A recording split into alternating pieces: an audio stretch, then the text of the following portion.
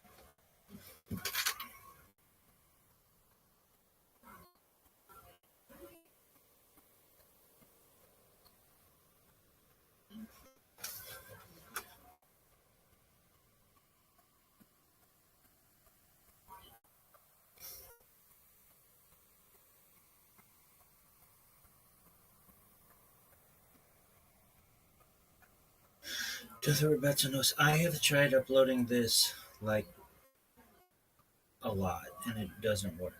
And so I'm hoping that I'm going to be able to at least break it up, maybe. I don't know. Technology sucks, and I want to improve it. I want to improve defaults for people. I want to improve quality assurance. Things should work, and I don't understand why they don't, and I don't understand why we don't have a leader in society who's willing to improve it.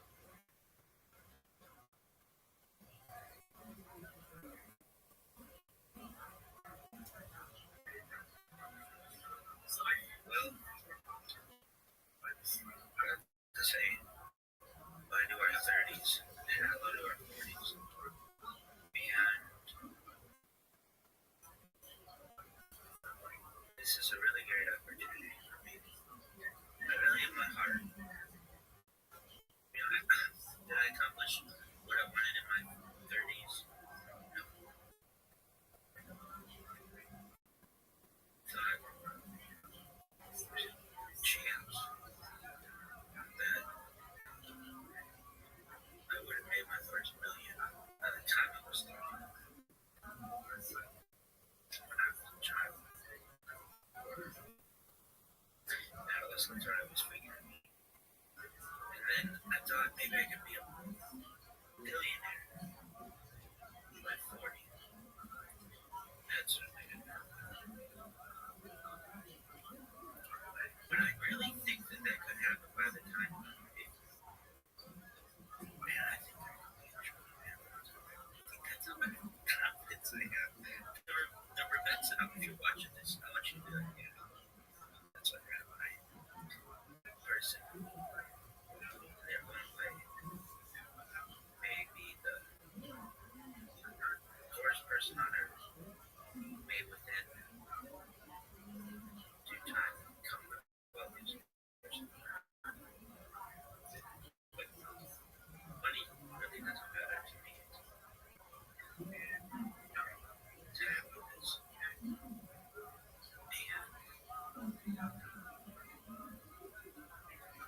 as I recall my mother saying, Winfrey, money doesn't buy happiness, but it helps. And I like that.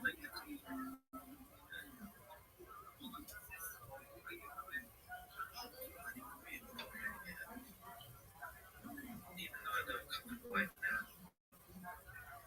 I'd like to be able to explore more.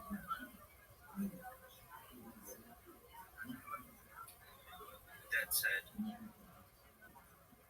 another thing, even more important than money, far more important, that there might be a chance that I might have a family like that. I was anticipating prior to building this story that I've created. And I don't. And I'm okay with that. You were to ask any of my friends when I was a young adult, I would tell them I don't want to get married until I'm well established, and I don't care if I'm even 50 years old. And they would like, nobody talked like that. And I just knew uphill battle I would be facing just to find them. And I didn't want to do it until I could absolutely know that I had a secure generation of wealth, not just for a few generations, for as long as it's necessary.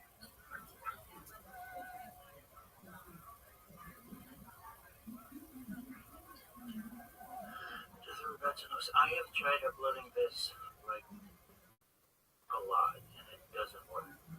So I'm hoping that I'm going to be able to.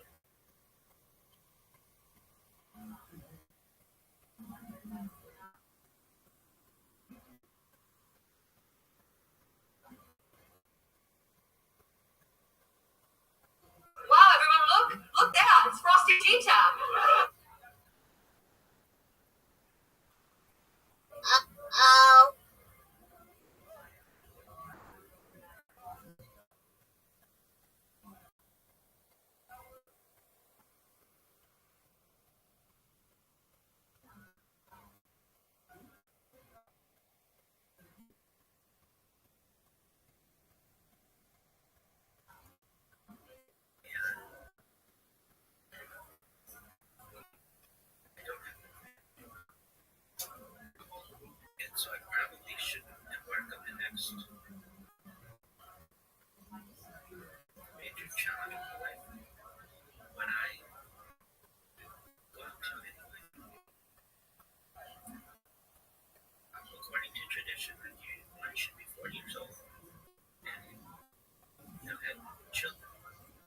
studying Kabbalah. And as of right now, I haven't posted it. However,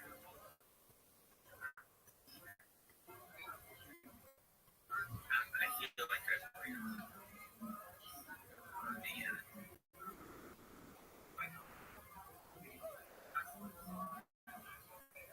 if I never have children, God forbid, why should I never be able to understand Kabbalah? I really feel like I'm just saying this like you can't know.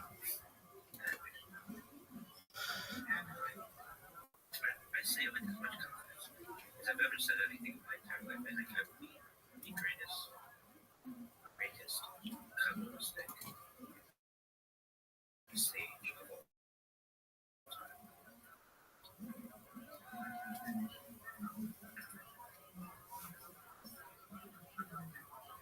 And I really think that I wouldn't say it, but I think it's true. Or it would be true. And it's going to take incredibly back any Kabbalistic knowledge. But I shouldn't have it. I've done an excellent job of avoiding any Kabbalistic study. Study Gemara, study Chumash, but I have stayed away from Kabbalah as much as I really could. But I think it's time. And so I may watch this video in the future, midterm somehow, and I'm going to work every single day for the rest of my life. Let's study just something with Kabbalah, whether it's watching a documentary, or podcast, or reading it, of course, or even just learning one new thing about Kabbalah that I didn't know previously. If I could do that for the rest of my life, I'll meet everybody. I'll meet Rabbi Sachs. I'll meet Rabbi Feinstein. I'll meet Rabbi Miller. I'll meet the ROTHSCHILD. I'll meet the Goyim. I'll meet all the Lubavitchers. I'll meet all the Breslovs. It's not a competition. Because I know I'm going to win.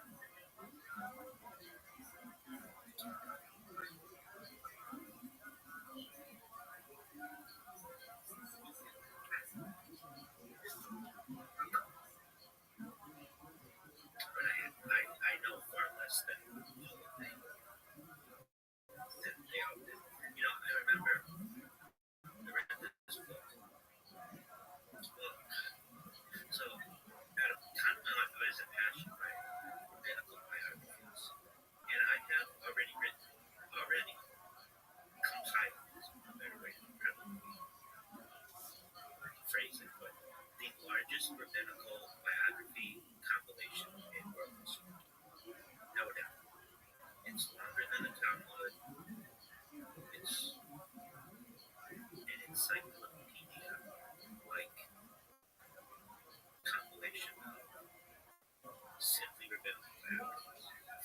And only Orthodox rabbis. And I did this more than half a decade ago. And I still have it. And I remember one of the things that I did with it was there's some the most powerful rabbis, some of the most powerful rabbis in the world. I was before them. And we were talking about some of my studies related to my education, specifically my medical education. And I said to them, you know, I've always been curious as to what the most common name, first name of a rabbi is. And they looked at had stuff that I know I had stuff that. And so I pulled out of my breast pocket a chart that I made because I compiled essentially every rabbi going back to everybody. And I asked them, I remember asking them, so what do you think the answer is? And some of them laughed. Some of them said, Moshe.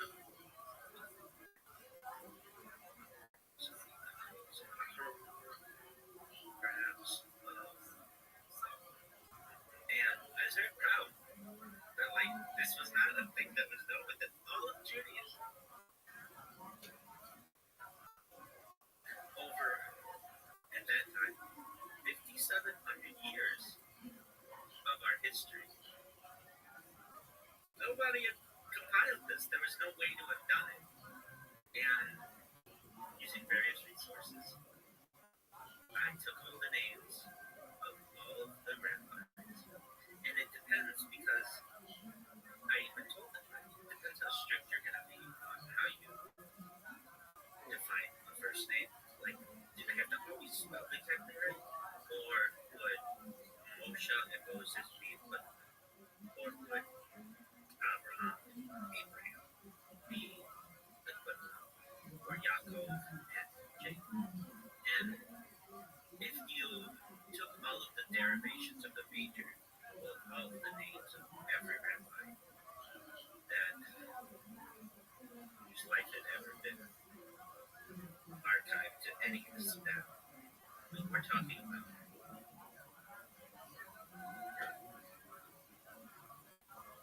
some famous individuals, but also just individuals perhaps in a small shade of East of Europe and so on.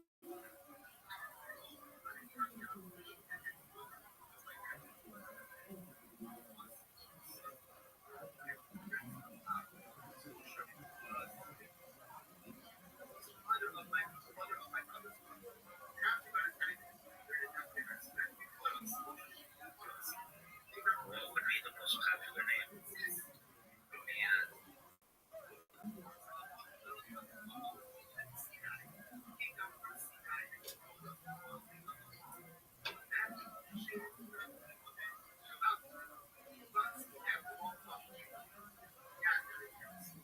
again, I'm perfectly imperfect.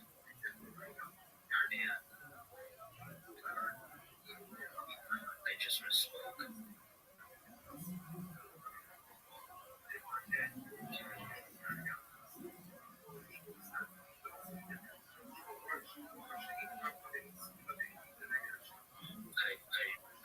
I know I misspoke.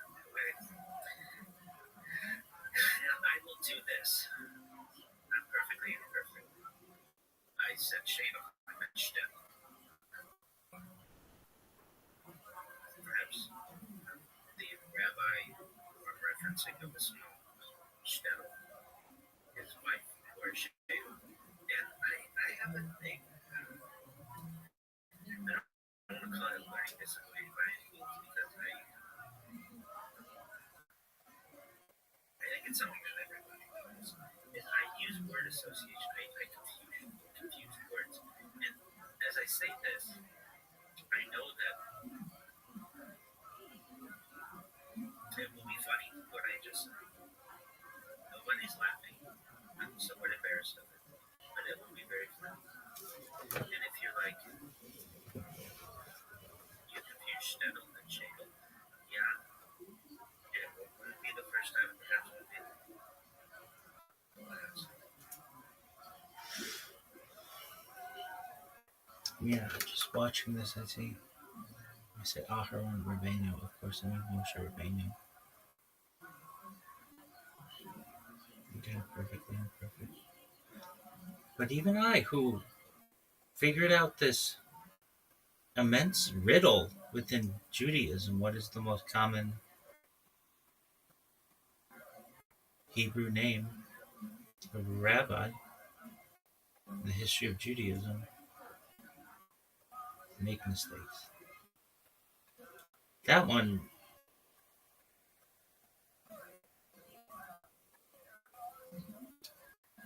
was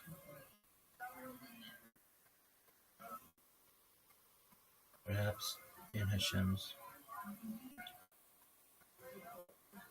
divine plan for the world to see. Even I, who's like talking about this subject and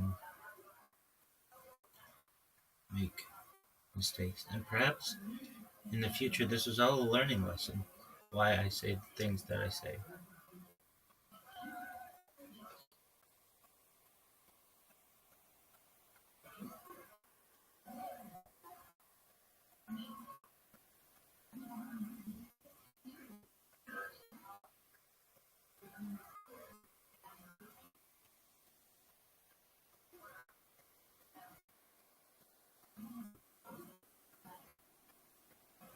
Wow, she's more beautiful.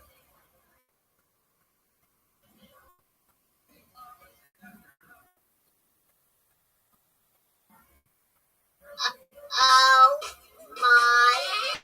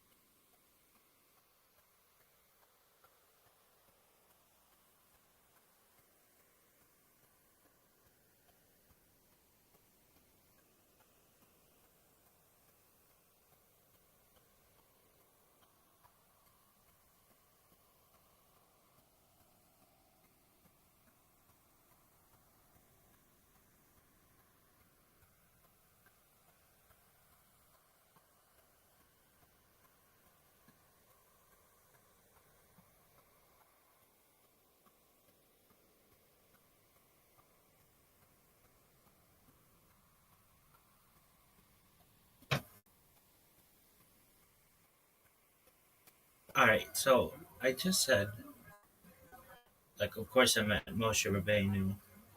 I didn't though. I meant Aharon Rabbeinu, but nobody really references him as that. No one references him as Aharon Cohen Gadol either. I don't know. These are all accurate statements. So even I meant to say Aharon Rabbeinu, but it's not referenced. He's not referenced that way usually. Perhaps usually it's Aharon HaKohen, but he's really Aharon Cohen Gadol. Aharon HaKohen Gadol. These are things we're going to figure out. And they're not really figure out. That's legitimate. It's just not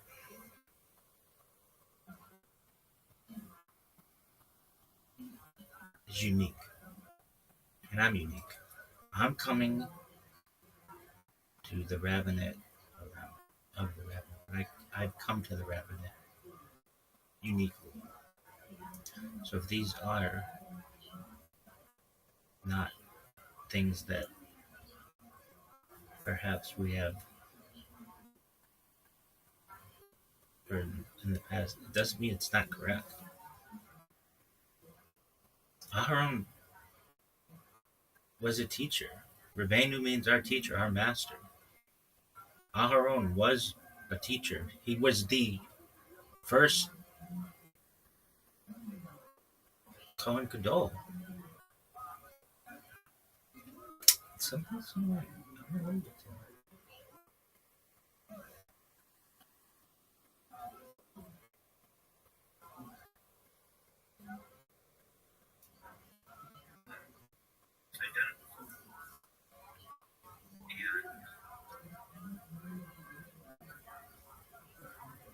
I'm okay with being imperfect.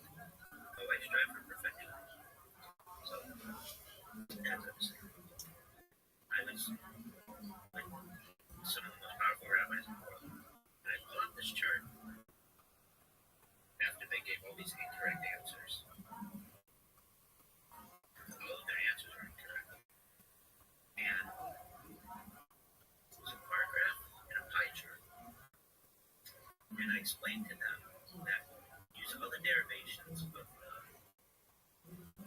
most famous rabbis. Everyone from the most famous rabbis is just rabbis who had just barely made an impact on society. I think I did it up until the 20th century, something like that. Like, not necessarily. I think it was something like that. Like I had a timetable. I asked them, so who do you think it is? And they didn't know. And I said,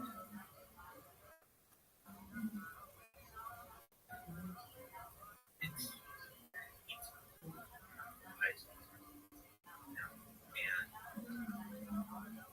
they looked at themselves and I handed them my chart and they were looking it over. And one of them said, that makes sense. That you have a father who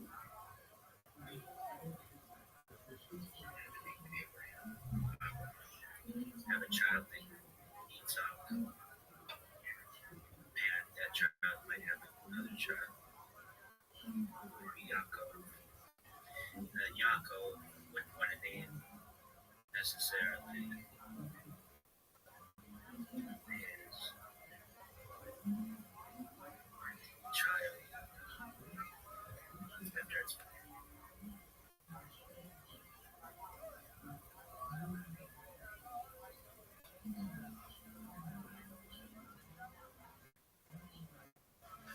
Which the absolute fuck.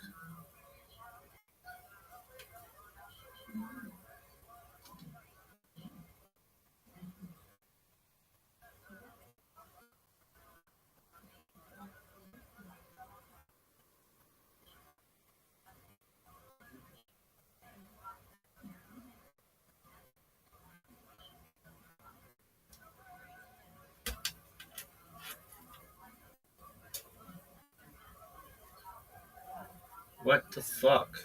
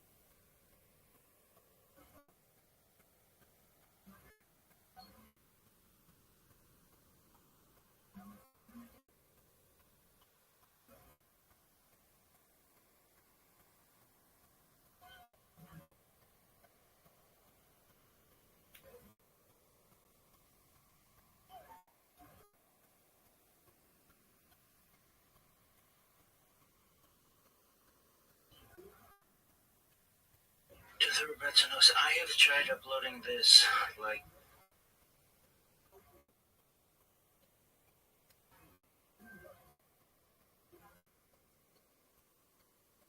absolutely know that I had secure generational wealth, not just for a few generations, but for as long as it's necessary.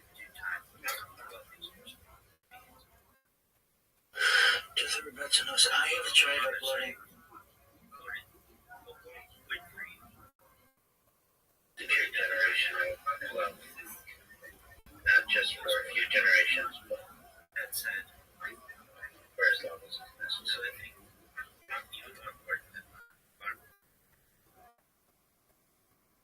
I'd like to be able, even though I don't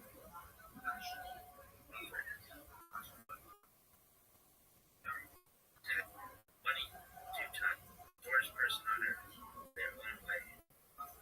That's what Rabbi confidence. And I think I could be 40. I thought maybe I could be a billionaire by 40. That's for as long as it's necessary. That was just then I thought maybe I could be a billionaire and by 40. I just knew the uphill battle I would be facing just in my and I didn't want to do it until I could absolutely know that by our 30s I had secure generational wealth, not just for a few generations, for as long as it's necessary.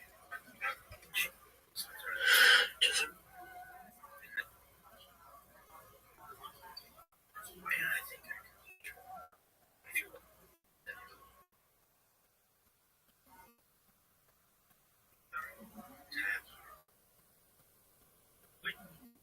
I'd like to clean money would be able to. I'd like to be able to explore the world. That's far more important because prior to this, my friends until they don't. I could absolutely know that as I had my friends. Well, when I was not just for a few generations, but I would tell them for as long as it's necessary. I'm well established. I don't care if they're 50 years old. And they would like, nobody talked like that. And I just knew uphill battle that we faced just in life. And I didn't want to do it until I could absolutely know that I had secured generational wealth, not just for a few generations, but for as long as it's necessary.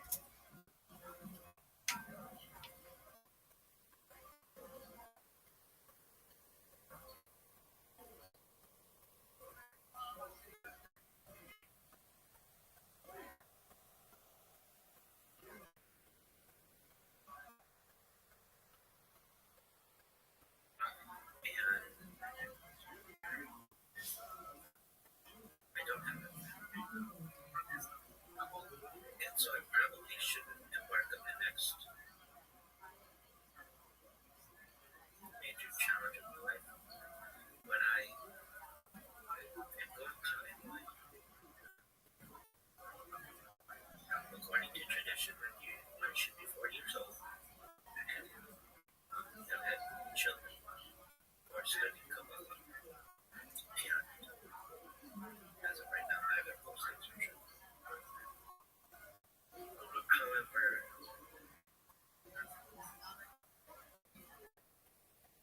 I feel like I'm way off. And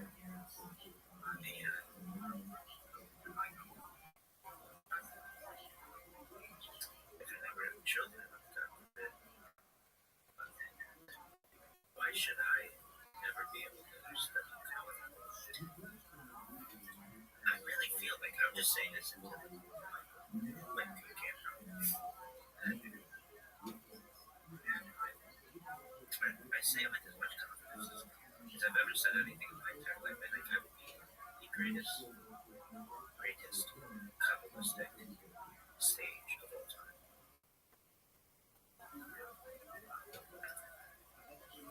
And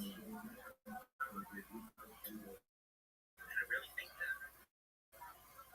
I wouldn't say it if I didn't think it were true, or it would be true. And it's going to take me a long time because I really lack any of the Kabbalistic knowledge. But I shouldn't have to. I've done an excellent job of avoiding any Kabbalistic study. Study Gemara, study Chumash, but so I have stayed away from Kabbalah as much as I really could. But I think it's time.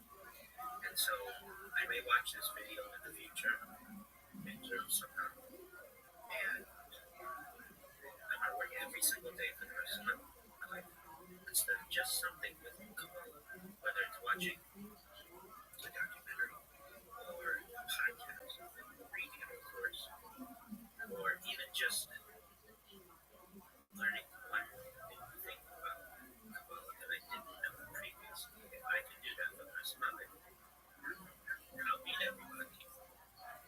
I'll meet Rabbi Sachs. I'll meet Rabbi Feinstein. I'll meet Rabbi Miller. I'll meet the ROTHSCHILD. I'll meet the I'll meet all the Lubavitchers. I'll meet all the Breslows. It's not a competition because I know I'm going to win.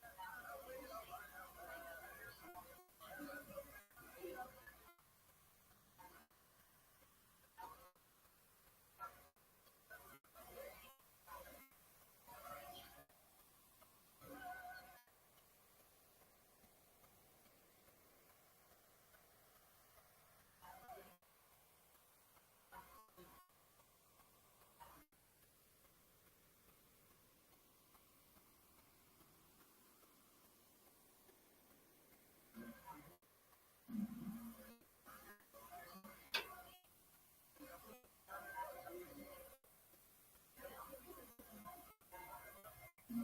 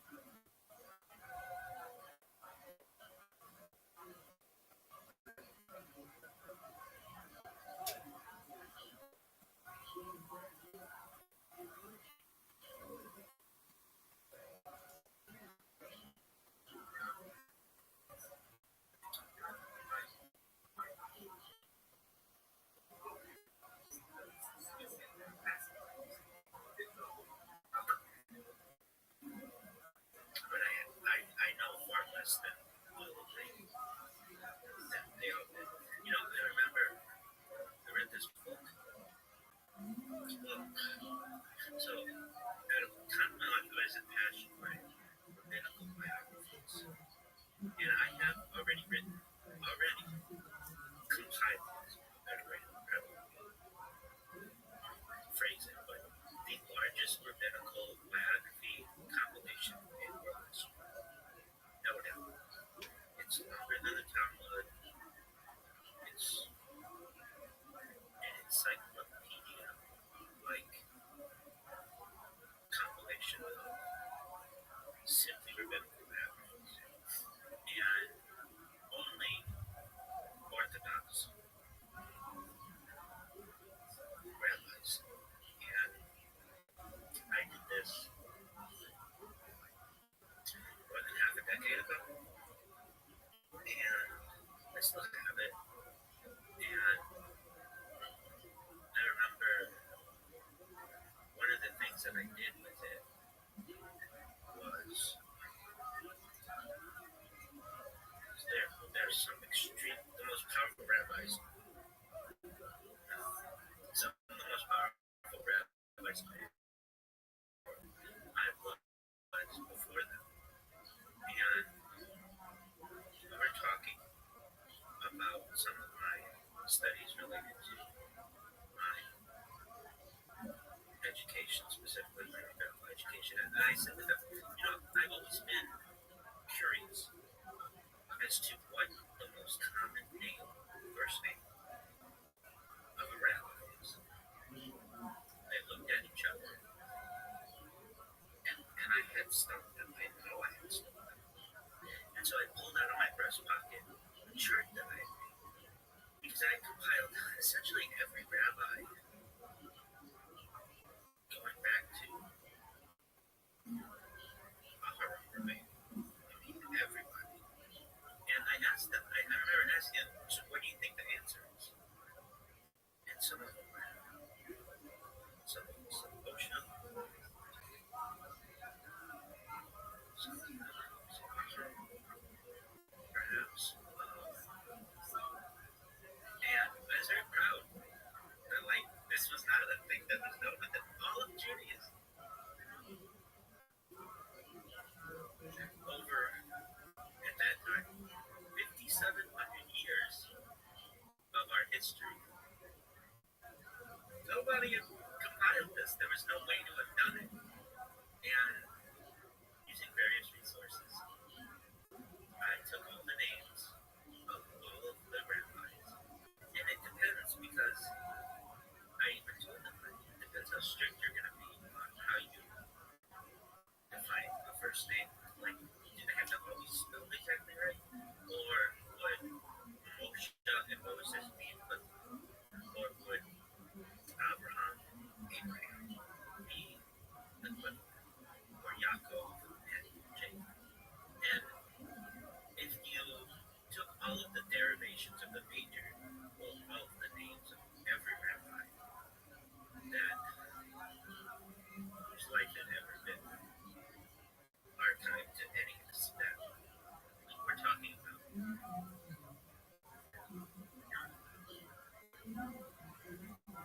some famous individuals, but also like just individuals perhaps in a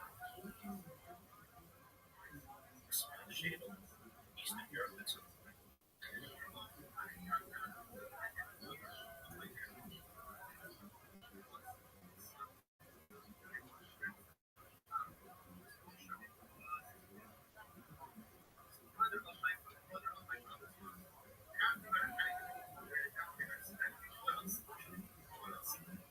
What would be the most popular name?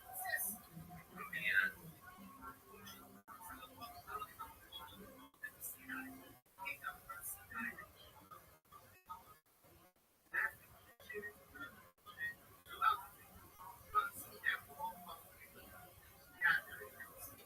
again, I'm perfectly imperfect. And I just misspoke.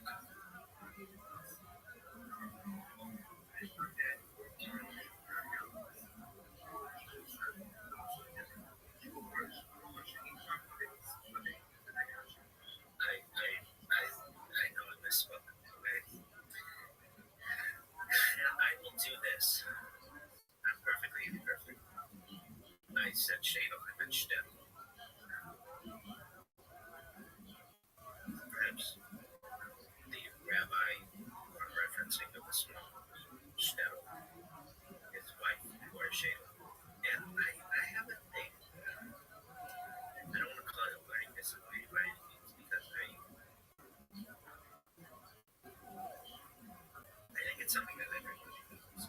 Is I use word association. I confuse words. And as I say this, I know that it will be funny what I just said. Nobody's laughing. I'm somewhat embarrassed of it. But it will be very, very funny. And if you're like, you confuse shtetl and shadle, yeah, it will be the first time perhaps we've been identical. And I'm okay with being though I strive for perfection. So, as I was saying, I was with some of the most powerful rabbis in the world. And I pull out the chart after they gave all these incorrect answers. All of their answers were incorrect. And it was a bar graph and a pie chart. And I explained to them that use all the derivations of most famous rabbis. Everyone from the most famous rabbis is just rabbis who had just barely made an impact on society. I think I did it up until, not necessarily, I think it was something like that. Like,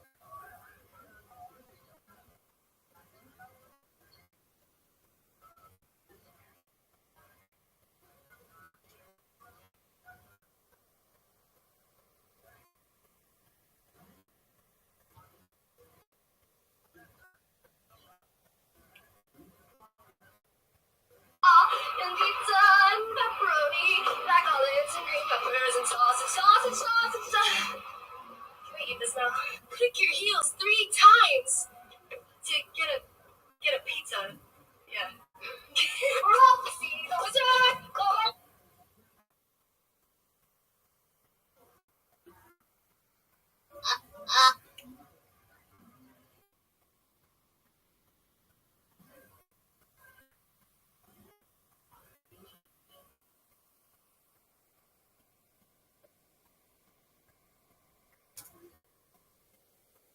I asked them, so who do you think it is? And they didn't know. And I said,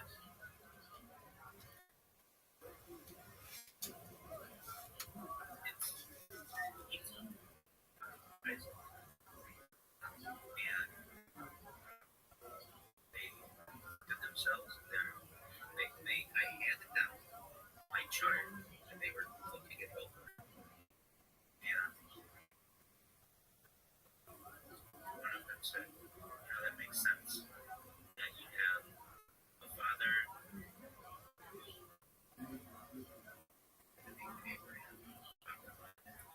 the child eats off,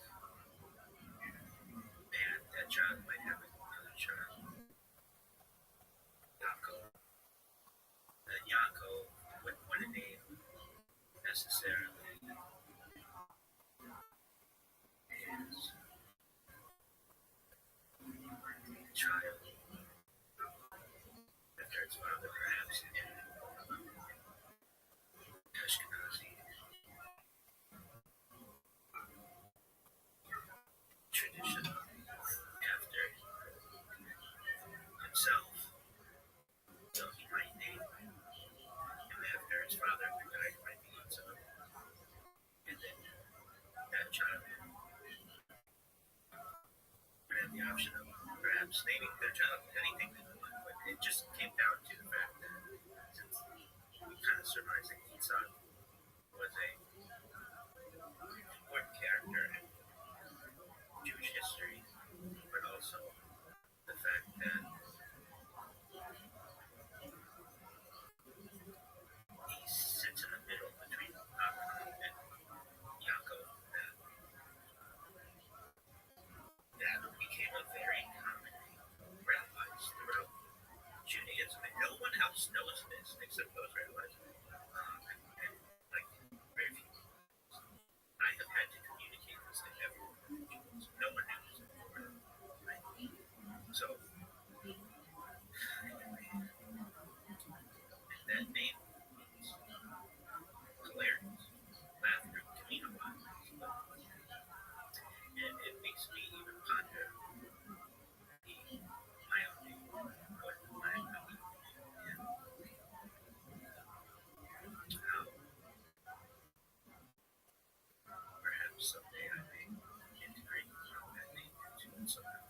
Perhaps. But anyway, I have, in my own way, been like, without even recognizing it, discovered one of the great mysteries within all of Judaism. What is the most common name for a rabbi? That's like a simple question to me, but no one knew the answer to it, and I did. So, with that being said, Kabbalah is next. Oh, I should say, I want to be the great, I've said this previously, I want to be the greatest rabbinical biography scholar in the world. That is very important to me. I've said it in writing, I've said it publicly, but I'd also like to be the greatest Kabbalistic sage of all time. I've said at one point in my life, if I ever like to retire as fun and live the life of a mystic. But there's a lot to do before that. So, with that being said, I'm going to do everything I can to study at least a little bit every day. And that's everything from the Tree of Life to the 72 names of Hashem to my Madonna or that red string. I've been to the Kabbalistic Center at least by on Shabbat in Beverly Hills. I'm going to become the greatest Kabbalistic sage in all history. We got Alexa, marry a woman, she'll wear a shadel, we'll live in our shtetl.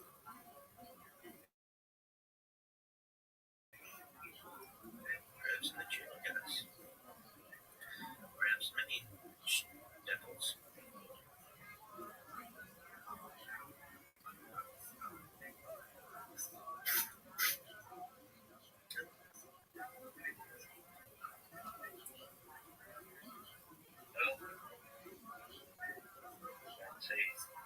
Now that I think of all the time. Yeah. This is really great. Really in my heart. In my heart. Did I accomplish what I wanted in my 30s?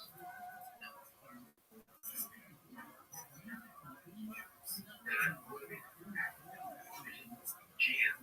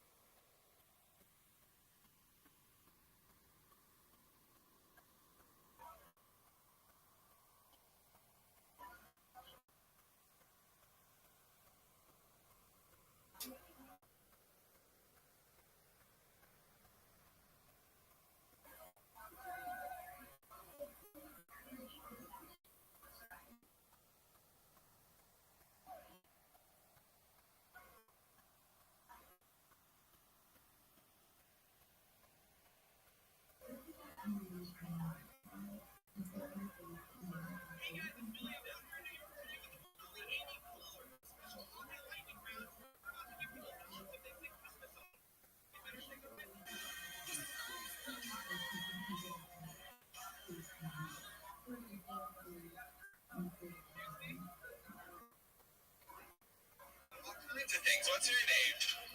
Big fish from Bell. Oh, I'm Billy. How are you? Just crying. Okay, for $1, you ready? Name a Christmas song that...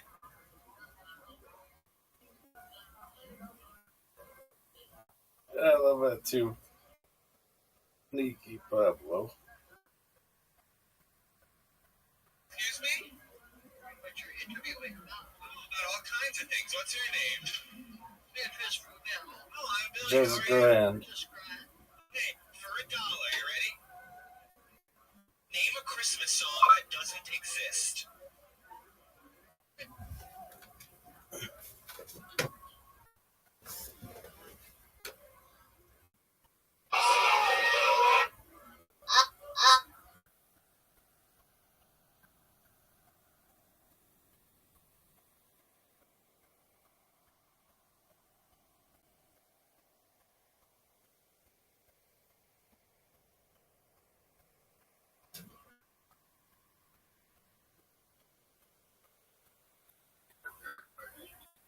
As I watch my previous video, and I've watched previous videos, I'm the one who recognizes when I do things incorrectly. And I think that in Hashem's divine plan, that there are many mistakes related, because a lot of them are simple mistakes. And perhaps it's so people who find that their own lives, the mistakes that they make, are made by everyone.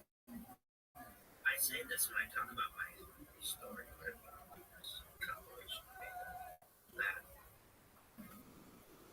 I would a whole world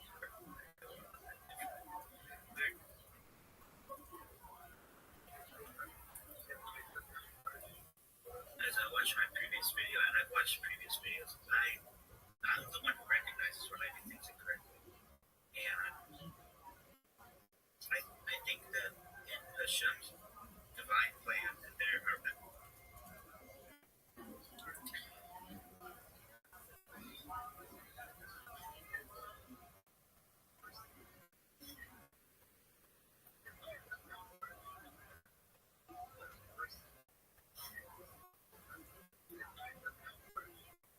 As I watch my previous video, and I've watched previous videos, I'm the one who recognizes when I do things incorrectly. And I think that in Hashem's divine plan, that there are many mistakes related, because a lot of them are simple mistakes. And perhaps it's so people find that in their own lives, the mistakes that they make are made by everyone. I say this when I talk about my story, where this compilation that I want the whole world to recognize that we're not different. We're 99.9% all the same DNA, no matter where you are. And I think the two most distantly related people anywhere in the world, there's still something like around like 26-degree cousins or something like that. It's not that wild that we're much more related, no matter what your family is. As I watched the previous video that I had, I did embarrass by making mistakes. I think everybody does, and I do so publicly. But I recognize that it's part of life, and as you can probably tell,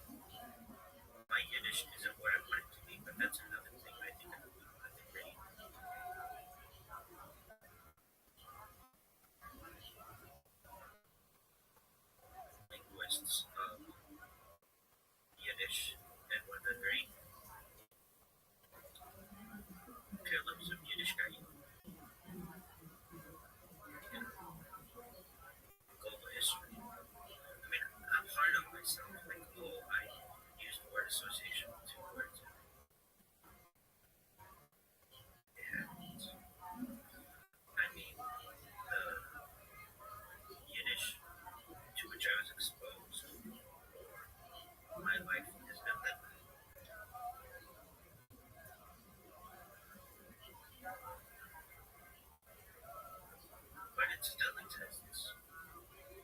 And my family, even going back to when I was a little child, used Yiddish. And we used other languages as well, Yiddish that we use. And the more I'm exposed to it,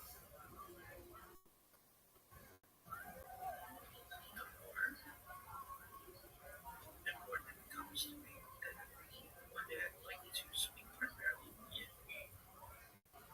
And I really look at my life and think, wow, a normal person where I am, not that halftime folks.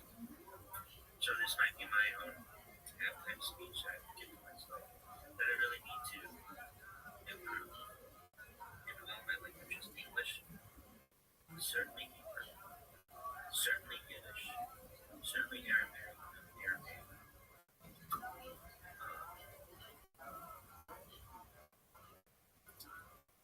and my reading proficiency, speaking proficiency, and my writing proficiency. Rashi stripped down. I would like to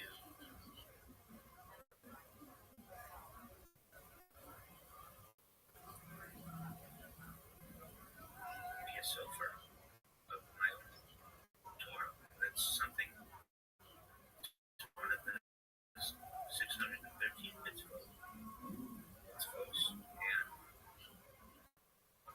And I would like to be able to dial in not just an Ashkenazi, but also Sephardic, and perhaps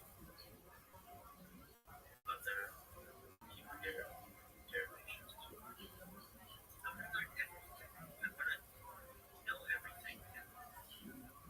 That's okay. I can at least try.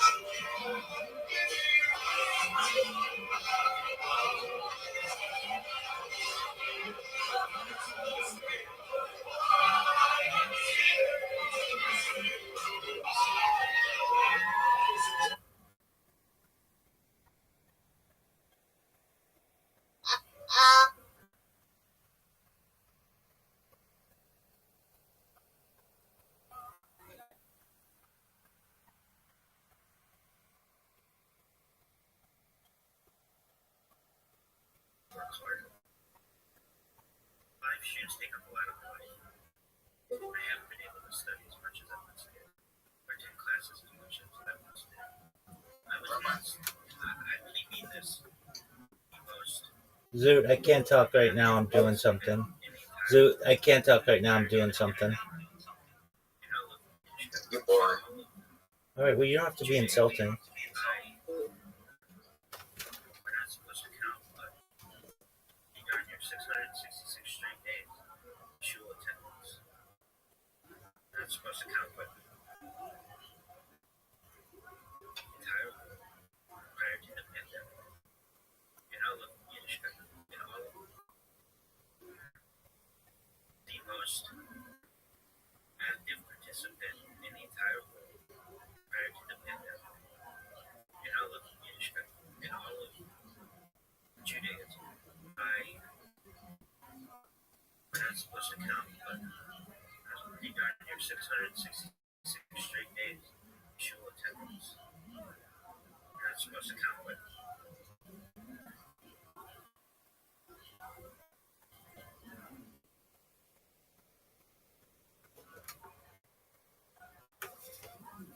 one going so I can, let's get the second one going so I can has that loud car. Okay, this is a real sick one right here. Johnny Hollywood.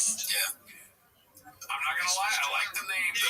Hollywood. Like that, WOULD. That's pretty dope. Yeah, best brains. The truck is getting sold ASAP. I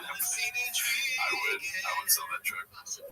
Dude owns a fabrication shop in your home state. Dicey. Oh, wouldn't go too far. Seems like a setup. Only one of Brendan's friends from Colorado. What if the winner is from his home state? He was just a big old gimmick to sell more merch. He doesn't seem stoked. I who owns a fabrication shop and also raced in the Mint. I mean, the evidence is mounting against him. Yeah, there's a lot of pages of evidence in this one. Yeah. Any other thoughts? Do you think there's a chance that it was some sort of, flubbing up the giveaway? It's a scam, right? I still think, it could be a scam, but I don't know. I never know anything with things, as always. I mean, it's both ways. You know why I think it might be a scam, dude? Is because he never really talks about lawyers and stuff until he's trying to get away with something. You know what I mean? Front-loaded all the hay by being like, we got a lawyer doing this stuff and this and that. And the amount of times he says it makes me think, I don't feel like you're doing it that way, Yeah, I mean, saying it at all is kind of weird. Right? When's the last time you heard of a giveaway where and the announcing is someone talking about how they hired a lawyer to make sure everything is right? Yeah, all you hear is about the waiter. Yeah. Because, who would be... I've honestly never thought of a giveaway as a scam until now. Yeah. I'm sure there are plenty that are scams, but that's not been something I've never really considered. And I think that I can put it down this job. And he talks about it on Sunday. I pray it wasn't a scam, but if it was, I wouldn't be surprised. I'm just happy with that. I'm glad I have it. He would have bought that regardless. So, no harm, no foul. I was going to try to figure out how to fuck that up, but it's hard. This one's called It's a Problem, posted by your boy, Reginald. Will be soon announcing the winner. 6 days ago. Man, that's not even like a day. I wasn't even sure to bring that one on the show, I'm glad I did. This one's posted by Ray Nurky. Feels like a slur.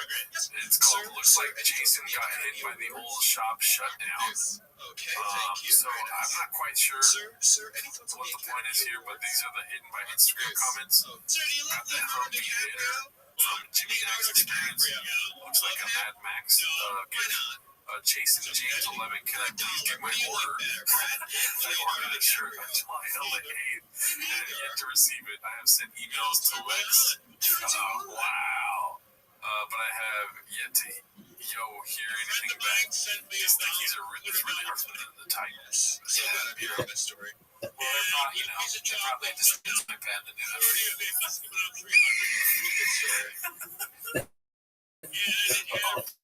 Big boy's iPad dad. Yeah, I think so. Fish trucks iPad. Okay, so this was posted by Busy Middle 8108. This has to be up there with the most egregious lie Papa has ever told water.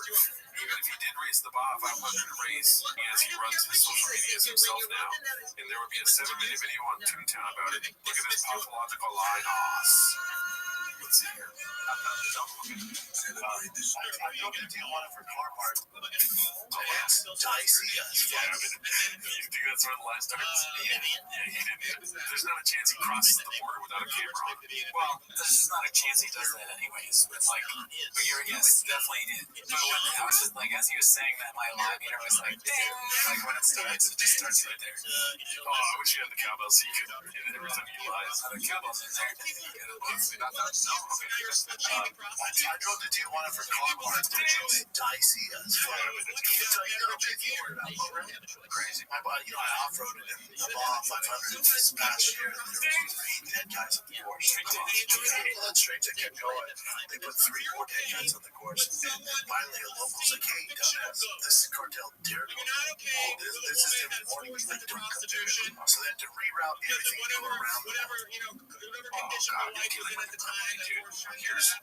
Also, what a like dealing with the cartel must be so annoying. So he's saying that when he was driving the race, he saw a dead body on the track. Yeah. Wow. Yeah. And Poison the Redacted. Yeah, or Stand By Me.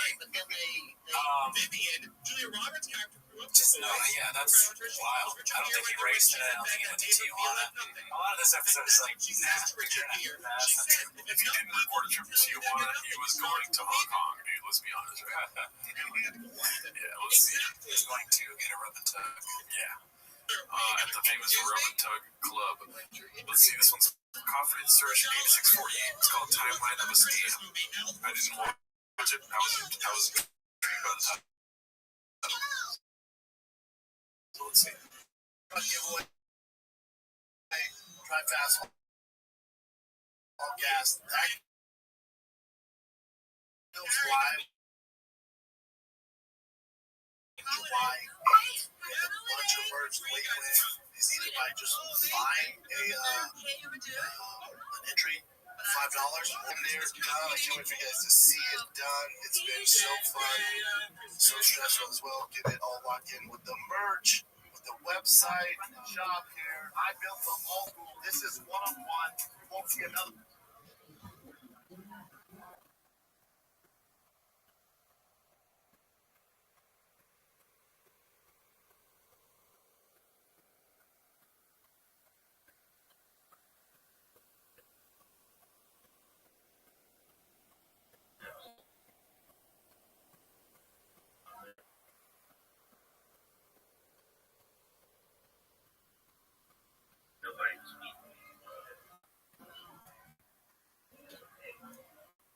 In all of Judaism, we're not supposed to count different ones. I haven't been able to study as much as I wanted to watch my 10 classes as much as I used to. I was one.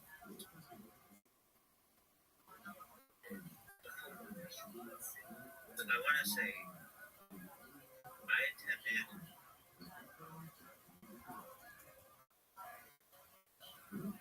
class attendance and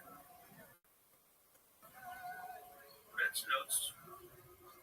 You all are gonna say no. And maybe I'm not. I think about this and I would just.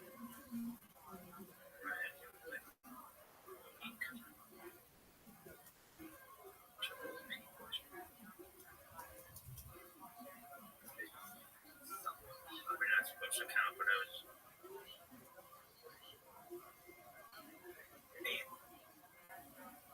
Attendance. Active participant. That's okay. I can at least try. I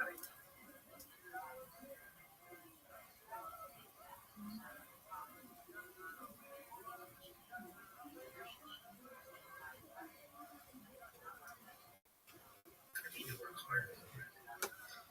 These live shoots take up a lot of my life. I haven't been able to study as much as I once did, or take classes as much as I once did. I was once, I really mean this, the most active participant in the entire world prior to the pandemic. In all of Yiddishkeit, in all of Judaism, we're not supposed to count, but I was pretty darn near 666 straight days of shul attendance. We're not supposed to count, but nobody was mean. And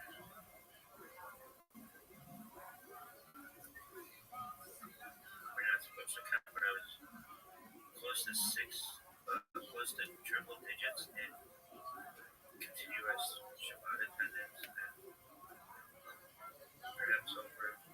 We're not supposed to count. And I never miss a Chumash class. Absolutely do everything I can to never miss a Gemara class. And none of my peers were there. It was just really much.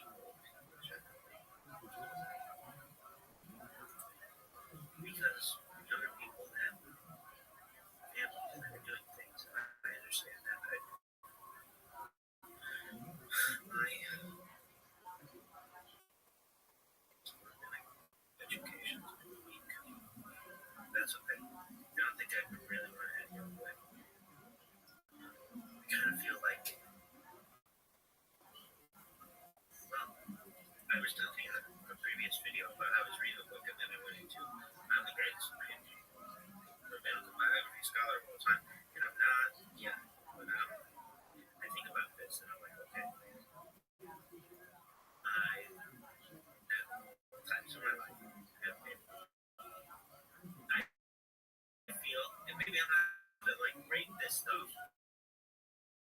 But the reference notes, you all are going to say, no, go on and tell me. I was, and still have in my heart, the most dedicated chunk on earth. And my children and my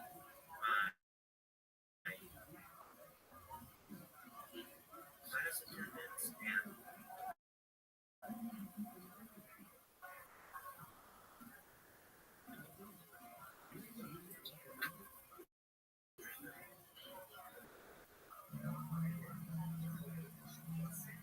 I want to say I attended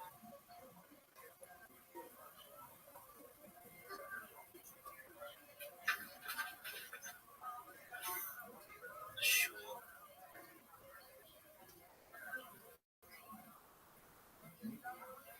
in a more dedicated fashion than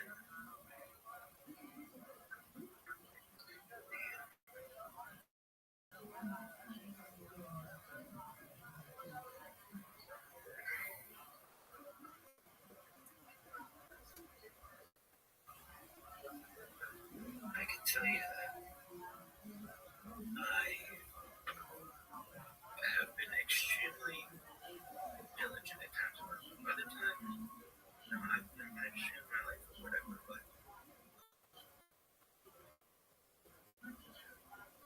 I do everything that I can to just absorb Judaism as much as possible.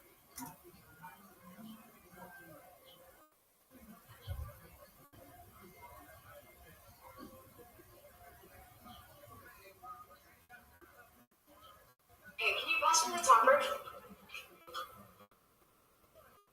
has to be the topper. Oh, I'm sorry. It's supposed to be Just a healthy. little distracted.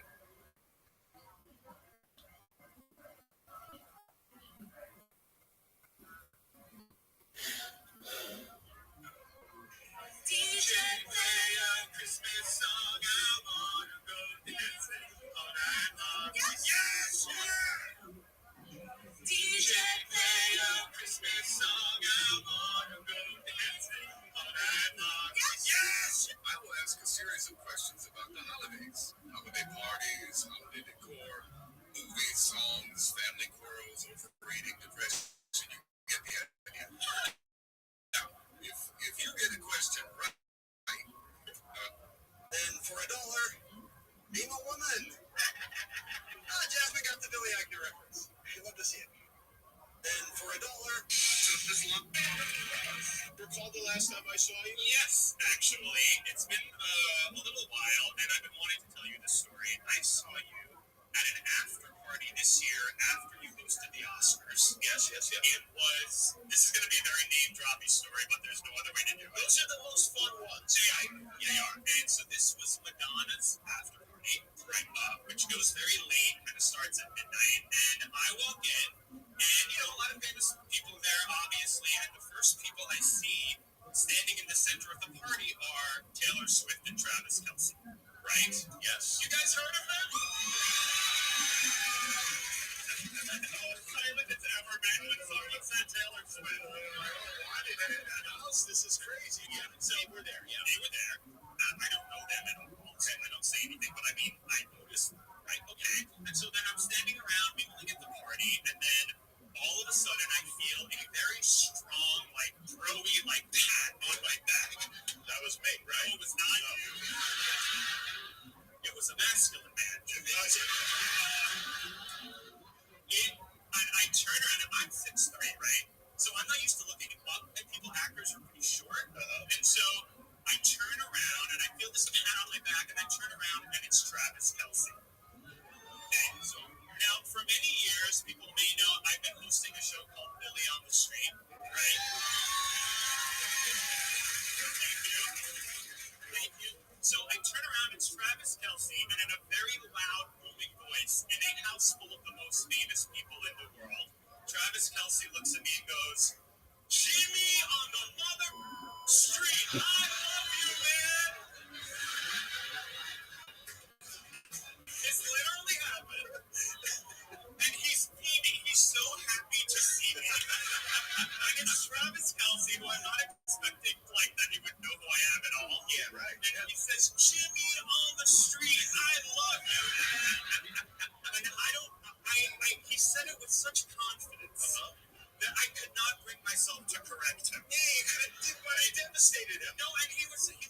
happy to see me. Like, I can tell he was a fan. His Travis Kelce, he's huge. He's standing there with Taylor Swift. Yeah. You know, I didn't know what to do. And then throughout the night, he kept seeing me. We kept like crisscrossing each other, and he kept like fist bumping me. Right now, I don't want to stereotype gay men, but I don't ordinarily communicate via fist bump. You don't. So, but I kept doing it. You know. Yeah, like one of the chipmunks or something like that.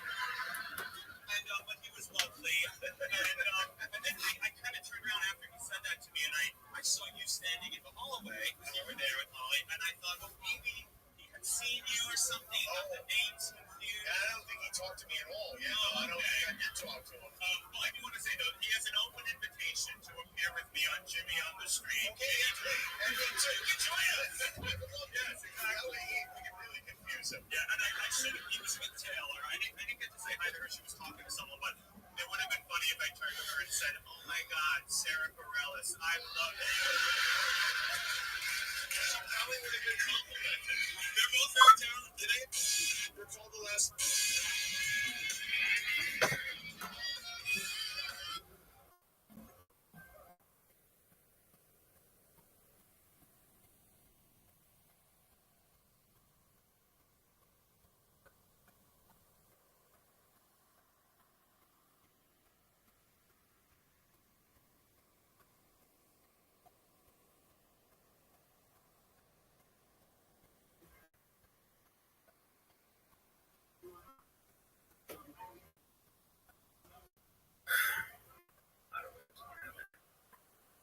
I do.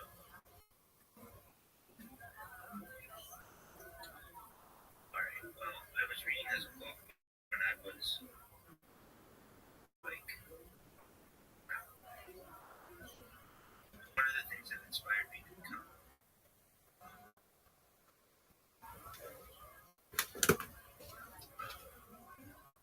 rabbinical biography. So, yeah, I read the biography of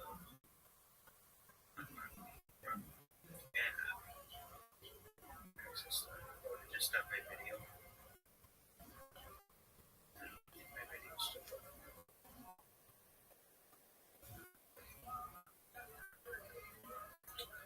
Okay. Just press close. Is this still going? I think so. Anyway, I mean, I don't know everything about Rabbi, but like at one time I read this book. Sometimes I read books when I really want to get into it. I read them aloud to myself. And I can tell you, when I do that, I've read many books written by rabbis, and I find there errors that I have there. I did it in one book. I came to a rabbinical college and I said there are 3 errors in this book. And I know exactly where they are. And he's like, oh really? Yeah. I showed it to my reference was right there. And I showed him the first one. He's like, okay. It's like a spell here. The second one was like look around. The third was a continuity error where the rabbi had not had reference in a meeting to a very key reader. The text, he corrected me. I can tell you on the Chabad website, I have pointed out, I don't know if they're done on purpose or not, but I've asked rabbinical colleagues who are just rabbis, but they're lawyers as well, and they've said to me, I've pointed out these errors on the Chabad website. It still exists to this day. Last I checked, the person who wrote that page wasn't a lawyer, and it's a really, really, really, really important page, and it makes me want to email Chabad about it, but it's super important. It's like the most important page in my opinion. It's so important. And there's an error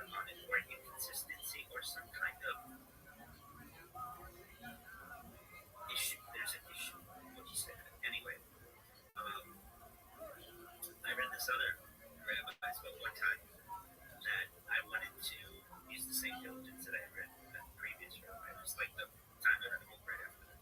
And there were so many errors in this book, I couldn't even keep track. So I was like,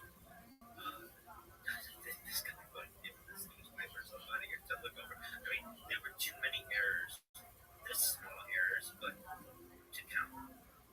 And it made me realize that even the best rabbis who have publishing houses and editors, they make mistakes. If they make mistakes, they have to make mistakes. And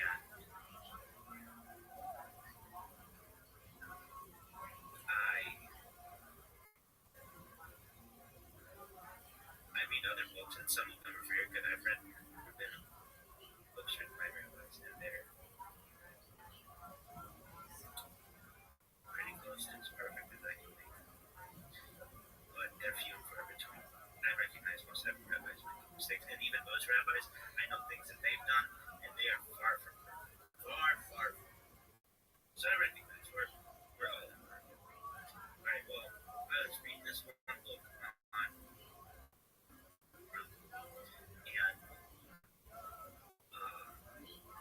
and I was not reading this book. I actually read this book, and I made a chart of all the words that I did. And since Rabbi was from Spain, he was born in Cordoba, and like his mother died during childbirth. Like I remember, I haven't like delved into his life in a long time, but I remember a lot about it. And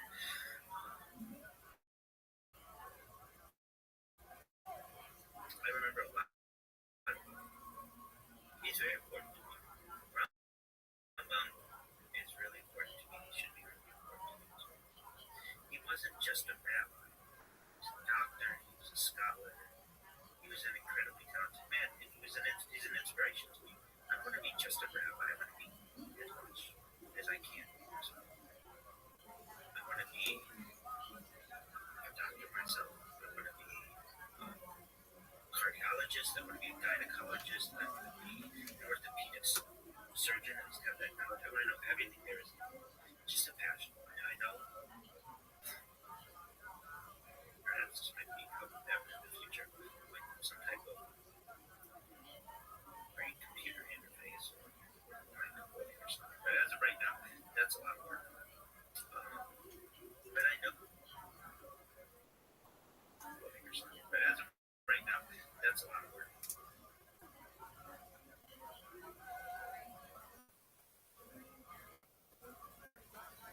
Hey, can you pass me the topper? Pass me the topper? Oh, I'm sorry. Just a little distracted here. Sorry. What? Hey, can you pass me the topper? Pass me the topper? Oh, I'm sorry. Just a little distracted here. Sorry. What? Hey, can you pass me the topper? Pass me the topper? Oh, I'm sorry. Just a little distracted here. Sorry. What? Hey, can you pass me the topper? Pass me the topper? Oh, I'm sorry. Just a little distracted here. Sorry. What? Hey, can you pass me the topper? Pass me the topper? Oh, I'm sorry. Just a little distracted here. Sorry. What? Hey, can you pass me the topper? Pass me the topper? Oh, I'm sorry. Just a little distracted here. Sorry. What? Hey, can you pass me the topper? Pass me the topper? Oh, I'm sorry. Just a little distracted here. Sorry. What? Hey, can you pass me the topper? Pass me the topper? Oh, I'm sorry. Just a little distracted. Pass me the topper? Oh, I'm sorry. Just a little Bitch, shut distracted here. up. Sorry. What? Who the fuck Hey, was can you it? pass me the Stop. topper? No, the bitch is fine. have worked with Swing Left for years, and it really makes a difference when we have 40. Hey guys, it's Billy back out here on the street with the one and only Billy on the Street icon, Elena. It's so important. Election day is coming up Tuesday, November 5th. You can now tell people what the issues are that matter the most to you. It says vote. No, I know, but okay. And any thoughts on Donald Trump you want to share with people who might be considering voting for him or not voting at all? He's a felon, a rapist, a liar, a creep. He's a robber. He is the most disgusting person in the United States, and he's scary. That's right. So tell everyone out there that they have to go vote. You have to vote. I can't believe people don't vote. You've got to vote. Yeah, exactly. People died for our right to vote. Yes, Americans are stupid. Some of them. Okay. But they have to vote for Kamala. She will make a fabulous president. Absolutely. You know, the Wall Street Journal, The Economist, these are not living, will help improve things, and Trump is going to destroy the economy. Even Goldman Sachs says that. Yeah, he doesn't have a plan. Exactly. He has no plan. No plan. He talks about. Oh, I know, it's disgusting. Why are you talking about that? People have real problems. No one wants to talk about that person's huge penis. Billy, Okay, shut up. Okay, well, thank you, Elena. Thanks for helping us get out the vote for Kamala Harris and Tim Walz. If you want to volunteer, go to votesaveamerica.com. If you want to volunteer, go to swingleft.org. And if you want to find out where to vote, how to vote, where your polling location is, go to iwillvote.com. Oh, my God. The one and only Will Ferrell, and we are out here today to represent a very important voting. Hey everyone, it's Billy. I don't post videos like this often, but I will regret it if I don't. It's 2 weeks till the election.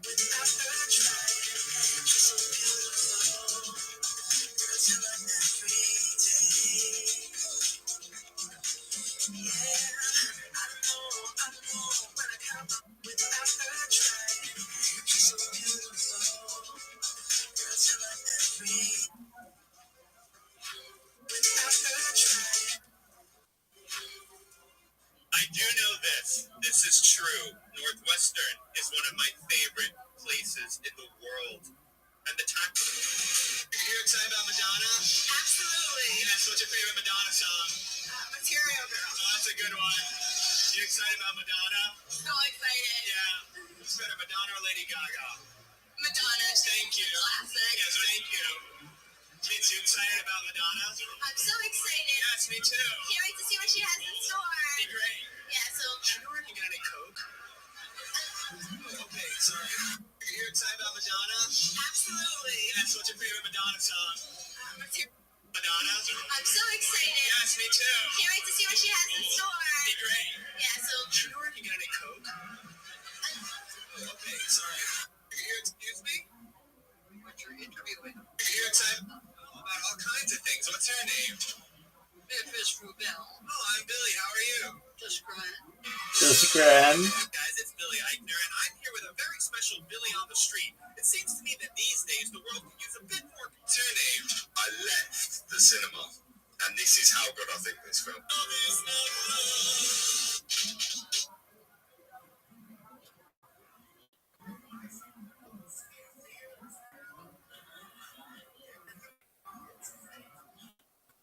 Rose Road. That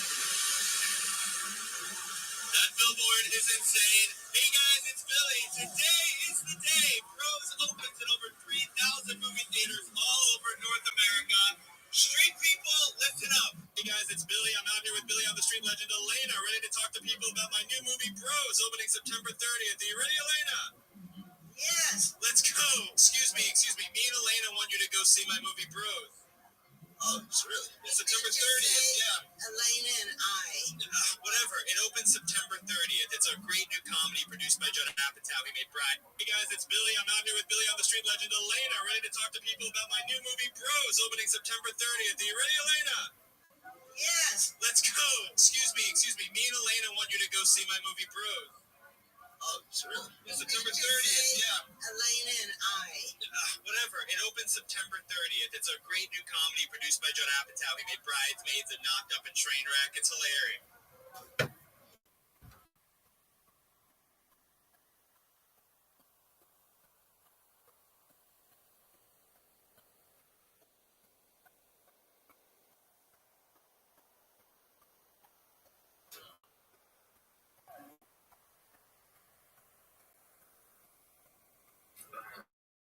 But I know, like,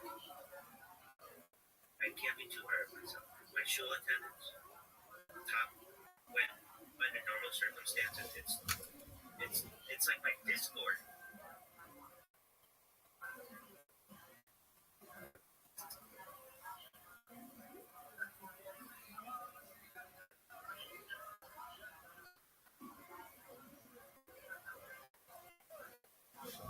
What the fuck?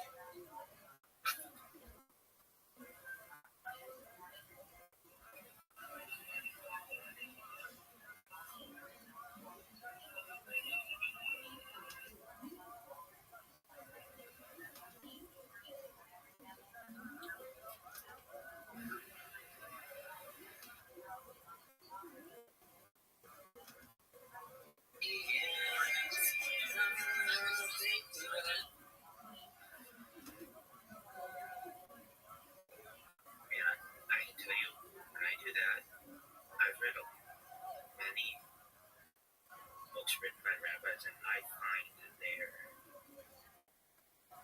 errors, their grammar errors, their continuity errors. I did it in one book. I gave it to a rabbinical colleague, and I said, there are 3 errors in this book, and I know exactly where they are. And he's like, oh, really? Yeah. I showed it to him. My reference is right there. And I remember I showed him the first one. He's like, okay. It's like, it's slow. The second one is like, I know the very first.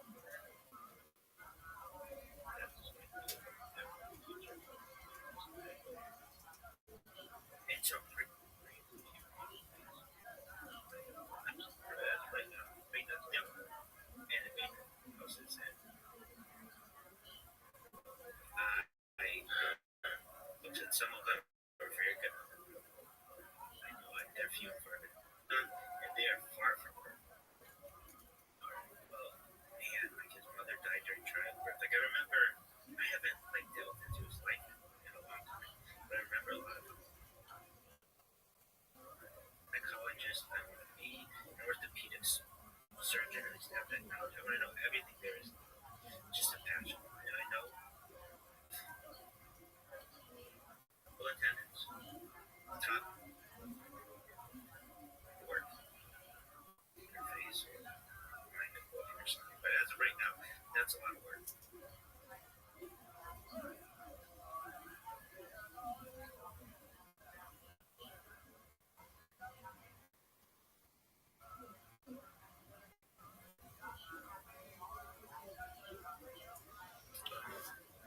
But I know, like,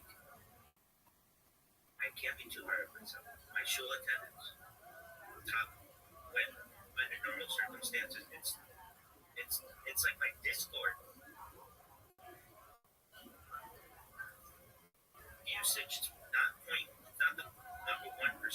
It's not the 0.01. It's not the 0.1%. It's 0.01%. I bet if I could get statistics, who does more Discord than I do? Who does more YouTube? Like, if I can invest in it, it's like why do it if you're not going to be the best? And my class attendance was top 1%.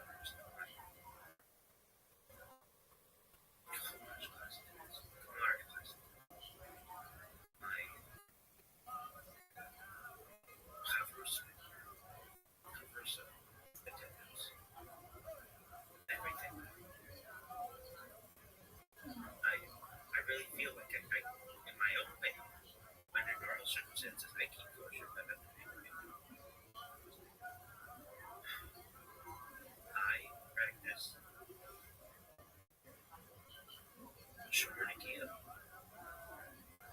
circumstances better than anybody at least I try. Maybe there's somebody out there who can try to hold a candle to me, but I'll go up against any rabbi in the world right now. And if we were put under the same circumstances, absolutely. So anyway, Rambam is an inspiration to me, but really perhaps as much as Rambam is Rabbi Akiva. And what gives me a lot of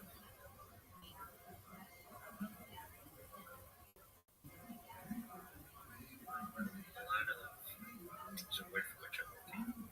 This is hard to do. Computers, it gives me a lot of comfort.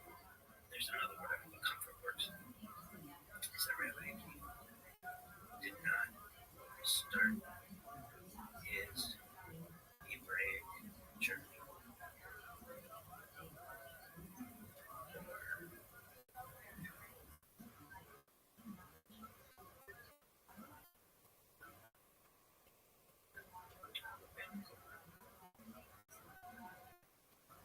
education until he was 4 years old.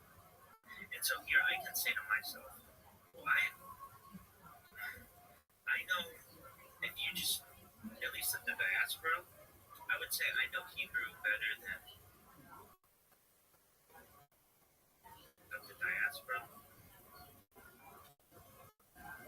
At least 50% of Jews, Yiddish is better than 50% of Jews. But even probably close to 90% of Jews, maybe 95% of Jews. In some ways, you know, Aramaic, like, I'm in the top majority of all Jews. I studied this, and I've just gotten started. I've had to manage all these other things in my life. I haven't been able to focus on these. I never grew up in Israeli city. I've never grown up in New York City, so I had to make Israel wherever I am. I continue to make it wherever I go.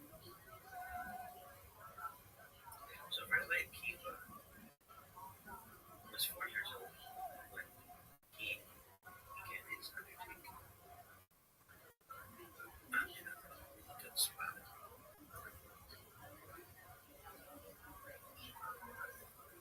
And I hope Hashem guides me so that I can achieve all of my goals. Because that's where I am personally.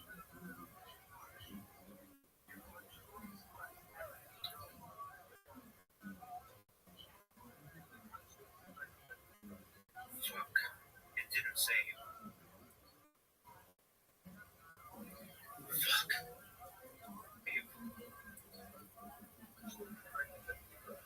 Fuck. It didn't say.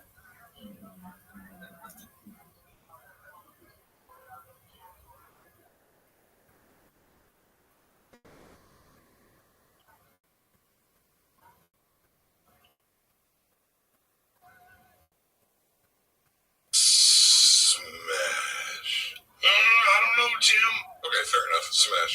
Romo definitely has a type, and respectfully, I'm taking her over Jessica Simpson double smash. It's a 7-4 smash, meaning I'm taking her all the way up to the 7-4, and I'm going to drop my drawers and let her see my third leg. Pass. Smash. Smash. Maybe a double because talking about a Broncos legend here, respectfully. Now, something ain't right here, but neither am I. Smash. Now, here's a guy whose wife wants some Mahomes magic through the mattress. Smash.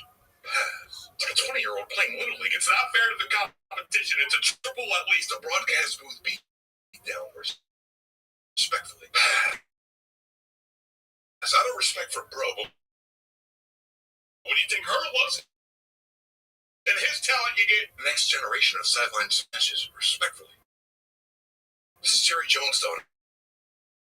Or smash. This is Troy Aikman's ex-wife, who was a dynasty smash. I don't know how you a franchise player like this, Troy, but since we're on the topic of ex-wives, let me just say, from black belt to box spring, I'm taking Giselle down on some jiu-jitsu shit. He's no longer with the broadcast team, and it might be too early, but I'll never pass up a chance to take a stab at it. Respectfully, Smash. Smash. I don't know, Jim.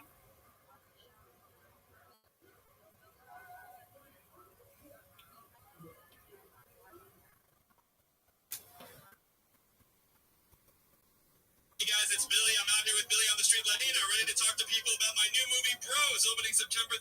Billy on the Street, which we're doing right now. Yes. Let's go. Excuse me. Me and Elena want you to go see my movie Bros. Whatever. It opens September 30th. It's a great new comedy produced by Judd Apatow. He made Bridesmaids. Theaters, movie theater. September 30th. September 30th. Open. Yeah, everywhere. You'll see. It's going to be a huge movie. Yeah. Bros, I'll take a look at it. All right. You never saw Billy on the Street, which we're doing right now. You never saw it? I don't think I have. Oh, wow. Are you from this planet? Okay, let's go. Miss, me and Elena want you to go see Bros. Bros? Yeah, my new movie is really funny. It's the guy who made Bridesmaids and Trainwreck. This is his new movie. Oh, okay. It's going to open September 30th. Yeah. All over the country. Not Broadway. No, it's not theater. It's a movie. Oh, it's a movie. It's a movie. I think it's Broadway. Let's go.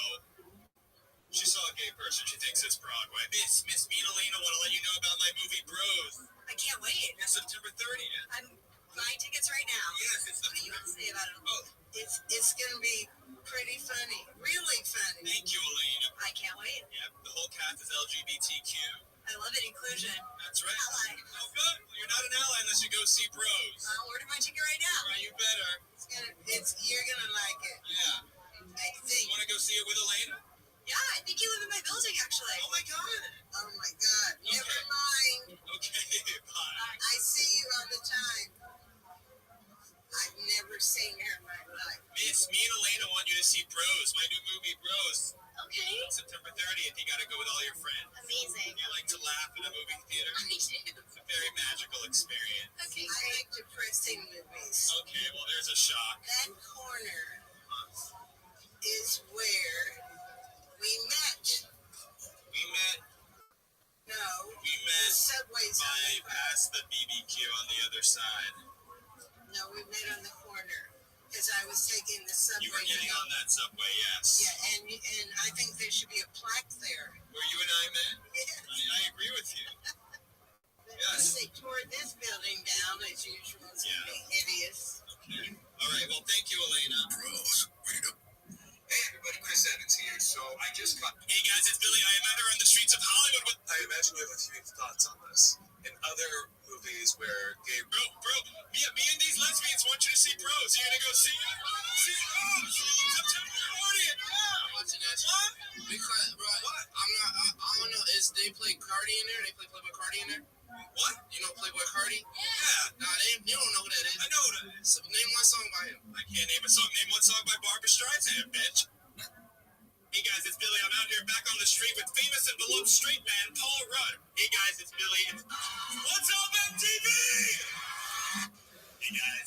Miss, I'm so sorry. What does it feel like to... You're so proud of. Hey, so you're following me on TikTok? Why? Hey, so you're following me on TikTok? Just.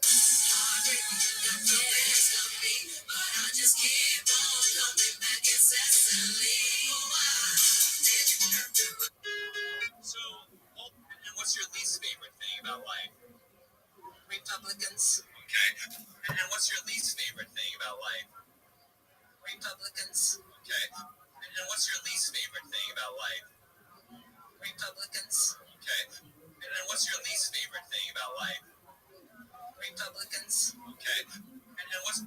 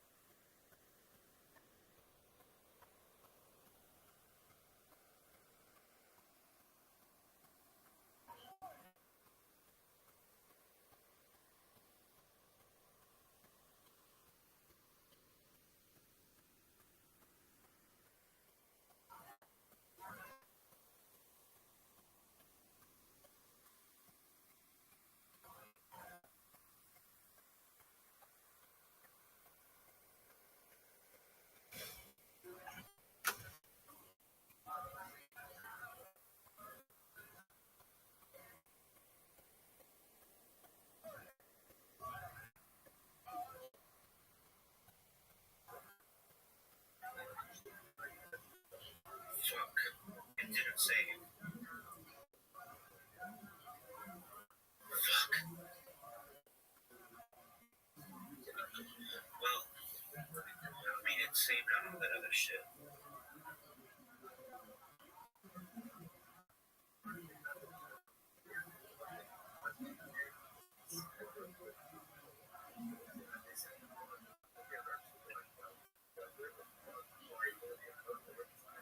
Yo, babies. I was thinking about one of the videos that I made recently, and I was busy thinking of fun stuff. So it didn't say.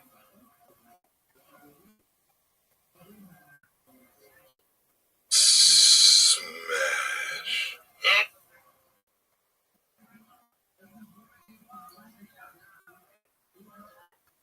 Finally, that fucking shit's over. It sucks. I did that. Yo, what's up, Pilly? What's up, Billy? Pilly, can you hear me, big dog? Yes, I can hear you, Rabbi. What's good, son? How you doing? Every day's a holiday, every meal's a feast. What's good, son? What'd you do? I'll send you something right now. Okay, what are you sending I'm me? working on. I want to send you stuff so you check it out when I'm done. Okay, well, why don't you just finish it and then send it to me? Yeah, I'll send it right away. I'm working on my computer already. Okay, we just do whatever.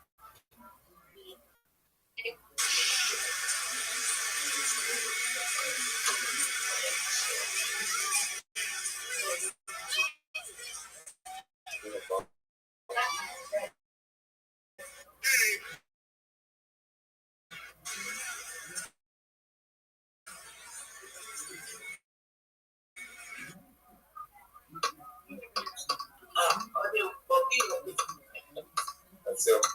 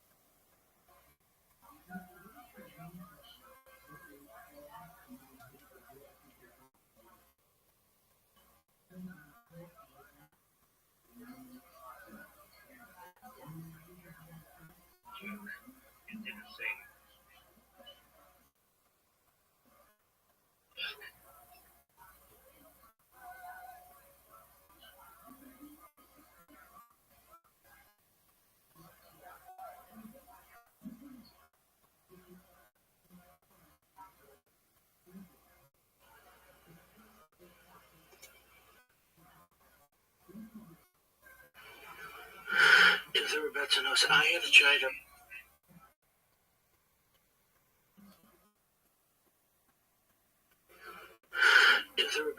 I have tried uploading this like a lot, and it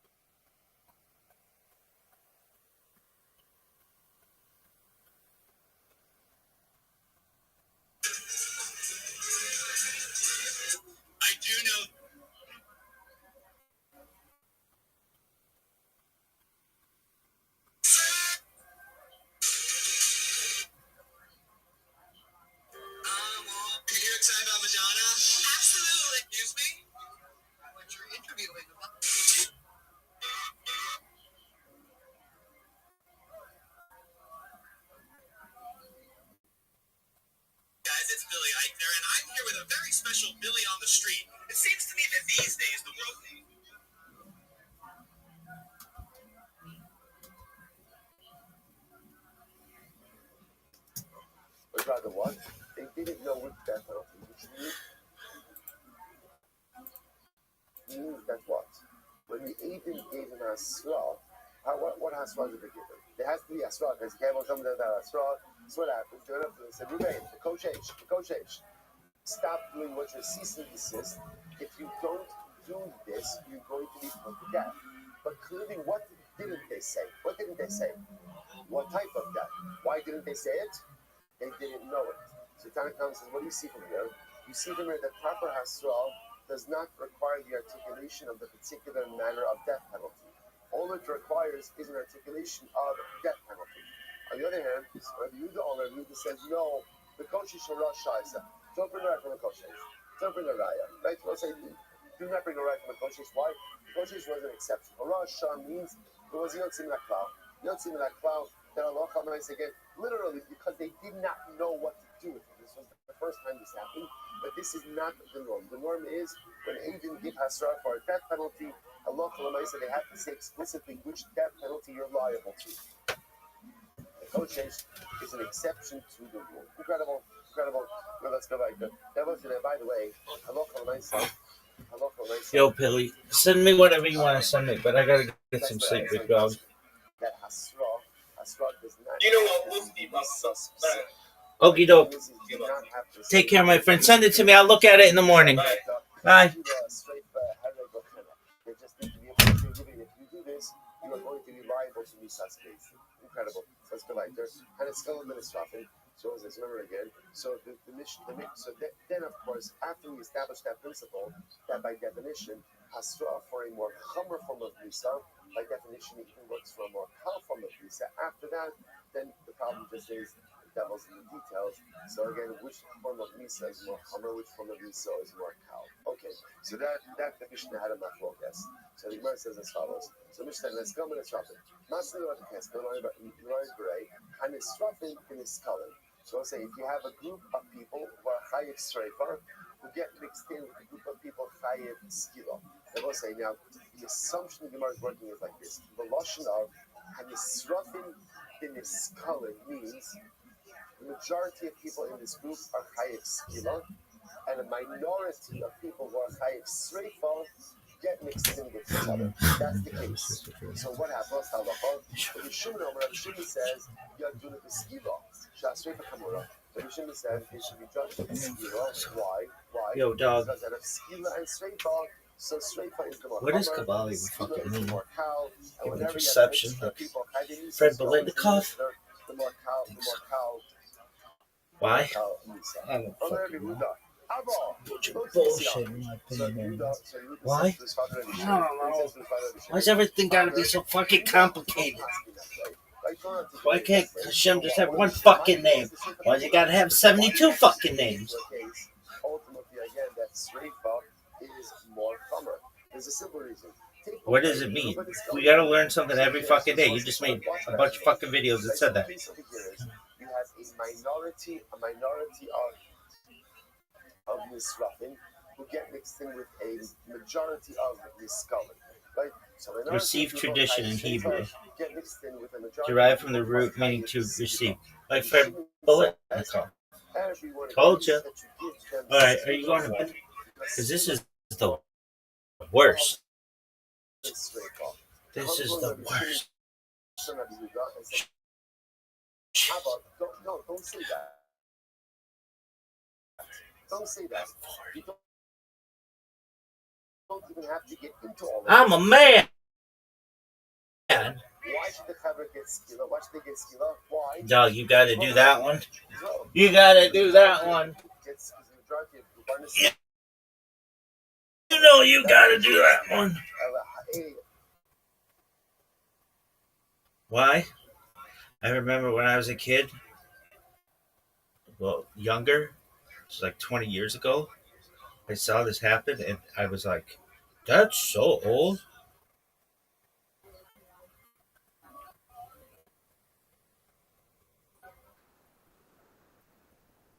Come after me.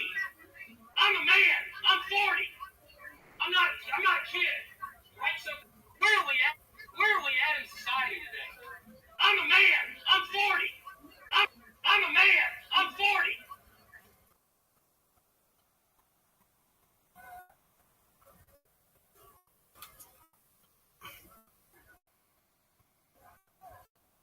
Come on, you little bitch. I'm a man. I'm 40.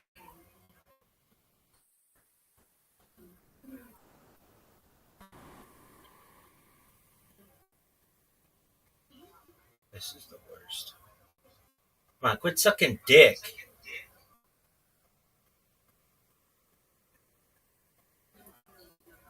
Yo, dog. I bet this fucking thing froze. Worst.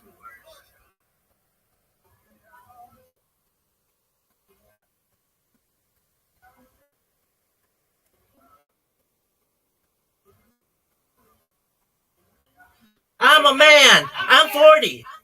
No, dude, you didn't say it like a man. I'm a man. I'm 40. I'm a man. I'm 40. I'm a man. Dude, it fucking crashed, didn't it? Zuckerberg, your shit's so lame. Where are we at in society today? Come after me. Zuckerberg's the worst. His shit is so bad. Zuckerberg.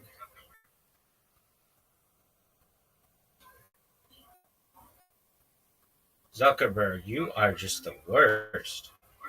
Your shit sucks.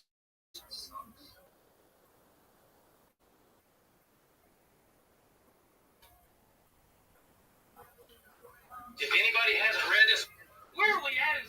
I'm a man. I'm 40. I'm a man. I'm 40. I'm a man. I'm 40. I'm a man. I'm 40. I'm a man. I'm 40. I'm a man. I'm 40. I'm a man.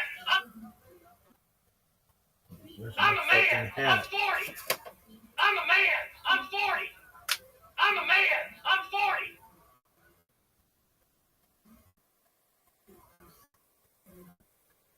I'm a man! Fuck! I was just doing it. I'm a man.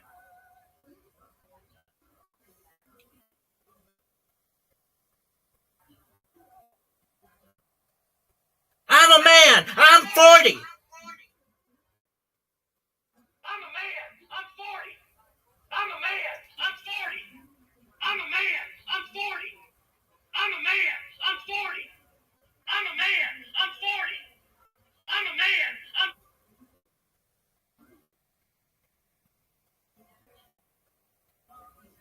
I'm a man. I'm 40. No, you didn't say it quickly enough.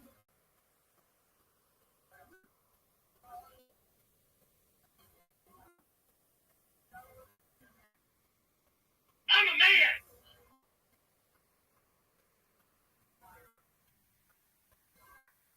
I'm a man. Fuck. I'm 40. I'm a man! I'm 40! Oh, that just sounds I'm a man. terrible. I'm 40. I'm a man. I'm 40. I'm a man. I'm 40. I'm a man. I'm 40. I'm a man. I'm 40. I'm a man. I'm 40. I'm a man. I'm 40. I'm a man. I'm 40. I'm a man. I'm 40. I'm a man. There you go. That's it. That's the winner. Winner, winner, chicken dinner. Why? I don't know. This bitch can get it. And then more minutes. To your right now, and then as we head throughout. I'm a man. I'm 40. I'm a man. I've been waiting to do that for like 18 fucking years.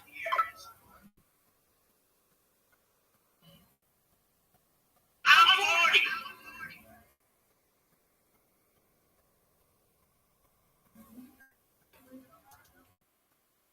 All right. Well, that was fun. Now you can take off your little fucking elf hat, put on your robber hat. Look at this athleticism. Hey, Sway, let's do, babe. How should we frame this case? And it's come and been instructed. So the better way to frame it is a minority of misspelling get mixed in with the majority of misruffle. What happened here? Thing sucks. Get mixed in with the majority of Oops, something went wrong. Dog. Not interested. Tell us what you think. Worst app ever. Even though the scholar are the minority, but still the group should be judged with skila because skila is more. Oh, not this bitch. She sucks.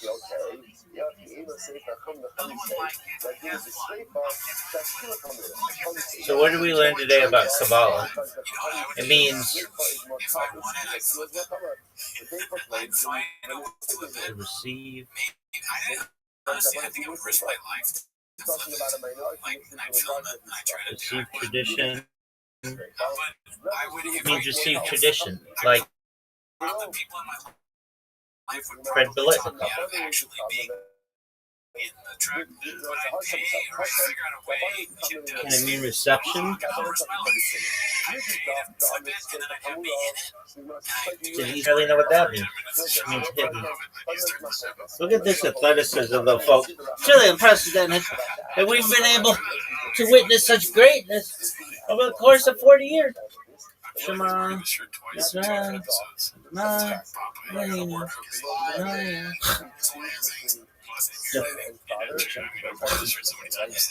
Look at this athleticism. Oh man, I'm 40. That's one of my favorite ones he has. He doesn't know that it's upside down. I can't think it's enough for all the support. This is going better than I thought.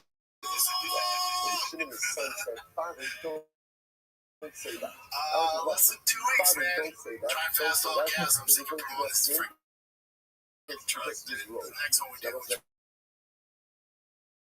probably in November. The tickets, winner of the truck will be announced this week. Was it Thursday? We better have the goddamn name. It's the third. Where am I calling you at? Where are you located?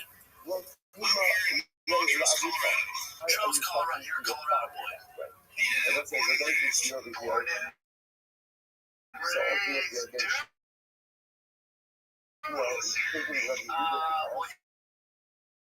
Won the truck, man.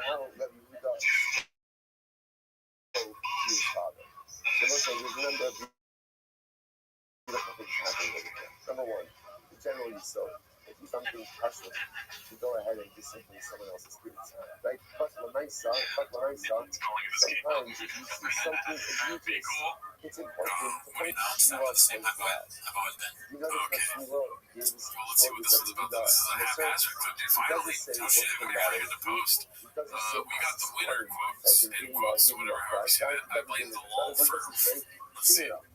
We got we'll have an announcement. We got the winner. Finally, I know. Trust me, I see it. Where's the winner? Where's the winner? We got it. The law firm finally got back to us. We got the freaking winner. So I'm sure by the time this comes out, we'll have the winner. So, announcing the winner. So, the dude who won it, this truck, will announce something soon. Podcast drive past all gas. It's so funny to say that at the end of your show. Like, it has nothing to do when you say the fighter, the kid, or like something else. Then you say drive some weird verse that you just made. That's what you say at the end. Hilarious. Oh man, I'm still waiting to see Piggies in the wild. I want to see it. Not online, I want to see it myself. Me too. You know what I mean?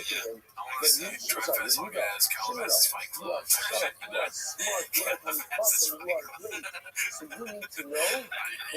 that real? No, Fight Companion. Oh, okay. I mean, that's pretty good. I still want to do. Okay, so this is going up through the air last week for your little flub. CJK 610 posted this. The cage side contradiction combo. First clip credit, Rick Manchester. Second clip credit, Busy Middle 8108. Thank you for your service. Let's see. And it came in, but because he's sitting, I don't know, we're right behind Joe Rogan and Michael Bisping and John Atkins. So that's good. It just depends. Can you see it right there? It's good. That's a very good shoot. Because listen, it's fun to say cage side and Joseph Rogan's our buddy behind him. They just occurred. spoil the Something vineyard. that The you're best coming seeds at are it not from there a level because of, you have I believe in you. I think the you're pillars. fantastic. And You have a that's lot of why people in front of you. You usually want to be, you know, granted, if you're celebrity stuff, but you want to be kind of in the first, like, not first row, but we're just above. So your eyesight. Yeah, no, for us, it was great. We were sitting in that class. I actually saw it for my son, too. So, you know, he's getting engaged in fighting. I'll tell you right now, though, after seeing inside, how fast people in the stadium, the arena, they glad him on the outside. Because it's brutal, but inside. Because, oh, he'll love this. He'll love this. He'll love this. Right, so the father's eating a cheeseburger. Father, it says in the Torah that once you eat the cheeseburger, it's not the same thing. Okay, so I'm not saying father eating a cheeseburger. Instead of saying again, father is eating a cheeseburger. You know, right, there's such a thing. Father, father, you know, there's a pasuk in the Torah, and this is how the pasuk is. In other words, the son gives over information, and ultimately, again, through the conveyance of information, the father ultimately understands what it is that he is in fact doing. So it's like, so that is I still think the same thing. Again, I think, well, maybe it's a little bit different from what I thought last time, but I think Jen is saying that because he's like, well, you said before it was hard to see, so he's just checking, you know, like a friend, like, oh, your case study, was it hard to see, though? He's just, I don't think he's trying to, like, check him or anything. I just think he wants to know, like, was this time different? And, you know, honestly, I don't think he's doing anything. But Brennan is ridiculous. Yes. He just says, whatever the bit is in his mind, he does it. And then there's no accounting for, you know, the future where he's going to do the opposite. Dude, there's malintent when he does it, dude. When he's like trying to be like, he's not the best. He's trying to make your experience worse. Yes. And then when he has the experience, he's like, that was good. Yeah, no, that's I agree with that. I think it's it, like, to him the bit is, you know, like, his humor, kind of like what Mark said in the original interview with that. His humor is just like, you're dumb. Like, you actually suck. But I don't even think he means you suck. I think that's just his humor. You're gay. Oh, you're fat. Oh, you're fat. But it doesn't matter. It's like when you come back from work, you're like, oh, stop by Lucky Well. And dude, she had the big screen on. It's disgusting. That is the worst thing. And then we go and I go, yeah, no, that's a pretty good analogy.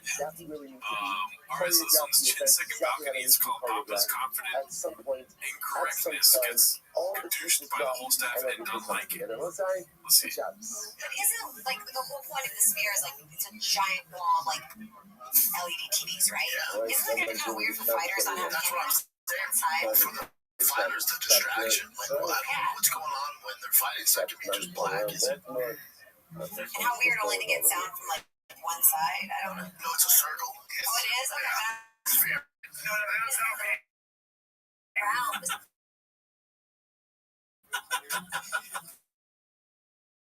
The fear in his eyes when he's trying to make sure that his fear is a circle. Like, it's just so funny. Let's see it again. And how weird only to get sound from, like, one side? I don't know. Us begin by taking all of our responsibilities for this morning's should be paid. Our annual common zone response pay 5785. Token is talking about. So we're dedicating all the instructions this year, as is this from the Soros Tavos for Amisra. Our Torah sponsors for the month of Adar, Habali Tova, Terry and Steve Zin, and loving memory of Terry's father, Taksahari Khan, Svi Ben Yosef HaKohen, Ziv Levin, and Berman families in memory of Mr. William Ziv Zev Shmuel Pinko, in memory of Moshe Ben Amram. Beautiful dedication. We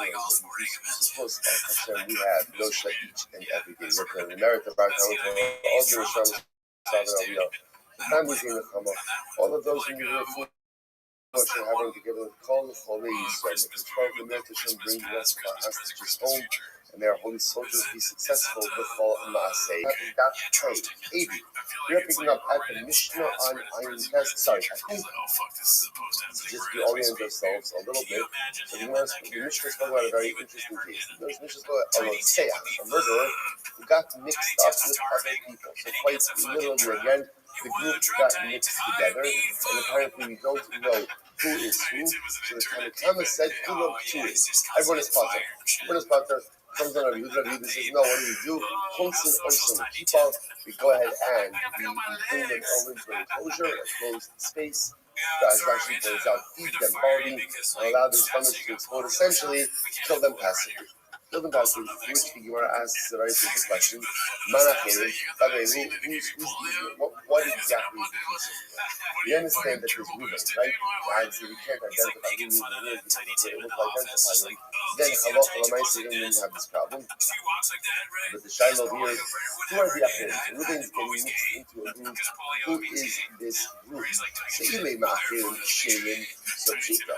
If you tell me that we're talking about that, Reuben gets mixed into a group of just regular so Reuben is a Rotzeach, which means he's a condemned sinner. He's going ahead and he is getting mixed in with a group of other people who are just shaded, just innocent. And literally, we don't know who Reuben is, the rest of the innocent Shabbos. So of course, the Tanakama makes sense. That Tanakama, everybody's potter. So what are you going to do? What are your options over here? The options are to either put everyone to death or put no one to death. So obviously, in that scenario, we're going to put no one to death. So still, the holding of the Yehuda of closeness with people. Furthermore, again, let's analyze this. We're actually talking about a scenario of where one person is in Rotzeach, everyone else is an innocent person. Is that Yehuda going to say that under those circumstances, you're going to put everyone together? In a people, you're going to put everyone together. Again, like in a jail cell or whatever, and incarcerate everyone together and just feed them barley so their stomachs explode, knowing that the majority of people in this group are innocent, doesn't make any sense. So what is the case? What is the case of Rotzeach Shes Alei Dachir? What is the case of the murderer who gets mixed in with a whole other group of people? What is that case? It says in Gemara, there you go, already a Baal Amishmuel, Havas, Rotzeach Shalom Nigmar Dino, Shes Alei Velotzim Achirim Shenigmar Dino Naski. Okay, so here's the case. The case is Reuben, right? Reuben is an individual who is Rotzeach, a murderer, a Shalom Nigmar Dino. Shalom Nigmar Dino means that his judgment was not solidified. Now, what does that mean? Or I should say, wasn't concluded. So basically knew how they were going to rule about this particular case. Basically knew that they were going to find him guilty, but they did not get around to actually issuing the verdict itself, right? Let's say that way. He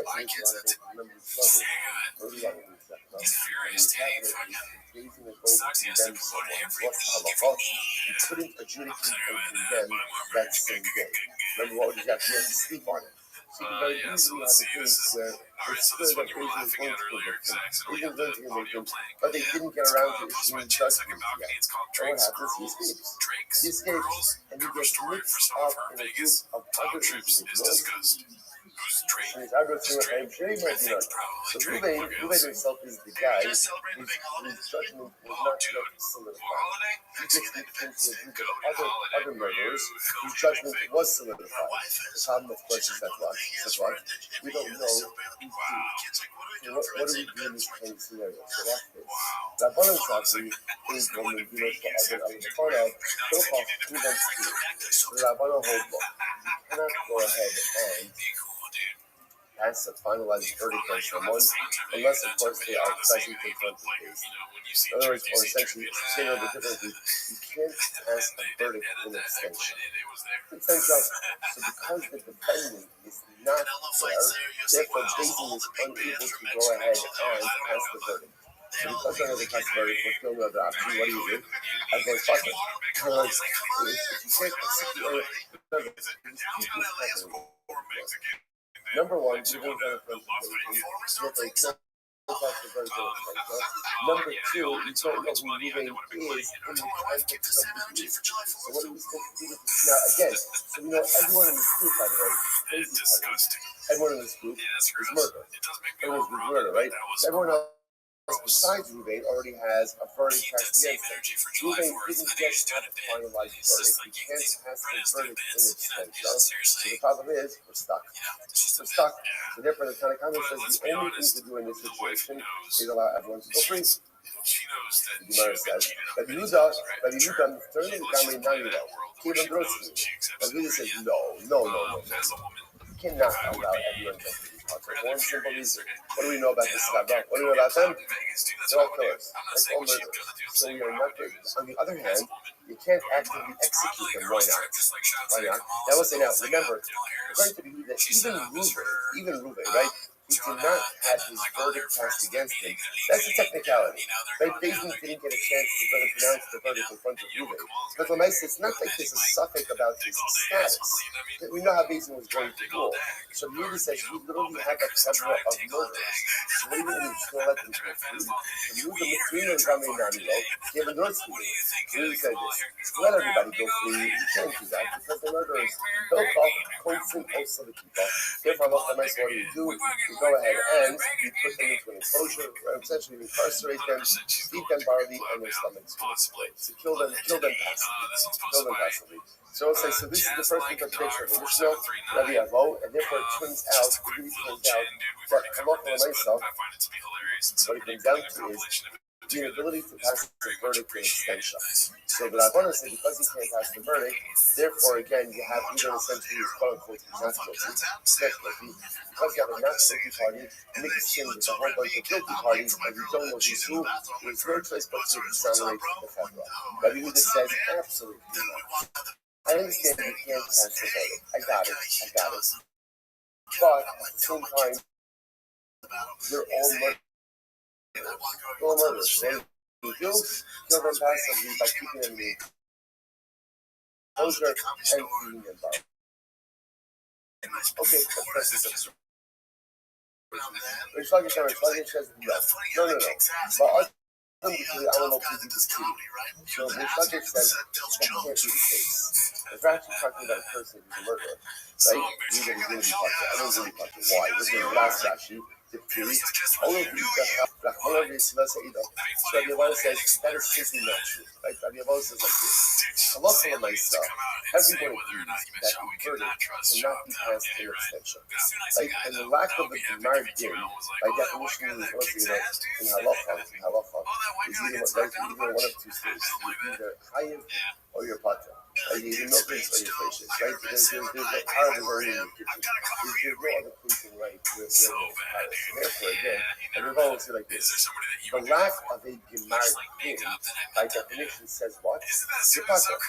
Therefore, if we're talking about a person, and Ruvain is getting mixed in with the whole Kedra, and Ruvain doesn't have a Gemar din, everyone else has a Gemar din, it goes without saying that everyone will agree that of course the Kedra is going to be covered, because you can't execute the Kedra when you know that there's an innocent party mixed in there. Okay, so therefore, everyone knows Halacha, what's the case of the Halacha, the Shar Shalai Mikmar Dino, Shinis Ari, the Shar Machir, Mikmar Dino. Fascinating. Rabbi Avo says, the case of the girl has nothing to do with people, instead, what does it have to do with? Oxen.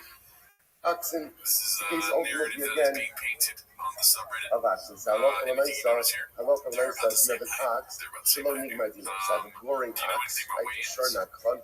I have a glorying ox. The ox is going teaching them to die. The final psak was never delivered. And what happens to get mixed in with other shlams and make martinon. Okay, so that's the halacha. Then the ox, right, are extinct. And then the seven of oxen and the ox that is not taken had a margin got mixed in. Here we go. The Rabbanan Sabbath, the Rabbanan saying, Nisas Byron, Nisas Hachar. The Rabbanan say, what you've seen before, that the judgment of the ox is reflecting of the judgment of the owner. Namely what? When it comes to the Rabbanan will say like this, and as we see, because the passage itself explains judgment of the ox, the judgment of the bowel of the owner. And therefore the halacha says will be like this. In the same way that the owner cannot have the Gemar din in absentia, so too the shar cannot have the Gemar din in absentia. Therefore, if a shar that doesn't have the Gemar din gets mixed in with the rest of the group that did have a Gemar din, you have an innocent shar mixed in with a group of guilty shvarim, and there's only one option, which is what? To go ahead and exonerate the entire group. Exonerate the group. Okay? So the Gemara says, that's the Rabbi. That's fine. But you discover Tosin also the people. You know that says no, that can't be the case. Because halacha l'maisa again, you're all guilty. You're all guilty. The fact that halacha l'maisa is a technicality over here, that one of the sharm didn't have his Gemara doesn't change the fact that all of them are exactly, and therefore you can't kill them actively, but you can kill them passively. So we'll say, so fundamental machlokas, I'm going to go with Rabbi Abo and the Shlokish about how to interpret the Mishnah. Rabbi Abo, saying that halacha l'maisa, this is exceeding the person.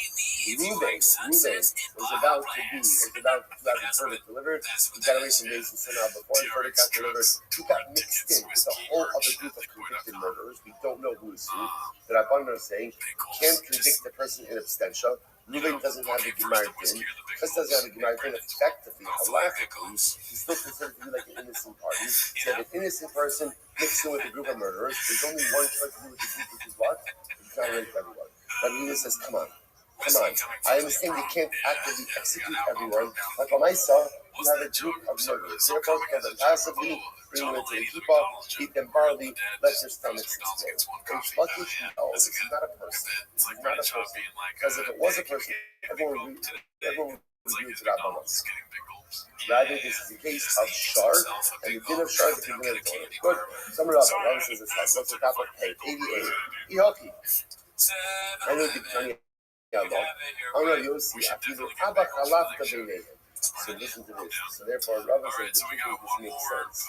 Because remember again, it was a statement about Rabbi Yossi says, even if Abba Chalafta is a great sabbath, like even if Abba Chalafta was mixed into the group, the halacha would be the same.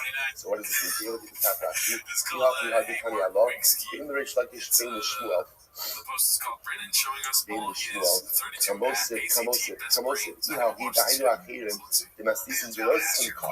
the higher section is Arev Bohoka Ulabasof is Arev Kamar. Hadutay Lavai Safi section is Arev Akerim Kulab Turin. And the section is Abba Chalafta Beneged Kulab Turin. So Maya feel it come out. So say, so listen to this. So the Gemara says, now the Yossi says, even if the person who got mixed in was Abba Chalafta. Now, what Rabbi Yossi is saying was like this. So we'll say, imagine for a moment that the person who got mixed in the group is like, so you can say, even if the person, let's say we know, everybody was a murderer except for one person. Even we don't know who's who. Rabbi Yossi says, even if the person who got mixed in was Abba Chalafta, still the halacha applies. Now, what that seems to be saying is, you say to yourself, well, obviously Abba Chalafta is not a murderer. Nevertheless, Rabbi Yossi says, group dynamics still would apply even if Abba Chalafta was mixed in. So what does that mean? Who does that apply to? Rabbi says, this is what it means to say. Shnayim Shem Omnim to this, V'yatza Chutz Milineihem V'harag. Sorry, V'yatza Chutz Milineihem V'harag, Shnei P'turim. Alright, so what's this? Rabbi, we're going to reframe the case a little bit. Listen to this. You have two people standing together, right? Ruben and Shimon standing together. Now, from their collective space, someone shot an arrow. What don't we know? Who shot the arrow? Now, the arrow went and killed someone. But we don't know, was it Ruben or was it Shimon who shot the arrow? Now, we know with absolute certainty that the arrow emanated from the group, but I don't know who the arrow emanated from. The Gemara says, both are going to be Pater. Rabbi Yossi, because now goes another statement. Rabbi Yossi, afilu abba chalafta beinehem. Oh, Rabbi Yossi says even if one of the two guys was abba chalafta. In other words, I'm not a like this. If it's Ruvain and abba chalafta, and from within the group someone shot an arrow, and the arrow went ahead and killed Shimon, but we don't know who it is. To be tempted to say, oh, it's show Ruvain. It's show Ruvain. Can't be abba chalafta. Like abba chalafta would never do such a thing. Nevertheless, even if one of the people is abba chalafta, ultimately falls that mutter. Since we do not know its definition, who went ahead and shot the arrow, therefore by definition we have no choice but to examine it. I will say, this is all part of the same motif, right? Because this is what the Rabban are saying in Mishnah. Whenever you have any level of ambiguity about the identity of the murderer, by definition, we're just always reticent to execute. And in general, the halakha is reticent to execute anyway. The halakha has come to tell us when the identity of the murderer is somewhat ambiguous, we just can't carry through. Even in a case, two guys, even Abba Chalafta is a good dog, they're standing together, an arrow shoots forth from between them, kills Shimon. You'd be tempted to say logically, who's the killer? Gotta be moving at Abba Chalafta. Even in a case like that, we won't execute anyone because of identity ambiguity. If you look at God's in a moment, Amar Rava, Shaloh Hokal Abeithin Kamar, Kikon Shnayim Omdim, Yatzachit Nebineim. Two people are standing right, and an arrow shot forth from between them. Then Yogin Izam and Zarko, I don't know who shot it. Both are passing. Rabbi Yossi, Afilu Abba Chalafta beinehem. Shakol Yogin Shulchosim. Although Zarko, or Mechayvin Ubidat Mishim Haifa Yachal. Ubahat Rabbi Yehuda Moda, Rabbi Yehuda Gamar Kolim Shulchipa, Allah Allah Koi Eladi Kotan Kama B'Kishir Natural B'Chutz Elavi Katani. The church would might be a closer to the place that people is even as we would agree to things like this. Everybody is going to be part of it. Listening to this English house also. You think to yourself, well, why wouldn't you say that Abba Chalafta is the Abba Chalafta's partner, right? What's the logic? So obviously, the logic is that when there's any identity ambiguity when it comes to a capital case, we have no choice but to answer everyone. But there's also something else that's interesting. The Mishnah Pirkei Avos says, "Hatamin ba'atzmecha adil mosa." Do not believe in yourself until the day that you die. Because the person plans to be easily misunderstood. Of course, you should believe in yourself. The person should believe in themselves each and every day. So isn't that how Hatamin ba'atzmecha adil mosa? What I say is, the person should never think that they are incapable of performing any avera. Sometimes like you see a particular avera and you're like, oh, I would never do that. Don't say that. Because given the opportunity, people would perform almost any avera. If HaKadosh Baruch Hu has to prohibit it, it means that man has somewhere, somehow, a natural proclivity to do it. Right? If you didn't have a proclivity to do it, you wouldn't have to ask it. So there's times, even Abba Chalafta is not incapable of shooting the arrow and killing someone. It's tremendous because sometimes we become a little bit too self-assured and a little bit too confident about things that we would quote-unquote never do. And let's say in our own lives, if you look at our lives, I would imagine that there are averas that I have done that I thought I would never do. But I would never do. I thought they would be beyond me. So, well, Baruch Hashem, I found you fullness. I dug deep. Right then, I found the ability to go ahead and do it. The nature of man is we find ourselves trying to trespass in lines that we never thought we would, but we do. And the more on guard we could be about ourselves, the more vigilant we are, and the more honest we are that the truth is given the opportunity, I would do almost anything and everything. The more real we are about ourselves, and the more vigilant, the more on guard, and the more we can protect ourselves by crossing those lines. Incredible yourself. Where was like the church in my direction, it's Irish Ramadan. Now again, circling back. So now you understand what Rabbi Yossi was referring to, right? Rabbi Yossi in the Brisa, when he said, even if Abba Chalafta, one of the two people, that was a different case. That's talking about two people standing together, an arrow shoots forth from between them. The arrow goes and kills someone. So the Gemara says, they're potter. Even if one of the guys is mamish like a Gazla does, and say, of course, it wasn't a Gazla, it was the other guy. No, there's identity and ambiguity, and therefore both ultimately again will be potter. Now circle back. The Shosh is my Dino, she was Ari the Shar of Hated. If you happen to have a Shar, and the Shar ultimately again had its demarking, and it got mixed with other Shvarim. So the Gemara says, so Shar Machirim Ma'alya, that Shar Machirim Ma'alya means other innocent Shvarim. So a Shar that was condemned to death got mixed in with other innocent Kedra. What's the halacha? Sokin also. Ultimately, again, will stone all of them. So the Gemara says, never say that obviously this is by animals, right? This is by animals, this is not by people. So we'll stone all of them. Rabbi Yehuda says, no, Tosin also will keep up. Rabbi Yehuda says, no, we're not going to actively kill them. Rather, what will we do? We'll go ahead and just kind of passively kill them. Put them in the pen, keep them barley, and they'll ultimately die. Or by animals, don't feed them at all, and they'll die. But we learned, and you said that I can't smell them. Is that true? That's true. Yeah. This is the reverse of what we were saying before. It sounds like, now what the Gemara suggesting is, even if we're in Yehuda, whenever you have a case of a potential innocent party mixed into the group, you're never going to kill anyone. You're never going to kill anyone. You can't.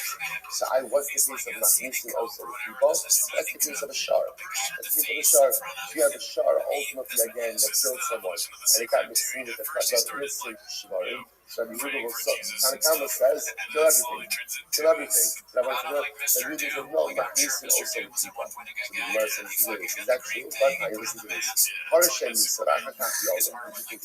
Let's say you have a cow that killed someone, and afterwards it gave birth. If the cow gave birth before its verdict was delivered, the offspring is mutter. The offspring is mutter. So the Gemara says, but if it only gave birth after the Gemara, then the offspring is going to be also this Ari Bachim. Let's say again the offspring of the cow. Let's say in case the offspring was prohibited. Let's say the offspring of the cow gets mixed in with other cows. And again the group gets further mixed together. Constant also we keep up. And in that case again we put all of the suffix cows into a pile together and let them die like that. Those are Shimon Omar. Median also the days. When the Sophan also, those are Shimon says, no, we go ahead and we bring it to Bezdin, the group to Bezdin, and we stone the group. Omar Mar. Imagine the Gemara, Yolda, Roda Mutar. Let's go back for just a second. The Gemara said that if the cow that killed someone gave birth to its offspring, gave birth to its calf before the Gemara came, then ultimately the offspring is coming. The Afagad, which we love to call Abba the Abba, well, it's talking about that piece is, in other words, if we're talking about that it gave birth before the Gemara came, what does that mean? That means that it was pregnant at the time that the cow born. Now, if that's the case, the Gemara says, whereas Muhammad Rabba, Vlad Hasser, he is Vlad yet Rabba says that if you have a cow, pregnant cow that gored, both the cow and the offspring are going to be also why? Because we view the fetus as being participatory in the act of goring. In which case, again, the fetus has the status of the mother. In which the words are similarly, Vlad Hanir Bas, Hasser, he will Vlada Nirvum. So when you're going to have a pregnant cow, and the pregnant cow is sodomized. So what's the halacha? Both the cow and the offspring are also. Unless the usher in that context would be like for rabbinic purposes. Right? Why? Because we view both the mother and the fetus as having been sodomized. It's interesting enough. So what do you see from here? You see from here that in these cases where you have a cow that's pregnant, the fetus shares the status of the mother. So if the mother gored, then the fetus has the status of a goring cow as well. If the mother was sodomized, so ultimately again the fetus has the status of being sodomized as well. Therefore can't be offered up as a carbon. So yet you might make a distinction. It sounds like everything depending on did the cow deliver before or after the Gemara did. But in reality, this is not about the Gemara did. Which the Gemara says, Ema, Akshalo Nigmar Dina Ibra, Yalda, Vladamot. I don't know what it means like this. if before the Gemara din was passed, the mother became pregnant and birthed, then the offspring is mutter. This indicates to us pregnancy happens after the event. After the event, the pregnancy happens. The mother bore. Then the Gemara says like this: if the mother became pregnant and gave birth before the Gemara din, or before that it was delayed, right? It was delayed. Then halacha l'maisa, the offspring is mutter. Then you should read the Gemara, but it's halacha l'maisa again. The offspring. Sorry, but if after the verdict occurred, then the cow became pregnant and gave birth, blood also. Ultimately, the offspring is also. So the Gemara says, okay, let's analyze this a bit more. Honey Chalaman Damar here, a cow, right, that was convicted of glory, right? Or for that matter, again, the cow that was sodomite. It doesn't matter what the case is. Either way, the mother is impacted, right? The mother has the same impact. Now, the mother, let's go with the born case, right? The mother went ahead and gored another cow.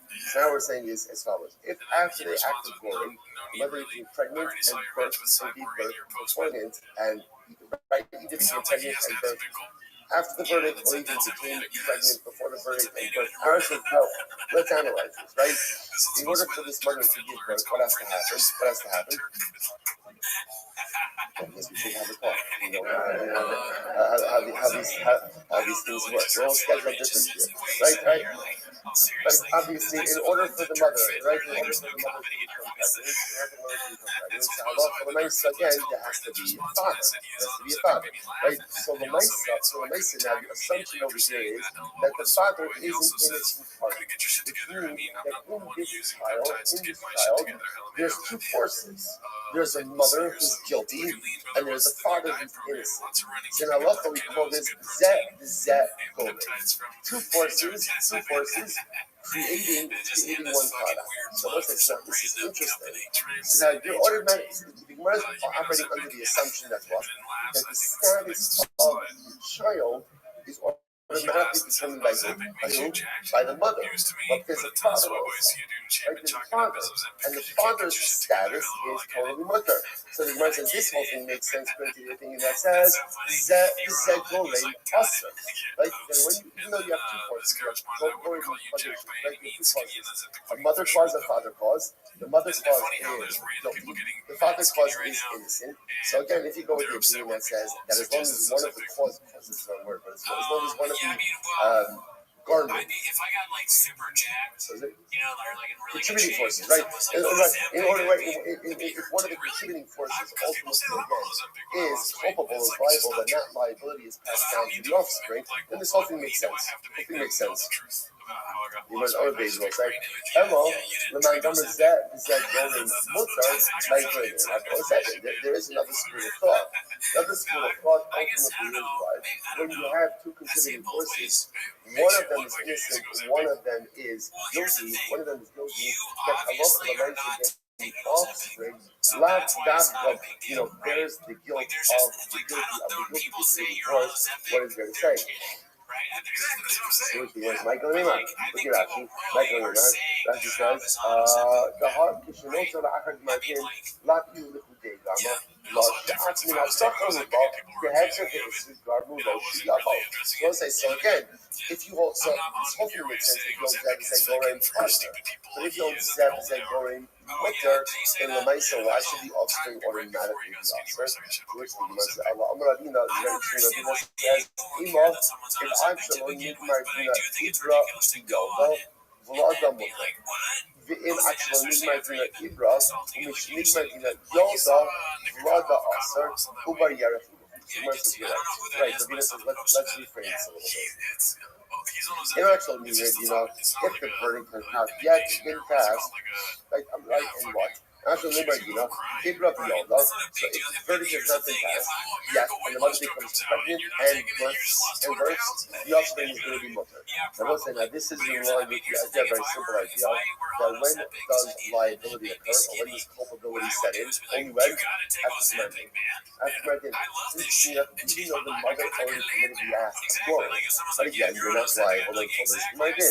So if halacha l'maisa, so the timeline is like this: the mother gored, then became pregnant, gave birth, all before the Mardin. Halacha l'maisa, again, the offspring is totally mutter. Absolutely no problem. On the other hand, if Absalom is Mardin, Ibra, and if the Mardin and Yalda, well, let's say again, goring, right, pregnant, the Mardin, birth, in that case, the halacha is Vlada Asa. In that case, ultimately, again, the offspring is going to be Asa. But what about Zed goring mutter? Very different over here. Ubar, Yerech Ilo. We'll say there's another piece. What's the other piece? A fetus is considered to be an appendage of the mother. So therefore, again, if the mother is trying to give away casual and the Gemardin, when the Gemardin is passed, so that the Gemardin falls upon the entirety of the mother. The Ubar is reckoned as really as a Yerech Ilo, like a thigh, a leg of the mother. Like the fetus is considered to be a leg of the mother. And therefore, halacha l'maisa going to share incredible. So there are a number of important halachas that come out from the which is first of all, number one, in a case, so let's just look at these pieces very quickly. In a case where halacha l'maisa you have a murder, you got mixed in, right? Let's say Rabbi right? Shalom nigmardino, you got mixed in with other people's roles, nigmardino. So it's like, so what do you do in that case? Right? So let's say Ruben was accused of murder, and Bezdin was going to rule in a certain way, but Bezdin didn't get the opportunity to literally pass on his verdict. And he gets mixed in with the whole crap of actual murders. So what's the halacha?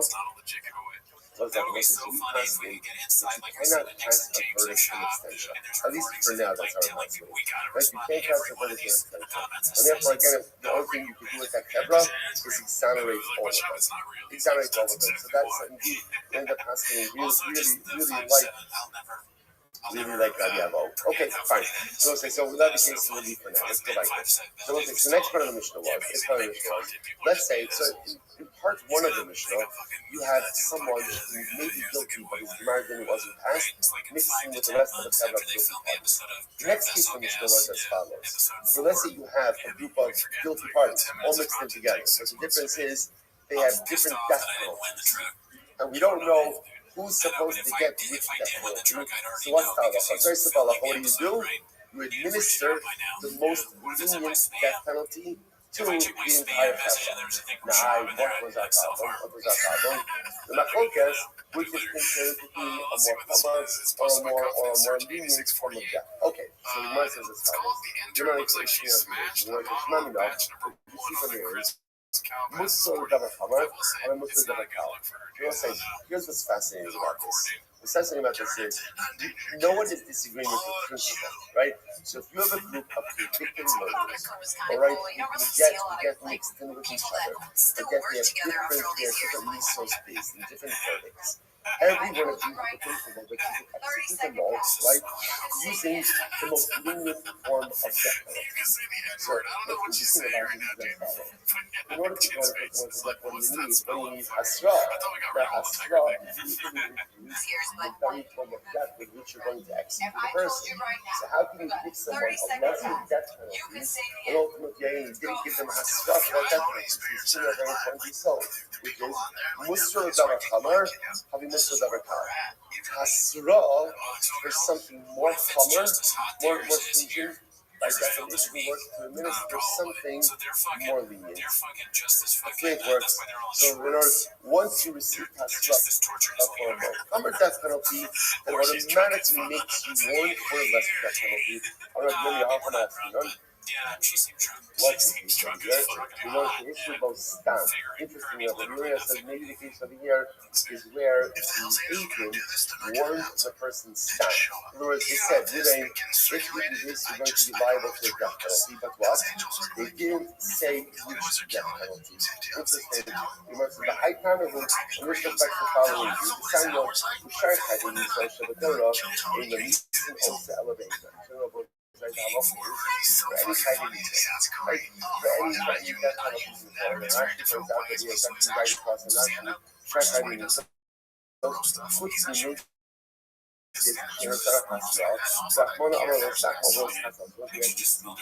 Right, Macy's, that's the one who incites others to worship at Zara. He is the exception to the entire rule. Everyone else needs Hasra, and Macy's does not require Hasra. Whereas because halacha might essentially we throw the book at Macy's. Interestingly enough, everyone else, in the Mason also elevated. Number one, you can only adjudicate the case in the days of 23. That's number one.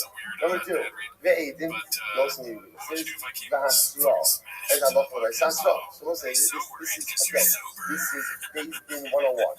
Or I should say, Nissan Shady 101. Or the text, if someone, number one, they have to be judged in the days of 23, some has been covered. Number two, they have to be number two, they have to be Asra. Or let's say that the Ad, Shiodiu, Shitayim, Nisas, furthermore, what do they even have to say? They just have to say, Ruvain, if you do this, you are liable to be executed by this.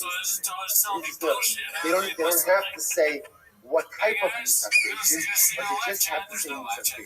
He says, no, Rabbi Omer, actually, there is a miso there. He says, not true. It's not enough just to say generically, you're going to be put to death by these. It's rather, he says, you actually have to articulate what type of misas based in Ruben is going to be liable to. So what's the point of contention of that? So I'll say, by the way, this is, I just want to point out, big mahlokas. Fundamental mahlokas nature of Hasra. Tanakama says all the Edom have to say is even if you do this, you're going to be liable to a death penalty. Rabbi Yehuda says no, they have to indicate which death penalty. So the Gemara says, Tanakama yells in Mekoshesh. So Tanakama learns stuff in Mekoshesh. Now, we'll say, interestingly enough, what happens in Mekoshesh? Keep on referencing back in Mekoshesh. What happened? Who was Mekoshesh? This was the guy who was publicly violating Shabbos. Now, listen, remember again, what happened in Mekoshesh? They put him in jail because they did not know what to do. We saw yesterday's that. They knew that he was going to be put to death. They tried to work. They didn't know which death penalty, which means that what? When the agent gave him a Asra, what Asra did they give him? There has to be Asra. Because Gamble something about Asra. So what happens? They went up to him and said, Ruben, Mekoshesh, stop doing what you're cease and desist. If you don't do this, you're going to be put to death. But clearly, what didn't they say? What didn't they say? What type of death? Why didn't they say it? They didn't know it. So Tanakh says, what do you see from here? You see from here that proper Hasra does not require the articulation of the particular manner of death penalty. All it requires is an articulation of death penalty. On the other hand, Rabbi Yehuda says, no, the Koshish and Rosh Hashanah. Don't bring a right to the Koshish. Don't bring a raya. Right? Let's say, do not bring a right to the Koshish. Why? The Koshish was an exception. Rosh Hashanah means it was Yotzim Laklau. Yotzim Laklau, the halacha makes again, literally because they did not know what to do with it. This is the first time this happened. But this is not the norm. The norm is when agents give Hasra for a death penalty, Allah Lamaisa, they have to say explicitly which death penalty you're liable to. Koshish is an exception to the rule. Incredible. But let's go like that. Now listen, and by the way, Allah Lamaisa,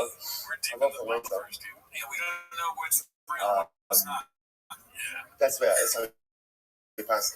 that Hasra does not have to be Nisa specific. Like doing this, you do not have to say, even if you do this, you're going to be subject to Skila, Sreifa, even if you do this, you are going to be liable to Nisa space. Incredible. Let's go like that. And it's 7 minutes talking. So let's remember again. So then, of course, after we establish that principle, that by definition Hasra for a more calmer form of Misa, by definition it works for a more calm form of Misa. After that, then the problem just is the devil's in the details. So again, which form of Misa is more calmer, which form of Misa is more calm? Okay, so that condition had a macros. But the Gemara says as follows. So Mishnah, let's go with Rabbi. Masnu at Nes, the line that Rai Bray, and it's dropping in its color. So let's say you have a group of people who are Chayiv Sreifa, who get mixed in with a group of people Chayiv Skila. I will say now, the assumption the Gemara is working is like this. The Lashon of and the Srafin in this color means the majority of people in this group are Chayiv Skila, and a minority of people who are Chayiv Sreifa get mixed in with each other. That's the case. So what happens? Rabbi Shimon says, Yaduna B'Skila, Shaseifa Kamura. Rabbi Shimon says they should be judged with Skila. Why? Why? Because out of Skila and Sreifa, so Sreifa is the more Hammer, Skila is the more cow, and whenever you have a mixture of people, Chayim Mitzvah should always minister the more cow, the more cow, the more cow Mitzvah. Omer Yehuda, Abba, goes to Messiah. Schneider says that Adam Sandler has literally called him every week for the Father, don't pass me that way. Like, don't have to do it that way. For what one reason? My area is Sreifa Kamura. Why do you have to even get into a case? Ultimately, again, that Sreifa is more Hammer. There's a simple reason. Staple plate, Reuben is coming in. So what could happen over here? Right, so the case over here is you have a minority of Nisrafim who get mixed in with a majority of Niskalim. Right? So a minority of people, Chayiv Sreifa, get mixed in with a majority of people who are Chayiv Skila. Rabbi Shimon says, everyone agrees that you give them Skila wine because Skila is more kal than Sreifa. Comes around Rabbi Shimon, son of Yehuda, and says, Abba, don't say that. Don't say that. You don't even have to get into all of this. It's simple. Why should the Chadra get Skila? Why should they get Skila? Why? Because Rov. Because the majority of the group are Niskalim. That's why they should get Skila. So how should we frame this case? And it's coming to Nisrafim. So the better way to frame it is a minority of Niskalim get mixed in with the majority of Nisrafim. Right? So a minority of people are Chayiv Skila get mixed in with the majority of people who are Chayiv Sreifa. And the Rabbi Shimon says this now makes more sense. Rabbi Skila, Shaseifa Kamura. Rabbi Shimon says the group should be judged with Skila. Right? Even though what? Even if the Niskalim are the minority, the group should be judged with Skila because Skila is more powerful than Sreifa. Okay. The Ema Sreifa, come the funny say, Yaduna B'Sreifa, Shaskila Kamura. The funny say, no, they should be judged with Sreifa because the funny say that Sreifa is more powerful than Skila is more powerful. So they proclaim the Reuben Nisrafim in it. The Rabbanan is even simpler. We're talking about a minority mixed into a majority of Nisrafim. We're giving Sreifa nothing to do with what's more cow, what's more cow, because the Rov. This Gemara says, Hassam, Rabbanan is Hassam, Rabbanan is Rabbi Shimon. This is Rabbanan talking to Rabbi Shimon. Lidita, the Amrit Sreifa Kamura, the Gemara says, according to Rabbi Shimon, you hold that Sreifa is more Hammer, and we say, no, Skila is more Hammer. Okay, so we'll say, so therefore, again, I'm not focused, but now we'll see the Rambam next week about the actual hierarchy. Once we get through the Nisa's Bezdin, we'll see the actual hierarchy of all of this. But we'll say interesting exchange. Now the Gemara ends off with something fascinating. The Gemara says, I will say, if you notice, by the way, the exchange between son and father is very interesting, right? That Shimon said that halacha l'nosa, skila, is the group. The group ultimately again of Nisrafim gets mixed in with the group of Niskalim. So the majority of Skila, the minority of Sreifa. But the Shimon says give the group Skila. Why? Because Sreifa is more common than Skila. So the Shimon, his son, said, Father, don't say that. That was his lashon.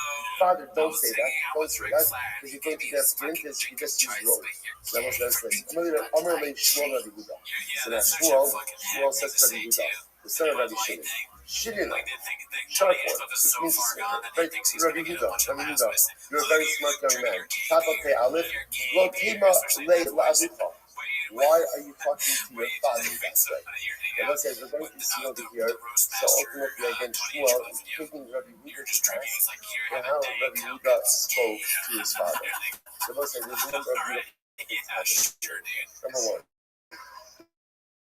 generally you say, if you see something, say something. If you see someone say something like that, it's never something positive to go ahead and discipline someone else's kids, right? Fuck the nicer. Sometimes if you see something egregious, it's important to point it out. I will say that what I want to point out over here is really interesting how Shmuel points it out. Do you notice how Shmuel gives Rabbi Yehuda Musar? He doesn't say, what's the matter with you? He doesn't say, right? And give him a crash. What does he say? Shmuel, sorry, Yehuda, you're coming fucking. You're saying to come fucking. Sometimes the best way to give Musar is not by deconstructing people, but it's by building them up. This is the Aaron Accordion approach. Right? The Aaron Accordion approach to Musar was not to say what's the matter with you. Who are you? Like, why did you? The Aaron Accordion approach was to go ahead and right, and get people to believe in themselves. Then they come to understand that boundaries so over here. So Shmuel is very shocked by the way that, not by demeaning his past, but by saying to him, Yehuda, Shmuel, you are sharp, you are smart, you are coming from, you are great. So you need to know that you need to be better for this. You need to act as like this is the way to be Muslim. Sometimes I like you have to say things to people, and it's so tempting to kind of come out sharp and to cut them down. So the truth is also, if you've ever been on the receiving end of that, which I'm sure you all have, it usually doesn't work. No one is ever beaten down and says, oh, now that I've been beaten down and feel like 2 cents, now I'm really ready to become the best version of myself. Like, generally, when people are beaten down, you know what happens? They stay down. When you build people up, right? You're great. You're fantastic. You're amazing. But let's talk about this thing that just occurred. So suddenly now you're coming at it from a level of, I believe in you. I think you're fantastic.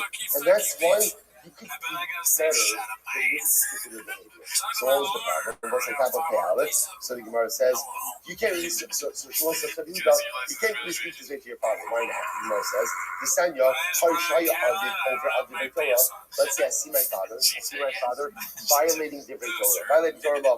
No, you're no Abba. I violated different Torah. The son should never say to the father, you violated Torah. I'm an Omer lo Abba. Torah. Rather, a son should say, Father, it says like this in the Torah. Israel says, isn't that the same thing? So, right? So the father's saying, Father, it says in the Torah that one should be isn't that the same thing? Okay, so I'm not saying Father don't need to teach Torah. Instead, I'm saying again, Father doesn't struggle to teach Torah. Israel says, Ella, Omer, Lo, Abba, Mikra, Kasu, Batara, Kafu. Rather, a son should say to his father, Father, you know, there's a pasuk. There's a pasuk in the Torah, and this is how the pasuk is made. In other words, the son gives over information, and ultimately, again, through the conveyance of information, the father ultimately understands what it is that he is in fact doing in the world. So as I said, that is the way to get it. And by the way, that is codified in Shulchan Aruch. Again, remember, if the son sees the father doing something wrong, the son is obligated to point it out. But a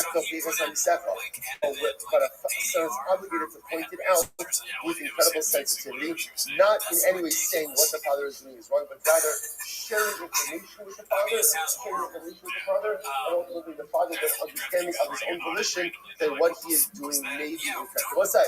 Just want to end off with something very important. Look where we end. Look where we end. At the Mishnah,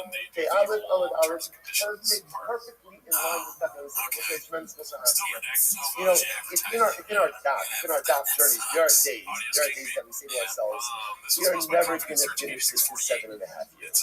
Right? We're going to be in a different cycle. Same thing always happens. At the end of every single week, we are exactly where we need to be.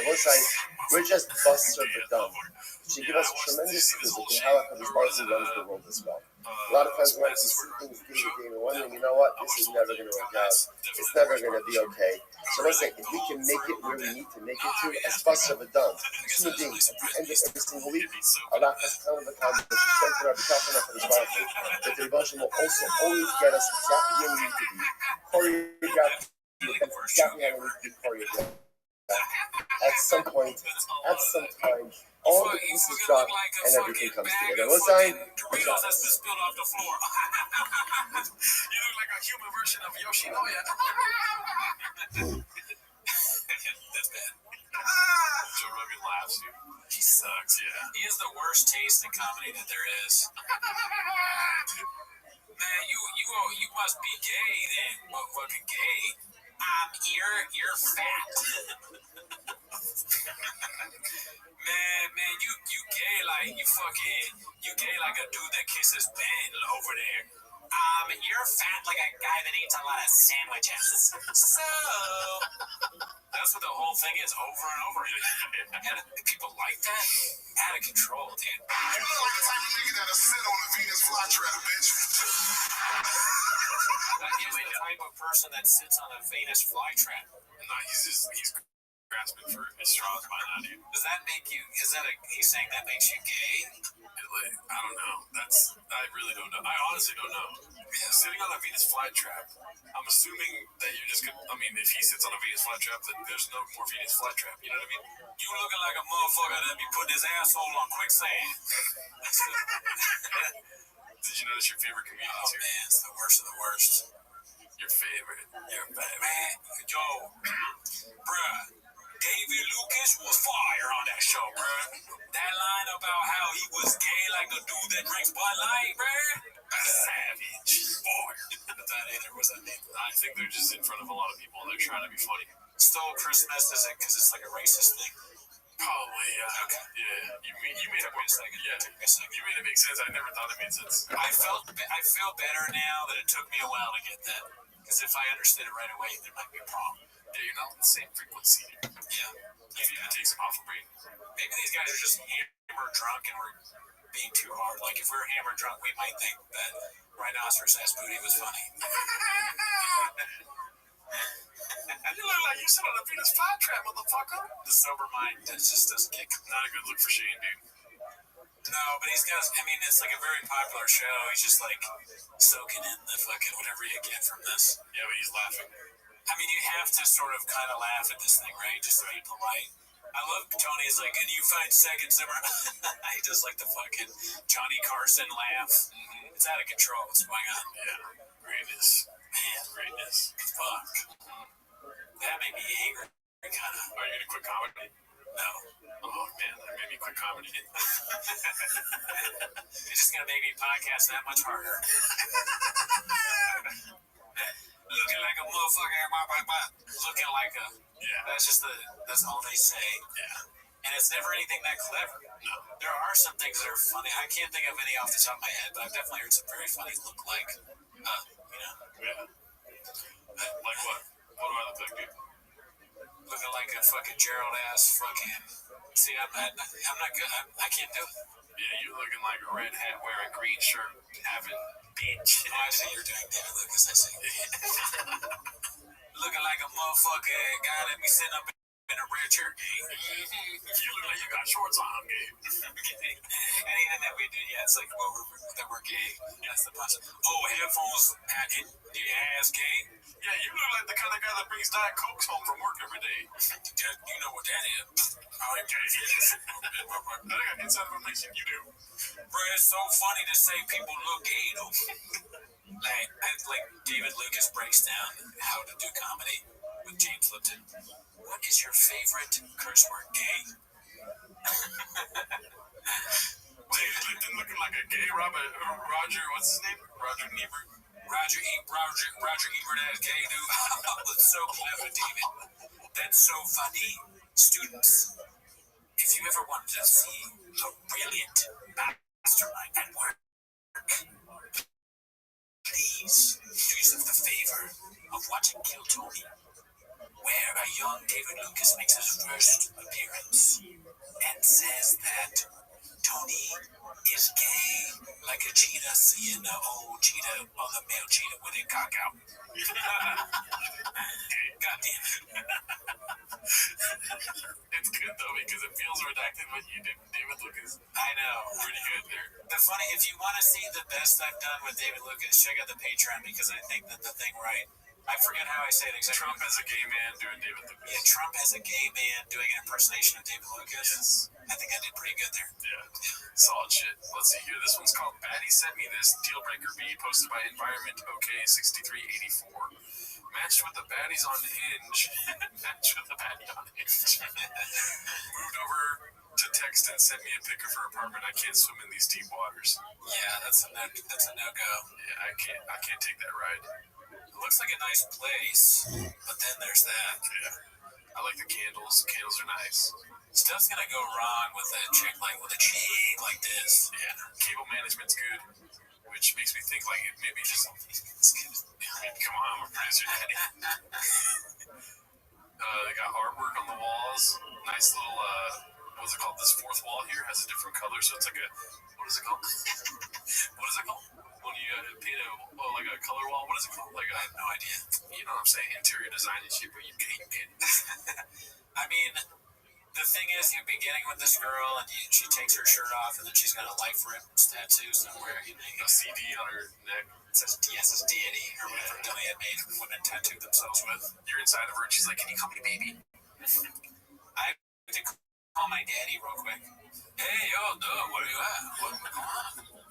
I'm with this guy. I'm out of fucking. Oh yeah, like, can you put it on? Why does she sound like Tony Hinchcliffe? I don't know. I'm making it like because Tony Hinchcliffe sounds like a woman. Can you like put it on speakerphone? How old are you again? Put him on the phone. Then you know about dolphins and how they fuck people. I'm drunk. Daddy's drunk. He never drink a day in his life, but he just started drinking. That was me that did that. That was me. I did that. I did that. Let's see, this one's called Be a Part of the MADFAG Movement, only $66, posted by Toxoplasmosis, Black Belt in Marketing. As you can see, it's Fast Trucks Freedom, Make America Drive Fast, All Gas. So stupid. Beyond stupid. And almost I'm offended on behalf of Trump. Trump doesn't want this loser in his brand. Yeah. Trump won one of the presidencies. You know, I don't know Brendan Schaub. Trump is going to come out. You know, Trump says he's never heard of Project. What is it called? Project 2025. Project 2025. I don't know Brendan Schaub. I've never heard of it. I know who he is. There's these thick boys online. I don't know. Thick boy. I'm not a thick boy. I'm in shape. Brendan, I barely know who he is. I just know he's a UFC fighter. Stupid. That's all. I'm very smart. Fast Trucks Freedom. What's that? Sounds kind of gay. Yeah. Like, can we change it to like convince America? You know what I mean? Instead of making us do anything. I don't want to drive a cat. I like my hybrid, dude. You know what I mean? Yeah, we can't all drive trucks, Brenda. Make or convince America to drive fast under the speed limit ish, you know. Again. Make good merch once. Make good merch again. Yeah, once. Once at least. But again. I mean, look at that shirt you got on, dude. This is wag. Fast Trucks and Freedom Bundle, white and blue, $66. That's so expensive for a shirt. Yeah, no way. I bought merch this last weekend for Buddy Guy. Went to a concert, Buddy Guy, great guy, never met him. And it was $40. I'm like, dude, what the fuck? Come on, you know? He's that money, dude. And then he called me gay. Got me his grandchildren. Another Ozempic claim here. Posted by Ryan. I can give a fuck about his grandchildren. His grandchildren should learn to play guitar. If they want money, dude. It's called Papa, I don't take Ozempic, I take peptides from Transcend. Posted by Ryan Pilskin. Semaglutide is Ozempic. Fluids and Fluids B. Semaglutide, is that Ozempic? I have no idea, dude. I look like a doctor to you? Yeah, you look like you all motherfucker Ozempic, bro. Looking lean, brother. What's the new diet/program? Lots of running, keeping up with the kiddos, good protein and peptides. So it's the same thing we just read. But here it says that this is Transcend HRT. Starting now, enjoy 25% off all GLP-1. I don't know anything about glutapeptides, shit like that, dude. I don't know what any of that stuff is, but I know that Brendan Schaub, if he's taking it, I don't want to take it because he's so stupid. I'm worried that it affects your mind. Yeah. Like, it's not making him operate on a high level. Also, they had 35 likes in 2 hours, dude. Like, that shouldn't tell you something. You know? Yeah, they're not getting a lot of likes. They're not getting a lot of engagement. Let's see here. They need somebody at their company to ask how socials are going. It is not good. This is posted by CJK610. called New Merch Drop CTE. Los Angeles Motor Company, Drive Fast, All Gas, Ozempic. Semaglutide injections. So I think the accusation from the last one was that he's taking something Ozempic related. Oh, okay, yeah, that's what I figured. It's funny when something goes on and change, they kind of flood the market like politicians do. Like if Trump wanted to nail home that like Kamala had a fake accent, Kamala Harris and the Democrats want to nail home that Trump wants to do Project 2025, and he lies all the time. And then fucking Papa or the Changs wants to like you will not go away from Changs. Not realizing that Papa's on Ozempic. It's like a political fucking drop. Yeah, motherfucker. This one's posted by Busy Middle 8108. Clint knew exactly what he was doing with this line of questioning about Papa's one champ appearance. What do you think Clint's gonna say? No idea. It was packed in there, dude. Packed. It was a fun time. Fun time. Where were we sitting at? That's what I thought. Yeah. Cage side. Cool. Was it easy to see stuff, or was it? No, it's great. Fucking great. Yeah, it was great. That's so funny. They only give it to like people that are really cool. I don't think you understand what's happening here. Oh. I'm gonna give you some time. Do you realize? They knew exactly what I was doing with this line of questioning about Papa's one champ appearance. I thought it was saying like you have to be cool or like. Do you remember him talking shit about everyone going to UFC events? Oh fuck! He talks shit about people sitting ringside. So Chin is trying to make him look bad, is what they're saying? He's just doing a bit. No, he's. So when people go to UFC events, Papa's talking for days about how it sucks to sit ringside. Yeah. So Chin's just basically saying like, it was pretty cool, right? Yeah, that's what I'm saying. Right. It's like is Chin are they saying that Chin is trying to make him look bad? I wouldn't make that assertion. It's just, I would do that to you if we're friends. I wouldn't try to make you look bad. I'll just be like, and it wasn't that bad, right? Without you realizing, you'd be like, yeah, it was pretty cool. Oh. Yeah. So he's not trying to make him look bad. He's just trying to help putting in his face, like, you talk shit about these people all the time. And Chin is trying to get him to say like, oh, and by the way, I said before it was fucking lame to be front side seats or cage seats, but now I realize I was blockbuster. It's actually a great time. I apologize. Thank you, Chin. No, I don't think that's what's going on.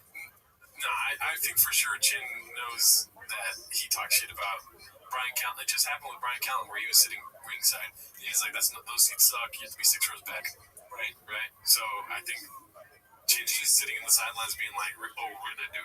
So Chin is working for Chang's? No. I'm not making that assertion at all. If you were to do something like that, I would still do this questioning and make you contradict yourself on earwaves, and it's funny to me.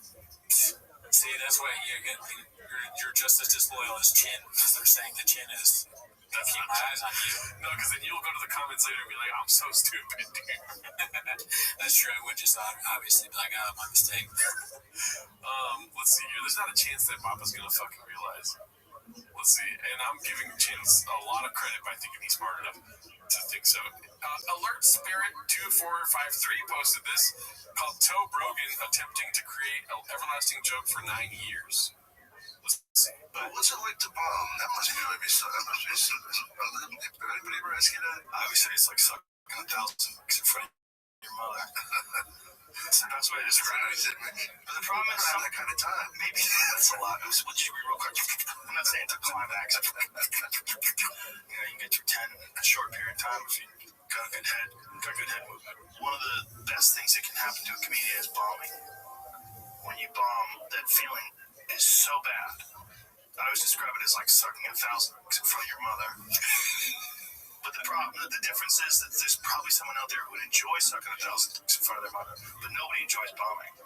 So it's probably worse than that. You have to have something wrong with you to want to be a comic, because there's a brutal, emotional battle. Yeah. Bomb so often, particularly in the beginning. Bombing is devastating. I bet. It is the worst. I described it as it's like sucking 1,000 in front of your mother. The thing is, I think there's probably a person out there that wants to suck 1,000 in front of their mother. I doubt there's a person who wants to bomb. Bombing should be enough pain to force anybody out of the business. I would say that bombing is like sucking 1,000 in front of your mother. But I think that's not true because there's got to be a guy out there who would like to suck 1,000 in front of his mom. There's got to be a guy out there who like, see this, mom? 999. This one's for you. Raise you grown. But no one wants a bomb. I would say that bombing is like sucking 1,000 in front of your mother's mom. It's like, this is I do, mom. Number 99. Look at your baby just sucking them down. This is like bombing in comedy, like in depression. Bomb is the Black Sabbath bombing bit. They're setting them up for this. Kind of like what has been unburdened by what has been, or whatever. Yeah. What is the thing that there's nobody until now telling her that it's lame. Where people have just been humoring him the whole time, just laughing at this. And maybe we've just been too nice to Rogan. Everyone is too nice to him. Somebody should have been like, nah, that's not funny. Or like made fun of him. Like, what are you talking about? Sucking 1,000 dicks? Is that your takeaway, dude? Yes. I'd say let him cook, dude. Right. Yeah, I think he's onto something here. Okay. But the thing is, I love bombing. Do you like bombing or not? No. I'm just kidding. I like bombing sometimes. Not all the time, obviously. It would be hard for me to bomb every time, you know? Right. No, I mean, bombing sucks. I always say that bombing is like sucking 1,000 down. It's just not funny. I'm sucking 1,000 dicks. Yeah, no, this is not funny, though. Yeah. No, all that's not even what I'm saying. I'm just saying I enjoy bombing when it happens, especially when it's random, or you think you have it in the bag, and then you bomb, and afterwards you're like, God damn, I really thought I fucking had that one, dude. Why, when you're continuously saying that you like bombing in this context, it does sound like you're saying that you want to suck 1,000 dicks in front of your mom. No, but that's also I don't give credit to this guy, dude. No, I fuck this guy. He doesn't even know how to do stand-up comedy. I don't think that you do, but it does sound like that. Right. Yeah, because you're a fucking homeless man with a cat's profile picture. And he doesn't know what you're saying, dude. Right. You shouldn't pay attention to me because I am those things. Homeless and a cat. But yeah, dude, give bombing a try, dude. He's putting bombing down too bad, dude. Bombing has me down bad. You know what I mean? I wouldn't mind slurping a couple dudes afterwards. It's certainly not as bad as performing fellatio in front of your mother. No. I don't see that. Bombing's like getting the wrong order at McDonald's. You're like, God, fucking did it, you know? It's like, I wanted 2 McDoubles. I got 3 large fries. You're like, I'll just eat the fries and go home. It's worse than that because you get fries in that scenario. You just got the wrong order. Yeah, but when you bomb, you got stage time. Stage time is valuable, dude. You know what I mean? Give me the fries. 1,000 in front of your mother. But I think there's someone there's someone out there that probably likes sucking 1,000 mom. Like, I do this because of you, mom. 99. Why not? No one likes bombing. No one likes laughing that hard. It's just utter failure. It's a tricky thing because it seems like you're just talking, but there's a lot going on. It's very complicated. It's hypnosis in a way. You're hypnotizing people. You're dragging them into thinking you're funny. It's the way you think about things. I would say bombing on stage is like sucking 1,000 in front of your mother. I think somewhere out there is a guy who wants to suck 1,000 in front of his mom. You know, someone says, "You watching, mom? You watching?" Oh my God! The only thing that would make that clip funny is if well, the clip itself is funny. We'll all cut together and he's just saying the same thing over and over again. But if it was in front of like more intellectual guests, I don't know what constant kiss it, but if it was like fucking I think Chuck Palahniuk which is one of them. That's one of them. He's a good guy to do that. Yeah. Right? To see his reaction, yeah. Because it's kind of like his writing. Scientists.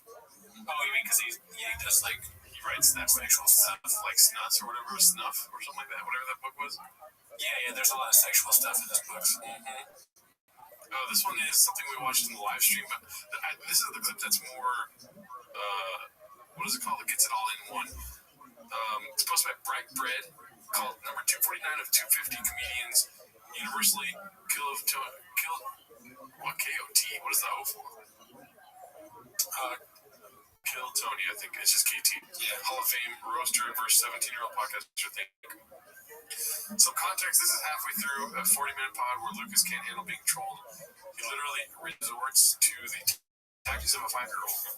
This was also the 4th time he tried to control the podcast.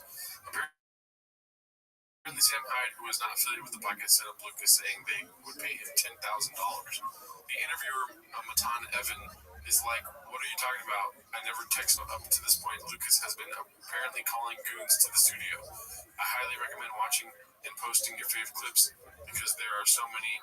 This was just something I thought had a bit of everything in the interview. I'm still finishing it, but had to get the fryers ready. I feel like y'all can spend some more money on the fucking. This is an awesome set. Like, You have a podcast, right? I got a couple. Yeah, but yours even less money on the set. You just film in the lake. In the lake. Like with fishing? The fishing. Correct. Oh. You sound like him. Oh yeah, I'm gonna get him, boy. I'm sweating too, nigga. Put a sentence together that makes sense. On you now. Say something. Oh, them shoes hard though. Don't forget to start jazz and make them smell it. Them Reeboks. Huh? Them Reeboks. Reebok? Well, what is your workout routine? A couple of white bitches a week. I thought you said you were in a relationship. You almost broke your phone. You standing? Yeah, I feel like a rock star. Tables are going to collapse. I gotta back up from this. Earthquake. I'm about to fart in this nigga face. That's gonna be different. So you almost hurt yourself. I will say you and David Lucas know as much about fucking mic arms. That's so funny. What I think is funny about this clip is like, okay, when they pan out and it's the dude, his face looking through the thing, and then the terrorist, like it's so that is just funny because when it just cuts to that, that's a hilarious picture. But it's when they pan out and it shows all of those people right now. It's not like Kamala Harris, but when they pan out, it shows all of those people. Right, I'm burdened by what has been. I'm totally unburdened by what has been right now. They're supposed to be like ridiculous, the trolls, right? Because there's a crazy guy looking at us around a terrorist, but even they're like weirded out by what Lucas is doing. Because Lucas, he's so in control and unfunny and stupid that they're like, oh fuck, it's not going to work with our bit. Like, but then it is going to work with our bit because he just looks bad. And that's the whole bit anyway. Yep. To make the person look stupid, they're set up to win in this, and Lucas is set up to lose. And Lucas is like, I'm set up to lose. Oh my beer, I'm gonna lose even harder than you could imagine. I'm gonna get up on the table, make a bunch of bad jokes, and make myself look bad, even though he's the next Patrice O'Neal. Yeah. He's just such an idiot, and it's so easy to troll him that when they're trolling him, he comes off looking even worse. This is the worst he could possibly look, and he did it. Mm-hmm. Does that make sense? Yeah, no, it does make a lot more sense than I could make of it. When I was watching it, I'm like, it's good for nobody. People are like bigging up in Matan, but it's just like a weird thing to do to people. I don't know the show really. I'm only vaguely familiar with his bit. But the whole thing is that they're trolling, right? They're trolling a guest. And Lucas is a moron, so he doesn't pick up on it. He doesn't play along with it well. He just gets mad and does whatever that was that he just did. But it ends up looking funny for them because they're just like, they turn back into their like actual character, like legitimate straight man character. They're like, you're beautiful. Because he's standing on his phone. Or like, what is your workout routine? Like, that's just a funny random thing to say to a fat guy. Yeah. But it's just very weird. Lazy, and in my opinion, they don't have red chairs. They don't have internet anywhere on the set, unless it's like behind the camera, which is acceptable. You know what I mean? Right? They don't have. I don't see a single wire, honestly. Is that good cabling? This is not a living room, okay? We're doing a podcast. Okay, fair enough. You need bad cabling for a good podcast. Right. Rule 8 is 17, dude. And they don't have rain energy anywhere on set. So, well, I want to see you in Baton. I want to see how you do it. Like, a podcaster murdered by other podcasters. They killed Baton. Oh, what? You can do Black people? I said no, I did it, your chair. you really walk when you did it in church. That's actually crazy. Hey, how much do you weigh? 356. Is that actually the number? so bad, dude. So bad. Yeah, not a good look for Lucas. Any other thoughts on it?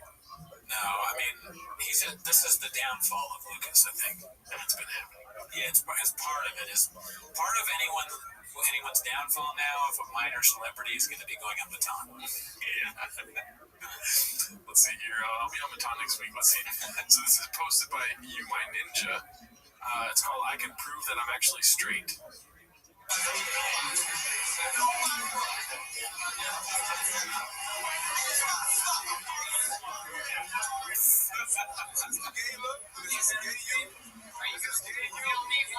Is that gay you? We done followed Tony for a long way to human headshot, and now we done seen how he gets his way through Hollywood.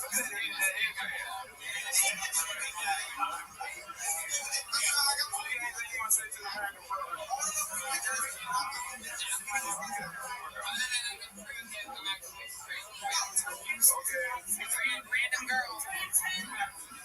Oh my God! She actually does go both ways.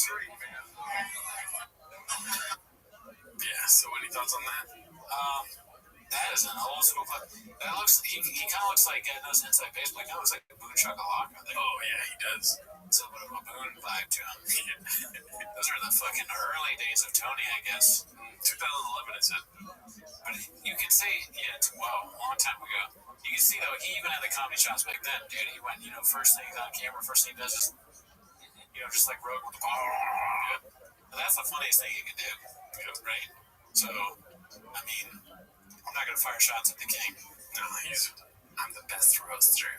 So, I'm a good maker funner of people. I'm going to make out my girlfriend to prove I'm not gay. Get over here, Nestor. Is it true that you go both ways? Get over here, just some random girl. I love you, girlfriend. This random and disgusting.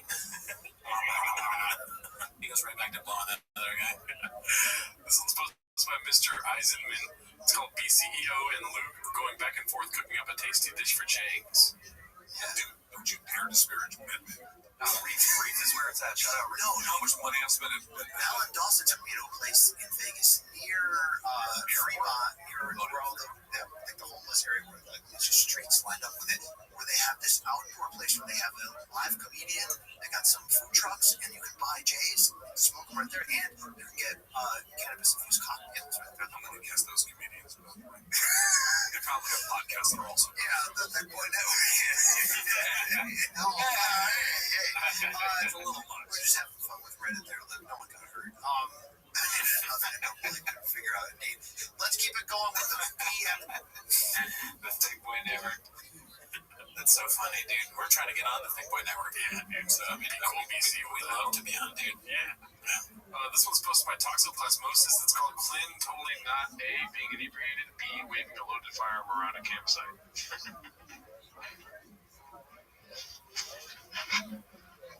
This song might get fucking douched. Oh, yeah. Bite a watermelon, puff a ciggy.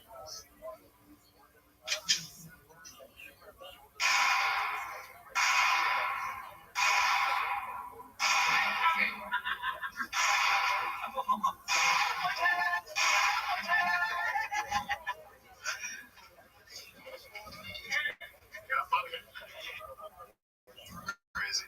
Great artists have their demons, dude. I mean, he's a really good musician.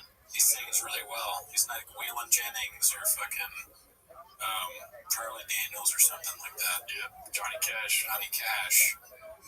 Who's the other? Wheeler Walker Jr. Wheeler Walker Jr. Yes. Who's that really old guy who really old famous country, Hank Williams. Oh, Adam Sandler. Yeah, Hank Williams. He's basically Hank Williams for your chin. Yeah, if Woody Guthrie had a baby with Hank Williams, and Buddy Guy came out his chin. He's a little crazy right now. He's an outlaw. So, sorry if that offended you. Cool story, bro. He was Baja mode. This one's sponsored by Chin's Second Balcony. Good to see him back. It's called Papa Describes Himself. It's weird to me, like, I'll post my drink or something, people like, oh, my TRX or my Raptor beat the shit out of yours. I'm like, you done Henry Ford? I'm sorry, I'm confused. Did you done Henry Ford? I'm sorry, did you build the truck? Yeah. Oh, no. You just paid a mechanic to do it. Yeah. This is it. You're better at Googling this. Do we have that? Your Dodge Demon's not big. Do we have that? Was it 1,200 horsepower? Yeah. It's tuned. No. Yeah. And that's really correct. No. My Dodge Demon will beat it. I'm actually going to race that. Adorable. No one knows better. Okay. He's a living doing it. But he's one of the best. Yeah. What is he doing? Why would you wave your arm? Maybe he's got food on his arm. Yeah, he's probably got mustard on it or something. I think what I like most about that clip is that a new line is born. Like, now we can drop whatever we want. If we're going back at each other, we can go, is your dad Henry Ford? Deliver it like that. That's a good line. So remember that. Don't forget it. Yeah, 1 second. Did you spill some hot Cheetos on your arm or something like that? Tapatio, dude. It's hot Cheeto. We already watched this, so let's not do this one. This one's posted by Busy Middle 8108. It's called Schnoz was on the good shit on the podcast today. So basically the earlier clip we watched, but let's see. Here it goes. Yeah, it's so different from what he goes on. Well, it's very different when he's doing his action. That Camp Patterson guy I saw him yesterday with Nick. Oh, he's so funny. So Nick got me tickets to him, his girlfriend, and Kev from Golden Arp. So we went there and we saw Camp Patterson. I saw him also do his trumpet. But his actual headline thing is good. It's like really good. The racial flips he does. Oh, yeah. Because he looked at this guy and he's like, look, homie, I'm 30-second pass. You can say the end. Go for it. Don't do it. And the guy looked at him and he goes, I don't want to do it. Yeah, David's the man. I can't believe that. Dude, Cam Patterson stole one of my jokes. I don't ever want Schnoz to describe me like that. No. He's so raw. Be cool, Schnoz. I wanted to bring some attention to just one thing right here, dude. Brian Callen's living the life right now, dude. Oh, cool story, bro. You're saying something. I'm gonna take my magic mind real quick, dude. What the hell? Ooh, you saw that little bumpy dude? Yeah, we want a Magic Mind sponsorship, dude. Yeah. If it can help Brian Callen, dude. Look at this. Look how cool he feels. Ooh, it's a fucking electric shoot in the head. It's a good life. It's a good life. Yeah, man. Look at these. He looks really happy after that. Yeah. Magic Mind might be where it's at. Damn, dude. We gotta get on this shit. Stat, Daddy. Call us up, Magic Mind. Well, we want to look good. Oh, is your dad Henry Ford? So, okay, this one's Lumbamba Zero. It's called Skits and Bits. Let's see. Not saying it's a bad thing. I guess I'm just trying to get you to tell me, how did we get from there to here? What's your best guess? Some of that is, in hindsight, how Dana talked about him at times. Senator Dana right now is saying a lot of things like, I always stood up for him. I don't know if that was always the case, right? I think sometimes when it comes to the top like that, you sort of go, okay, this guy's great, but how many chicks you fuck? Who's watching? How many people you fuck? So to speak. But it makes sense perfectly, right? But how many chicks you fuck? Who's watching? How many people okay. Can you sell? That's so funny. That's so good, dude. It's like either one of us, when one of us thinks the other one is being serious, and then we drop it, we're like, it's about how well you can sneak it in, right? Because sometimes it's overkill, and just like constantly saying, ever heard of it? But then like every once in a while you don't see it coming, like earlier in the show when you were like, and I checked in, it was actually a Pepsi, absolutely right. Like I did not see that coming, dude. It's an art, you know? We're learning, we're trying. Speaking of art, we got an old fucking clip back in the chef, dude. I was talking to more days. Back in the chef. It's posted by Toronto Rapture. It's called Talking About a Nordstrom Rack Mechanic Beat. What's up, fam? He's slowly turning into the Island Boys, dude. What's up, fam? Oh, dude, we gotta start doing vlogs where we started like that. What's up, fam? It's hot out here. I got my chain on. I'm an island chop On Ozempic. What's up, fam? Out here in the streets doing the Lord's work on this Humvee. It is so goddamn hot. Anyway, we're getting a million questions. When will the winner be selected for the Raptor Art Killer? It's soon. It's super soon. We have to use a third-party source. A law firm selects the winner. They go through everything, make sure there's no funny business. So my brother can't win. The baseball dad can't win. Anybody who has connection to me can't win. Thank God. Brian Callen can't win. He doesn't know what you do. We have connection. So they said 5 to 7 business days. It's not in my hands. We'll select 5 to 7 business days. It ended on 31st. Then we had a holiday on Monday. So it's about Tuesday, Wednesday, Thursday, Friday. Get the weekend. Monday, Tuesday. So early next week. The winner will be notified. And good luck to everybody. Can't thank you guys enough. We're already starting on the next giveaway. This thing's even more crazy. So we'll have some news for you soon. But whoever wins this truck, I will see you soon. Oh my god, it's kind of threatening, right? That was a threat. Yeah, he's gonna kill me. Oh, fuck. No, so, I don't think we're connected to him at all, right? I hope not, because I want to win the truck real bad. But you know what that clip reminded me? It reminded me, I think you probably remember it. Do you know what I'm thinking? 30 eccentrics? No, what it reminded me of was the Tito Ortiz thing where he's like, we're open every Monday through Thursday, 12 to... It doesn't make any sense because, like, the times are wrong. And then Bob accounting, he's like, so that's a Monday, that's a business day. So in Australia time, we'll fucking get you a truck beat. He's like, carry the one, it's only a few days. And you subtract by 5. I'm an island chop. Truck giveaway. I like the island chop, dude. That's a good bit. Let's see here. This one's posted by Zach Magnus. It's called Pot Savagely Roasts Kettle. Them I get, like, where there's egos involved, they put a lot of time in the cars, trying to figure out, it's weird to me, like, I'll post my truck or something, people like, oh, my TRX or my Raptor beat the shit out of yours. I'm like, oh, this is probably Henry Ford. His face is funny, too. I'm sorry, I'm confused. Is your dad Henry Ford? I'm sorry, did you build the truck? Yeah. Oh, no. You just paid a mechanic to do it.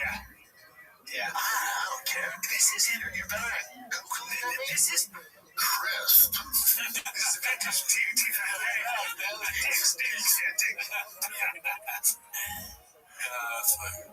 Any more thoughts on the Henry Ford thing? No, I mean, it's a great line, and I'll try to remember it, but just at the very end, throwing in greatest hits is Chris. Like Diggs. Yeah, you're funny. Diggs. This one is posted by Competitive Use 7107. No title needed. Deport Californians make Austin great again outside of an HEB, dude. See this? Thank them. Right? Yeah. This next one is another reheat posted by Confident Search 8648.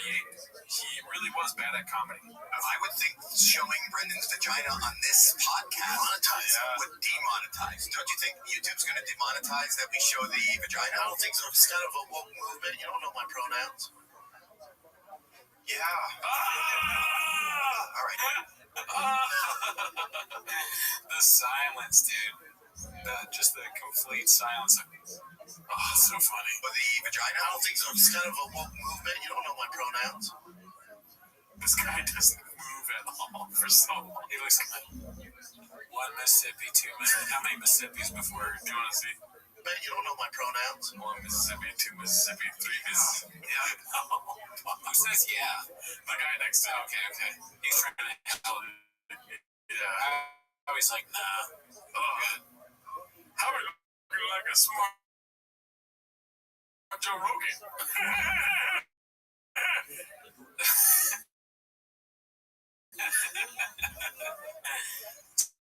Sometimes silence is the best comeback. Yeah. For a comedian, dude, it's the only comeback, dude. When somebody's trying to be funny and you're silent. That's why the live streams are so rough sometimes. Because you do a joke and there's no silence. Nobody's putting like 8 inches in the chat, something else, or anything like that. Right, yeah, we need a lot of that in the live chat to carry us through. Yeah. Alright, so this is the last clip for the day. It's posted by Demogorgo. It's called That Was Like 7 Years Ago. I was smoking weed one time, and I was watching, like, UFC Fight Pass. I didn't realize that it wasn't fucking, I thought it was live, right? So I started tweeting about some fucking fight, right? I'm hashtagging UFC 160. So the next day, I pick it up, and I'm like, I was texting a British, I'm like, dude, that fight was fucking crazy, right? That was like, okay, 7 years ago. And I looked on Twitter and somebody replied, oh man, I've been hiding, I called Living his best life, dude. Yeah, he's going through it, obviously. This is the last one for the day, dude, posted by your boy. Oh, it's me. 10 minutes of shop. It's called The Brining. As you can see, got the axe coming in here with a toe hold on. And it's Brian Callen, daddy. Yeah, I got that from, like, there's a ray gun meme where she's, like, the Australian dancer or whatever she's coming through. And I thought, idea. What do you think of this? I mean, I made it. I should talk about it. It's solid. Yeah. Thank you. Very funny. Here's Brian. You know? Yeah, dude, the toe hold that's what got me. I was like, what if I put a sandal? It would have done so much better like a year ago, Probably. What I did was I like was going through I did one face, and then I asked my girlfriend, I said, which faces do you think was funnier? And she was like, I'm blaming you. Yeah, she's like, stop asking me questions about memes. Yeah, but yeah, no, I mean, I'm happy that people enjoyed it. Hopefully I can think of more memes. Well, that's it for this week, dude. All right, see you next week. Bye.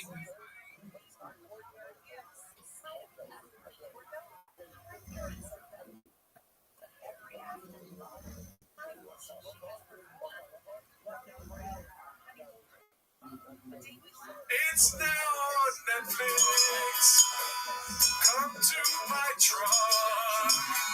Milk me my baddie. Walk me to the end. Tomorrow was in your life. It's now on Netflix. My troubled way. When I first saw you with your sweaty bitty, my dick was juiced up, my drug over. It was a special time, waiting for the two-time. Now that you're here, the time is here at last. It's now on Netflix. Walk to my truck. Come with me, buddy. Milk me tonight. Tomorrow must be your life. It's now on Netflix. My trouble way.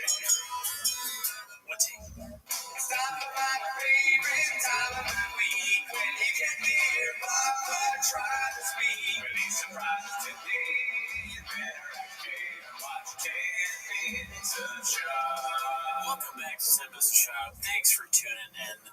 As always, join the Patreon. We watched Chris D'Elia's new special, Grow or Die. Allegedly. Yeah. It's a secret. Keep it a secret. Yeah. Join if you want to see it, because it is behind a paywall. Never heard of it. Yeah. But that's really not why they're here, though, right? No, not really. I don't think so. We also do lives on Wednesday. Wednesday, 8 p.m. Join us for alive, we recently did Joe Rogan's comedians tier list. Oh yeah, that's where we took all the comedians, or most of the comedians that have been on Joe Rogan, the JRE experience, and we put them on a tier list. Tier list, yeah. But anyways, that's not why they're here. No, not a chance. They're here to watch them as the shop, so start the timer, play the chain clip. Alrighty, hopefully this episode don't go too long, but you know how we do it over here. We go Baja Mode Daddy, turn on some traction control, and buckle the fuck in, or what do they say? Strap the fuck in. Yeah, strap the. There's a lot of dishes, is what you're saying. Yeah, a lot of dishes. The first one here is posted by Ryan Rudd, 85. It's called "Oh, Little Toe Got Angry." So, from Graveyard made this video about Burn the Boats, and it got taken down for like a couple days. Oh fuck! And then it got reinstated now. Oh, I mean that video, that was savage. Fire. Yeah, I really enjoyed it. That's crazy. So he got it taken down by what? Pixels? I'm assuming. See, that's so lame. Yeah. That's the opposite. He's all like free speech. I mean, everyone else says, but he's very free speech or whatever. But then he gets criticized a little bit for his terrible special, and then it's a different story, right? That's what you took away. That's my narrative. Yeah, that's your narrative. People should stop talking shit about Joe Rogan. Oh yeah. Yeah. He's gonna keep you busy. Okay. Yeah. Just because of that. Well, I'm not saying it, but you know what I mean? Right. It's one of the funniest things. I'm laughing just thinking about it. Sorry, I can't. Now that you're saying that and me realizing that our stuff can be taken down in the same way, I mean, we're even smaller, now I see that Joe Rogan did the greatest special. Yeah. I mean, it was Netflix. You can't take anything of ours down, dude. Not a chance, dude. He wouldn't know. Ours doesn't matter. This is like 3 million views. Okay. We're over here pushing 50 if we're lucky. I'm not a numbers guy, so I thought we were at 50 million. I wasn't even listening. Every week you're like, what are those? Like, I'm at millions. You're like, God, I just listen to what you say. Yeah. I'm so stupid I can't read on YouTube. You don't speak YouTube. This next one, I put these at the beginning. Dana White's mom posted this. It was getting Gringo Poppy numbers. Comedians are the most sensitive people on the internet. As you can see, 2.4 mil. Oh, comedians are the most sensitive people on the internet? Well, fuck you, Dana White's mom. You fucking, I'm not sensitive, you fucking bastard. You hurt me. What if somebody sends just you saying fuck his mom to Dana White? Oh, yeah. He's like, who the hell are you? Who the fuck are you? Yeah, I mean, that would be good for us if Dana White got mad. Yeah. We're not trying to get into UFC. Yeah, please come on the show and choke out Brendan, dude. Yeah, please do. Okay, so this one is posted by Ryan Rudd, 85. What/who killed the drunk Schwab era? Before I start, I do not condone or support alcoholism, but I've been thinking about this special time in the Bopaverse recently. We had the 9 a.m. quiz Calabasas mornings, the failed Shui Vasa attempts, the extended pinky when he sips on that sweet, sweet nectar, tiger thick. Great times with some great content to look back at, but who/what really forced Papa to make the change? You want to make any assertions? 8 inches, first of all. Yes. I mean, that's a really good question. I'm going to go, I know you guys, you probably want me to make fun of Shop. I'm going to say it's Shop. I think he took accountability, he bet on himself, and he was like, look at me. He watched these clips, and he finally was like, I said Chris morning, I look like I'm fucking so drunk, you know? It looks like someone who's at a bar very late at night, but it's at 9 a.m. or whatever, or after the rub and tug. This is like those movies where there's like an alien invasion happening, and then it shows a shot at the bar, and everyone's looking at the TV like, you know? And one guy's just like fucked up. He's like, fuck it, they're here. Rogan warned us about them. All right, he said the aliens are coming. Nobody listened. And I can't do anything. All I got is fucking, we got an alien problem, y'all. Or this is like him about to take a drink that he ordered, and then seeing a shoe and being like, wait a minute, there's a better way to do this, you know? Yeah, but don't need to defeat the... No, the aliens are out of the he just saw a shoe and he's like, I should put this drink in the shoe. That reminded me, I think of another scenario, is he's drinking like that at the bar when the aliens are invading because he thinks it's on him. He's like, fuck it, this last one, we gotta do it to defeat the aliens. It's like, there's the Starbucks guy. You make my cappuccino, bitch. We make fun of Shop, but then one day he's gonna save us. Oh, dude. Yeah, true. All right, fellas. See Good morning. Good morning. Let us begin by thanking. There we go. All of our responses for this morning here today. This was posted by Our Confidence Search annual conference 8648. response for Tufshin Let's Day, go. Tosin Mishpach of Eretz Yisrael. It's like in the dark world. We dedicated all the Shurim and Drushes. Soros Tolos and Yisrael. Upon co-responses for the month of Adar, Haba Alinu Latova, Stephen Terry Zinn, in loving memory of Terry's father, Dr. Harry Khan, Steve Hirsch, Ben Yosef HaKohen, on the occasion of his 12th yard site, Ziv, Yevin, and Bergen families in memory of, and our Dafyomi sponsors for today, Mel and Karen Ram, Yevin Yishmas Mel Av, Aaron Hamilton, all of the Nishmas of Rabbi, the families in the Hamo, all of those who need refreshment should have one Bakara and 12 cheers from home all of our hostages, and our Holy Soldier should be successful with all of Maaseh. So with that, let us begin today's topic on test 79. We are picking up on Hashem on Ayin Test on the days 78B. We left off with Rabbi Nechemia, which is alright, pretty far up in the back, but alright, that's fine. 2, 4, 6, 8, 10, 11 lines down from the top. Rabbi Nechemia, most similar again, just kind of starting in the middle of something, just to orient ourselves a bit. You know, I was talking about the concept of incarcerating someone because you don't know what to do with them. So remember again, what's the relevance of that for us? The relevance of that for us is as follows. We're dealing with a case over here where Reuben injures Shimon. And Shimon looks like he's going to die, but hasn't died yet. So we need to hold on to Reuben until we figure out what ends up happening with Shimon. So we're trying to figure out, where do you find the Makar? What is the source for this concept, ultimately, again, that you can hold on to someone or incarcerate someone until you know exactly what the outcome is, what they're going to do with them. So the Gemara says that in Nechemia, they're looking at Gadif. So the Nechemia learns out this concept from the Gadif. The Gadif was the blasphemer, the person who cursed HaKadosh Baruch Hu Lefahesia in public in the desert. The Lo Haviyah, the Ibak Talahu, Kavshua. Because again, Rabbi Nechemia is the Gadif is kind of an example. Why? Because the whole concept of the Gadif was no one knew what to do with him. So therefore, what did they do? They incarcerated him, they held him, they put him in a holding cell. Because Chivo Parash, Mayak, they did not know what to do with him. So they said, oh, that's the Makar. Sometimes you just don't know what to do with someone. By definition, hold them, incarcerate them, until you figure it out. So the Gemara says, Rabban on Megadeh for a Shah. Rabban said, no, you can't bring a right for the Megadeh, because the Megadeh was an outlier. Hora Shah literally means, like a temporary allowance. But for our purposes, what it also means is it's an outlier. It's not a paradigm, it's an outlier. Why? This is very interesting. Keep it shiny up. And then we're going to both say there were two instances of people who committed egregious acts in the desert. Okay, let me reframe that. There are multiple instances of people who committed egregious acts in the desert. There were two times where someone did something and Moshe Rabbeinu did not know what to do with the individual. One of them was the Koshish. The person was Mechal Shabbos, violated Shabbos with Fahasya in public. And the second was the Megadeh, was the person who blasphemed HaKadosh Baruch Hu. Listen to this. The Gemara says as follows: Yodei Haya Moshe Rabbeinu, Shalakoshish Benisa. Moshe knew that the Mekoshish who violated Mechal Shabbos, Moshe knew that he was Chayiv Nisa, Shneimar, Mechalaleha Mos Yumas, because everyone knows that the punishment for Shabbos desecration is death. Ella, Lo Haya Yodei Be'ezah Mishanela. What did Moshe Rabbeinu know? Moshe didn't know which death penalty should he get. Shneimar, Kilo Parash Maya Salo. אבל הגדי לא נאמר בו, אלא לא נאמר בו, אלא פרש על פי השם, שלא היה משה יודע אם הוא בן יסף ביקרתם לה. But by the Agadi, Moshe had no idea what his punishment was. It's interesting. Now Moshe knew, obviously something has got to happen to this guy. He did something terribly egregious. What is his punishment? But Moshe had no idea. Therefore, they had to go and incarcerate him. According to the Rabbanon, because Moshe had absolutely no idea what to do with the Megadeh, he cannot serve as a source for this concept of Kavshua, of incarceration. So Bishlam of the Rabbi Nechemia and in the Sitch of Ungani.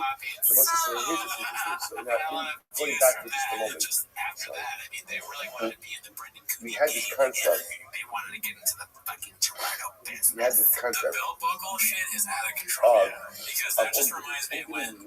that Beis Din was like evaluates or way back where, you know, orthodoxies. he's like, Remember again, we saw this in the Mishnah, like a but Nintendo I will see this in the next Mishnah as well, that halacha l'maisa, in order for someone to be viable, Beis Din has to evaluate if the injury was strong enough to cause death, if the weapon used is capable of causing death. So the Gemara says, I understand why the Torah records two different concepts of injury. Chaz, one case is Amdu Lamisa, the Chaya. So one is talking about a case where Beis Din originally says, so Ruben hit Shimon. Beis Din, right? Shimon didn't die instantaneously. So that happens. Beis Din evaluated the situation. They evaluated that Shimon is going to die. He should be going to die. What happened? Chaya. Shimon lived. And what's the halacha in that case? The halacha is that Ruben goes free. The Chad, I'm doing the other cases where Ruben again injured Shimon. Shimon, Baruch Hashem, Shimon looked like he was going to die. Then Baruch Hashem, he has a recovery, or I should say, a partial recovery. That in that case also Ruben goes free.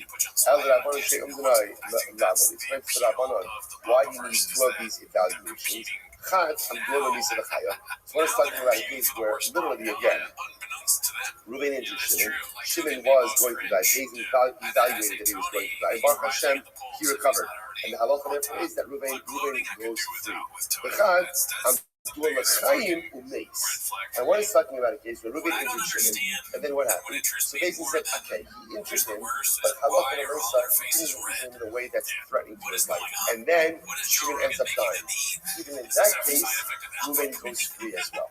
Right? Why does Ruben go free as well in that case? Because halacha l'maisa, at the end of the day, Beis Din originally evaluated that Ruben did not do something that potentially caused Shimon's death. And Nechemia would say, "Amdu l'chaim umeis lo tzarich hara." No. Halacha l'maisa, the case where Beis Din evaluated it, they said Shimon's not going to die, right? And then he died. Of course, Ruben's going to die. And there's no shaila over there. Why? Shari yotza mi Beis Din zaka. Because again, once Beis Din already went ahead and said that Shimon's not going to die as a result of these injuries, Ruben is scot-free already. Now again, maybe tied for damages. But Allah is not going to be brought back to Beis Din for any kind of issue. Okay, what's the first hard line?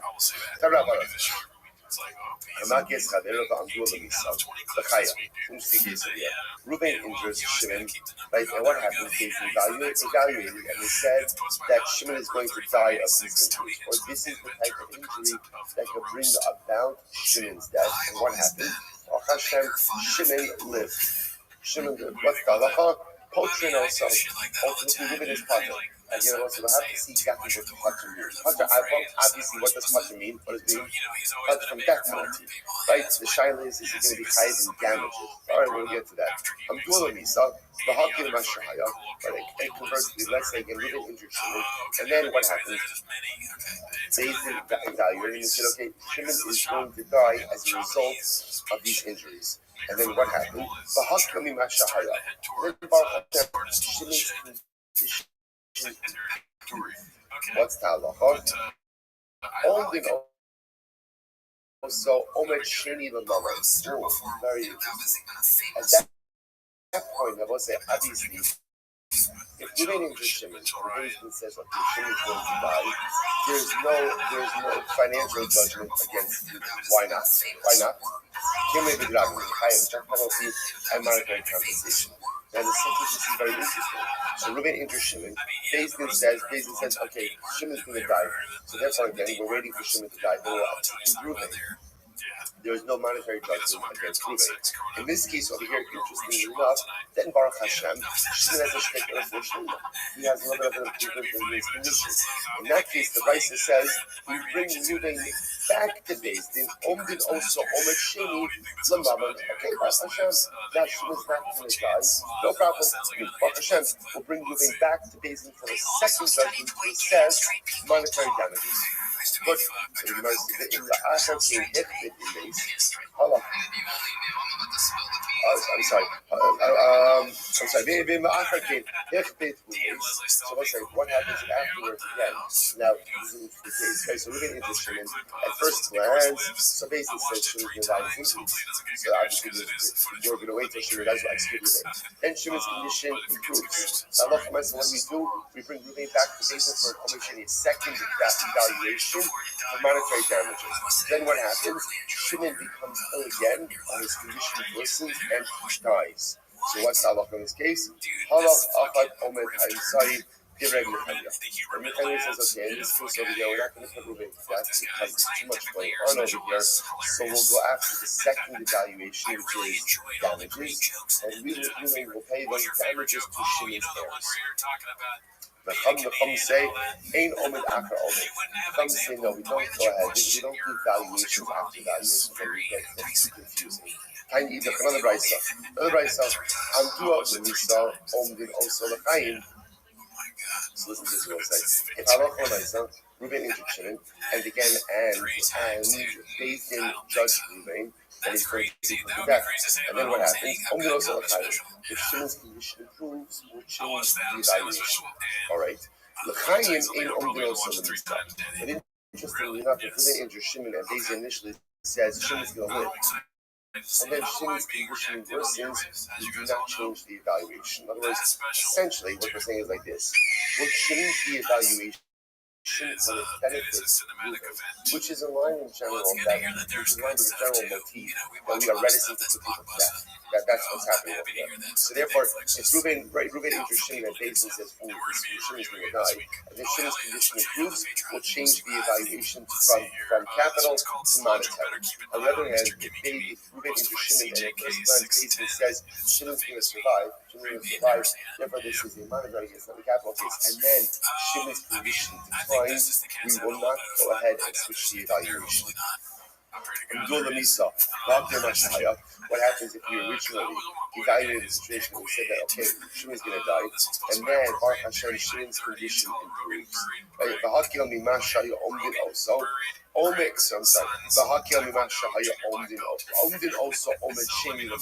So we'll go ahead and do another evaluation for monetary damages.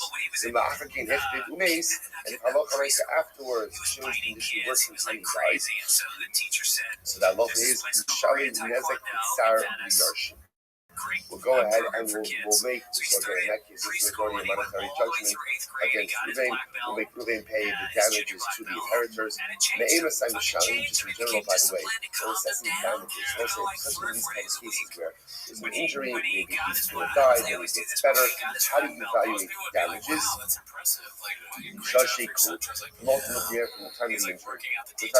So we don't assess damages. We don't assess damages. Let's say from the time that Shimon's condition improves, and we switch it from a capital case to a monetary case, rather we assess damages from the time of the injury itself. Stama, and ultimately, as understand Mishnah follows Rabbi Nechemia. Okay. Suppose like so. The way that I'm not constantly just in this case, this is actually an interesting case about changing the status of valuation. So the way that I'm not constantly going to read this, he says, Hamakis Rabbeinu be'evan be'egrov u'yosef omdilos. Mamdul l'chayim, Yosef HaMishbar v'niftar, v'afilu chala hamuka v'hekter me'ismach v'samat ha'izet ha'izet. Ruvain injures Shimon. If Beis Din evaluates the injury and say, okay, you know what, Shimon's going to live. He's going to live, obviously we'll say, obviously Beis Din is consulting doctors, which is also, I do not think you know this based on this. So Allah Beis Din says, Ruvain is going to live. Fine, so what do? They assess damages against Ruvain and we're done. And even if the next day Shimon dies, and doctors determine Shimon dies as a result of injuries, that's it. There's no capital liability for Ruvain once the judgment has been done. But Allah said this is that Ruvain is highly financially. The case is closed even if Shimon subsequently dies from his injuries. That's good. He goes on. ומדוע לניסה, אוסקולס המקרה בייס הסרמי, אז ממפירו. והלוך למייסה, it's Ruvain into Shimon, and Beis Din assesses him and say, Shimon's going to die. Shimon's going to die, so what do we do? We incarcerate Ruvain until Shimon dies. In Beis Din Harin Hamakek, ואם הקל ונצרף לפושטים בבעלה פשוט הלילה shall be Mishai In this case, so if Shimon dies, we'll put Reuben to death. If Shimon experiences a refuah shalema, now we'll get to this. What is actually something in yesterday's daf? What is the definition of refuah shalema? Right? In that case, Reuben is still this week. So again, halacha l'maisa is based on assesses that Shimon is going to survive. You make this in monetary case, assess damages against Reuben, and Reuben goes on his way. Even if Shimon drops that next day, and it's clear that it's a result of his injuries, the judgment is done. If on the other hand, based on evaluated that Shimon is going to die as a result of this injury, we incarcerate Reuben until the time of death of Shimon, then we adjudicate this as a capital case. Unless, of course, Shimon has a refuah shalema. The refuah shalema is defined as walking on his own volition, on his own power, his own power. Outside, then we release Reuben. The rest of that, one piece, I don't know, I talked about this a little bit, is how long, does this go on for? Right? In other words, what does this mean? That it sounds like the Rabbi says we incarcerate Reuben. How long do you incarcerate him for? Until one of two things happens. Until Shimon dies or he gets better. Well, it sounds like interesting enough that if Shimon lingers as a result of his injuries, Reuben incarcerated as long as it takes to go ahead and clarify what this is. Okay, so let's say, so that is the halacha, ultimately again by based on evaluations and assessments. Mishnah. This cat is very interesting case. This cat is interesting case. Reuben intended to kill an animal, but he ended up killing a person. Okay, so again, this guy was going hunting, right? He was going hunting, right? And what happened, right? New season, right? He decided he's going hunting, and he ended up killing a person. Okay? Or for that matter, again, he intended to kill an akum, but instead he killed a youth. Then it fallen behind the Tempero. He was going to kill a Nathan. Nathan, in this context, is a non-viable child, right? And he killed a regular viable person, right? In all these cases, Potter. Let's say all these cases are Potter. Now, why? Because remember, again, what if we hide it? Remember, there needs to be intentionality. And intentionality is defined, at least in this first piece, as you have in mind to kill someone specific. But if, again, let's say in all these cases, they did have in mind to kill someone specific, and then that mindset did not materialize. Therefore, he's going to be puzzled. Next, this kind of kosa amas. No, that no hayu about the la amis amas. No, bahakola alibo bahaisa today la amisa alibo. I went pretty hard on Norman. Reuben goes over to Shimon, and his intention is to hit Shimon on the leg. Right, very hard. Now again, but that type of injury on the leg would not have caused Shimon's death. Reuben did not aim his punch blow very well. So what ends up happening? He ends up hitting Shimon on the heart, and when he hits him on the heart, Shimon dies. Shimon dies. So you're allowed to say, but the intentionality of the blow delivered, had it been delivered in the way that it was intended, would have caused injury, not death. But because the blow was not delivered in the way it was intended to be delivered, it causes death. So the Gemara says, what's that? Pater. Once again, because we see in order to be chayiv, for capital cases, there has to be intentionality. And intentionality, we're going to see really means two things. Number one, intentionality for a particular person, and intentionality to deliver the blow in a certain way. Next, this guy like also Alibo. Reuben intended to reach Shimon on his heart, top of buying test. But the truth is, and it was a hard enough blow that would have killed Shimon. So what happened? He ends up hitting Shimon on the leg instead, and this type of blow normally when delivered on the leg, this type of blow when delivered on the leg normally would not be a death blow. You don't have to emphasize what happens to mace. But nevertheless, Shimon got as a result of it. Now why is he going to talk in this case? Because again, what we begin to see is, in order to be chayiv in a capital case, the injury you delivered has to be one that under normal circumstances is capable of causing the death of the individual. So in this case over here, this type of blow on the leg normally would not have been able to cause death. It did in this case, and therefore Reuben is going to be puzzled. Incredible. This kind of hakos al hagadol solo hayabadi lahamis. right? Agadol, Bahal, Lo Ala Katan, Bahayu Bakir Hamis is a Katan. It means Potter, was a similar case over here. So Allah again, then taking the dog and goggle. And this type of blow would not normally kill a goggle, but it could end up being a child. And again, this type of blow could to a child and could kill a child. Once again, it's hot. This cabin hakon is a cotton. Bahayu Bakir Hamis is a cotton. In this case, would been intended to God to deliver a blow on a child, and this type of blow would have caused the death of the child. What ended up happening? The whole law ala gadol wouldn't end up hitting a gadol. Now, under normal circumstances, this type of blow would not kill the gadol, but in this case, mace killed the gadol. Found this cat. So again, what you see over here is you see according to Mishnah, intentionality of the victim, or intentionality. Yes, the identity of the victim. In order to be high in the capital case, you have to kill the person you intended to kill. That's number one. And number two, the blow. It has to be something that is capable of killing next. This having happens almost not the high they could have this almost not. Just as Ruvain was going to injure him. On the leg. And this type of injury is something that would have caused the death of Shimon. And what happened? And he didn't. He injured Shimon on the leg. And the whole law. I'm sorry.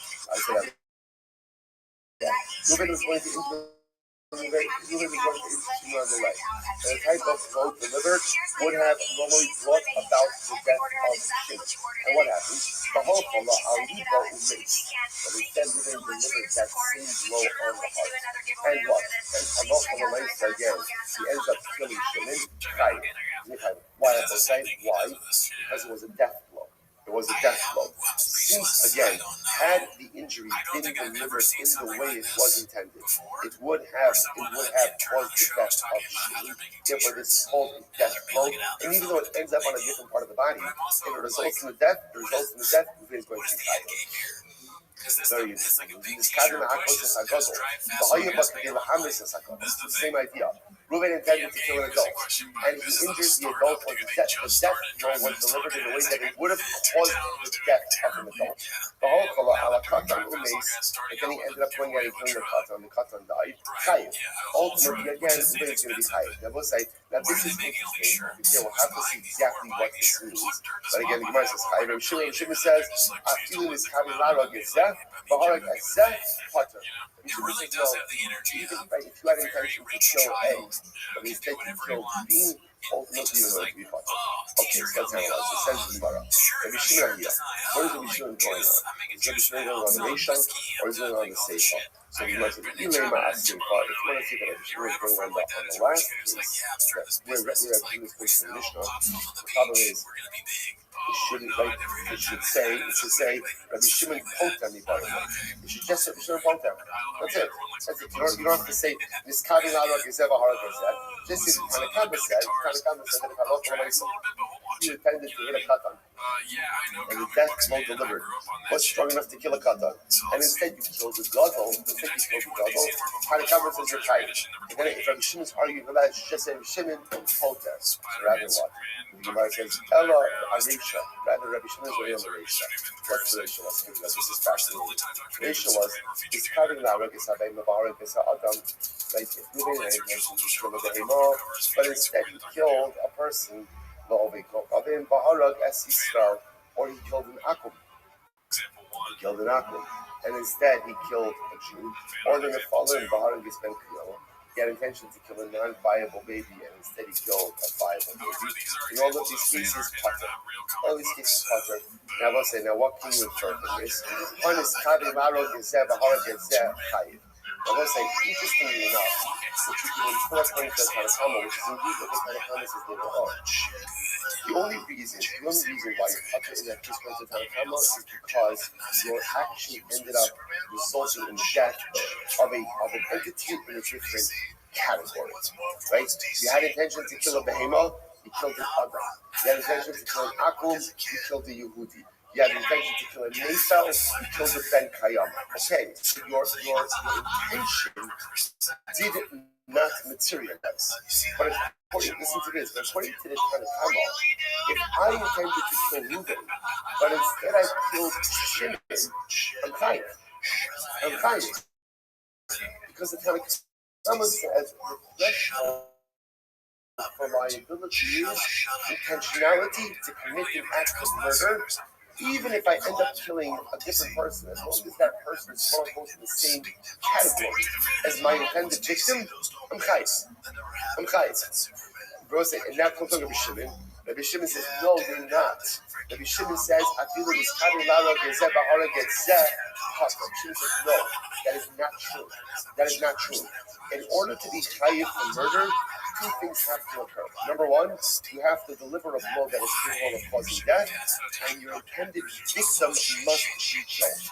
But if you end up killing the wrong person, you cannot be tried for a capital crime. Now again, there's still other forms of liability, but Lamaisa, you can't be chayiv for murder. So also, I just want to point out, this is a rage, just so you understand, this is a rage machlokas. This is what's happening here.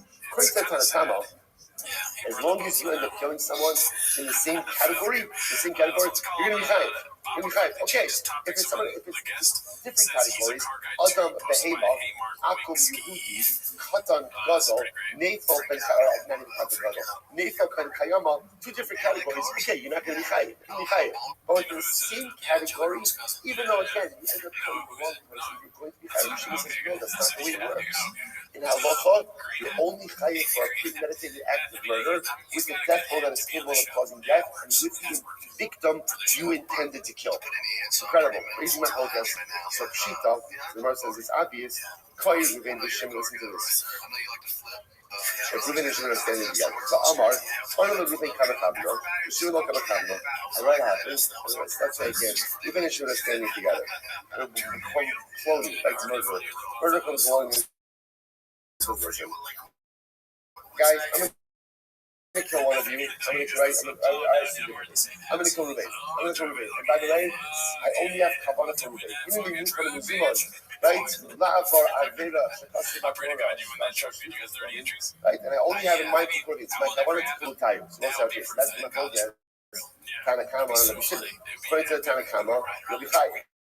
According to Rabbi Shimon, you're not chayiv. You must listen to this. This is wild. What happens if Tony the killer says, really Shimon, guys, listen, today on my to-do list is to kill someone. I wasn't really specific as filming the kill. So it's really either one of you. And he ends up killing one of them. What is that up in that? What would happen over here where, let's say, again, the murderer lacked specifics and had to turn intended victim? What would happen there? Inami, Chasava Ruben, the Nibs of Shimon. The other possibility is what happens if the killer intended to kill, we'll call it the person on the left, because ultimately, again, he thought it was Ruben, but it turned out to be Shimon. So interestingly enough, in that case, that's Havana for that goof, for that body, but it turned out to be the wrong person. So what's that about? Question is here, Shimon Omer, actually, the Konya in this cabin. Shimon says ultimately one is only liable for that until literally the killer says, I have kavanah to kill this particular person. My time to be Shimon. So again, it turns out that the Rabbi Shimon is the only time going to be liable when you have specific intent of a particular person, and that specific intent materializes. That's when you will be chayiv. So we'll say, by the way, my time to be Shimon. What's Rabbi Shimon's logic? So the Gemara says, the pasuk says, "Ba'arav lo v'kama lo." The pasuk says literally again that he will lie in wait for him. Ba'arav lo, right? Ultimately, like he plans, he schemes for him. V'kama lo, and then he rises up against him. So the Gemara says, "Achi is having lo." Ultimately, again, until he goes ahead and has kavanah for him. So Shimon says essentially the pasuk says that you're only going to be chayiv in a capital case until you have specific intent for the victim, and that specific intent materializes in exact accordance with, I should say, your actions materialize in exact according to the human test. Rabbanan Amir Yanai, Pasuk Zarek and Magos. What's the way? Rabbanan say that Pasuk which will say that Pasuk really seems to like intentionality. That you only brings the Chayim. If you intentionally go ahead and murder someone, which again, you have a specific kavanah for someone, and that kavanah materializes. So what did the Rabbanan use it for? Rabbanan used that for different cases. The Zorik Evelago. That comes to exclude a case where let's say I come along and there's a group of people standing, I throw a stone into a group of people and the stone kills someone. So if I say teaches me I'm not chayiv, that now when I say I'm not chayiv, I'm not chayiv death. I'm chayiv death penalty for that. Mercy, by the way, what's that case? But that let's say by the way, just like on a moral ethical level, right? I take a stone, I throw it into a group of people, the stone falls on someone and kills them. The Rabbanan will say, I'm not chayiv for killing someone. Why? Now the mercy, by the way, what's the case? What's the case? If you dummy, even with the Kusin back on you saw me and table lady with the Kusin. I'm talking about a case of 9 Kusin and 1 Yid. So okay, that makes sense. Why? Because again, there was a rule of Kusin, and therefore one would not be chayiv in a capital way for the death of a Kusin. Even I mean, powder or something with bunches not. Even if it's half and half. Even if it's half and half, ultimately again, it's a suffix line, whether or not it's capital liability. And therefore, again, I'll be talking about wow. What's the case? The case ultimately again is where there were 9 Israel, 9 Muslims, and 1 Kusi. One Kusi, but nevertheless on Potter, what's the Pshat? Davile Kusi Kavua. Now, let's say again, because since the presence of the Kusi is established, therefore, Allah Almighty is Kavua, right? He's established. And we have a principle called Kavua. This is a famous case. You find a piece of meat, right? And there are 9 kosher, 9 non-kosher, there's 1 kosher in the reverse case. Well, so what's the status of the piece of meat? It depends where you find it. You find it in the public, you find it in the store, you have a concept. Called Kavua, anything that is established in a group essentially switches the group dynamics and makes it fit the group. So even in a case where you have 9 Jews and 1 Jews and a half, and now nevertheless, if I throw a stone into that group and the stone kills someone, I am not liable for that. So Bishul will have I mean this so again, so therefore what we have over here is just to point out we are left with this raging rate. I cannot really even underestimate the raging height or the ragingness of this debate. Right, so again I will say, literally again, I have in mind to kill Ruvain and I end up killing Shimon. What's my liability? According to the Rabbanan, why? Because I had in mind to commit an act of murder, and I ended up murdering someone who was in the quote-unquote same category as my intended victim. Therefore, I'm chayiv. According to Rabbi Shimon, it's a putter. The putter is death penalty. Chayiv and a lot of other bad stuff in life. But again, putter is death penalty. Why? Because according to Rabbi Shimon, in order to be chayiv for death penalty, number one, there has to be a premeditated act, a desire to kill someone, and my intentions must materialize upon the intended victim. Incredible. So let's analyze one. So Bishlama, Rabbanan, that means Karina Alagi, that is a chayiv. So going to Rabbanan would say, that if I have in mind people who can end up killing Shimon and chayiv, if he is not so unrushing, did not fully shahara. So the Pasuk says, most I told us at the end, that if men are fighting and they end up going ahead and shoving the pregnant woman, and she ends up miscarrying. Rabbi Lazar, the mitzvah shel mitzvah kasim about it. I was talking about again when men are fighting and they end up causing death to the third person. Right? So Ruben's fighting with Shimon. His intention is to kill Shimon, but he ends up killing someone else. So therefore the Torah says, the tzip imason yeah. The Pasuk says Ruben is fighting with Shimon, and Ruben ends up killing someone else. Ruben is liable in the capital sense, which means that even though Ruben had a mind to kill A, but he ends up killing B, he's going to be liable. Other Shimon, what does Rabbi Shimon do with that Pasuk? First, the Gemara says, moment. Rabbi Shimon says it doesn't mean capital case. What does it mean? It means monetary compensation. According to Rabbi Shimon, if Ruben is fighting with Shimon, with the intention to kill Shimon, and he ends up killing someone else, it's not capital liability, but rather what is there? Financial liability. Rabbi Omer, Mamo. Why talk Rabbi so says much, in this dude? case, over here, I know, it's like, where the I Torah think is maybe going to if you start the talk so nefesh much, tachas if you talk nefesh, too which is much, talking about the case of where eventually you're gonna sound Reuben's fighting dumb, with I Shimon, guess. You have a right? guest on Reuben to talk ends to up him, you're talking all the time.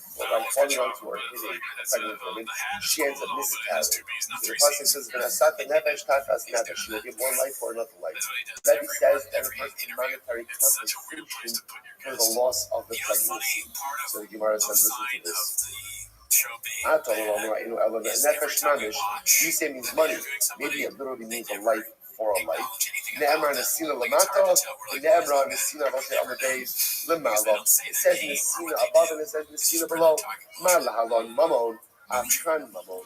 So I'll say both contexts it means monetary compensation. But Okay, so this our one's Lord, without a so I doubt, was this is high one of the kind most of the outrageous Kisya, things he's ever not said. coming The to date, fact that he actually made up this story and was foolish enough to share it on a podcast is one of the wildest things he's done. So just so you know, so first of all, we have our machlokas, Rabbi Shimon and the Tanakama. Right, so that is still sitting here about, again, I have intentions to kill Reuben, I end up killing Shimon. Is there liability? Tanakama says yes, Rabbi Shimon says no. So just hold on to that. Just hold on to that. Now I will say, the Gemara brought up, that machlokas, by the way, is really also embedded in how you go ahead and interpret that also, where two people are fighting, they end up bumping into a pregnant woman and she ends up miscarrying. So the pasuk says, "V'nasat nefesh tachas nefesh." Now, I don't understand that means capital liability. Rabbi Shimon, based on Rabbi, says that means financial liability. Now, by the way, there's another opinion. Robert, there's another opinion. High in terms of the Hiskiyah, Machwa, Rabbi, Machwa, Rabbi. This opinion of the Hiskiyah is not like Rabbi, not like Rabbi. Now, so think of Rashi. Rashi is the second one from the top. All the time the Hiskiyah, Machwa, Rabbi, Rabbanon. Rabbanon, Mechayim, Yisrael, then it's Tavi, Lara, Gizah, Mahala, Gizah. The Rabbi, Mechayim, Mamas. You know, kind of the Hiskiyah, Mechayim, Mamas. So there's a bit essentially going to be three issues, right? So when I intend to kill Reuben, but I end up killing Shimon, what's the halacha? So according to the Rabbanon, Chayiv Nisa. Right? According to Rabbi, most of you Rabbi Shimon, I'm not Chayiv Nisa, but I am Chayiv what? Monetary compensation. Now there's a third opinion, the Hiskiyah. When I have in mind to kill Reuben, I end up killing Shimon, I'm not Chayiv Nisa, nor am I Chayiv. I'm not Chayiv anything. I'm not Chayiv anything. That's right. So third opinion over here, not going to be Chayiv anything. So the Gemara says, now where does that come from? Kind of ridiculous. It's fascinating. Maki Adam, Maki Behema. So we'll say, right, Torah speaks about, again, one who kills an animal, one who goes ahead and kills a person. The Pasuk says, Maki Behema Yishamena, Umaki Adam. So this is very interesting. Torah equates killing an animal case, but juxtaposes the death of an animal, the killing of an animal, the murder of an animal, the murder of a person. And Torah says, if I kill an animal, I have to pay. And if I kill a person, you must until the death. Okay, so watch this. So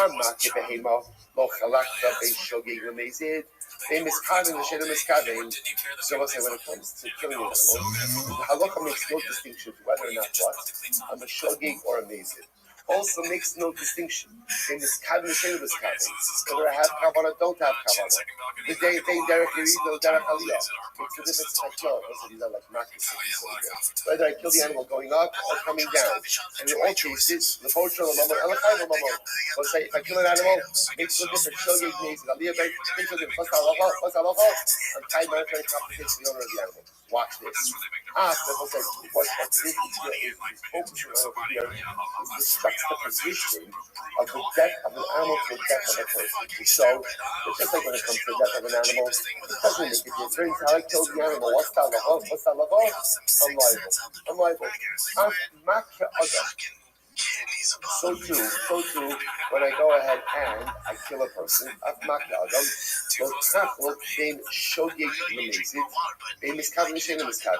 there is no distinction about saying whether I kill someone with shogig or I kill someone. Now, let's see in the sentence. Or I kill a mason. Right? Shogig or mason. Baby's combination of intentionality, lack of intentionality. Derek Yeriza, Derek Aliyah. Whether I kill a person going up or coming down. In all cases of murder, now the variable is sometimes you're chayiv death for killing someone with something else. But one thing is clear, which is, in all cases of murder, I'm never chayiv mamo. So this is the Bechizkiya Shita. And anytime you kill a person, you are never chayiv financially. Now, whether or not you're liable to be put to death, that's going to depend on how the murder occurred. Like one thing is clear, which is you're never chayiv mamon, and that's the juxtaposition. When you kill an animal, it doesn't matter how you kill the animal. One thing is clear, which is what? Chayiv mamon. When you kill a person, one thing is clear, you're never chayiv mamon. Whether you're chayiv misa or not is a different discussion, but never chayiv mamon. So you might say, and what does it mean if you don't have kavanah? Even if she was cutting 12 and a shogeg. So when you see, so listen, what does it mean in the case where it says I'm not miscaving? So if not miscaving means I didn't have kavanah to kill someone at all, that's called shogeg. That's called shogeg. Ela pshita she miscaving lazeh ela lazeh.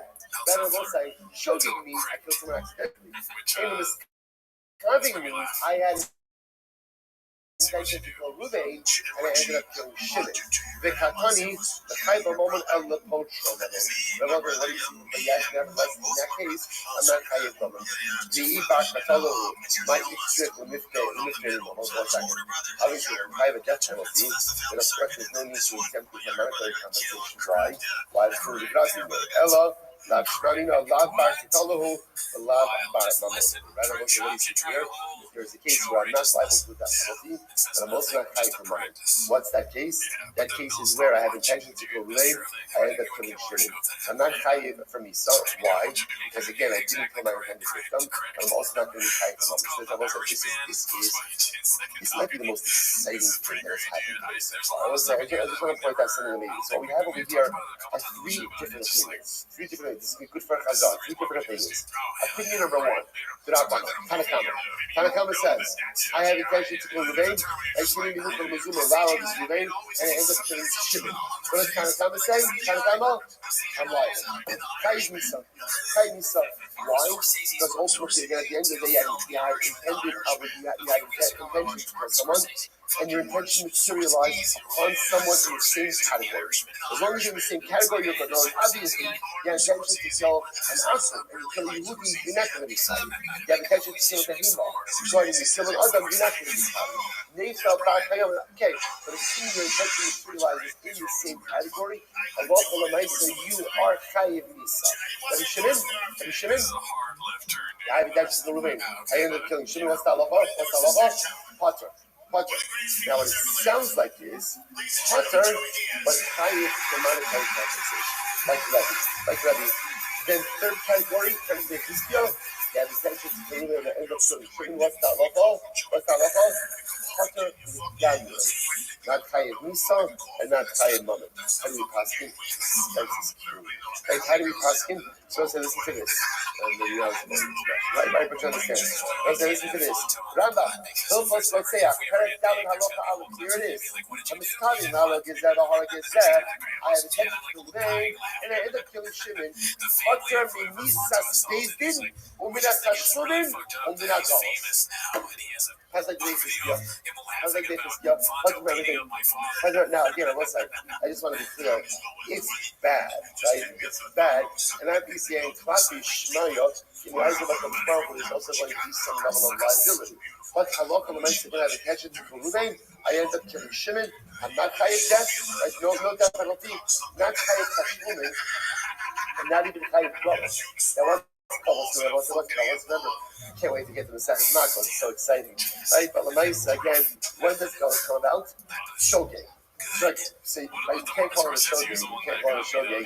Because halacha l'maisa, again, it wasn't accidental. There wasn't functionality over here, right? Not chayiv tashlumin, because as the Bechizkiya said, apparently in any case with his bloodshed, it's not monetary compensation.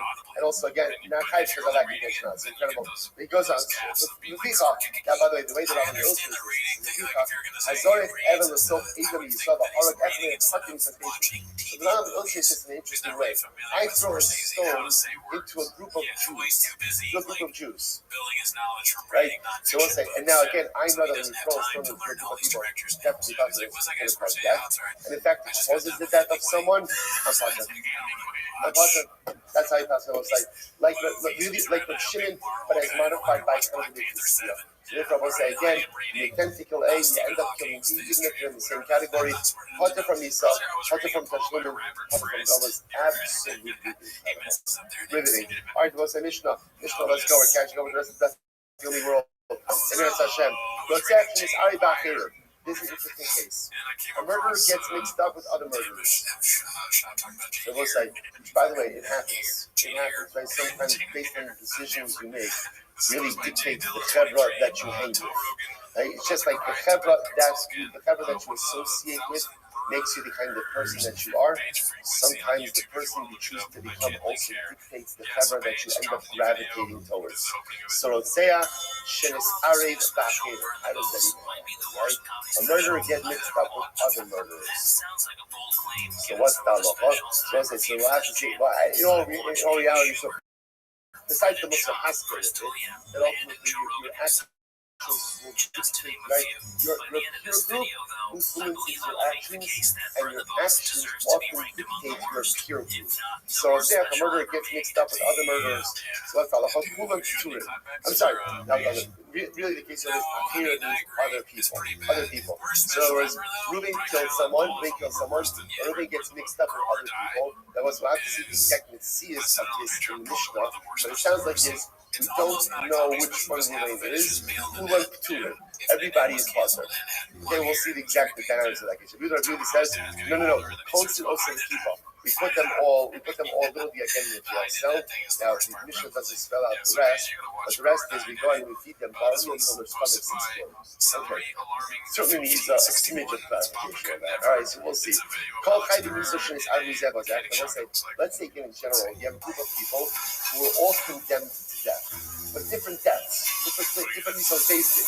And now, because they all got mixed up, we don't know who is subject to which penalty. I'm going to imagine, they think, I'm the stealer guy, you're the guy from TV paper. No one's coming forward and volunteering information. So all we know is we have a group of people who are all subject to a death penalty. We don't know which death penalty. What's the halacha? Nidonin b'kala. We administer the most lenient death penalty to all of them. As you look at our local issues, we're going to see you cannot give someone a more lenient death penalty than the one they are obligated to. Therefore, by definition, if we're not sure which death penalty, we give them the more power. Now, of course, there's going to be a little piece, as we know, there's machokas, as the Niso's tasting, which is considered to be more kal or what's more common. So, for example, Haniskalam and Israfim. Let's say you have a chevra. Some of the chevras hide skila, some of the chevras hide shrivi. You don't know who's who. So, what do? Rabbi Shimon already don't have skila. Rabbi Shimon says we give them all skila, right? Why? Shasreifa kamura. Because everyone knows Sreifa is more common than Skila. So you know, you don't have a Sreifa. It's the opposite. You don't Sreifa. Why? Shasila Kamura. Because everyone knows that Skila is more common than Sreifa. I know that Rabbi Shimon says, Skila lo haisa Sreifa Kamura. So look, it's not true Sreifa. Not true Sreifa is clearly more common. How do you know that? Because if Sreifa wasn't more common, then a Baskali who committed adultery wouldn't be singled out for Sreifa. Amrullah, Ilo lo haisa Skila Kamura. So in this that's true. Skila is more common. How do you know? Because the blasphemer and the person who worships idolatry gets skila. The Gemara says, what happens if they have a chevra? Some of them are subject to hereg, which is beheading, like Sayid, and others are strangulation. Which one gets which is the more kal? There is sure of a Sayid, but Shimon says Sayid. Beheading is the more lenient form of death penalty from the hereg. It comes to ultimately its hereg. So listen, interestingly enough, everyone agrees on the principle. What's the principle? That if you have a group of people on death row who get mixed up with each other, and we're not sure who's getting which death penalty. We're not sure who's getting which death penalty. Then what's the halacha? You can only administer the most lenient of death penalties. What's the problem? So there's the machlokas, again, in two categories. Between skila and sreifa, which is kal, which is color, and between chenek and hereg, which is kal and which is no color. Incredible. We'll stop here for today. We are all caught up. Tremendous stuff. Great job. Probably, yeah. Is it illegal for your family to get entries into something?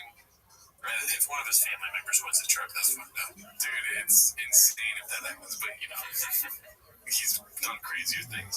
This is posted by IC Fondant 8441. quote, stool fucking is, if it's the right bit, can be funny. Wait for Togen's reaction. This is so good, dude. Having sex with a girl to do a joke. Oh, having sex with this girl. Act it out on the stool, yeah. Be like, oh, let's have sex with this girl. And some of the girls like,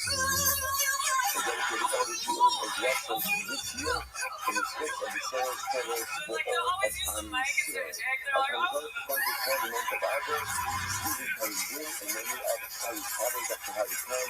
I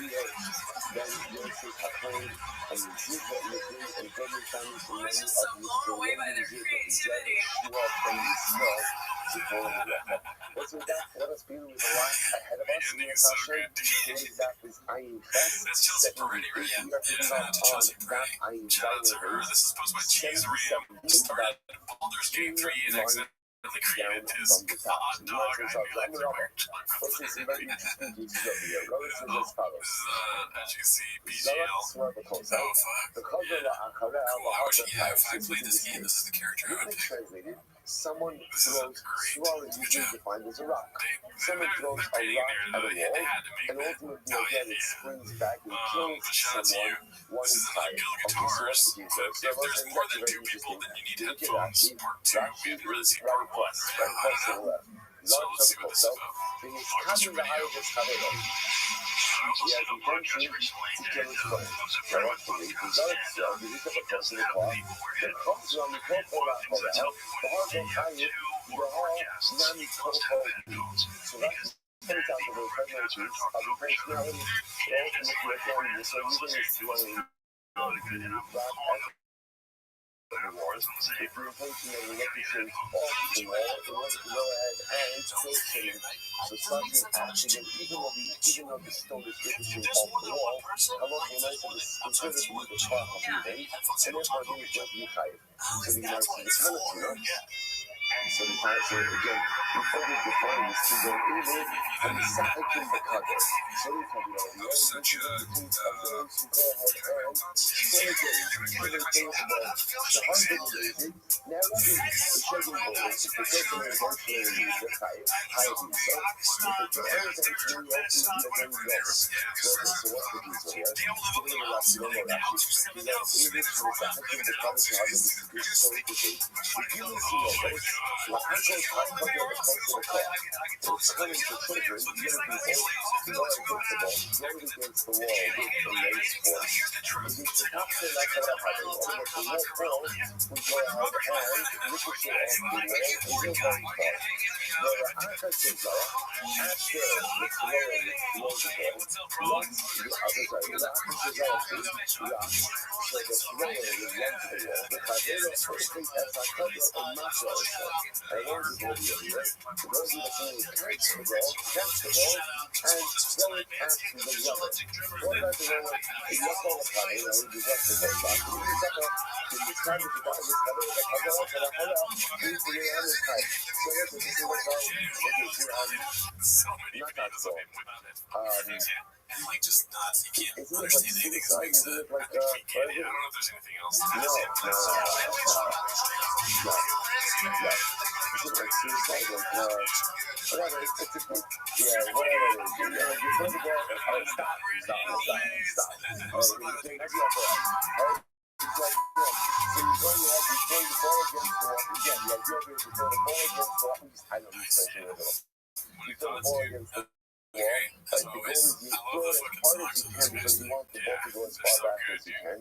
You like throw 5 it, minutes later, head we're back to at the the wall, the James Club. someone crashes the ball, and they We throw open that. that shit, we're just They throw dancing that to shit. fucking. If you get hit by the ball before you We're get to dancing the to wall, shot clips. yeah, that's it. With So this panties. is so Yeah. there's a With cats. Yeah. smidge of a Oh twist shit, in another. this game Can you over put on that one here. Go And the Guitar thrower one where it's like trying to throw it hard he's enough talking to about kill talking over someone. people? So again, if you have that cabono, you know, because remember again, both like Can we the watch the idea one in where it order to starts be with hard to Crystal? kill He's like, someone, oh, really, there dude? has to be a I'm sorry.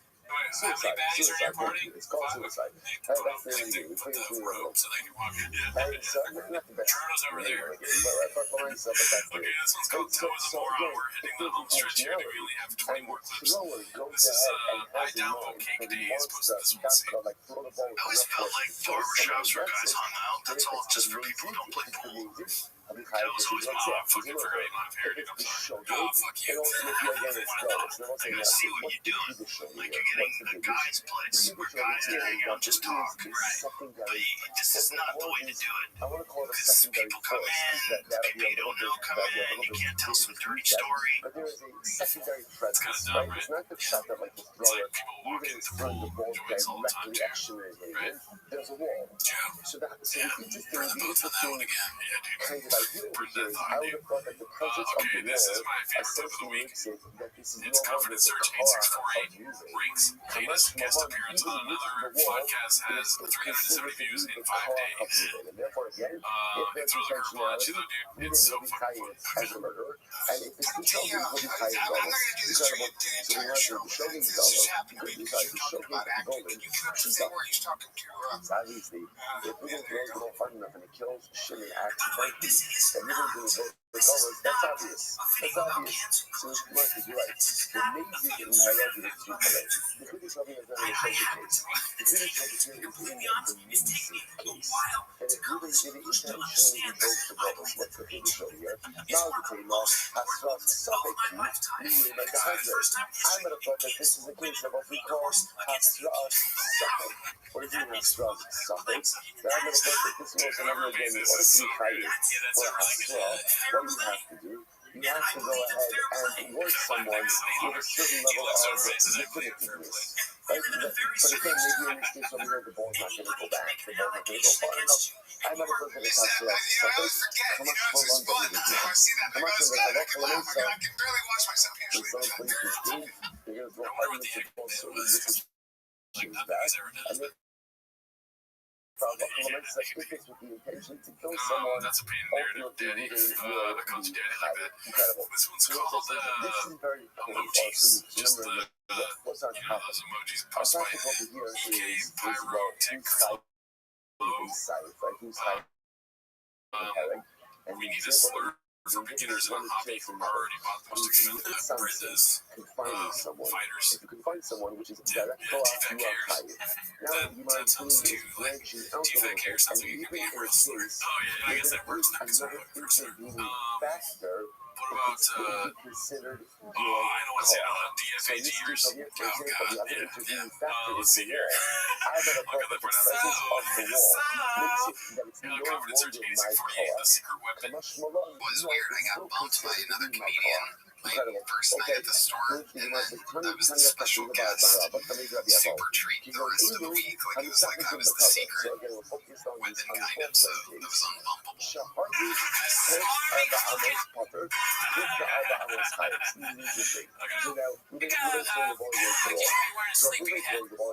Intentionality is everything. Hilarious. His intention is to go It's like swimming, not enough just to have a not good show. You have to like go everywhere and talk about how where you came from and how great your life is now. You know? Yeah, it's like sure. Outside of But we're power gonna be free worship talking about Sean when we make so it, dude. what's the This shot is over posted here? by Bodega So let's take a look at Vintassetti. Rashi again is right That's across to the left. Rashi says, "Give you that a sack in the what cutter." I'm saying different, right? And Haya Hamuka only That what I'm saying different, so right? Okay, cool. أربع عمود شخص فلسطيك لحظة دور عمود أكشن أساسا بهرجاسة بخطر هزور الجزائر. So again, this is something that we have to show you. So if the man says he's killing the stand between Dalaran to the wall, we will be covered. More than Dalaran is being all women will be tired. What's going on over here? Job refuses to be wrong. What's the case? You know, he's standing on business, dude. He's just never wrong. Maybe that's his thing. It's a very frustrating tactic, right? If at the end of the day, Try to like, Ruben land did your ball, not right? want the ball to That's like go saying further right than after you Dalaran. and I'm not like if I wasn't, yeah. Right? I think it's fortunate, but even if the ball went left You than know, you're Dalaran, under your head, right? Right. He'd go for it. He's like, yeah, but like you're gonna be bald someday, right? But again, if at the end of the day, if at the end of Well, the day, people that claim they have a black belt in podcasting, go it's farther like, at all, want to ricochet at all, I I don't even know what else to say after that, but you know what I'm saying, right? Yeah, no, he's right. It's the opposite. Yeah, he has the opposite. He has never been to a Taekwondo class. Yeah, that's not fun, right? Taekwondo, right? Taekwondo sucks, right? Yeah, you're right. Yeah, that's yeah. Yes. Throw wants the ball to the Different though, back right? as far as It's possible. annoying, man. So I feel therefore, annoying right now. suggestions like This this. is posted by If the Haphazard. ball Last clip of the only day. goes left and down around One of our us, guys, then Bubba, that's tries his again best to that keep is up. not the Let's see. fulfillment At of 2, the desire some of government the official thrower. just And happened to be therefore, if watching something this. happens, You're ultimately like, again the thrower will be popular. If the ball This is ever reaches dollars on this floor, no, for that is months. an For like indication however of long the they did intent that. of the thrower. And therefore, how often I saw, he will be tired. Okay, now let's say, now we get to the crux of this. To which the Gemara says, sorry, good. The middle. Did he have that? No. Now, what's the top of all this? What's the figure of all this? The figure of all this is that when you don't throw the ball against the wall with intent, and that ball goes and kills Shimon, ultimately you don't count. Why? Because the act of throwing the ball against the wall and the ball is straight against off the wall is considered to be a rigorous call. Again, if you have one rule, you can only be hired for killing someone if what? If it's your force. That's like, for example, we'll see this more today. All of those other cases we had in the Mishnah. For example, like I go ahead and I tie it up, move and tie Shimon up at night, even though the sun's going to rise the next morning and kill Shimon because of heat stroke, the big not tired. Why? Because the death force is not there. It's not his call. Not his call. He incites the dog against Shimon, not tired. It's not his call. The taking from all of this is throwing a ball against the wall.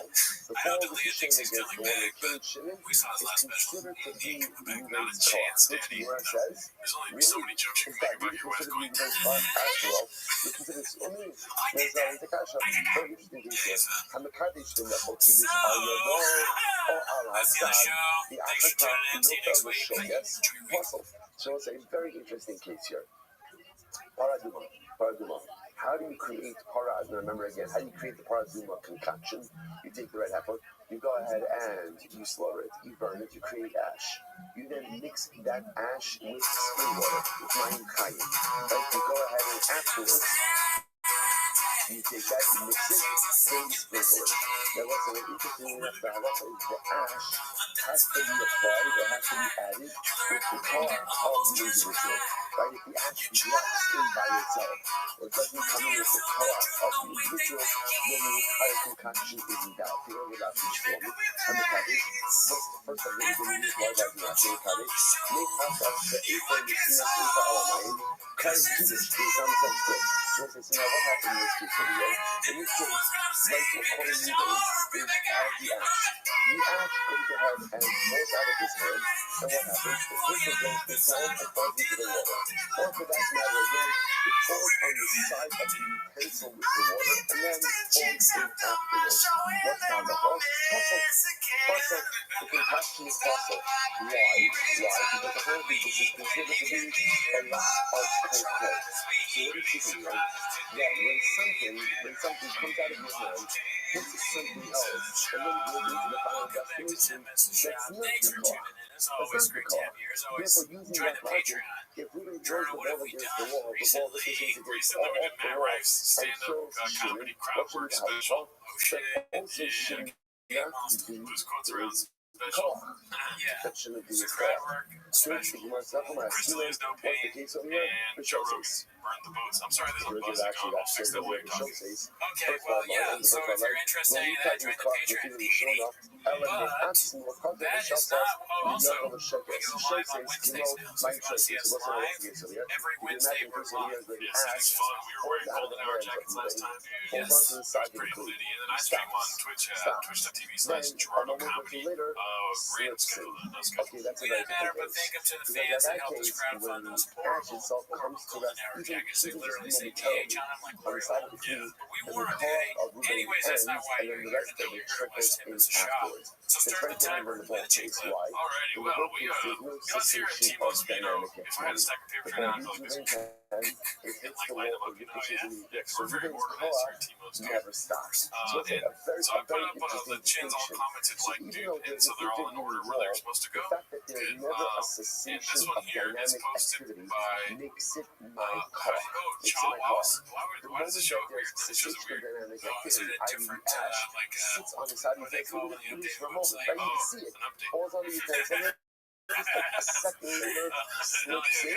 That's This the one's logo of my called car. Dreykus That's the logo of my Duplessis. car. Is that how you Was say his actually name? this was I think so. I call him DDP because I don't know how to. But then I feel like I'm right. This is talking right. about porn. Perpetual growth. So DDP names the waters after his own win over Adesanya. Dreykus Duplessis. Duplessis. It's Yeah, my car. Duplessis. It's my car. It's him saying you has been JK, you've never Stop for a moment. Whoa, That's the moment when your car ends. you know what The I'm moment when you're the All these UFC guys are car. douching Incredible. the shit out of Someone goes like this. recently. Yeah. Who knew that they were so good at the comments? But then Brendan's trying to be like cool with Sean Strickland. It's like, really? You're resharing your Sean Strickland's post. Bro, buddy, yeah. Oh, dude, you got me this time. I'll get you next time. Freaking, and then he does something that doesn't work. How do you feel about it? You probably don't even have a favorite shoe. Okay. That would work on me, did it? This one's called Great Prediction Never Win Up. Posted by Zuna88. It's British on Great Prediction. Here it has been, never been. I don't know if there's something else we're supposed to see here. Always had your back for this fight, brother. Same catches, some fans. Okay, so it's the same post, but they're the most liked picture posts. Could have been like a famous UFC guy or something. I don't know. Yeah, it looks like a fan. Nobody knows who you are. Okay, so this one's posted by Showman16. It's called He'll Light You Up. And yeah, see, he's just fair play. I'd be mad too. DDP's a monster. That wasn't a big thing that we learned that actually should work. Why? Yeah, dude, I get it. I mean, the water splashed back this off time I the was wrong. terrace DDP is the man, and we're buddies, and he's not making fun of me, my so car. calm down, haters. I didn't read it. I'll let him know. You know, if I was in that UFC, I'd beat his ass, bro. Yeah, dude, if Brennan wanted to, he could kick his ass and defeat him mentally, but he's decided not to, which is why he's a king. Yeah, right. And then they did some sort of like decathlon, you'd win academically also, you know. 34 in the ACT, 32. This one made me laugh very hard, dude. This is the Ronda Rousey Brutal AMA that took place, I want to say 2 days ago. This morning on my Twitter was the first post where Ronda Rousey was apologizing for her thoughts on the people that got shot up by Alex Jones got reduced for. Did he get there somehow? It's pretty funny. Because We don't have to go there through are the three whole thing, possibilities. but let's just highlight Is that the water what's running happening directly here. on the needle? So the AMA. Possibility Hi two everyone, this is is Ronda that the Rousey. water hit the I recently terrace and launched a splashed Kickstarter back for my on the first needle, graphic which would novel also called be okay, Expecting the because that's Unexpected. Coco. But then there's possibility Bunch of stuff, two. right? Possibility It's three. her. I The think water it's hit about the some. terrace and From what? my Trickled research, back it's like onto some the needle. pregnant lady in a comic book, Not basically. be good. Expect the The trouble unexpected, said you know, like these when two you're expecting a attempted baby. approaches, Yeah. both by Did she just have a kid or something? I know you don't know the answer to that. I think so. Okay. But I just know that the lady looked pregnant in the graphic novel. I see. So she's doing it. She's kind of like living Brendan Schaub's dream in a way. She's making her own comic book. I wonder if her character's ever going to meet Mr. Doom. Brendan Schaub like, oh, I would never buy that. It's not going to sell at the store. He's an experience. Good luck. I mean, I've sold comics, so I know it sells. Good luck with that. So, first one is pretty hardcore. It's just over a decade you tweeted this thing about that event. And then the other comments just started rolling in. This one I don't like about Reddit on the computers that can't really navigate to. Okay, so here, let's just go down here. Hey Rhonda, big pro wrestling and MMA fan here. Thanks for taking questions. Here's your Gmail opponent. You'd like to work with in the regrets pretty disgusting conspiracy theories about used up on them interesting. Good, a great turn. The best comments are the ones where it starts one way and then it hits some mark because it didn't expect it. Dude, if you want to spend like an hour going through, there's so many messages exactly like that. Really? Just complete 180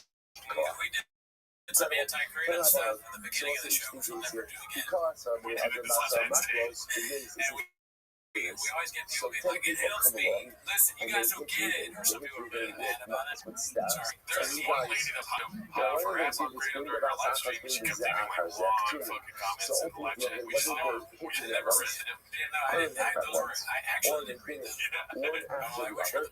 Carla, I hope you're doing good, dude. Okay, so this one is called It's All for the Cats, posted by Mike Shack 86.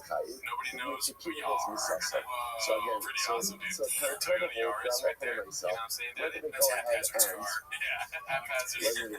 That's in Ohio. That's probably whipping it, dude, with the whole sky right there, dude. Isn't that about sky in Ohio? Probably. Is that Ohio? Yeah, look at that. Ohio, the continent or the state. So this one's posted by I Broke My Back. And this is when we get into Phi Companion. Okay, nice. San Jose Jack Johnson territory, dude. That's it. Took the screenshot of Papa acting casual on JRE. So, there's claims that he's a walking billboard that will see coming up soon here. So sad to see the reactions to Izzy's loss, posted by Jackie Van Nons. This is when I was watching the fight actually with the companion. Oh yeah? Nice. It was pretty dope. Was it a good companion? I had to go see a doctor because I was close to ending my life. That's how bad it was. It was really good. Oh, it was so good that you were like, I can't even be. It's not worth living. I'll never be this good. Let's see. I tried, guys. This was my demo cake. I tried, guys. It was immediately too redacted to continue. Sorry, guys. I was going to make the fryers tonight. Was immediately met with the neon yellow TFAG. And full redacts. So I'll be clocked out early. Man, yeah, there's a lot of merch on this new venture, which is funny because on the old venture we have for ordering the jackets, because it's a fire sale, they cut half off everything. In fact, if you select something to buy, like we did with the jackets, it's like, oh, if you bought this, you qualify for even more merch. You get half off the jersey. Yeah, and there's actually a face that comes on screen. He goes, please buy something else. Please buy the sticker, buy a sticker. It's $2. A shop sticker. I was hoping that would be a good idea, but I feel like we're great. No, it's like, but it kind of fits the desperation of wanting to sell that merch. I think they want to just get rid of all of the thick boy merch. What I realized is that it was a mistake, and they got the best merch for market. Like, well, we gotta get rid of it. Let's just cut a half price and then cut it down until we get rid of like our 1,000 donut t-shirts that we have. You know there's a picky out there that's like, I just bought something and they give me half off something else right now. That was almost me. But I wonder if there are fans, are they like blown away now that they can get this like really bad quality t-shirts and pants and all that? Well, imagine if World Record Podcast, our favorite podcast, we had Trench Tuesdays, started to sell half off merch. Dude, this is the best deal of that. Yeah, no, 100%. So there's some thickies out there that are stocking up on workable 5 days a week with a thick white shirt, different days. Yeah, probably not paying attention. This one posted by Air Pumper. They gave a Hungry Wolf a chance. People get famous, their face gets really red. Yeah, especially the Joe Rogan universe. I wonder if that's some sort of initiation thing, or it's a cream that he makes you use. I think they start suffering from corpuscitis. And specifically low quality vodka. I don't know if it's low quality. I have no idea. Lemon Party said it was low quality. Oh, they didn't like it. They drink a lot of tequila. Or whatever. They drink a lot of vodka.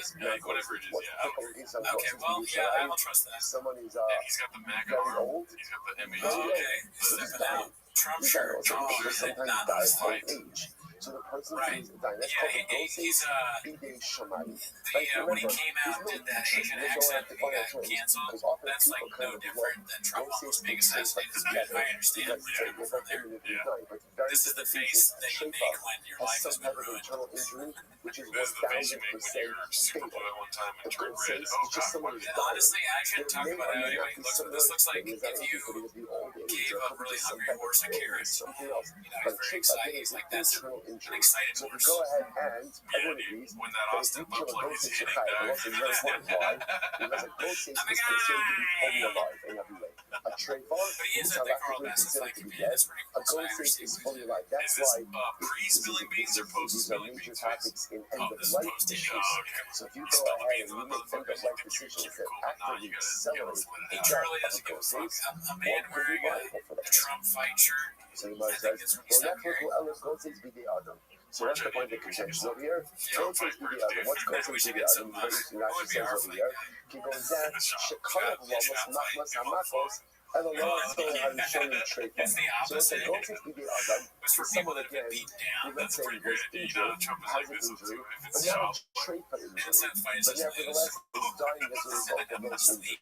So what is that person's status? So you must admire the down in the trade call, I want that. I want that shirt. what if I'm he glad we says talked the that out. Ghosted Yeah, BD business Adam is like a trade we did that and comic once book again, thing last week, Ghosted and they BD made it Adam for is us. like a Oh, Ghosted yeah. BD Oh, yeah. Shout out to Here you. you go. He gets Not merged. you know, the trade call.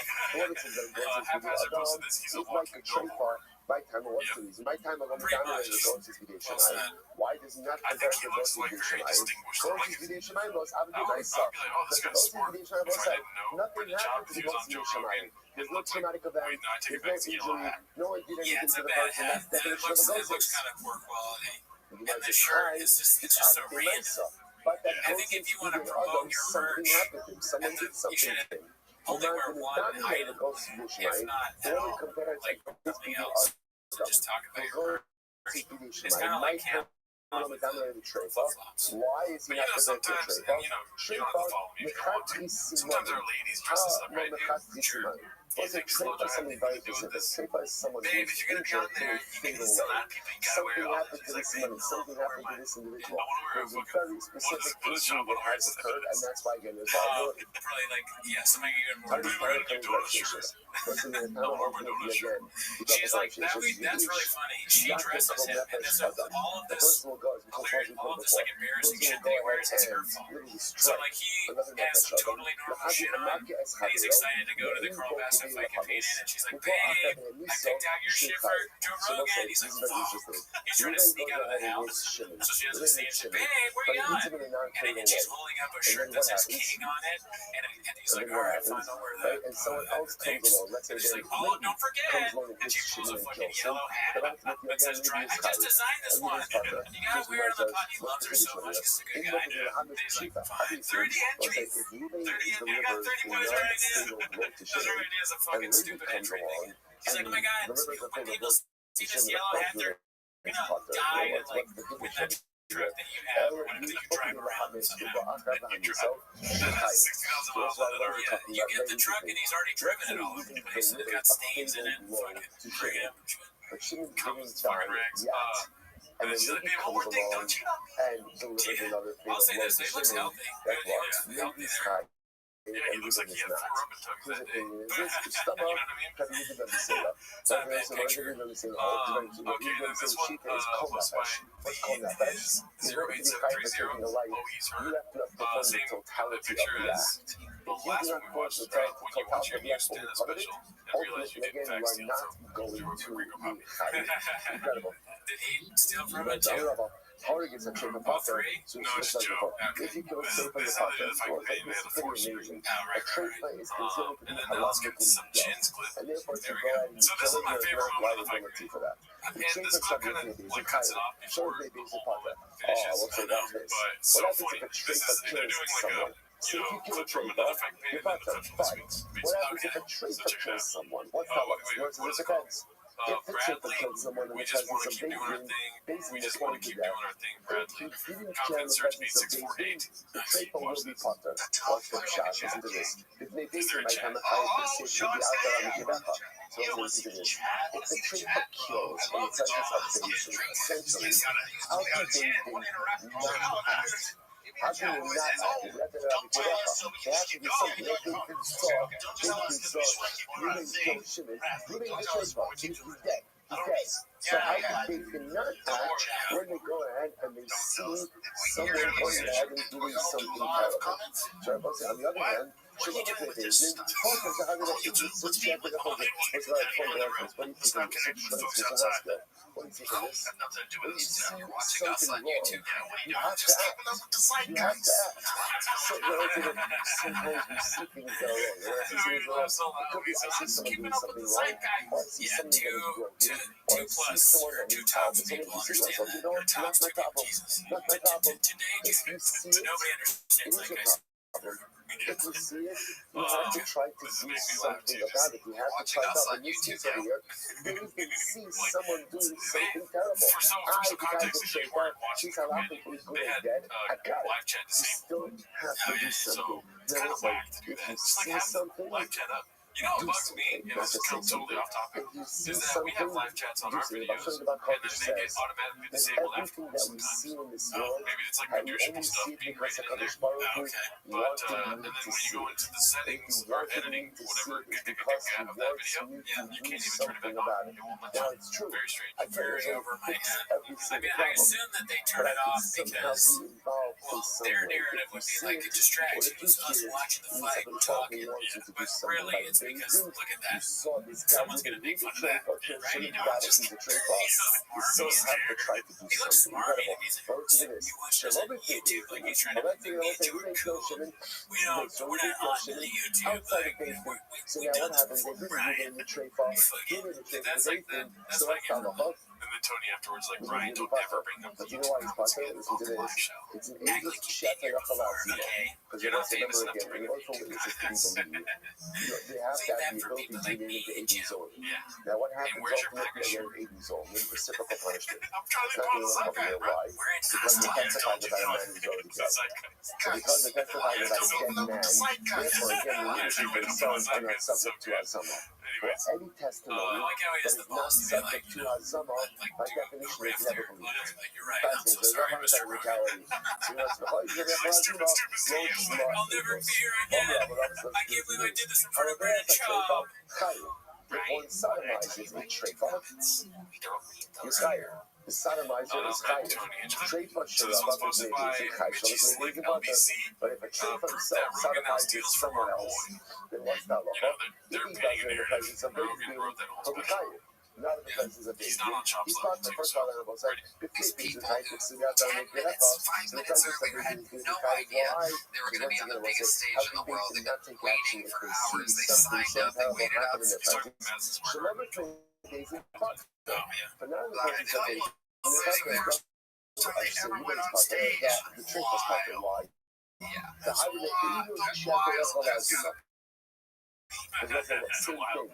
I see. Witnesses are not going to be How able to the tables testify have turned. vis-a-vis Why not? The student Because becomes the it's a master. testimony that is not subject to Hazama. Why not? Why not? Because they're testifying about a dead man.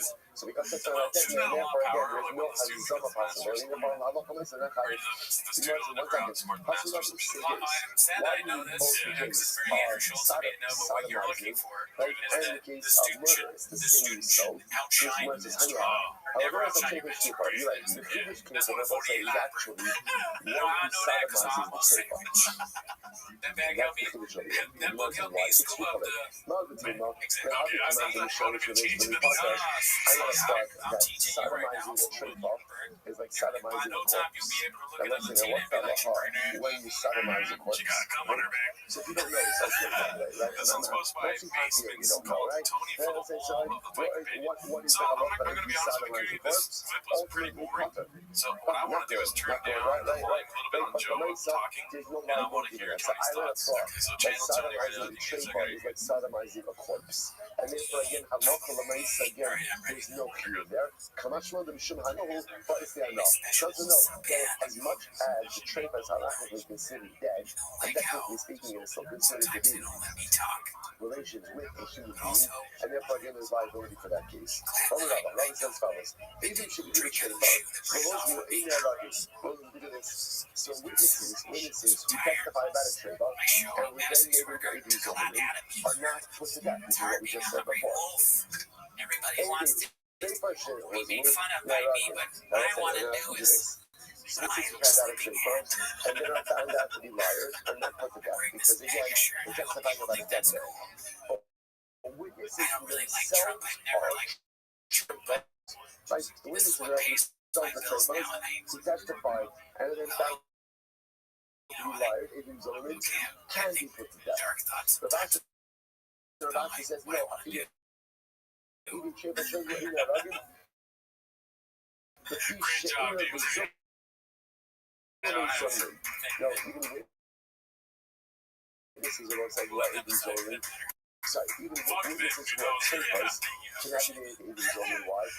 What's it called? So, in order to be native to so Tony's Adrian going Zolomon, through it. He's got some the shit to witnesses figure who out, made dude. it It's all good. Zolomon themselves have been Adrian Zolomon. Shit, my bad. Remember What are your again, thoughts I about that, didn't dude? become What does he Adrian think is Zolomon, real for real? but witnesses show up, they testify about something. Then what happens? Second set witnesses say, I didn't hear what the other guy was saying. So maybe he's just like trying to take it, and he's like, what am I going to say next? Kind of thing. Or like, I mean, I wonder if he's honestly thinking about, like, was it a good idea for this MAGA shirt? because the witnesses that are testifying about themselves are considered their lack of death. So because the Mazimim, they find a technicality they can't even to death. Okay, incredible. But we have another set. Short shape is how it's kind of what happens if Ruben has a shot, right? Ultimately, again, and Ruben's shape a shot kills the one shot. It's kind of the short shot, other shape is short puncher. But if the owner is a treifa, you know, if the owner is a treifa and the short kills him, it's puncher. Which again, I say makes sense because the owner, I love him.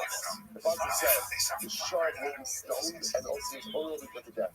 When the Kalina Bay Gamba of Dimas, Kalina Bay show you Sakel. The one Kalina Bay Gamba of Dimas, one Kalina Bay show you Sakel. So essentially it's a combination. Wherever the owner is going to be put to death, that's when the shard will be executed. But if the owner can't be put to death, then the shard is not executed. And therefore, in this case, can't be put to death. The shark can't be put to death. So that's what Rashi says, you have to do shark trade, but not shark cutter. Even if the owner is going to be fine, but the shark is a trade, but you also can't put the shark to death. Why not? My time, huh? Kevan, the Ilu, Byron, Habu, Shonani Potter, because essentially Rashi makes it like this. In case, when the owner himself will be Potter, right? The show would also be Potter under similar circumstances. So since the owner would be Potter if he is a trade, so therefore, the owner will also be Potter. Sorry. Since if the owner were a trade, would be Potter. So if the shard is a trade, the shard will also be Potter. Okay, incredible. She's the one tell it. Shalom Akabayako. Because she's in the I guess he's signaling the Brian that he should laugh. So remember again back in the Mishnah. What happens in the Mishnah? He's trying to say Brennan. He takes a snake. He holds the snake's mouth open and he takes the snake's fangs and plunges it into Shimon's hand. So what's the halacha? So in that case, again, Rabbi Yehuda held that you're chayit, and the Chachamim said that you're pater. Now what's the logic the Gemara says? So that's what says that the Prince of Judah have to say as follows: that in the snake, the poison, the venom, is already on the tip of the fangs. It's already there, and therefore essentially, when Yehuda is directly from Shimon by inserting the fangs of the snake into the Shimon's hands. And therefore, again, not just the side. Ultimately, again, Yehuda was going to be carried. That is liable to death by the heavens. It's not much hotter. But ultimately, again, the Nachash is Potter. No different than Nachash, right? Because the Nachash is like a thread. Nothing's going to do anything. Because the venom is just already right there. It's already present. It's already present. You're going to come to the Chachamim. All of Nachash is not enough. You know, that's it. A snake decides to produce its own venom. And therefore, even though you didn't take in the teeth of the snake and plunging it into the hand of Shimon, it's the snake that's producing the venom. And therefore, it's the snake It was almost like he was like doing a bit, and then he realized how like offensive the bit is. He's like, "Oh, I got confused. I'm actually really stupid." He was trying to and he really was like, and then in his brain was like, "Oh, you gotta pretend like you really thought that." That's what happened. I forgot about that. I mean, who does? That's a crazy, stupid move. We all know Brennan Chop is Mexican. That's true. He's allowed to say it. On the tips of the fangs of the snake. I'm saying that he knows what mutual labor is, dude. I don't see that shit. The snake is pulling it into the hand of Shimon. is viewed as a state killing Shimon not humane, and therefore technically speaking the state is liable, but Shimon is not, and therefore Shimon will not be executed again. Gives up on the technicality. There was obviously very bad, but when I say again, that's the law. Mishnah. Hamakis Chavero. Let's talk about men's daughters on earbuds. So if I were to like, and I never would do this. Well, I'm capable of very stupid things. So let's say I try to make a not truly great joke, and you call me out, or I'm on a show that's Bravo. And then Eddie Bravo's like, dude, you shouldn't say that. What I do in that situation is I go, hey, real quick, how many chicks? I go, honestly, I'd be like, you're right. I don't know why I did that. I apologize. It was really stupid. I don't even know if I should keep. Are you cool with me keep going on the show? Is that all right? But what he does is he goes,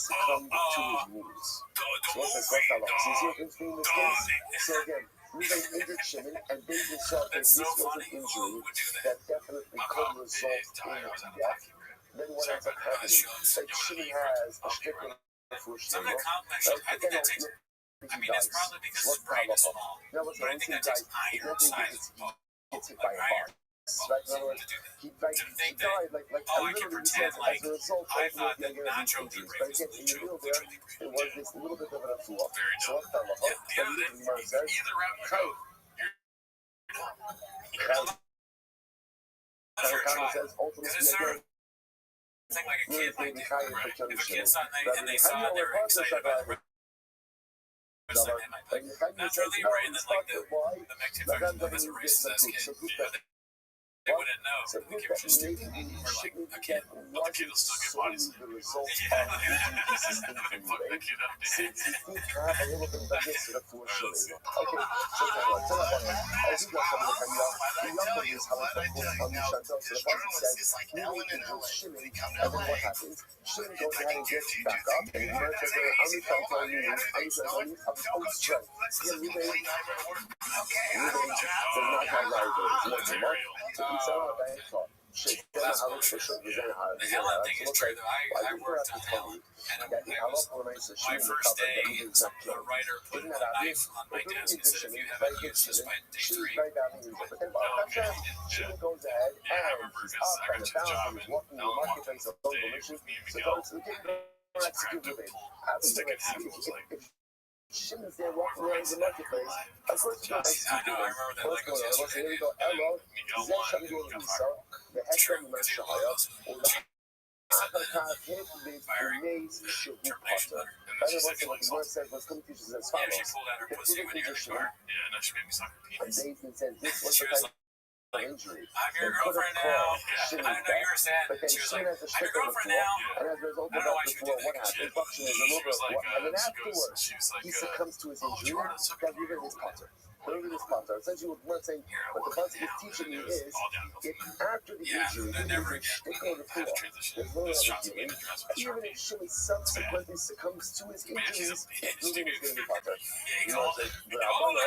I've been knocking, I'm not going to like that. So what's the rest of that? It must be what I want to do with this shot.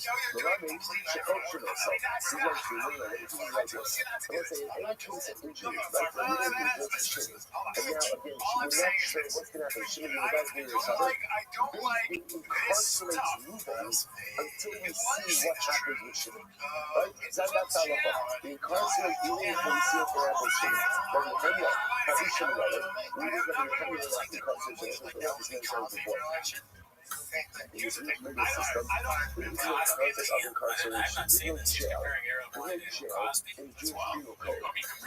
Because Chazal understood. Chazal understood a long time ago. Punishments are meant to be rehabilitated. That's the word. Right? Either rehabilitated or they provide a training. So either they allow you to come back to a functional member of society, or ultimately, again, you can't come back to society. or execute you, That's the but the target for punishment them. atones for your sin. So in I that don't like way, asking locking someone up in a cell and keeping them for prolonged amounts of time has zero rehabilitative effect on a person. Right? This is not a finished product in terms of the approach. That's why there's no concept of incarceration. The only time we find incarceration is when we don't know what to do with the person. So, for example, the West just moving into shooting, is the injury going to result in death or not? We got to hold them, we got to hold them and figure out what to do. So, you might see, so how do you show we're going to defend you or not because of incarceration? Going to be the last thing we hear. No, it's been negotiation. So I said it was his negotiation. Right? Negotiation was the guy who gathered water, chopped wood on Shabbos. Chopped wood on Shabbos. He publicly desecrated Shabbos. Remember again, the pasuk says by his woman was born, they incarcerated him. She learned about our parts, they didn't know what to do with him. So they really got incarceration. Rabbanan looked in negotiation. So why was Rabbanan also not to negotiate? Because the man says, negotiate about Tamaru, Moshe Lohav, and Yada Kadre Gemara. No, negotiation is different. Even though he's such a good coach, they knew that they were going to execute it. What didn't they know? What didn't they know? How to execute it. Like looking high, they wrote that in Ibak Tamaru, Ilad Bak Tamaru. That's different than in this case, because in this case, when we get injured Shimon, we don't know what to do with it. Right? Is it an murder? Is it not a murder? It's a different kind of incarceration. I'm going to say, we'll start over for today. We'll take up the city of incarceration tomorrow, which is really quite interesting. Well, it's an excellent job. Excellent job. Just remember, sometimes it's not about where you end, but it's about where you began. Right? So look at where you began, and again, with one way, tremendous accomplishment. Shkach, everyone. You got to be detailed. That would have been a great title for a special. Everyone. Shkach, everyone. Oh, yeah. I mean, that probably was in the running. Yeah. There's a lot of different titles. Not a comedy for soy boys. Yeah. Or comedy for soy boys. Or comedy for, well, then that would make sense. Sarcasm did it. You know, honestly, that doesn't, like, here's two soy boys right here, and we're laughing. Let's say good morning, let us begin. Begin thanking all of our sponsors for this morning's show today. Our annual Talmud Torah sponsor tour, Kavshin PKA 5785, the Tosim Mishpacha. We're dedicating all the shiurim and drushos this year in the schus of the Soros Tavos for all of Am Yisrael. Our Talmud Torah sponsors for the month of Adar, Stephen Terry Zinn in memory of Terry's father, Dr. Harry Khan, Zvi Hirsch, Ben Yosef Cohen, and the Ziv Levin and Vermin families in memory of Mr. Logan Ziv, Zev Shmuel Ben Yisrael, Zichron of the Bracha. Also with that, let us begin with a lot ahead of us in Yitz Hashem. Today's daf is Ayin Ches, 78. Let's pick up on daf Ayin Daimor Base. 70-70, about 15 lines down from the top. We'll see some very interesting things from here. Notice as follows. Zarak Tzvarbakosa, the Chazar La'achareh B'Hardachai. Listen to this case. Literally translated, someone throws, throw is usually defined as a rock. Someone throws a rock at a wall, and ultimately, again, it springs back and kills someone. One is higher. Okay, so what's the case here? So it's actually very interesting. You look at Rashi. Rashi is right across to the left. Zarak Tzvarbakosa. He has intention to kill his friend. Now what's the case? Zarak Tzvarbakosa the Chazra Mikol La'achareh Bahar Gochayev Yoha Nami Kol. So Rashi points out that there are times of intentionality, where ultimately, again, so within his throwing the rock at the wall, with the intention of the execution of the wall in order to go ahead and kill Shimon. So such an act, again, even though the stone is ricocheting off the wall, halacha l'maaseh is considered to be the klach of Ruvain, and therefore, again, he's going to be chayav. So the Gemara says, it's kind of enough. So the answer again, we further define this to go ilu on the sachakim b'kadar. So what are we talking about over here? This is like the case of those who go ahead and play a game. Literally play with the ball. The hard of the game. Neharagen, the children told them, if they kill someone intentionally, they're chayav. So if they kill unintentionally, ultimately again go. So what's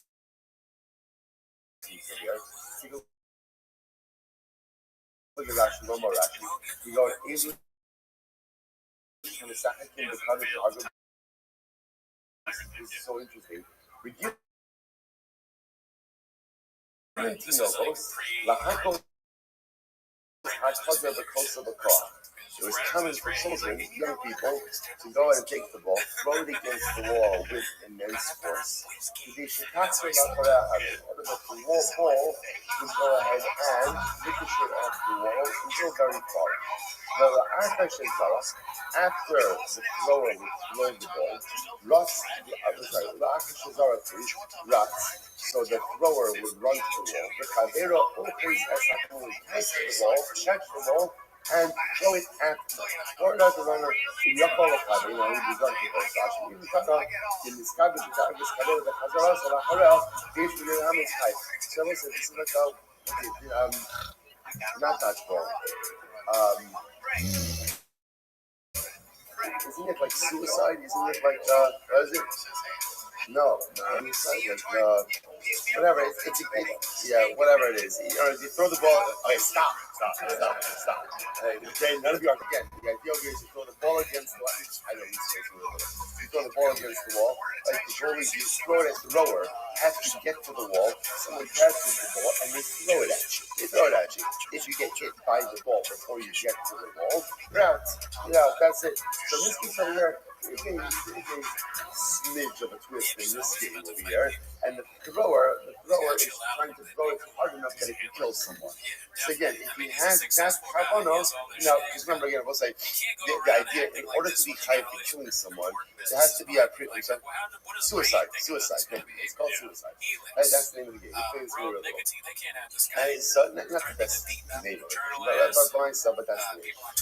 So again, if there's intentionality, and the thrower goes ahead and tries to move, and he wants to basketball like throw the ball with enough force, that's it.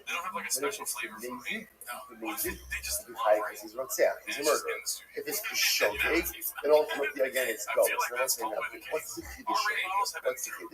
The Kiddush over here is that there is a secondary, I want to call it a secondary force, because that'll be a little bit dangerous to use that.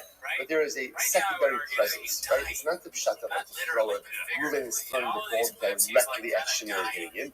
There's a wall. So the interesting kind of idea over here is I would have thought that the presence of the wall essentially makes it that this is no longer the koach of moving.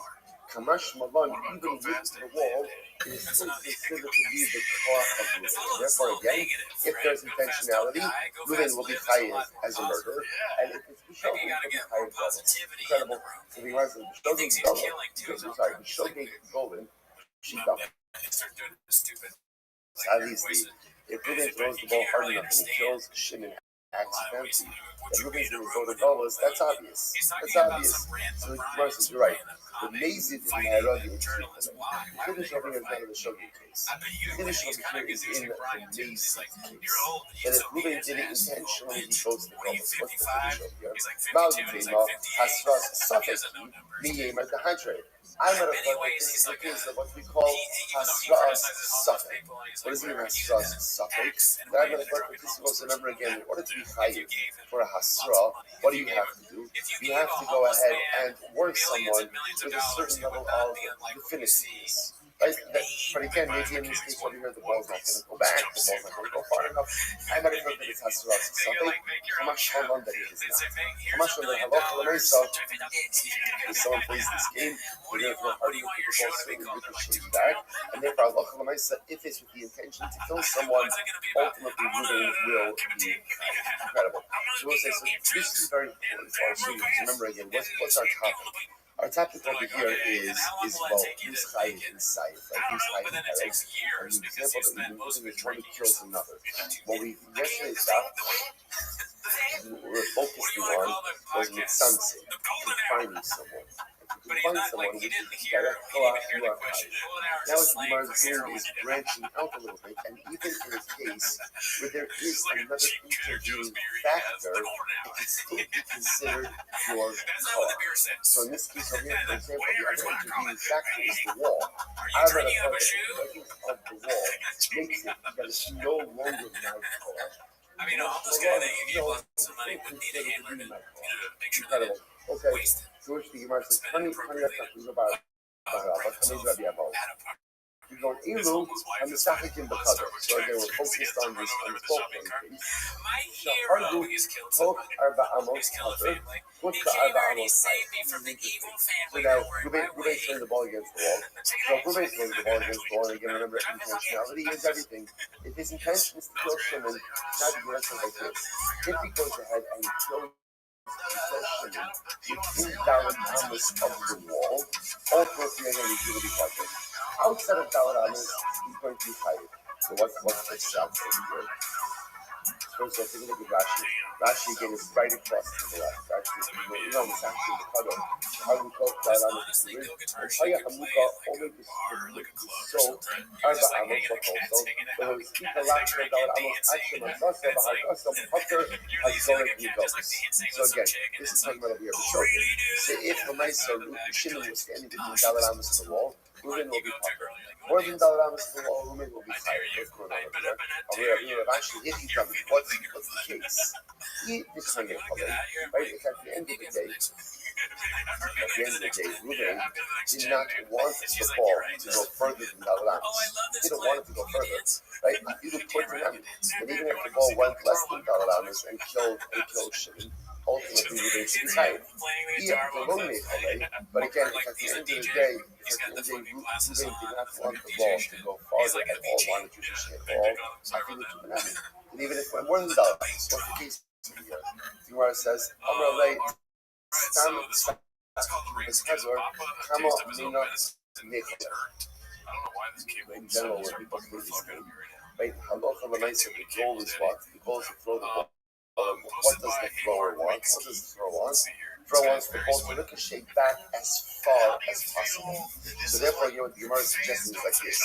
If the ball only goes less than Dalit Amos, then that's, again, that is not the fulfillment of the desire of the thrower. And therefore, if something happens, ultimately, again, the thrower will be punished. If the ball ever ricochets Dalit Amos or more, that is a manifestation of the intent of the thrower. And therefore, how long he will be higher. Okay? Yeah, let's say. Now we get to the concept. Which the Gemara says, Amalei, remember, the Chihai Gavno, now what's the chap of all this? What's the takeaway of all this? Is that when Ruben throws the ball against the wall, it's intent. And that ball goes and kills Shimon. Ultimately, Ruben's chayiv. Why? Because the act of throwing the ball against the wall and the ball ricocheting against off the wall is considered to be Ruben's power. Let's remember again, if we have one rule, you can only be chayiv for killing someone what? If it's your force. That's like, for example, again, we'll see this more today. All of those other cases we had in the Mishnah. For example, right? I go ahead and I tie Ruben ties Shimon up at night. You know the sun's going to rise the next morning and kill Shimon because he thought he was stroke. He's not chayiv. Why? Because the death force is not there. It's not his call. It's not his call. He incites the dog against Shimon. Not chayiv. It's not his call. The takeaway from all of this is throwing a ball against the wall. The ball ricocheting against the wall and killing Shimon is considered to be Ruben's call. Which the Gemara says, really? Is that really considered to be Ruben's call? After all, let's look at this.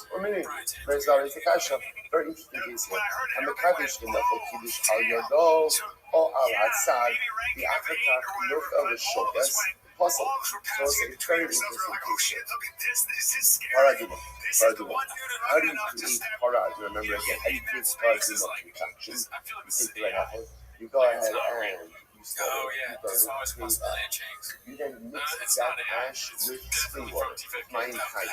Right? You go ahead and afterwards, you take that, you mix it, then you sprinkle it.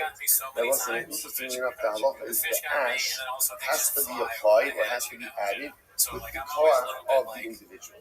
Right? If the ash drops in by itself, or it doesn't come in with the core of the individual, then the entire concoction is invalid. First of the intermediate word by Rashi Mekadesh, Meishakas be'efer l'snias efer alamei, Kari Kiddush, Kiddush sex work. Now what happened in this case over here? In this case, right, we'll call him Ruben, has the ash. The ash goes ahead and falls out of his hand, and what happens? It hits against his hand and falls into the water. Or for that matter, again, it falls on the side of the utensil into the water, and then falls in afterwards. What's that like? Oh, puzzle. Puzzle. The contraction is puzzle. Why? Why? Because apparently this is considered to be a lack of control. So what do you see from here? That when something comes out of your hands, hits something else, and then goes into the final destination, that's not your call. That's not your call. Therefore, using that logic, if Ruben throws the ball against the ball ricochets off the wall and kills Shimon, what should be the halacha? That also should not be his call. That shouldn't be his call. What's the case over here? The show says. It's kind of like weirdly. The show says. First white line, and the first white line. Lonitas miklach mishona, ela me'atzim okaja v'shasas miyad l'shokes. Shoses kimo kaim shoses. What's the case here? If you imagine the case of here is where the ash falls out of the hands of Reuben, falls onto the sides of the sleeve, stops.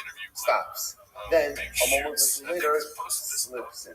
Okay, that's a very different case. Because in that case, when the ash itself comes to rest, even momentarily, on the side of the sleeve, then the core of Reuben ends, and then the rest of it trickles in afterwards. So it's very different than both. Why? In the both cases, there's no cessation of dynamic activity. The ball leaves Reuben's hand, it hits the wall, it ricochets in the gap. So Reuben's core never stops. So it's a very interesting distinction. So even though there's a picture of the wall, the fact that there's never a cessation of dynamic activity makes it my call. The moment that there's a cessation of dynamic activity, i.e. the ash sits on the side of the utensil, just for a moment, right? You can see it, falls on the utensil, and then just like a second later, that's no longer my call. That's no longer my call. It's constantly in that also. The whole idea this is why perpetual growth, perpetual movement is always necessary. Even if it slows down a little bit. Because as long as I'm always going, it's my call. It's my call. Even if it's a little bit slower at times, a little bit faster at times, as long as I'm always growing, I'm always moving, it's my initial call. The moment kind of stops for a moment, that's the moment where your call ends. The moment where your call ends, so moves this way, moves that way, but it's no longer your call. Incredible. Someone goes by there. Gemara says, good. Because Tashma, another case. Machot shahayu l'shina ala charetz. Very interesting case. You have a needle. Yeah, the needle is ritually pure. Let's say it came in contact with a mace, right? So now you want to go ahead and purify it. How do you purify it? You pour on the sprinkle water from the water, okay. So now what happens? Ma'im shahayu l'shina ala charetz.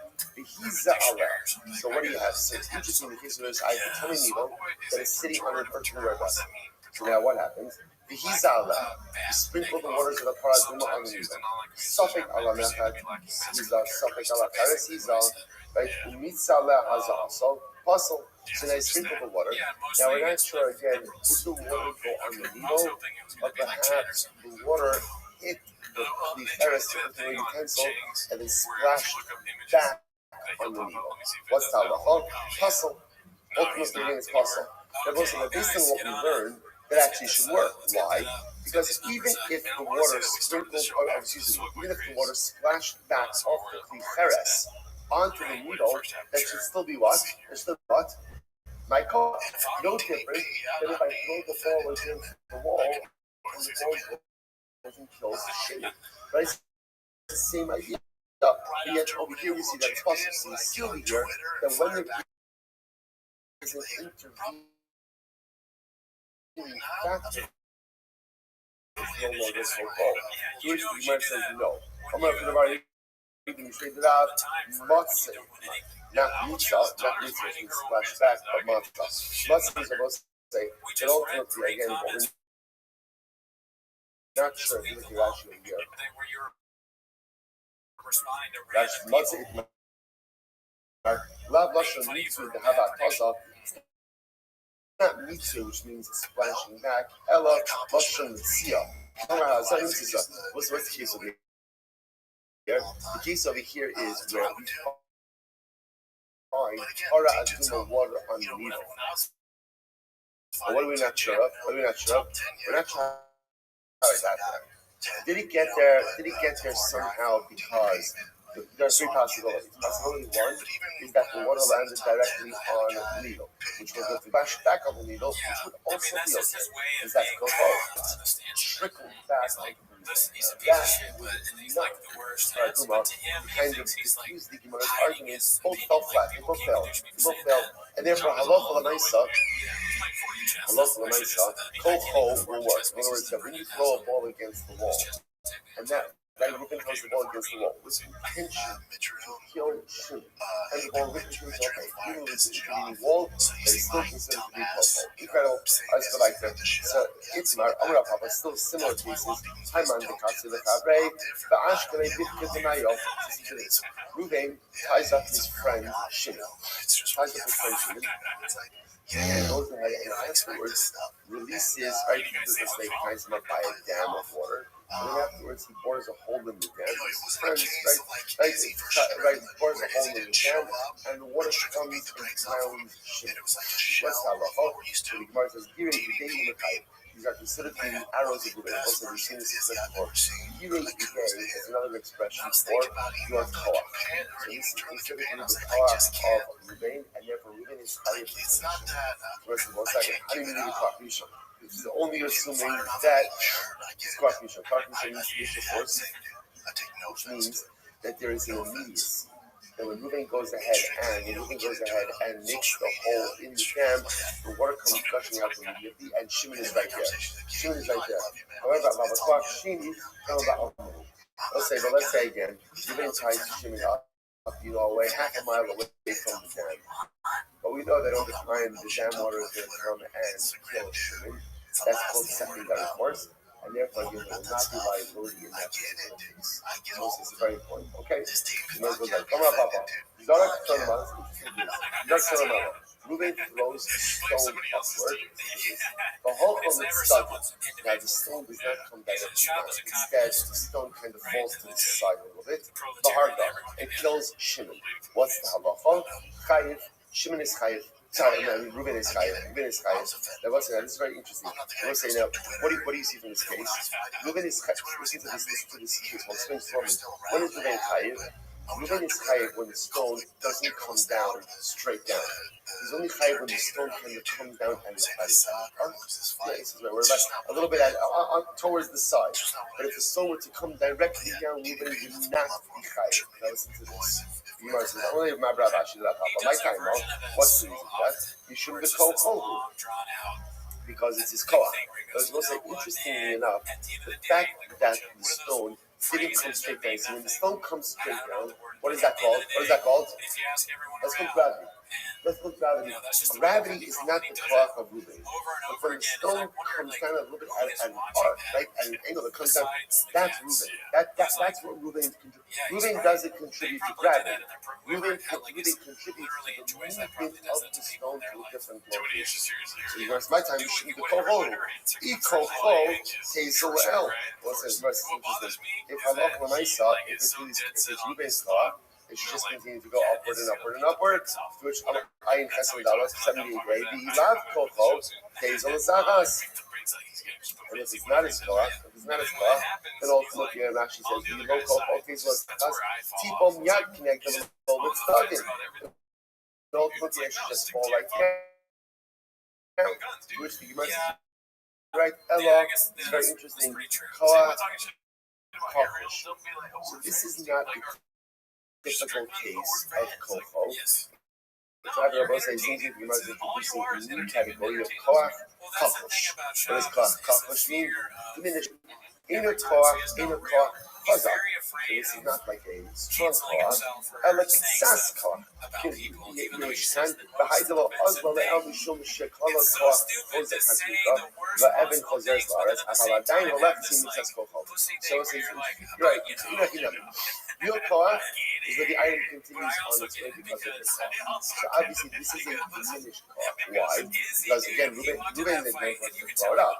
Obviously Reuben's koach is coming to an end because it's coming back down. But his koach is still felt wide because it's not coming straight down, which would not be the very well, rather than gravity, but it's moving somewhere else. It's coming down somewhere else. So the fact that it's coming down, there's no way or that your Netflix and but again, not a full-blown koach, but rather a koach sas, a little bit of a koach. Okay, incredible. Take that shit back to. So let's say it turns out, by the way, so you can see that so far, see that we categories of koach, right? There's what we would call direct koach, which is, moving throws an object of shimmy and kills him, okay, or moving hold shimmy down to one and kills him. There's almost like we'll call it an indirect koach, which is moving, throwing the ball against the wall with intention that it ricochets off and kills him and then there's almost what we call diminished koach, right? So direct, indirect, diminished. What's diminished koach? Moving throws it up with the intention that it's going to come down over here. So again, when it comes down in an ankle at an arc, that's diminished koach. Incredible. So what's the interesting case here? Because our Adam Basar Makros is so 10 people come along and they hit Ruvain with Makros with staff, and he dies. Now whether they did this game about Sakas game is so ultimately again, whether they hit him at once, or they hit that once, or they did it one after the other, they are potter. They are potter. That even the Messiah says like this. They when you know the owner, is that after is they should kill this disaster. So again, so come a hold, so I'm off on myself, whether they go ahead and whether they all hit together or they hit one after the other, ultimately are going to be potter. Because there's joint responsibility over here. You can't point the finger at one particular individual. And you know what I'm saying? If they go ahead and they do it together, ultimately they're going to be potter. But for Zach or Zach, one after the other, the last guy who hits Ruvain, he's going to be fighting. Why? Because one thing is clear. He's the one who actively hastened the death of Ruvain. Was his number in Halacha, there's culpability for hastening. Hastening death is tantamount to bloodshed itself. So therefore, the last guy who goes ahead and hits Ruvain, he's going to be chayiv for going ahead and killing Ruvain. It's very interesting. Both the Tanakama and the Rudra Masira darshan the same passage. This is fascinating. Listen to this. The ish kiyakek kol nefesh adam. This is fascinating. So the passage is if a person, listen to the lashon, the ish, the man, kiyakek kol nefesh adam. And let's say that kol seems to be a little bit of pain. The person will kill the entirety of the nefesh. So what does that mean? So the Gemara says, Rabbanan Sadly, Kol Nefesh, Hadi Kol Nefesh. The only responsibility of what? If you took the entire life. In order for that to be responsibility, one person has to take the entire life. So in this case over here, where you have 10 people involved, one person is not taking the entire life, therefore there can't be responsibility. Rabbi Yehuda ben Meseira Savar, Kol Nefesh, Kol Zehuda. Rabbi Meseira says, no, Kol Nefesh means any amount of Nefesh. If you take any amount of Nefesh, isn't that fascinating? So Rabbanan, Kol Nefesh means if you take a life in totality, but if you're only one of many, you're not chayiv. Rabbi Yehuda ben Meseira, Kol Nefesh, any amount of Nefesh that you take, you are responsible for. Incredible. Rabbi says, Hakol Modim B'Hori Gets a Trait. This is very interesting. Hakol Modim B'Hori Gets a Trait. Shoe partner. Let's talk about our terms over here. Everyone agrees that if you kill a treifa, you're potter. If you kill a treifa, you're potter. Now, again, who's a treifa?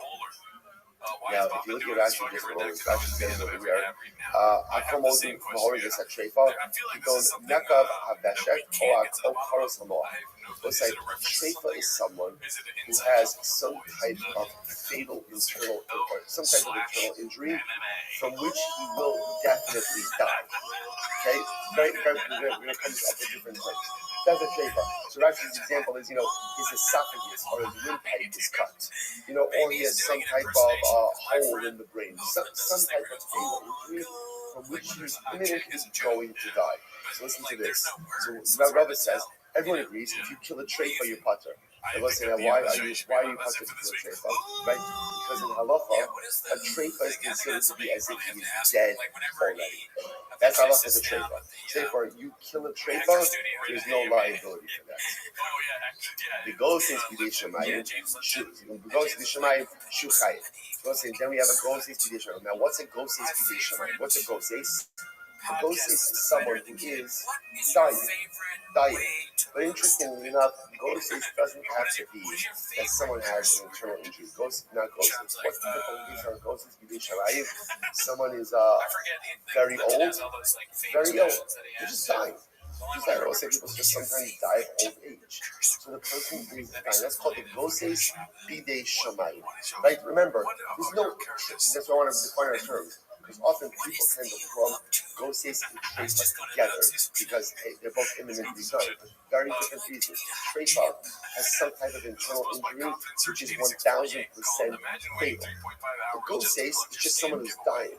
There may or may not be some nerve to the anxiety because of the old age, or maybe just some type of illness, something else. But a treifa again is this internal injury. So if you go ahead and everyone agrees that if you kill a ghosis, you're tired. It's very important. Why? Because a ghosis is considered to be fully alive. A treifa is halachically considered to be dead. A ghosis is fully alive. That's why these are major topics in end-of-life issues. So if you go ahead and you make end-of-life decisions that actively accelerate the death of a ghosis, one could be monitored. So the Gemara says, so what's the point of contention over here? Ghosis b'dei adam. What's ghosis b'dei adam? It's very Rashi says over here. He goes there. Shekarov lomos machmas hamakos elaloa so harishonim treifa. So what's like ghosis b'dei adam is someone again who, let's say, was injured, has an injury, but not a treifa injury. But nevertheless, is dying as a result of those injuries. So what is that person's status? So the Gemara says, "Marad medamle treifa, or marad medamle ghosis." One opinion says a ghosis b'dei adam is like a treifa, and one says no, a ghosis b'dei adam is like a ghosis b'dei shemayim. So we go, "Marad medamle treifa." What is that? A ghosis b'dei adam is like a treifa. My time, what's the reason? My time alone medamle the ghosis b'dei shemayim. Why does he not compare it to the ghosis b'dei shemayim? Ghosis b'dei shemayim was avim b'maisa. Because the ghosis b'dei shemayim was like nothing happened to the ghosis b'dei shemayim. That's the definition of a ghosis. Gemara says, "Hi, this avim b'maisa." But that ghosis b'dei adam, something happened to him. Someone did something to him. The one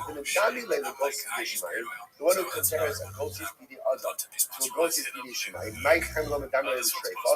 Why is he not compared to a treifa? Treifa mechatris simanim. Lo mechatris simanim. Let's say treifa is something very specific. Treifa is someone who is injured in a fatal way.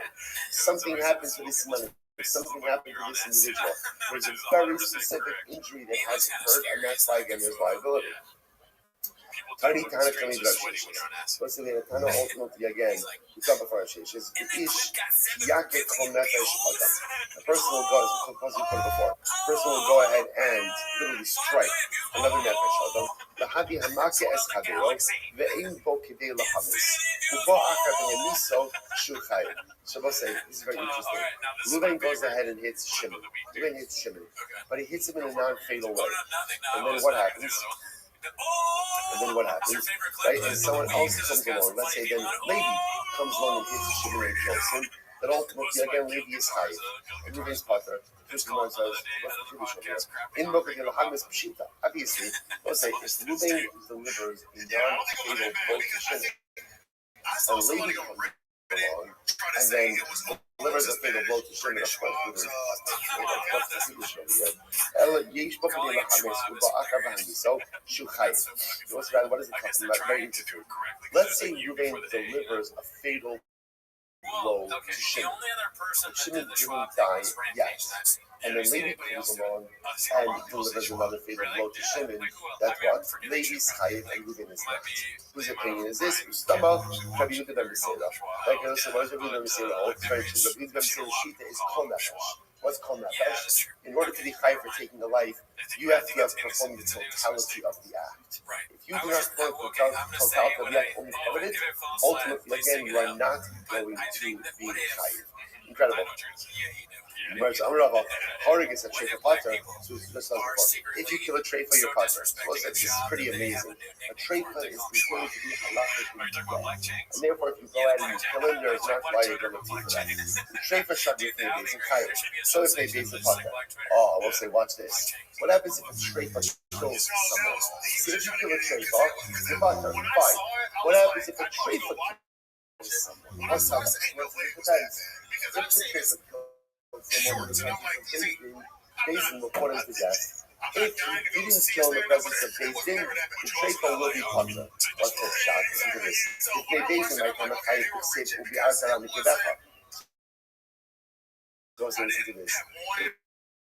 If the treifa kills in the presence of Basin, essentially, how can Basin not act? How can they not act? They have to do something. Like Basin saw Reuven killed Shimon. Reuven's a treifa. He's dead.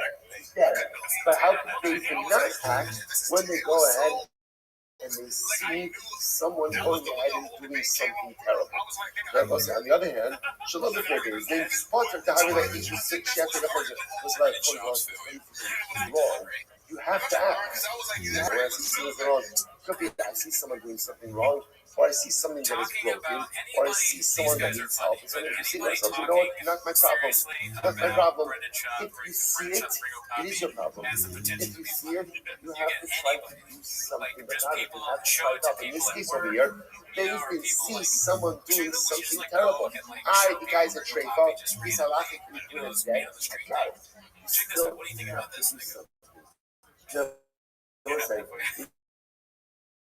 See something, do something, not just say something. If you see something, do something. About something about Kodesh says that everything that we see in this world, that we only see it because the Baruch Hu wanted me to see it. And if he wanted me to see it, it's because he wants me to do something about it. Now, it's true.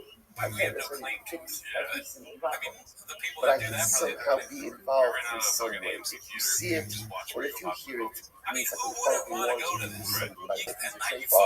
You still have to try to do something incredible. Well, listen to this. Shalom baby. Well, let's say Reuven kills Shimon. Reuven kills Shimon outside of Basin. So now what happens? They bring Reuven the treifa. Reuven the treifa to Basin. So what's that law? Reuven's going to be potter. You know why he's potter? Listen to this. It's an ageless chet hayachal azimo. Because the Lord, remember again, in order for witnesses to be guilty, they have to have the ability to remain in the Edom zone. Now what happens ultimately again with Edom zone? We're reciprocal punishment. It's not going to work over here. Why? Because you're testifying about a man who's already dead. So because you're testifying about a dead man, therefore, again, the witnesses themselves are not subject to Azama. Well, any testimony that is not subject to Azama, by definition, is never believed. Fascinating. So there's a hundred technicality. So lo shma Rabbi says this. If one sodomizes a treifa, you're chayiv. The sodomizer is chayiv. Treifa sharava b'fnei beis and chayiv shal b'fnei beis and butter.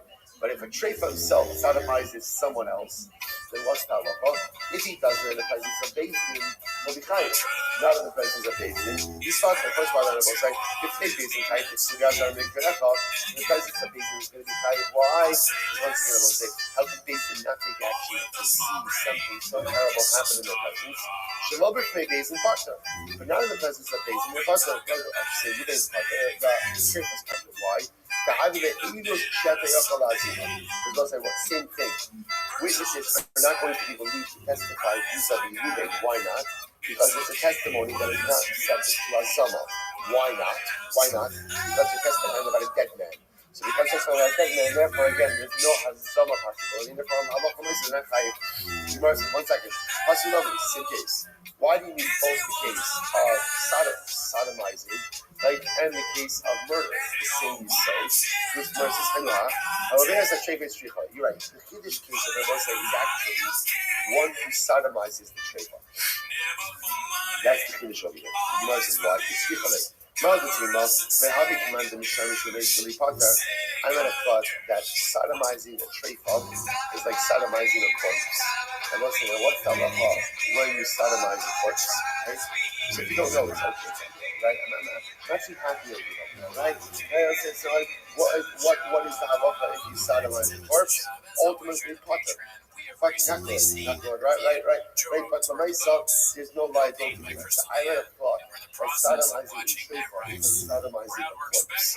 And therefore, again, halacha l'maisa, again, there's no chiyuv there.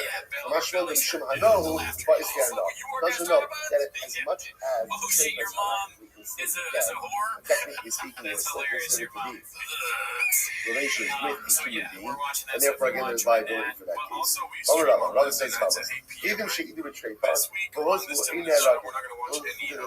so witnesses testify about a shayfa, and were then made into Eden Zolim, are not put to death, what we just said before.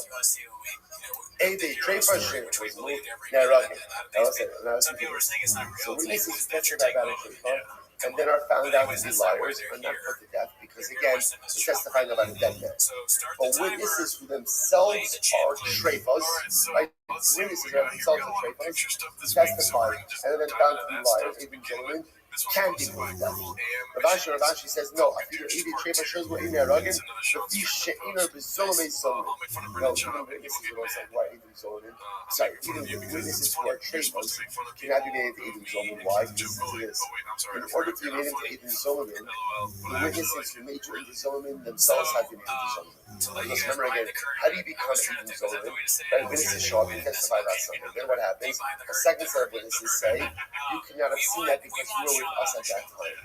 Well, in order for witnesses to be made into Zolomei, the witnesses who make them into Zolomei also have to be able to be made into Zolomei.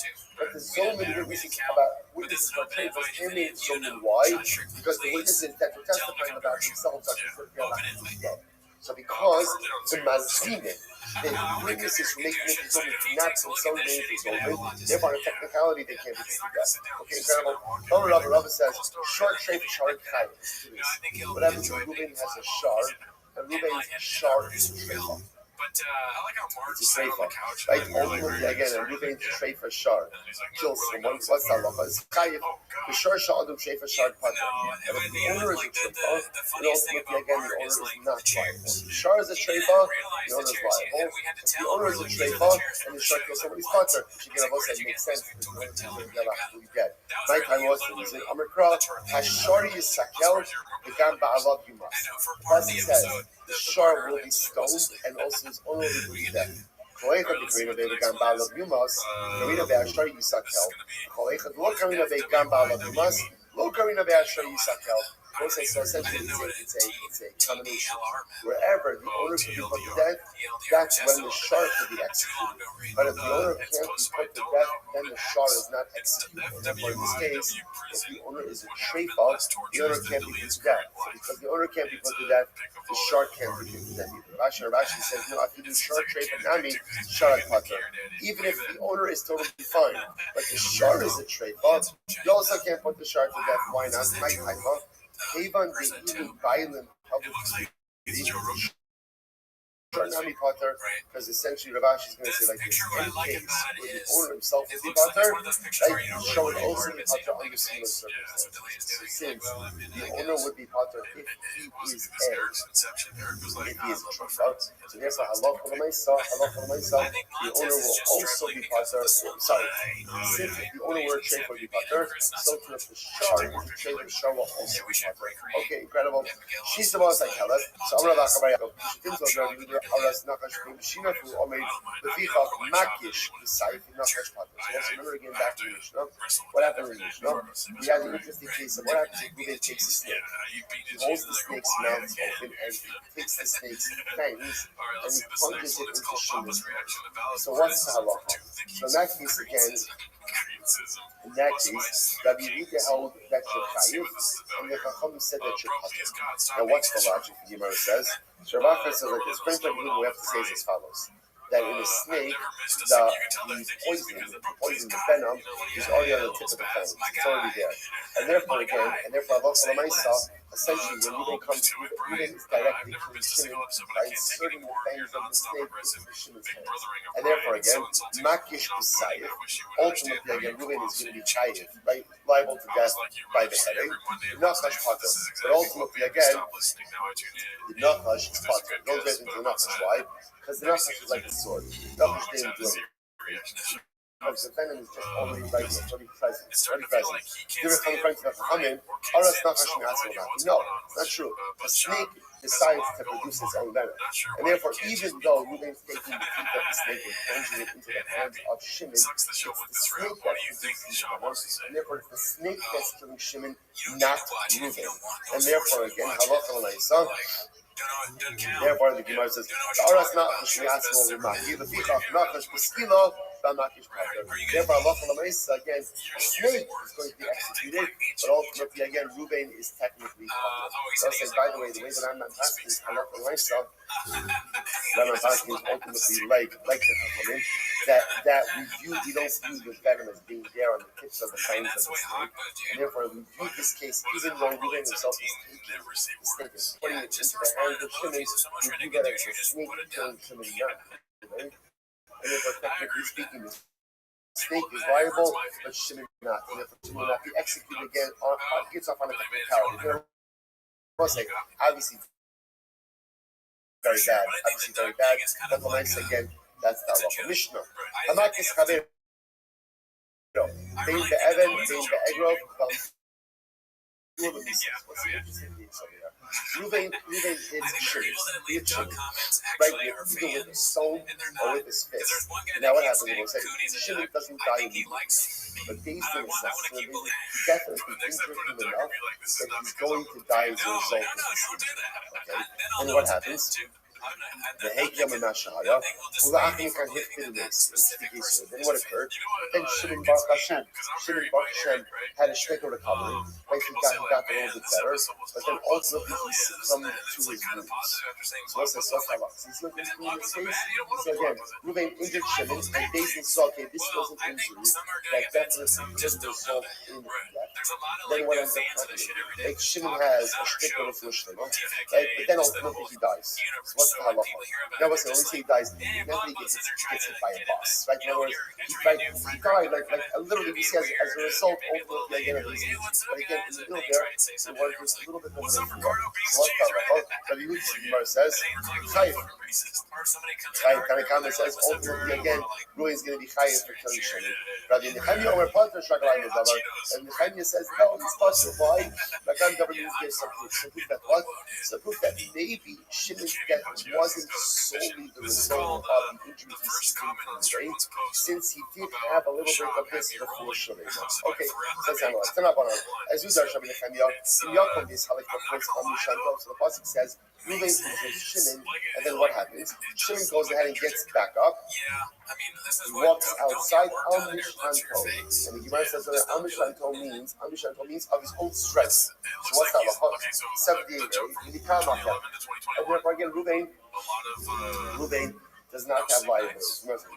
But he's not allowed to talk. Why does the Torah have to tell me that the halacha when I see Shimon recovered, that Ruben is not killed? Isn't that obvious? Shimon is very bad. But then Baruch Hashem, Shimon goes ahead and he's up and down and he's walking in the marketplace of his own volition. The Torah says, okay, we don't execute Ruben. How do we don't execute? If Shimon's there walking around the marketplace, of course you don't execute Ruben. What's going on? Well, so here we go. Hello. Zesh Shamdur himself. The Hekam Nashaya, Ula'achar Kar hit his mace should be covered. That was what the Gemara says, but it's going to teach us as follows. There's Ruben injured Shimon, and Daisy says this was the type of injury that could have caused Shimon's death, but then Shimon has a shtickle before, and as a result of that before, what happens? Function is a little bit of what, and then afterwards, he succumbs to his injury, that Ruben is covered. Ruben is covered. Essentially, what Gemara saying, the possibility of speaking is, that after the injury, it's not a fool. There's no rubbish here. Even if Shimon subsequently succumbs to his injuries, Ruben is going to be covered. Gemara says, Rabbanon, I do not care, I'm not saying my judge. We'll say that's the kind of comment. What does Rabbanon do with this judge?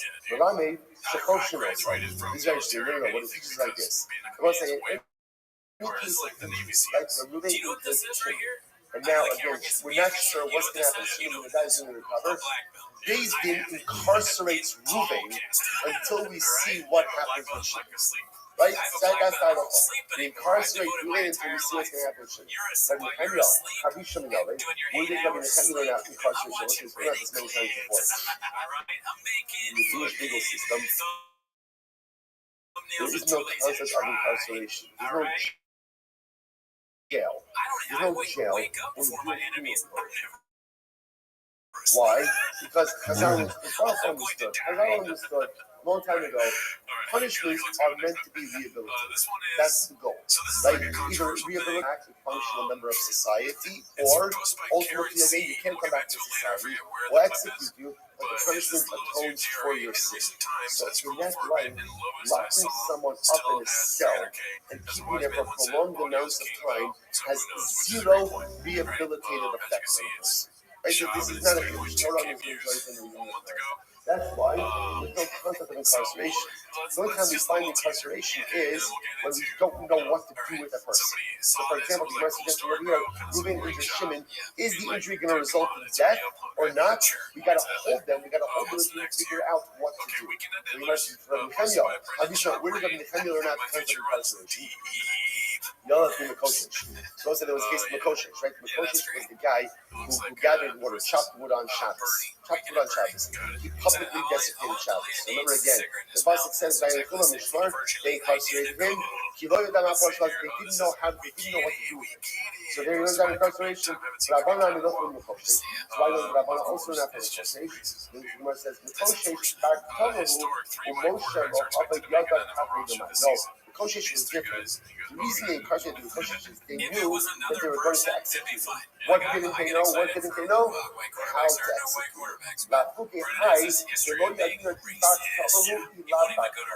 That's different than in this case. In this case, when Ruvain injures Shimon, we don't know what to do with him. Right? Is Ruvain a murderer? Is Ruvain not a murderer? Let's stop over for today. We're going to pick up again with this story of incarceration tomorrow, which is really quite interesting. It was an excellent job. Excellent job. Just remember, sometimes it's not about where you end, but it's about where you begin. Right? So look at where we began. And I'll say, and again, that light, tremendous accomplishment.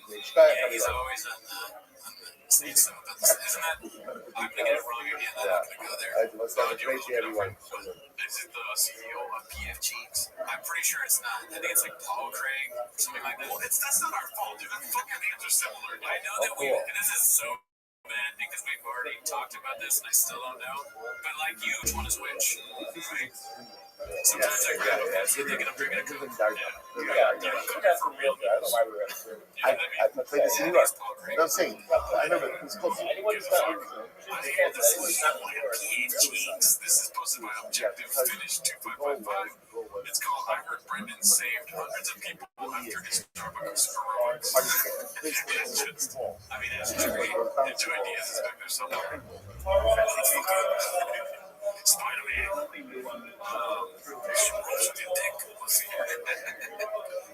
This one is Ariel Hawaii taking his talents to Big Boy Studios, posted by Khabib Time. And I pray to God he ends up in that studio, dude. That'd be awesome. It's posted by Ariel Hawaii saying, Life Update, goodbye, Vox Media and Spotify. Thank you for 3 incredible years. Next, very exciting chapter coming soon, basically. It would be funny if Ariel Hawani went to Think Boy, like Brendan was like, I got a job for you, show. And then Ariel Hawani's show just started doing really, really well. And Brendan was like, we have another show. It's so much better. Yeah, I don't think his pride will let him. All right, good morning. Good morning, Baruch Hashem, an incredible course. We are beginning our journey of Sanhedrin, begin by thanking all of our sponsors for this morning to today. Our annual Thomas Doyle sponsor. Another show. Annual Thomas Doyle sponsor. 4 cups to the Pilson's It would suck that I don't want him as a boss. We would never get paid. All of our money would dry up. Like, actually, I gotta give you a patron. Daddy needs a cut. It's like the mom. Daddy needs a cut. He's like our Tony Soprano. Father, Dr. Harry Khan, Steve Herschel, Ben Yosef Hakori, I gave you a shoe. and the Jewish He gives us each a shoe. is 12 York Tech, and our sorry. Yeah, we have to see his dick. That's my fandom goes only so far. I don't want to see shops. I don't want to be tackled to my shop on the show. Like, we gotta do one of those wrestling videos where you know, I tackle you and I slap your butt. And I'm just like, no, I don't want to do that. But then he would force me to do it. It's bigger than me. I was just going to work with a fucking suit of armor every day. You pull out the red bar like, Yeah, that kind of thing. That's so funny, dude.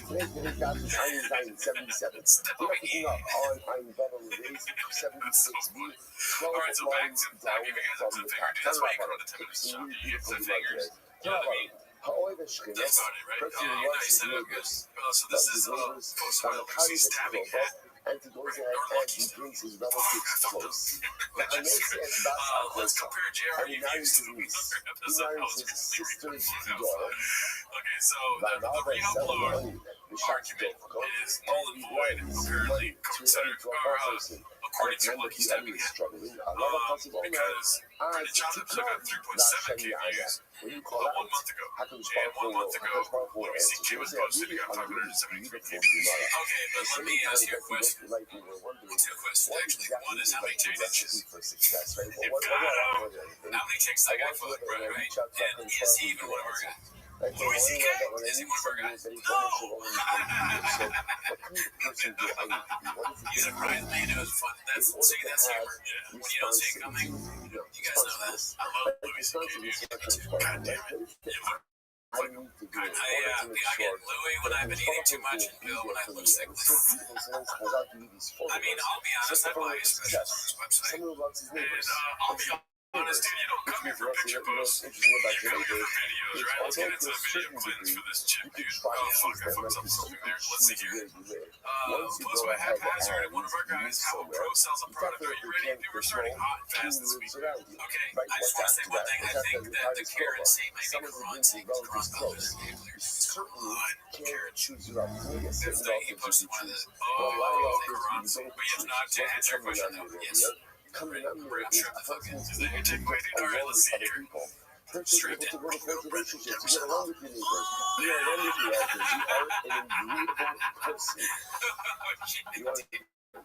He's so good, dude. Imagine getting that excited for 10%. Yeah. It must be really ridiculous to shop at 10% off? That's like nothing. That looks like my special reviews, my laughing guy in the crowd face. Oh, yeah. This is Blue Fart's face every time I open the message. Oh, hell yeah, shut up. But that's the noise coming out of his mouth. Yeah.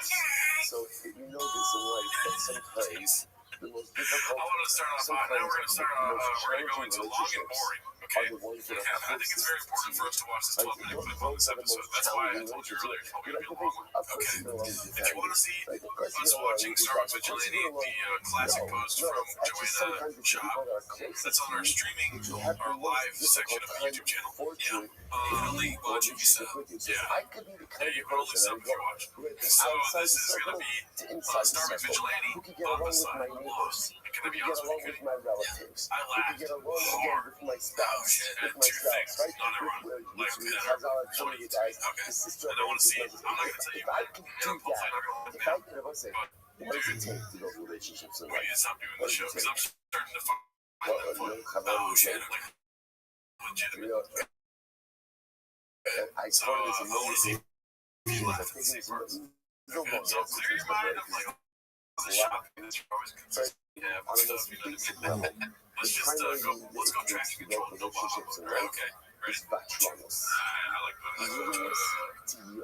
It's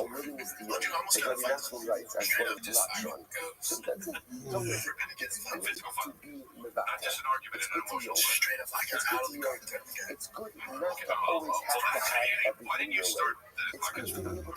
How to sometimes move to the other because it's just not worth the fight. Let's go to a commercial break first. By the way, this is perfect. This is never getting out of the car. Alright, so have you ever had a car fight?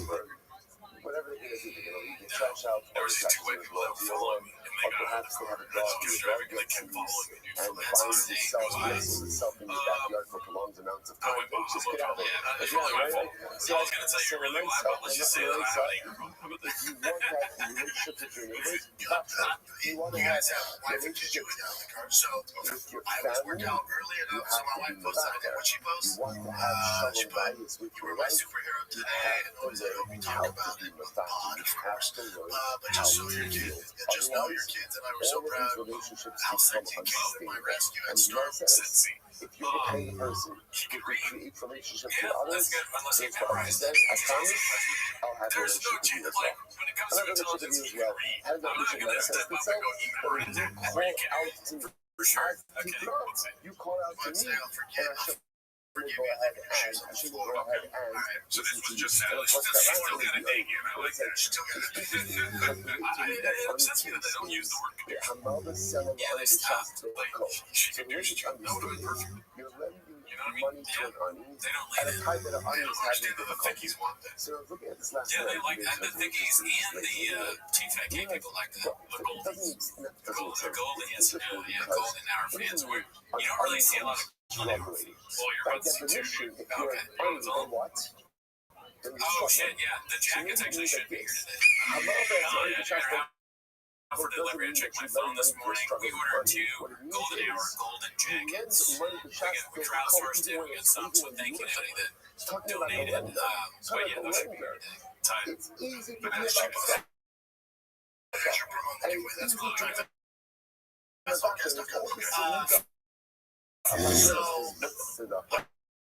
Somebody posted in my stream on Twitch.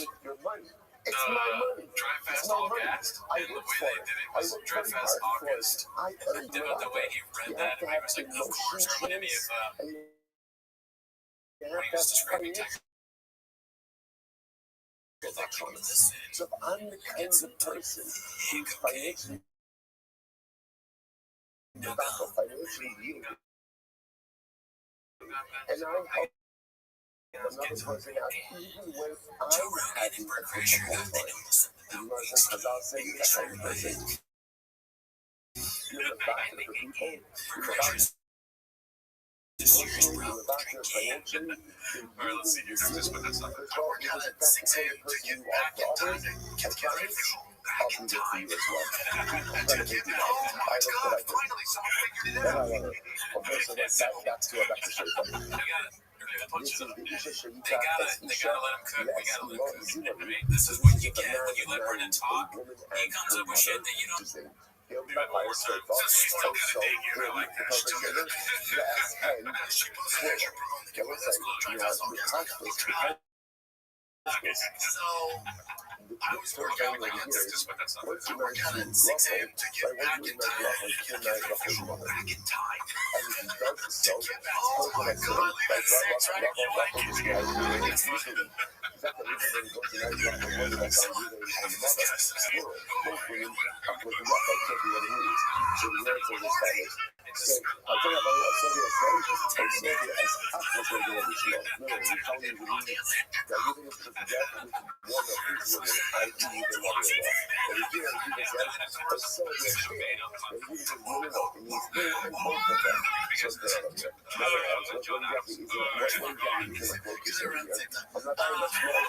So I would leave the house early to get back in. So we need to start doing the show. I'm redacted as fuck. Oh, I learned this is fun. Okay, cool. I mean, Montez is capable of being funny until he is funny. What's it called? I like how they were being funny, and he was like, you know, let me finish. He doesn't want the show to be funny, dude. No, he gets uncomfortable if it's actually like good because it's good, instead of like good because it's like, oh my god, what the fuck are these guys doing? You should be at the fucking gym at 4:34 in the morning. Definitely, but that's part of why the show's good. Part of why it's funny is he refuses to be funny, right? And it's like Montez and Delia's reaction to that is cool. You know, golden hour. Right for school, so yeah, whatever. 7 a.m. I'm headed back, and I call her, and she's like, "Oh, we left already. What the fuck you leave so early?" She's like, "Tigers get there early for summer camp, so we have to do." She's like, "We're in line at Starbucks." I'm like, "What Starbucks?" She's like, "You want just soda, whatever." So I'm like, "All right, well, I don't want the kids to start today without seeing me. I'll stop by the Starbucks." Very cute. As we're on the phone, I heard, "Coop, get the car, get the hell in the car, bitch. I'll fuck you and the kids." I'm like, "Oh." So already. So again, Deviating from the original story that Joanna had. There's just so unlikely that you hear on the phone. I am banging and I get out of the car, I'm gonna fuck you up and the kids. I'm like, immediately, I'm like, what's going on? And then call the cops as they drive the road. So like, well, Yeah, so you're done. Don't call the cops. Handle yourself, dude. and you're right, you go fighting in the UFC, you're gonna call the cops. I believe that Joanna's lying, dude. Oh, yeah. So let's hear the real story. What I said. You know what I mean? For sure. This guy's in his car. He's banging on the thing, and I'm like, "What?" I go walk the doors, roll up the windows, leave. Make sure he can't get out. I'll walk 1 minute away, make sure his ass does not leave this. I get him yelling, hit the car, right? So I go, I like how ridiculous it is because he brought up like hanging up the phone already and he's still just hearing things. Number one, I would say murder someone else. You are hearing this like a detective idea. That's crazy. I missed that part. Because I was laughing so hard at just the idea of him being like, keep him there. The guy that's threatening your wife. If the guy that's threatening your family is not there when you arrive, you're unhappy. Yeah, that makes no sense. Because Allah is so Kamali. He went from like skeleton skinny to like kind of low floated now. He holds his friend's head under the water. What kind of car is he? She's like, he's in a construction truck, like a white truck. I'm like, big dude. She's like, looks pretty big, has a beard. I'm like, cool, say less. He's using fucking slang on the phone. He's in there referring to, is he Baha mode? That one doesn't have to be a cover. But it is interesting that how Kazal the toilet stuff also does this. I'm pulling up, trying to get out of the way. I fucking cut through all the lanes, middle traffic, cut them off, line up, every time it's like twofold component in one end. The moments that I could have been doing the other, the moment that I'm doing every rough, I could have been doing something positive. I'm gonna wipe this. She was going to hit my car. I'm gonna call my husband. Get your little ass husband up there. See what the fuck is up. She's like, okay. She's like, okay. So it's interesting to see that that goes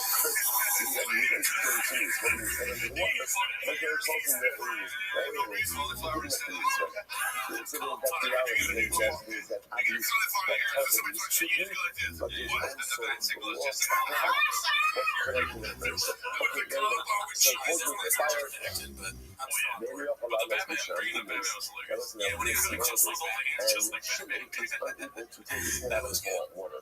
Oh, fucking play button is like fire. It's like a tornado in the sky. Everyone's like, is Batman up? So then what happened? So I killed this kind of moment, dude. So I cut him off, dude. He just fucked up because all the stars lined up right up the street. Otherwise, it was so I said it there. So I cut him off. And he's like, no, man. He's like, no, man. No.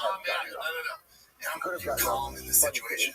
So I could open the door. I go, what the fuck? His door. I go to open it. I go, the fuck up. And this thing. What's it called? And if you remember, Joanna says that he did not come out calm. He was immediately like a beast of a husband. Right? Yeah. So he's saying he was calm. He wants to be like, hey, so let's handle this.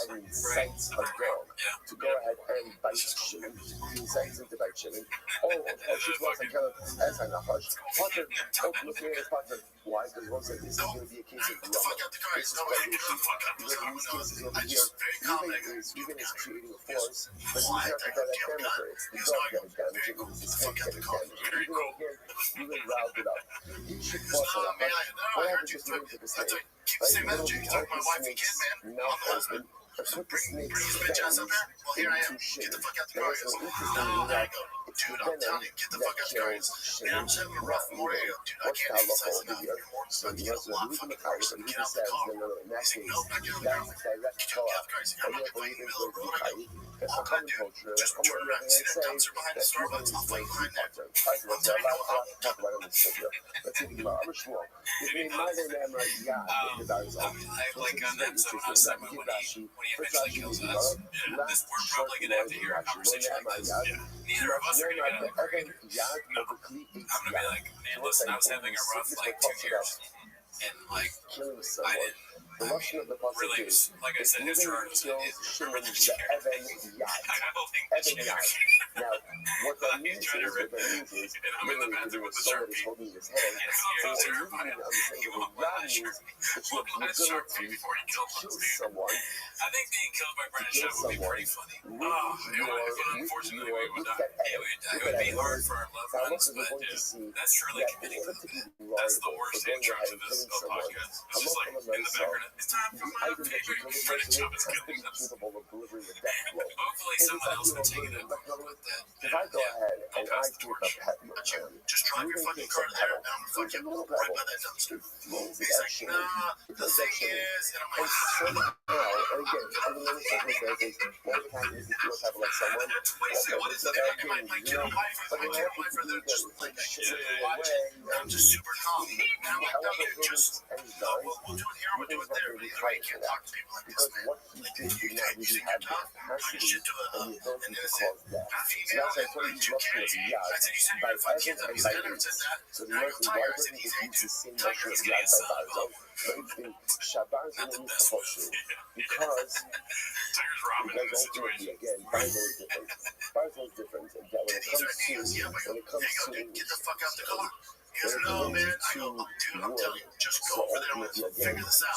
He's like, the when it comes to iron, iron has the unique ability to go ahead and my kid's like, yeah. even in a very small sphere. So the US is saying that he rises up towards it. So he already says, قاضي يقول لي شايع شاء الله بحي الله. So the room before Shaban's means proportion that iron has the ability to kill even smaller tomatoes. The peacock, therefore, the peacock will manipulate the both shear. Yes, I'm telling you to do this here. Listen, what's unique about iron? So that's because out of here, Shaban's means proportion is certain while I'm talking about it. I do peacock, Shatok is running out, the bench of overlegal. That because iron is That's like Austin Powers. With no offense, bastard. What they were doing the wire work. We were faster than he gets done. And he's like, he showed the 6 little Asian guys trying to hold him up. But this guy missed the internet in a nutshell. Like, there's no emotions, reactions. And I told Tiger, we have to speak on it.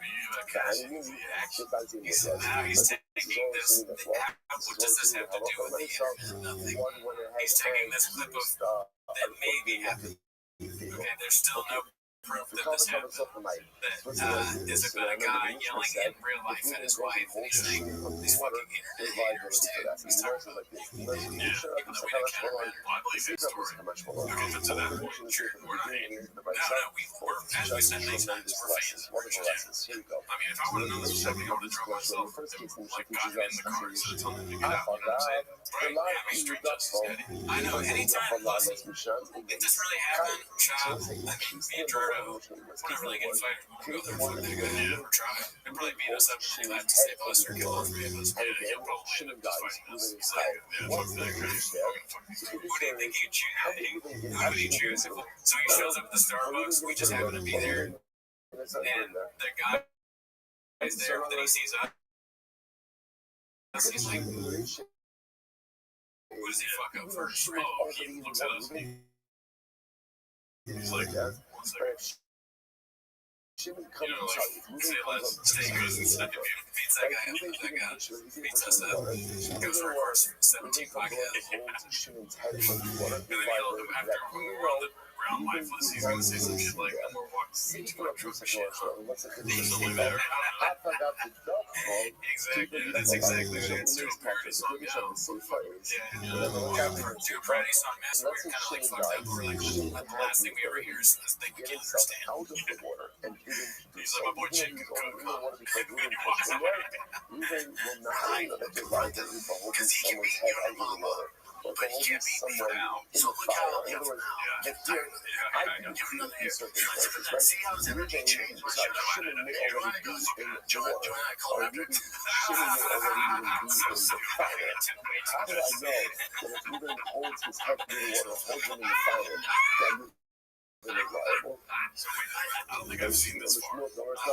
Plus it says, I told Joanna, you know what's fucking terrifying? She was how calm you were. That scared the shit out of me. People like him fighting can't handle themselves. You're all crazy. You just walk them with you. So this goes ahead and this goes ahead and includes the time. Okay, what did the I guess just the better answer would be yes in that scenario. Then I guess if Brendan Chavez comes up to you and says, "Calm my dude, can you do?" Yes. Oh yeah. In this case, over here, As far as guns go, I'm not a numbers guy. That's a lot here, Daddy. We gotta be conscious of this stuff too, because if he comes here, somehow finds us, oh, two ball narcotics over there. Oh, okay, cool. Say less. Right? He's gonna be like, "Do you have a gun?" Or we go like, "We have a gun." When I pull out my golden arrow jacket, I'm gonna have like those guns saying, "Don't come at me. I know how to shoot a gun." Any type of violence. No violence. I don't like violence. Skins and minutes. Yeah, but watch out. Like, that's like the situation. Yeah, it's like, I guess, to equate it to something that I know about, like, it's like when people are like, "How do you deal with hecklers?" It's like, it's like, you have so much of life and so much of relationships is I was gonna cave his head in. No, Tiger asked, "What would you do?" I'm like, "I went to a punch. I'm just waiting for him, and I would get out the way and choke him unconscious, and I put him back in the truck." You know, that's almost exactly what I thought he was going to say. I'm now worried that my brain is ridiculous because I predicted him being like that he's going to choke him out, but not put him back in the car. That's a funny thing. Relationships are about forming beautiful synergistic partnerships that you can accomplish more as a collective, you can accomplish as an individual. And when you make sense of someone, when you restrict to someone, you must sense that's animosity.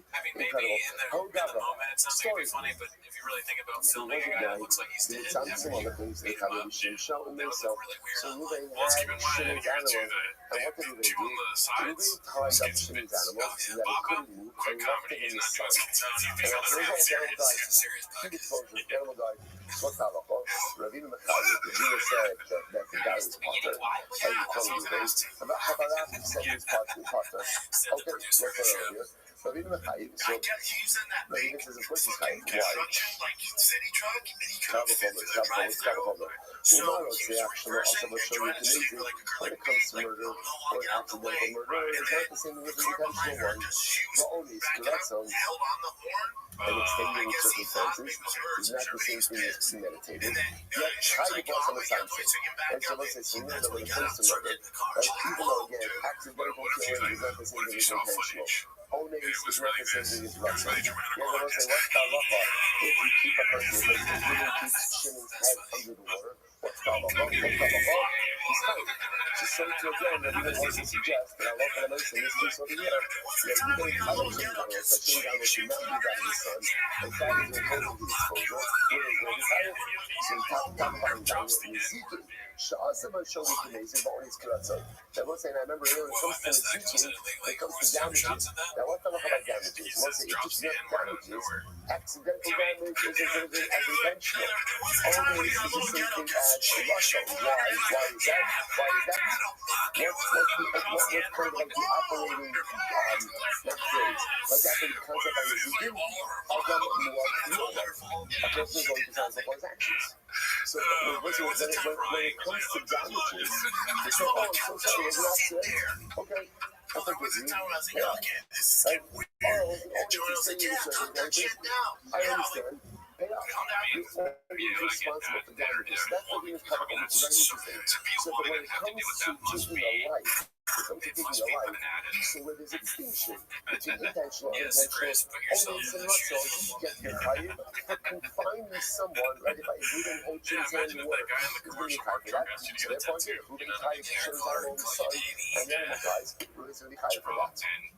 I don't fault her for being like that afterwards. I mean, I know you don't want to answer that situation in any way, but like, God, that was so good for her. But you all choose him and been so turned on. There you go. That's what it took. That's the fact that showed you that. That's how you think back. You know, just say like that. Of course, that's something that's you don't know that if you can't. Yeah, that's not about it. I'm talking under 45. Second, I know. So time to Jesus. Oh, time. That was what that was a superhero catchphrase. Like the lamest superhero ever. When he shows up, like the amazing shop, he says that he got a gun, and then the girl goes, yes, he's like, come on! That's so funny, dude. I want a comic book where that just happens over and over again. He beats the guy up, he chokes the guy out, and films it if he doesn't have a gun, but if he does, that's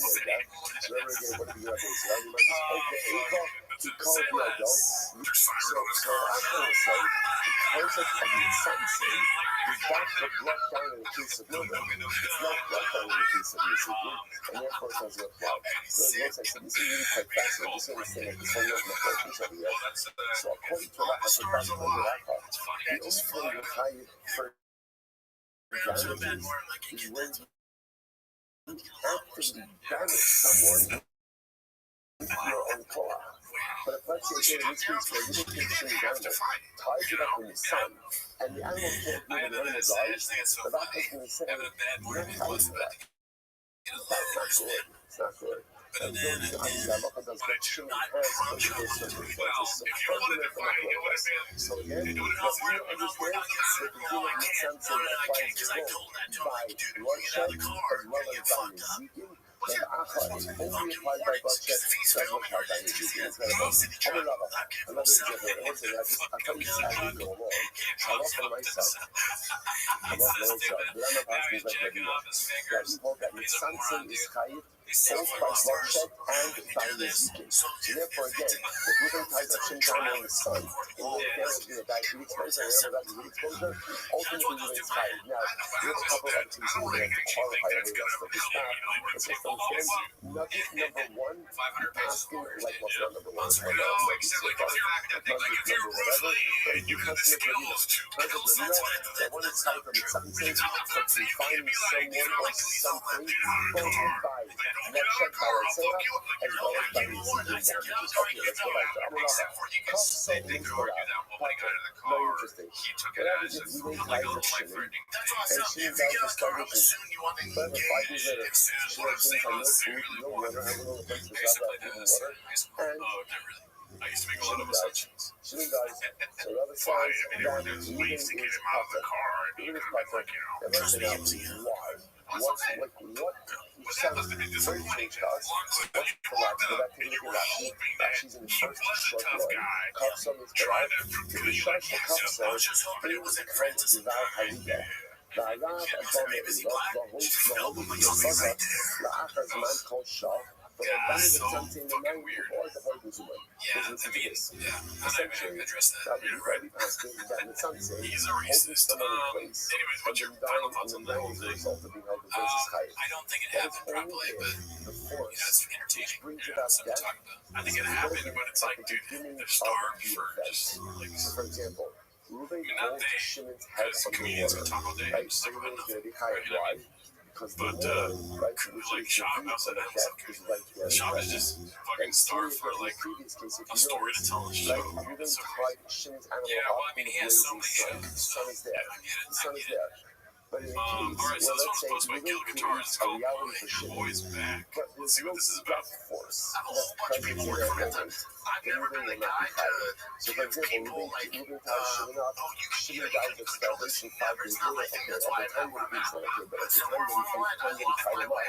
And I again, there started was no delegating starvation, certain things to but people. there And you know, was no death 2 years ago, 3 years ago, force. 4 years So ago, because social there trade was was no awful. death It's not me. force, It's not therefore me. there Those is days no are gone. technical liability. Also, I have obviously, noticed fast forward as now. HaKadosh Baruch Hu, I'm sure that he Take knows time when off from not stand-up. smiling upon Ruben for I'm what doing he's too done. much. We're I gotta talking cut about back in on a the very shows. technical, I was going down realistic a bad framework. road.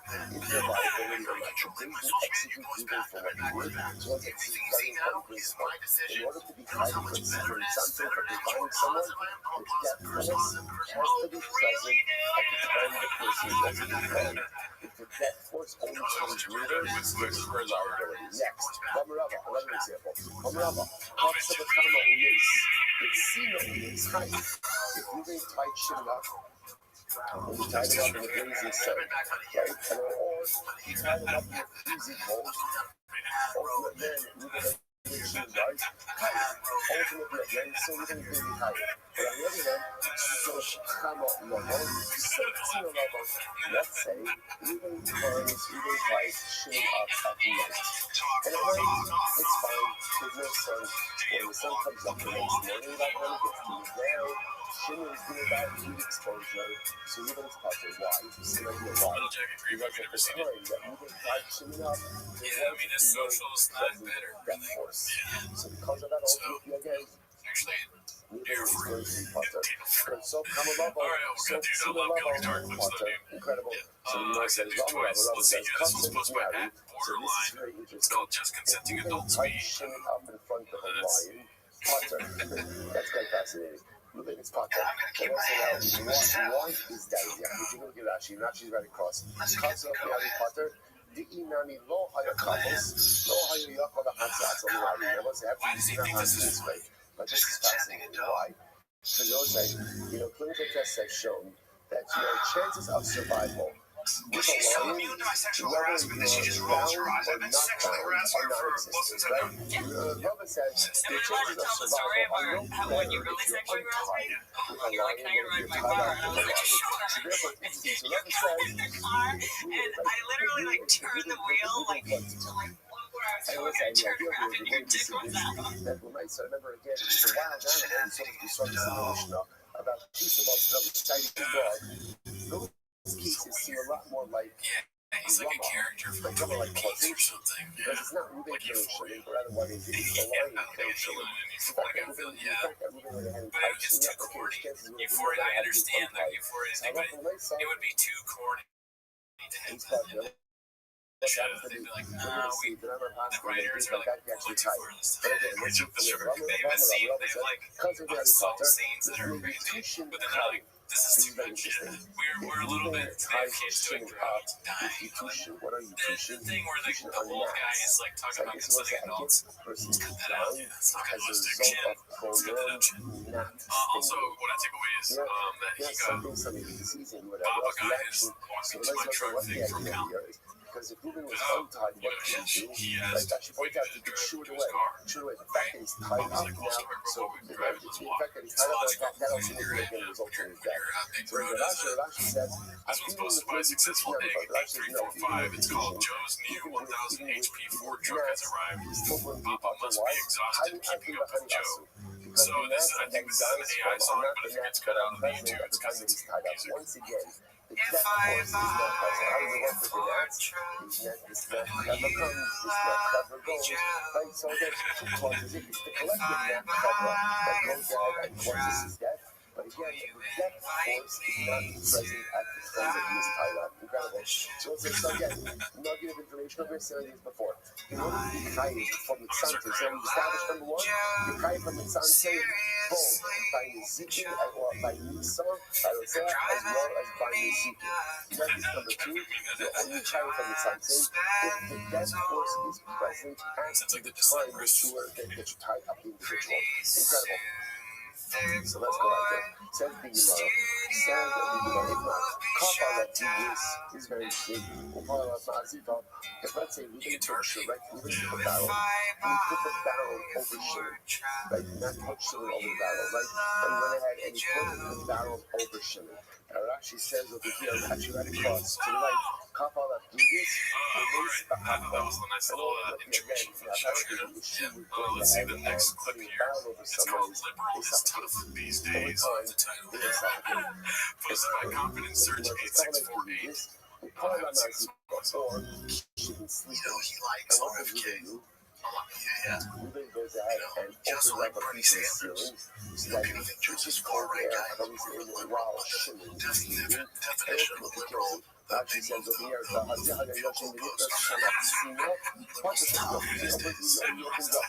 the scene, and Cobra comes in. So No take detected. You guys are going to explode.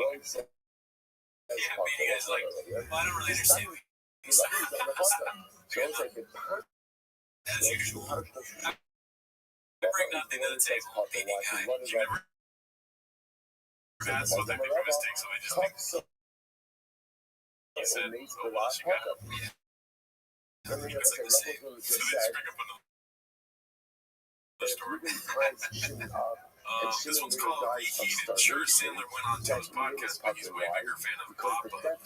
Posted by I Downvote Cake Days. I haven't seen that user in a while. Let's see. The conscious in this case as well. But Ruben goes ahead and puts the barrel over Shimon again. Right now, there's air. Already opens up the ceiling. Right now, there's a draft. But the nice thing is, one could have got rid of that force is now present. And therefore, it's going to be fucked in this case as well. Speaking of everybody that you see in the house, so we know the heat on the puzzle. Maybe it's not easy to hold the puzzle. Why? What is this? The idea that taps his friends into a house. Made of marble. Now, let's say that again. The fact that here is basically Shisha. Yeah, I'm sure we've gone over this a lot, but it's funny. My North Star? A house that is made of marble. No, come on. So Ruben puts Shimon I don't know. in an airtight home. The obvious Yeah, that's me. and then he goes ahead and he lights a candle, right? And Shimon I dies. told you yesterday, I texted you, I said I was open mic. Where three people will snore Now, why is that? Why do you hide? By lighting the candle, what does Ruben do? I feel like a fucking celebrity, Picking dude. up all the oxygen. Dude, honestly, I guess it would mean a lot to me if I somehow ran into Calvary Jr. or Ken Griffey Jr. and they were like, hey, give us a shot. Or they're like, oh my god, your Netflix, I think I should my pants. Yeah, Tim Simmons walked up to me and was like, But it just puts him in an airtight home. But I love how I say, that would be something. Alright, so this is called Talk Around the Water Cooler, posted by Haphazard. To which the man says, how is the article Schlager? We're going to get his head to the candle. How the article Schlager? Casey already had a horrible outing Not if it's a candle. You will not be fired. So good very well be there. I'm very defensive here. Let me see you. To which the man says, not necessarily. when I say around the water cooler, I mean, It looks like no offense. Because it's not as like I'll tell you why. Awesome.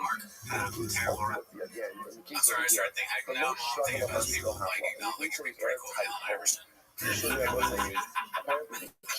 you already say that? No, can you rewind that completely? Are you serious? In my head, all I could think about was meeting Allen Iverson and knowing about team. Okay. I was like, I'm surprised. You had no reaction. Yeah, I didn't even hear. Literally, I was fantasizing meeting Allen Iverson. Oh, okay. Let's see here. Casey already had a horrible outing performance golfing this weekend. That's Talk Around the Water Cooler. When I say around the water cooler, I mean, me being the same Mark Johnson. So the cases are not really comparable. Also, the low sugar amounts are made out This is an old clip. temperature air. We're not showing right time, but alcohol. Okay, so just like, I want him to lean in and edit it. Like, fuck, that blew my mind. MVPs in front of us. I mean, no MVP. Yeah, we'll have a lawyer write it up. It's so funny. It says the boy next to his head. Yeah. But BTB, what is BTB? I don't know. business to business. It's not focus. Marketing genius. You think That's an ATV marketing genius. put the barrel on top of shimmy, it opens up the roof, and the worst cold. He said, I shouldn't eat too. I had a party. I had 2 bad part 3s back to back. Part those part 3s, I'm shooting 78. Whether or not, again, And 82's fine. That's a serviceable store. Could we have improved? Yeah, was it the worst run of all time? No. Where's your beanie, you jerk? Oh, we're allowed to show up to Thick Boy without a beanie now when your name is Beanie Guy. Yeah, we call you Beanie Guy. We think we call you Beanie Guy for the looks of it. Yeah, say what? At a certain point in That's so time, funny. If we were in control of Thick Boy and he showed up like that, we'd go, at a certain point in time, Don't let this the happen cold will kill shimmy, but right now it's not an impact. It's So we'll fucking see 10 this a.m. case in every Right, Brennan Shaw's gonna be back this is from kind Rub of and like Tucky. a little bit of in He's between. gonna show up and you don't have a beanie on. That force is present, but the death force is not necessarily present in its entire I'm surprised they don't have beanies like a closet for the Beanie Guy. It's your daddy's. I'm looking at the producing setup. They have a really big ATM. I'll tell you that. Oh, fuck. They have the same thing we have on huge. Damn. Right there, yeah. Look at that thing. What happens? So Damn. We got like a 4-inch ATM. They got an 8-inch. That has like 108 buttons. Oh, that's your dick, right? Instruction is very reminiscent, right reminiscent. It's the same also as the Gemara set the Shabbos uses for Sinai. Right, the Gemara says the beautiful Gemara,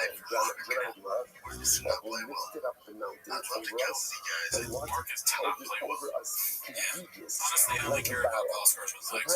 What's fascinating about a barrel is the information to it. Don't get on the inside of a barrel. Why not? Yeah, the hours, but there's no more Tiger thing in the studio also. Sometimes a person There's a problem with that. Let's see here. The next one is, okay, so I watched this clip already. It might get good because of the song on it. It's called Just How Papa and the 250 consider comedy to be the hardest job on the planet. And I go ahead where they think that selling defects for $4 on OnlyFans is hard work. God dog. Big Boy Stews really knows how to pick up. I know what I have to do, or I know what I should be doing. Let's see what she says. The reality is, it feels very overwhelming to me. Like a lot of people give girls who have social media as a career a really hard time. Like, oh, this is some vapid career choice that is only going to last for as long as you're on. And then you meet them, and they're always specifically smart, so hardworking, so diligent about their work. Like, very often these are just young businesswomen, so I hate when people are like, oh, social media is so stupid. You always think it's stupid because it's a woman-ran industry. That's really it. This is one of the few industries where women are Toxic positivity, because we all know people like this. Is that for real? When you're struggling with something, That's so funny, dude. what do they say? What do they say to you? Her standing on the that's so fucking fine. And what's your ultimate reaction So to that person? I agree with her. I literally want to kill you. Yeah, no, I mean, she's making a point that could be true, but then I know it's going to be as she's making it, she shows the opposite of that. Right? Standing on a bunch of papers in the ground. Yeah, looking very bad. I'm going to be fine.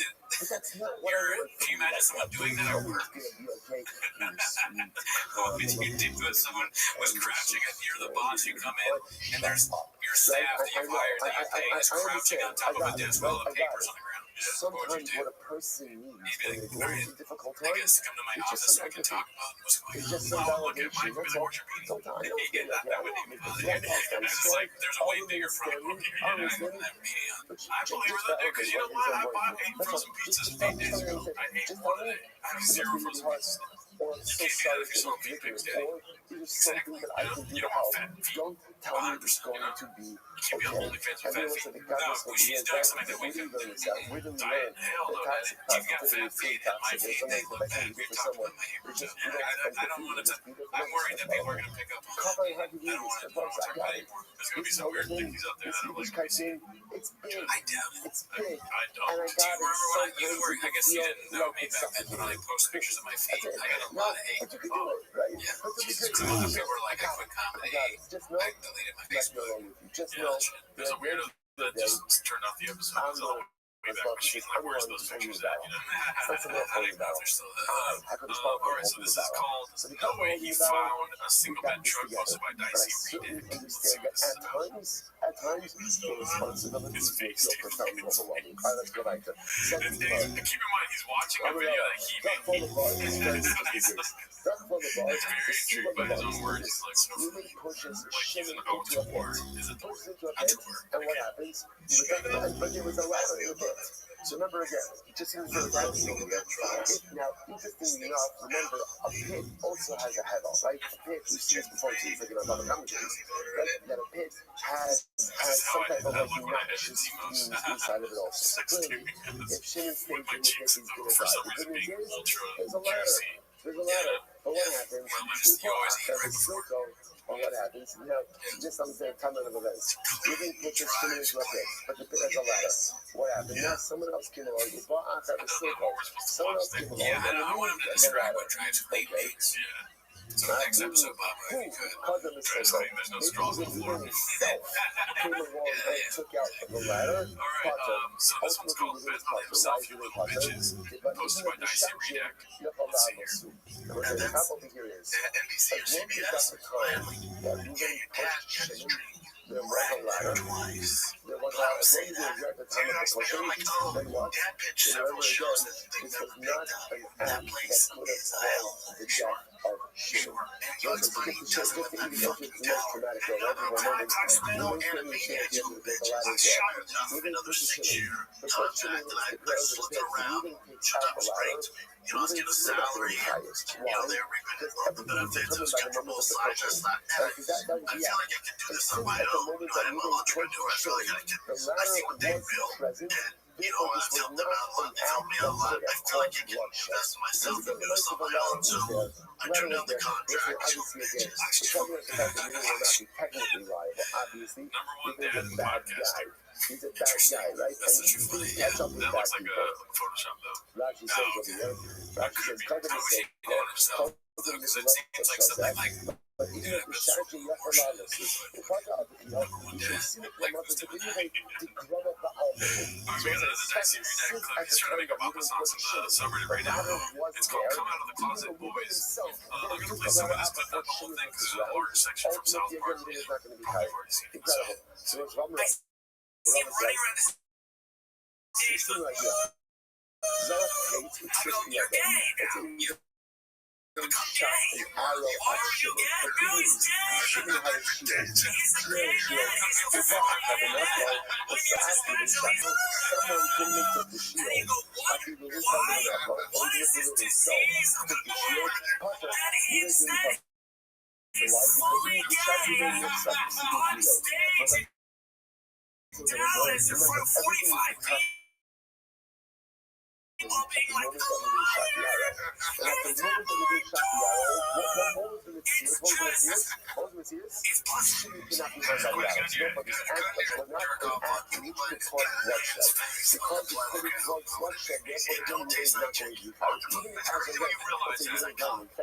It's crazy that you realize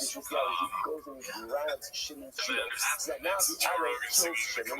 You know about those? Because at the time that it killed Shimon, the arrow could not have killed Shimon. So much easier if I just take shit. You know, for this house, another case. We like video games all day. Listen to this. Let's say you don't shot an arrow at Shimon. This time one of the other. Let's let me point out, I guess the arrow was for the piece. So you're saying comedians are going to stop and not double the funny up? Cool story, bro. So after the arrow was shot, someone else came along and stole his medication. You think that's it? Or even himself came and stole the medication. Oh, you think they're going to stop doing the game in Diego? Joe Rogan never does bits about if you were gay. Put Joe Rogan in the room and tell him to make like 15 minutes set. He's not going to bring up that gay. You got to do like you normally do one more, but do the after you're on you do it so good. You have to be saying nothing. Oh, so when Joe Rogan writes a bit about time machines, he's not going to end up sucking it. A raptor went ahead and you're a master at it. You're holding and you're moving so I know, it's so hard for me to do. What's What's it called? the time What's that saying? Say, hook or jump on causing the death of I don't know. But that's a classic bit. Yeah, that's so funny. You don't even have to say anything. Alrighty, so that's your takeaway. Let's see here. This one's called Papa Plan a Fight Camp for Callan, pushed by Haphazardous. Last up for the day, so let's enjoy it, fellas. Which could have caused Quick question for you. Next time, they can't still fear the vision. Next thing. I didn't say I was going to Dagestan. Okay, assumed you were. It's actually pronounced Dagestan. I don't know if you didn't get it right. True. But then after he shot the arrow, shouldn't kill him in this one. He was not a hole. And then Yosan is inside. And that is ultimately again, Ruben is not going to be I went down to Dagestan, Australia, because it's Dagestan. Because in this case over here, remember, at the local myself, he did get the remedy before Ruben was busted in Torah. So therefore, local myself, Ruben will not be held. We'll have to stop over. Tomorrow's doc, or you would solid consistent with your branch of framework, incredible, Gemara, check. No, it's with a couple crossovers that it comes on. That's a guy that's coming back. But sorry, Now I don't do that. Oh, that's right. I don't do that. I'm going to find Fedor Emelianenko, and I'm going to study the ancient texts. Oh, I thought you were He's like, I'm going to go to Denver, or you're going to go there to fucking Denver a guy off. Oh, yeah, you're gonna drink Mountain Cum.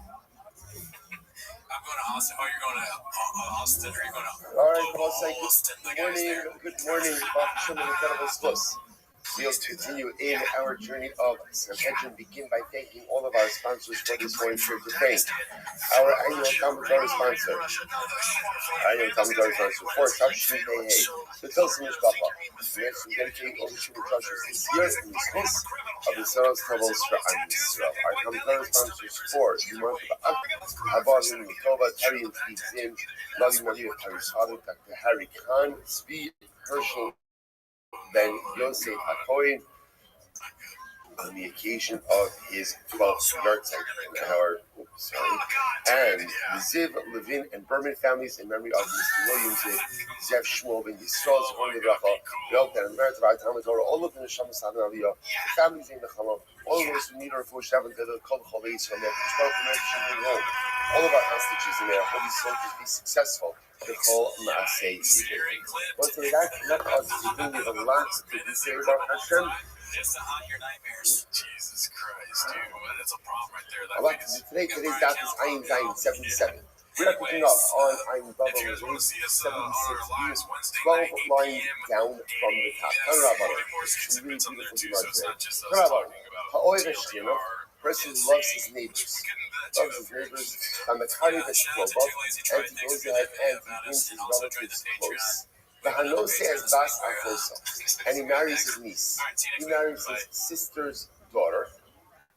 The Amalva Salaloani, Bishas Dovko, and he lends money to an ani to a poor person at a time that the ani is struggling. Alava Kasav Omer, as Tikra Vashem Yana.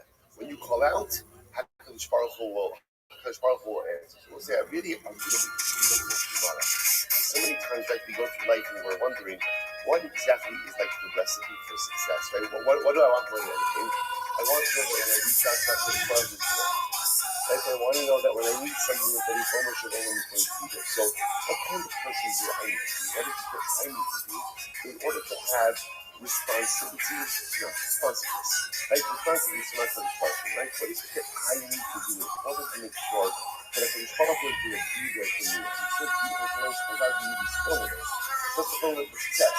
Someone who loves his neighbors, which means what's what's interesting about your neighbors is although to a certain degree you could try to choose them, like you could choose where you live. Once you go ahead and you move somewhere, you definitely can't control who lives around you. Right? What's after that? What's after the private program? Someone who brings his relatives close. Certainly can't choose you out. Well, Rara was something denominator.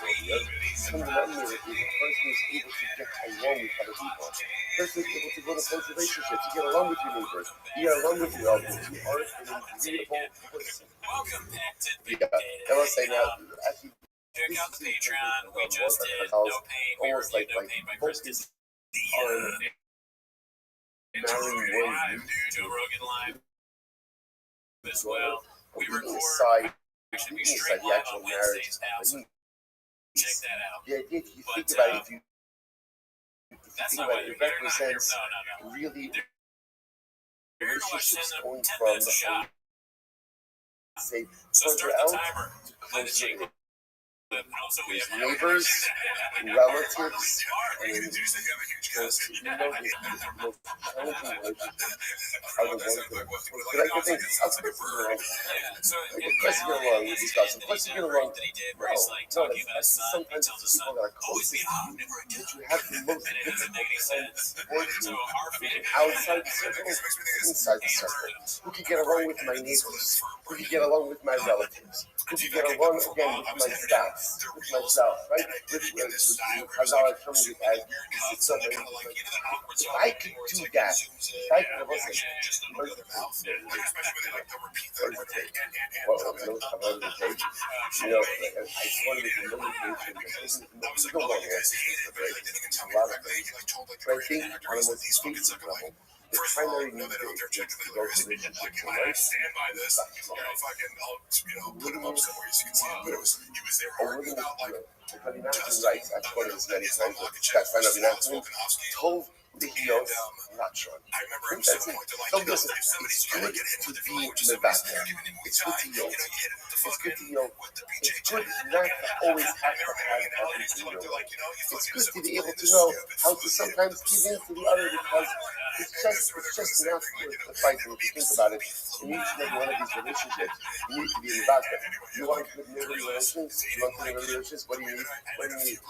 You need to be in the back. Why? Because at some point in time, your neighbor, whatever they're going to do, they're going to scratch out or or perhaps they have a dog and the dog gets loose and finds itself, messes itself in your backyard for long enough. And it just can happen. It can happen, right? So when I saw, you want to have a relationship with your neighbors, you want to have relationships with your family, you have to be in the back. You want to have shalom bayis with your wife, He's one of the guys on Reddit that does that same thing. He like zooms in. Otherwise, all of these relationships become unsustainable. And you might say, different kinds of person, relationships with others. So it's what it says, I promise, I'll have a relationship with you. I'll have a relationship with you as well. How does that relationship manifest itself?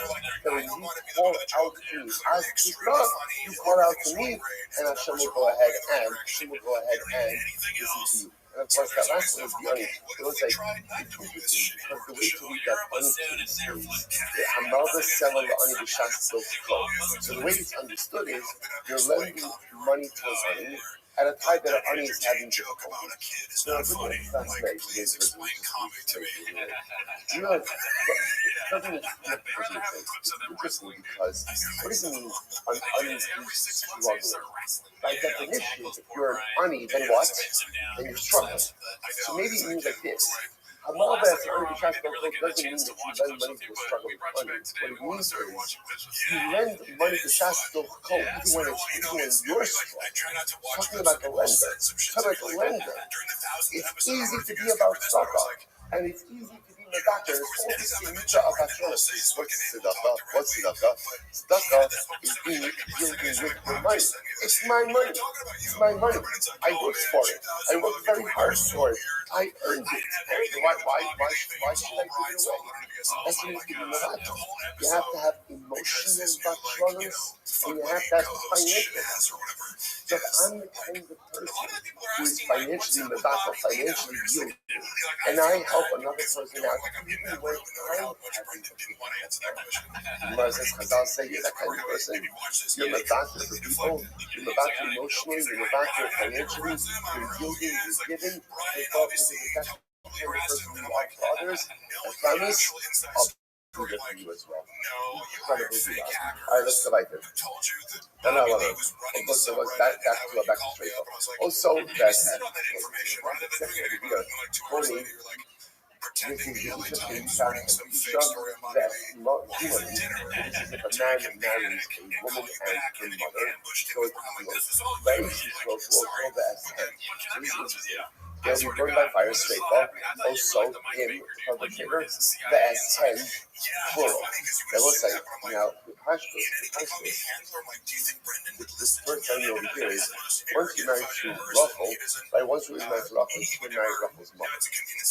And if he does so, it's punishable by straight up. They will say, who's punishable by straight up? Doesn't Ruffle do anything? Like, Ruffle just married Elaine easily. In fact, everything that he goes to marry Ruffle's mother, that's on Elaine's mother. So why does it say that Ruvain and S10 and them, plural, both women are put to death? That can't be what it means. The words of the problem. So, I don't know if I don't know the S10 or still the S8 no, it only means that Ruvain is put to death is one of these women, i.e. mother-in-law. And if you want to give it to them, or still the S10, then you says, no, it means him and both of them. What's going on? My bad. What do you got to use? What do you got to use in the clothes? I'm not buying my small version. What's the focus of you is have a bash in the household. And you small summer is so vast. And because it says, right, you say that we go ahead and put your death moving, and then plural, also the S ahas. Reading this S10 doesn't mean both of them. S10 means ahas. One of them. Or one of the women. Between the Russian and the bunny, holding la ahas because of her being Greek, the word for one is tuna. Tuna, so S-N, one of them. The N come also, the Dutch Shasha, and ultimately again the mother of his mother-in-law is named after the different Russia. And the Kiva Saba, Osoviet, what does that mean? Osoviet Shehen. So it means him and both of them. What do you mean both of them? The in Hamosa Siva. And again, when the Shlo's running out, the prohibition, sorry, the Kiva's running out, the prohibition of mother-in-law, mother-in-law's mother, thank you, mother-in-law's mother from this particular country.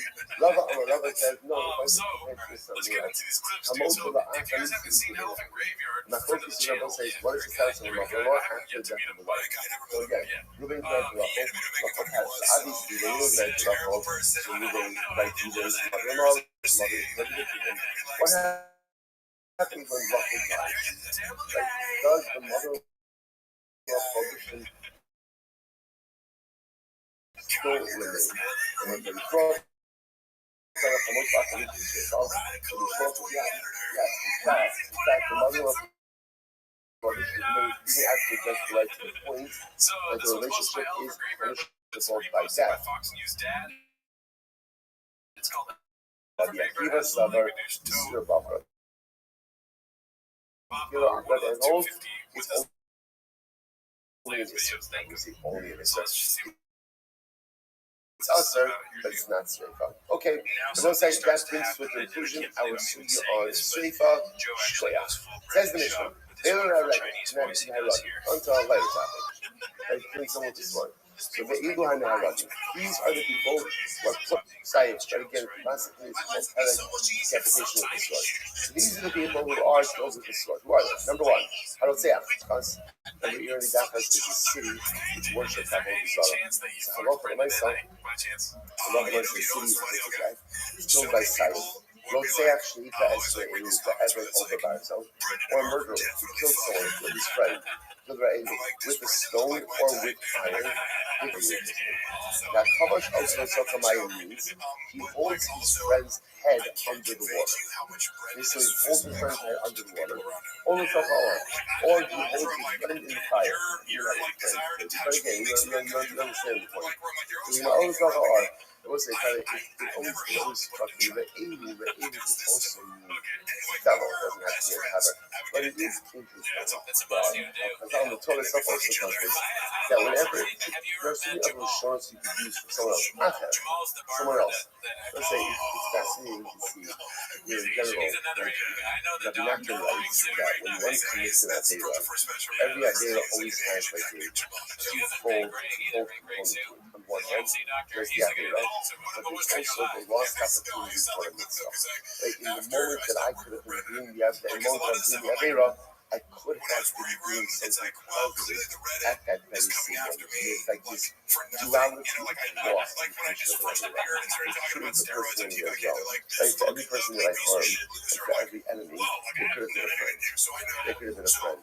So it's interesting to see that so like that for a person, you have moving spiritually, he's holding his head under the water.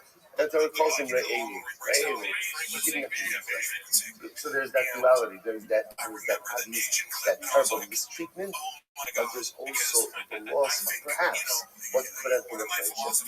Okay, anyway, so close into the fire. They ended up allowed to Sham inmates. That was now we're going to see all of this. And Shimon is unable to take his head out of the water, or he's unable to get out of the fire, and therefore he dies. Kayif, ultimately, and then he's going to be Kayif. An active bloodshed. Another case. What happens if Reuben pushes Shimon into the water, or pushes Shimon into the fire, and ultimately again, Shimon could have gotten up, but Umace and he dies. Potter, in those cases, Reuben had Potter. He wasn't, this is quite fascinating. Even though Reuben was pushed Shimon into the water, and even though Reuben pushed Shimon into the fire, since Shimon could have gotten up but failed to do so, Reuben is not lost. She's the Akala. If again Reuben goes ahead and incites a dog to go ahead and bite Shimon, incites him to bite Shimon. She goes Akala as I know. Potter ultimately Potter's wife is also. This is going to be a case of drama. This is causation. Reuben is creating a force, but he's not the direct damager. It's the dog that is damaging. It is the snake that is damaging. Even though again, Reuben riled it up. What happens if Reuben took the snake? Like literally held the snake's mouth open to put the snake's fangs into Shimon. There was an interesting the venom that kills Shimon, not Reuben. What's the halacha over here? That's direct koach, and therefore Reuben's going to be chayiv. That's a common culture. The Chama, on the other hand, say that Reuben is going to be chayiv. All right, well, see, a lot to talk about in this subject. Let's see the Gemara. I'm going to read two things out. Let's see Rashi. First Rashi in the Gemara. Last short line in Rashi. Lo ne'emar yad. Mash ne'emar be'even yad or between 8 yad. So let's say in the sugyas where it talks about killing someone, the lashon of the pasuk is if Reuben kills Shimon be'even yad. Now, what that means is literally it could be a stone that he's holding in his hand, or really being understanding that yad means that you have the ability to kill someone with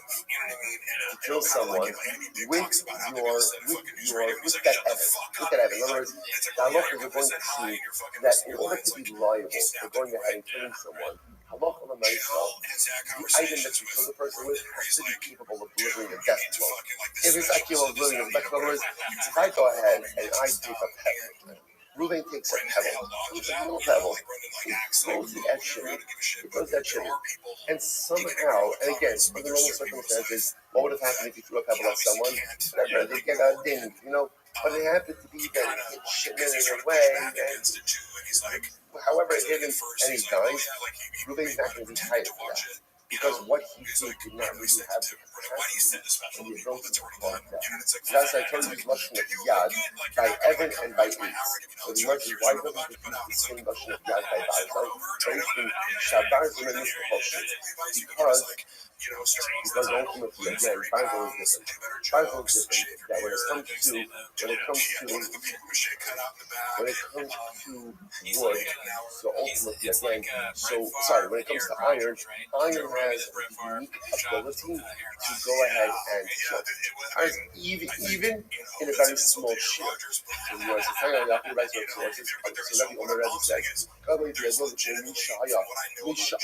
Omer says, so it was known before I came שהבאז המימס בכל שני, that iron has the ability to kill even the smallest amount. לפיכך, therefore, לפיכך לא ניתן לו both shear. Therefore, the Torah didn't give a shear. What's unique about iron? So Rashi points out that here, Shabbat is compulsory with the third wide lines on the bottom.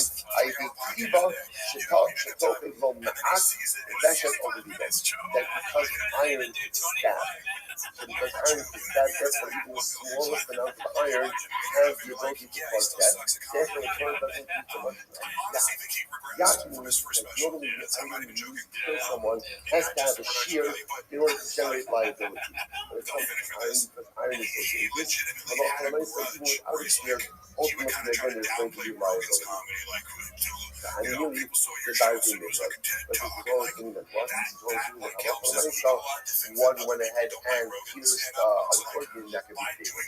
Okay, we cover something like this. And I remember the Mishnah said, if Reuben goes and holds Shimon under the water, there's liability for that. The Gemara says like this. The Gemara says, Rishon Adu Sakamash Malon, the Sefer Adu Sakamash Malon. Both the Rishon and the Sefer, the beginning and the end of the Brayso, both teach us tremendous lessons. What are the lessons? Here we go. So the Rishon Adu Sakamash Malon, the first case teaches us Afagav, the love in Zachov, even the Yachol Lalos, Mishan, the Yes, Kai. So let's say, case number one of the Mishnah, what's case number one? Case number one is that Reuben holds Shimon's head under the water. And again, Shimon dies, Reuben is tied. What's the Kiddush there? The Kiddush there is, how did Shimon get into the water? I don't know. So Reuben didn't put him there, or Reuben didn't necessarily put him there. Right? So in other words, the Kiddush in the narration is, even though Shimon's already in the water, Reuben didn't put him there. If Shimon comes, Reuben comes up. Right? Reuben didn't put him in the water. Shimon was in the water. Reuben comes along and holds Shimon's head in the water and liability for that, even though Reuben did not place him there. Sefer of Rishon what's the Kiddush of Sefer? Afagav the dove even the Achalalos Rishon remains pocket. The Kiddush of the Sefer is, remember what's happening in the Sefer? Reuben pushed Shimon into the water. But now again, and let's say Shimon dies, Shimon has the ability to get himself out of the water and didn't do so. Even though he's only in the water because he didn't put him there, Reuben will not be liable. Incredible. How much do you know it? Let's say, how do you know that there's liability for holding someone's head under the water or for holding someone in the fire? In other words, that here, I didn't create these circumstances, right? Shimon may already be in the water, or Shimon may already be in the fire. How do I know that if Reuben holds his head under the water or holds him in the fire, that Reuben is liable? So this one's supposed to be like, the small door crowd, Pasuk says, Obe'eva. Or if Reuben speaks manual, for some reason, I don't know, there's a lot of posts about manual, and they have a lot of Obe'eva. If he hits the picture at an answer. So that goes, this goes ahead and what does it sound to me? Literally again, constricting. The sound means holding someone in this case over here, holding Shimon's head under the water. So really holding Shimon in the fire. Let's say there's a tremendous amount of hardship in this as well. This is this. How do you guys get how it applies to the Masri? What do we want? It sounds to me. What does it sound to me? Sometimes when you constrict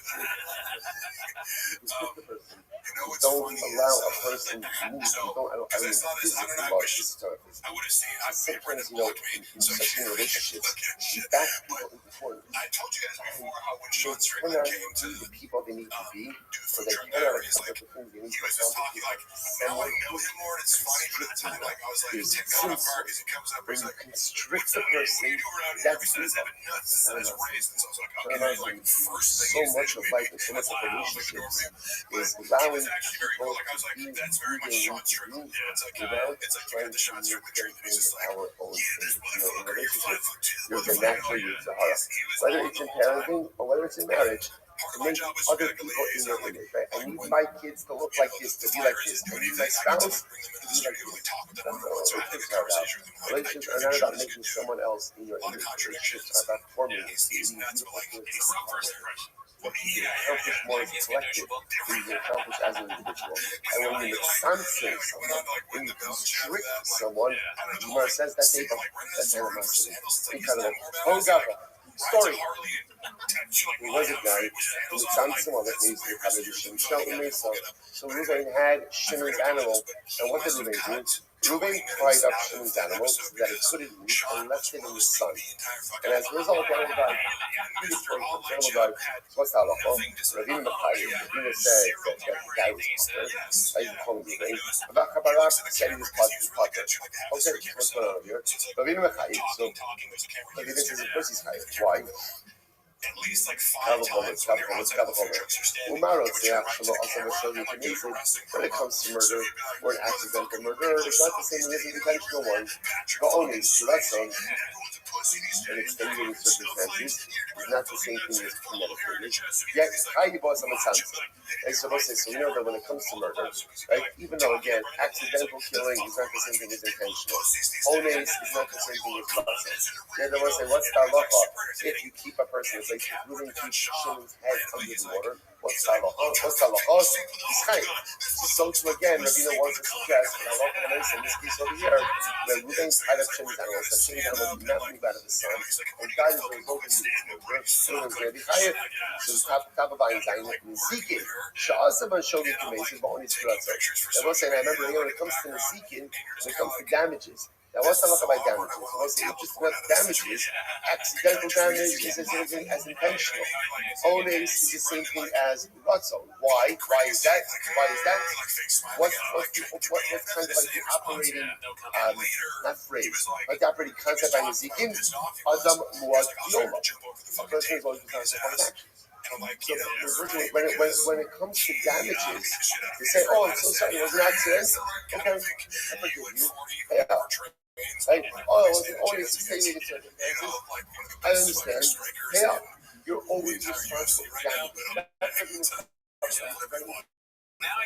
So when it comes to taking a life, so where there's a distinction. It's intentional, unintentional, always in Ratzon, get your chayiv for confining someone that if you didn't hold him underwater, you can be chayiv for that. So therefore, again, if you didn't tie animal and the animal dies, you can be chayiv for that. You lack a hundred time of that. Why is it ultimately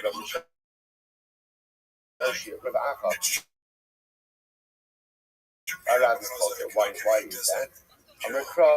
Most must Lotseach is a chayiv one with some saying in the Zikin of the din of mitzamtzim is one that is brought up by Nezikin, by damages. Sorry. The idea of mitzamtzim is one that is brought up by bloodshed. It's brought up by Lotseach. Ultimately, again, the din of mitzamtzim is not brought up by Nezikin. Because I want to point out, remember, we just went out, the Gemara asked, how do you know that you're tied from the Mitzamtzim? How do you know that you're tied from confining someone in a situation which results in their death? Remember again, what did the Gemara base it on? The Gemara says, Eva, he called the adult, Viamos. Remember, we left from Eva. That's how we left from Eva. So the Achel will say, the concept of Mitzamtzim is not brought down in a case of murder. It's not brought down in a case of Nezikin, and therefore it doesn't apply. Those of us that say, this is really quite fascinating. Just understand that fundamental focus over here. So according to Rabbi, the only time you're chayiv for damages is when you actively damage someone with your own koach. But if let's say, in this case, where we're going to take Shimon's animal, ties it up in the sun, and the animal can't move and the animal dies, the doctor is going to say, you're not excited for that. That's not good. It's not good. The halacha doesn't condone it, but there's no legal recourse that Shimon has under those circumstances. So fundamental machlokes. So again, Rabbi understands that the din of mitzamtzim applies both by bloodshed as well as by Nezikin. The Acha only applies by bloodshed, doesn't apply by Nezikin. Incredible. Another example. I'll tell you this as you go along. Halacha L'maisa, the Rambam passes like Rabbi, that we hold that mitzamtzim is chayiv chayiv both by bloodshed and by niziki. So therefore, again, if Reuben ties up Shimon's animal in the sun, if the animal is going to die through exposure, and the animal dies through exposure, ultimately Reuben's chayiv. Now, we have a couple of other pieces that are going to qualify over that. Now, just understand, nugget number one, you paskin like, well, it's not number one, nugget number whatever, and you like Ravina. Sounds like Ravina, that one is high from the something for confining someone or something, both by bloodshed, pyrotea, as well as by niziki damages. Okay, let's go back to Amarava. Kaf so umeis barav. It's very interesting. What happens if Reuben ties up Shimon, and Shimon dies of starvation? Whatever, 5 years later, Shimon had no food, no water, have no place to starve, have food and water, and Shimon dies. Shimon dies. The Rabbi says that Reuben is Pata. Reuben is Pata. And let's say now, why? What sounds very strange to us. What's the logic of that? Take a look at Rashi. Rashi's in the first short line. Kapso means Barav. The Bishash Kapso came and Var Hariga. Darav Kama Ilot, Baholit the Kodak, La Achaz Man Kocha, the Dami the Tamkin, the Nine, or the Holy. Essentially, Rabbi asking that the sunset holding someone in place and then dying as a result of being held in place is high. That is only if the force which brings about death is present at the beginning of the event. So, for example, Reuben holds Shimon's head underwater. Right? So Reuben is going to be high. Why? Because the water, right, which is the vehicle of death, is right there in presence. Right? Similarly, again, in the previous case, if you notice, right, Reuben tied Shimon's animal up in the blazing sun. The sun is there. The sun is there. But in a case where, let's say, Reuben creates a reality for Shimon, but there's no death force that's present in that moment, then Reuben will not be tied. So, for example, Reuben ties Shimon up. Shimon dies of starvation 5 days later. Okay, at the time that he tied him up, again, there was no starvation. Right? There was no death force. So because there was no death force, therefore there is no technical liability. Listen, obviously, in the eyes of Kodesh Baruch Hu, I'm sure that Rebbe Shalom is not smiling on Reuben for what he's done. So we're talking about in a very technical, realistic framework. Is there liability or not? Is Reuben for what he did? So it's very important principle. In order to be hired from something for confining someone, the death force has to be present at the time the person was confined. If the death force only comes later, there is no liability. Next, Bamarava, another example. Bamarava, Kafsa B'chama Umeis. It's Sina Umeis Chayim. If Reuben tied Shimon up, and he tied him up in the blazing sun, right? Or he tied him up in the freezing sun. Then Shimon dies. Chayim. Ultimately, again, so Reuben is going to be Chayim. On the other hand, so Sina Lavo, let's say, Reuben ties Shimon up at night. And at night, it's fine. There's no sun. When the sun comes up the next morning, by the time it gets today, Shimon's going to die of heat exposure to Reuben's partner. Why? Same idea. Why? Because at the time that Reuben tied Shimon up, there was no present death force. So because of that, ultimately, again, almost 10 years. Reuben is going to be partial. Good. So, Kamalavo. So, Tina Lavo, Potter, incredible. So the Gemara says, Rabbi says, this is very interesting. If Reuben tied Shimon up in front of a lion, Potter, that's very fascinating. Reuben can actually right across. Potter, the Inami Lo Hayakafos, Lo Hayakala Hasa Asaminari. You're not asking this question. Has shown that your chances of survival are non-existent, right? Rabbi says your chances of survival aren't. Therefore, Rabbi says Right. If Ruben put, like doing local community and meetings. listen, the idea here is going to see this. That the nice, I remember again, with the wild animal, we saw this in the Mishnah, about Shisa exciting the dog. Those cases seem a lot more like grumma, like causation. It's rather what is it? It's the lion. In fact, that moving went ahead and piped him up too. But we're going to see, but I'm a pastor, and he's like, that's actually right. But again, we'll see it from there. Rama says, because of very fun, if moving ties shimon up, what are you pushing? Pushing a net result of prolonged nap state. Yes, something, disease, maybe whatever else, reaction. So the nice one said, what's the idea here? Because if moving was untied, what could he do? Right, I should point out that he shoo it away. The fact that he's tied up now, so the fact that he's tied up, that ultimately makes a result in himself. Whereas Rashi says, even with maybe pushing on even with gnats, he's still going to be potter. Why? Honey also. Because the gnats that he dies from are not the gnats that are present at the time that he's tied up. Once again, the death force is not something. How does it work with the gnats? These gnats never come, these gnats never go. Right? So again, who causes it? It's the collective gnat chevra that goes ahead and causes death. But again, the death force is not present at the time that he is tied up. Incredible. So let's say, so again, nugget of information over here, so I did before. In order to be highest from the sun, so when you establish number one, you're high from the sun, saying, both by Nizikin, as well as by Nisa, ROTHSCHILD, as well as by Nizikin. Nugget or two, you're only high from the sun, saying, if the death force is present at the time that you try to do the individual. Incredible. So let's go back there. Says the Gemara. It's not. If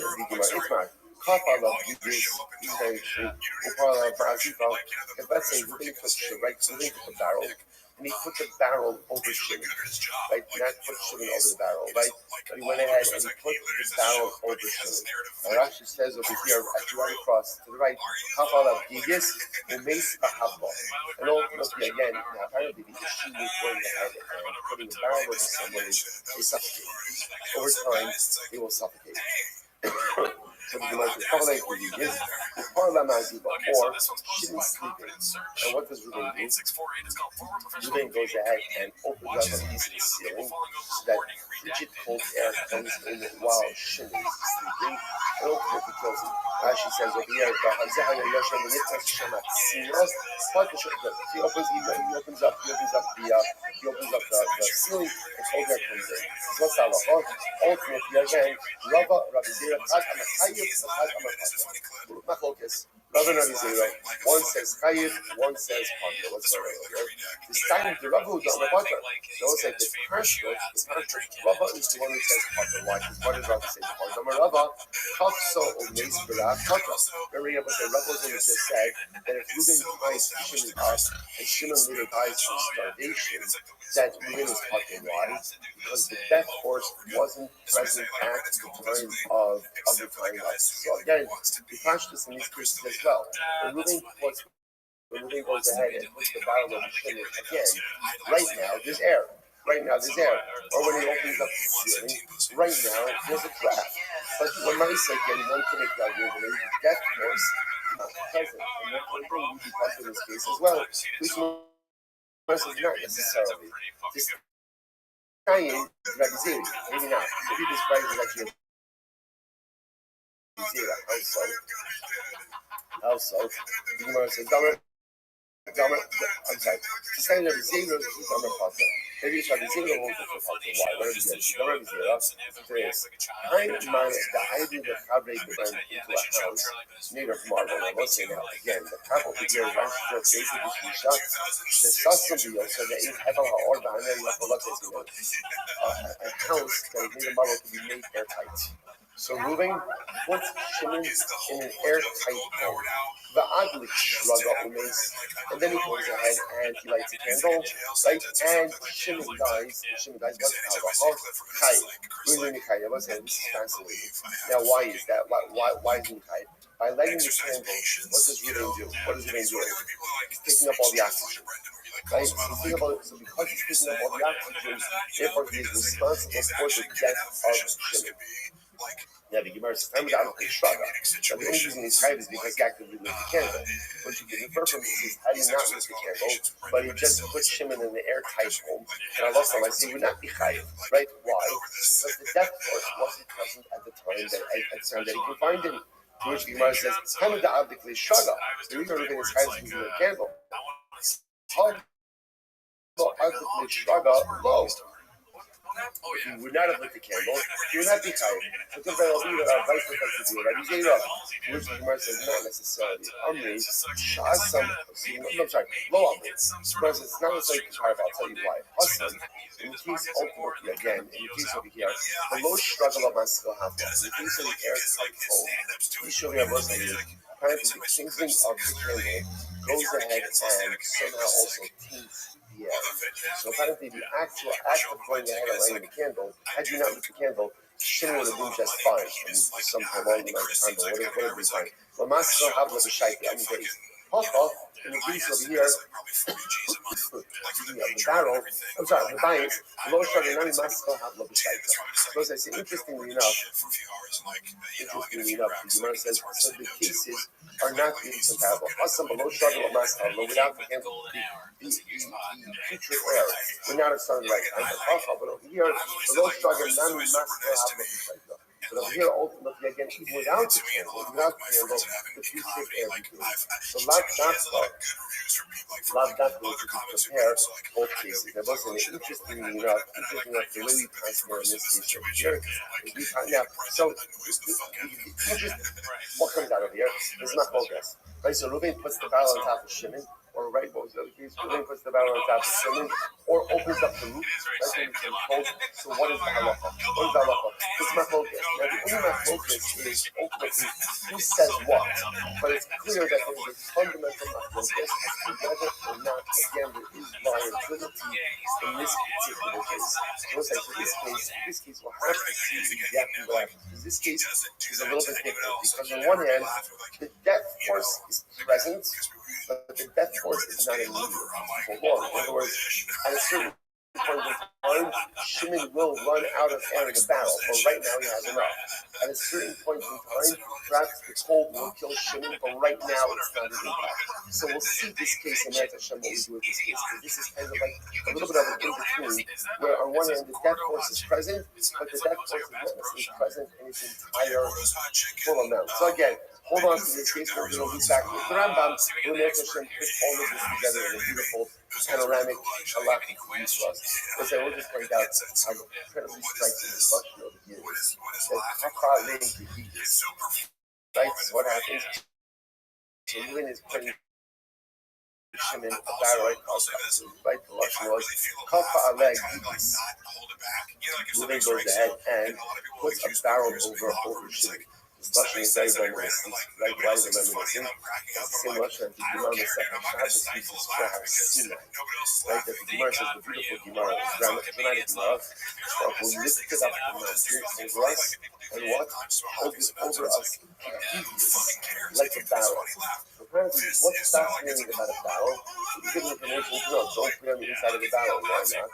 Because if it gets over the country, apparently, you can suffocate inside of a barrel, inside a barrel.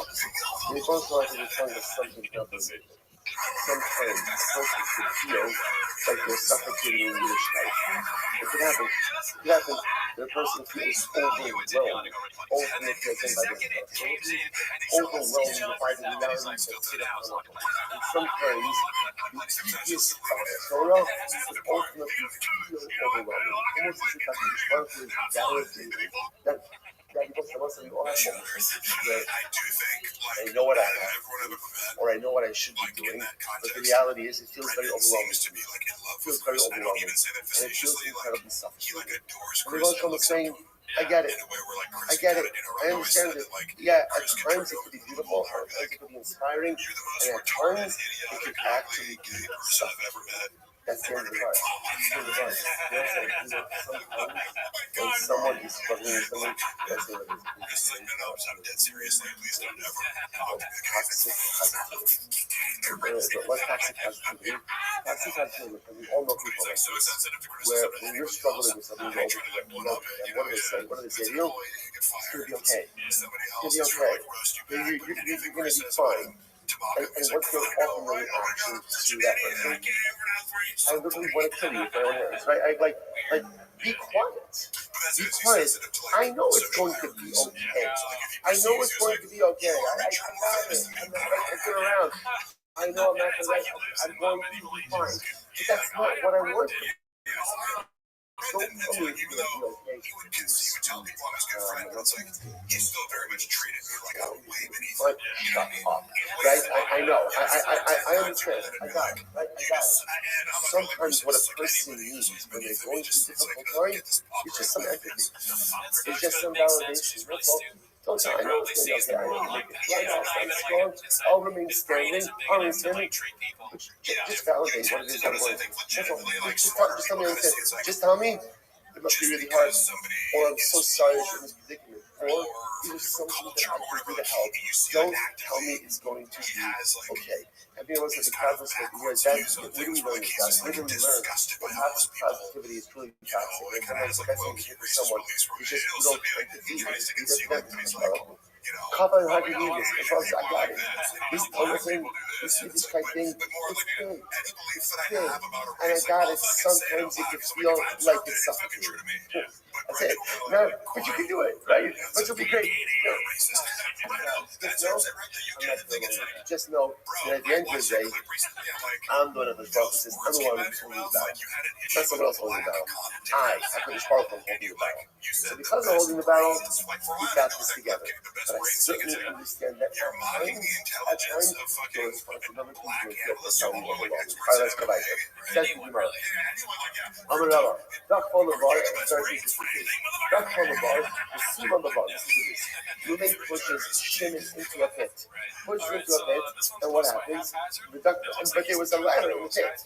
So remember again, just to see what's happening over here. Now, interestingly enough, remember, a pit also has a heaven, right? Pit, you see this quote, it's like a Bible right? That a pit has some type of like noxious fumes inside of it. Clearly, if sin is case in the case, he's going to die. The good news is, there's a ladder. There's a ladder. But what happens? What happens? Now, just understand the comment of events. Reuben pushes Shimon into a pit, but the pit has a ladder. What happened? Now someone else came along. Someone else came along and removed the ladder. Okay. Who hugged on the silver? Maybe even Reuben himself came along and took out the ladder. Potter. Ultimately, Reuben is Potter. Why is Reuben Potter? But even with the Shachim, listen, the top over here is, as long as at the time that Reuben pushed Shimon, there was a ladder. There was a ladder. As long as you were there at the time of the pushing, then what? Remember again, this was not an act that could have caused the death of Shimon. So just to even mention it more somatically, imagine for a moment, Reuben standing with Shimon at the edge of the pit, the ladder is there. Reuben pushes Shimon. Before Shimon hits the ground of the pit, Reuben takes out the ladder. Reuben's still not going to decide. Why? Because everything is determined by the moment of the pushing. Right? Because that was the act. So since at the moment that Reuben pushed Shimon, the ladder was present, therefore this was not an act that could have caused bloodshed. Because again, the mice of the ladder was there. The ladder was there. Listen, obviously, again, we're talking about the fact that Reuben will not be technically liable. Obviously, Reuben's a bad guy. He's a bad guy, right? And things catch up with bad people. Rashi says over here, Rashi says, hold them a circle, hold them with the Russell Shazah, but even if the Shaita Yakolalasu, the Father of the Yah, you should see what's the matter to bring away to drum up the almond. So as I stress, since at the time that Reuben pushed Shimon, the ladder was there, even though Reuben himself can kick the ladder out before Shimon hit the ground, ultimately again, it was not going to be tired. Incredible. So what Rabbi says, similar idea. Zara ate the crispy apple. Let's say Reuben shot an arrow at Shimon. Shimon had a shield. Is someone that after Reuben shot the arrow, someone came and took the shield Afilu Chad Benachal, or even if Reuven himself took the shield, Potter, Reuven's going to be Potter. Why? Because in the Bishad Yidei Nifsak Sikhi Yidei. Rabbi said there was no. Remember, everything is determined at the moment that Reuven shot the arrow. And at the moment that Reuven shot the arrow, what was the Metzias? What was the Metzias? What was the Metzias? Shimon cannot be hurt by the arrow. So therefore, the act of shooting the arrow was not an act which could cause bloodshed. Because it couldn't cause bloodshed, therefore, again, Reuven is not going to be fight. Even if, as again, let's say Reuven is lightning fast, he shoots the arrow, and so after he shoots the arrow, he goes and grabs Shimon's shield. So that now the arrow kills Shimon. Reuven's going to be Potter because at the time that he killed Shimon, the arrow could not have killed Shimon. Incredible. Incredible. The man says as follows. Another case. Good. Amrava. Start let's say Reuven shot the arrow at Shimon. The Salmon the Yago. But it's okay because Shimon had the remedy for an arrow. Remedy for an arrow. In other words, I guess the arrow was going to sort of pierce him. He had a bandage, he had a set, whatever he needed in order to bandage up the wound, and it would have been just fine. Okay? So after the arrow shot, someone else came along and stole his medication. After the root of the medication, or Reuven himself came and stole the medication. Potter ultimately Reuven is going to be Potter. Why? The Shantabay, Yacham is Tabos. Both say it's all the same thing. In order to be fighting bloodshed and at the time of the act, the death force was present. But at the time of the act, the death force was not present. So again, the latter was in the pit. Right? The shield was in the hands of Shimon. Shimon had the remedy for an arrow piercing. Even though it was subsequently removed after he was thrown into the pit, or after released the arrow, or after he went ahead and shot the arrow, and even if Reuven himself removed it, still did he otherwise, because at the time of the act was not capable of causing the death of Shimon. Incredible. On about Rashi says, the truth is, even if, right, let's say Shimon didn't have the remedy in his hand, but the remedy was readily available in the marketplace. Right? So therefore, again, even in that kind of case, it's clear that Reuven's act was not one which could have caused bloodshed. What happened to at the time that Reuven shot the arrow, Shimon didn't have the medicinal remedy. But then after he shot the arrow, Shimon came upon the medicinal remedy. What's halacha? In that case, ultimately, again, Reuven is not going to be fighting. Interesting enough, this is interesting because in this case over here, remember, at the time that Reuven shot the arrow, Shimon did not have the remedy. He didn't have the remedy. Did get the remedy before Reuven was brought to Torah. Therefore, Reuven will not be there. Rabbi, we have to stop over here for today. There's much more. Again, just throwing out all of these cases right now. Tomorrow's daf will really consolidate this into a comprehensive framework. Incredible. Tomorrow, back. When is the last time you fucking brought it up? Well, a flute's a flute, man. Yeah, They don't understand. Flute the fucking gotta hit it with the bass. This is great. Okay, so we got so many more clips left. This is posted by Toxoplasmosis. It's called Africa with a Gold Medal. You guys want to make a guess? I was going to say something bad about that. Maybe this is the first time anyone remember. You guys remember the clip where he's like, Chris D'Elia and whoever else was there had to correct him on Africa being a country. He's not a country. And they're like, no, it's a continent. There's other countries within Africa. And his example to rebut this, and he was going, oh, yeah, you're right. Like, because it's a kind of make a mistake. You're like, oh, sorry, I meant the country. Down this idea.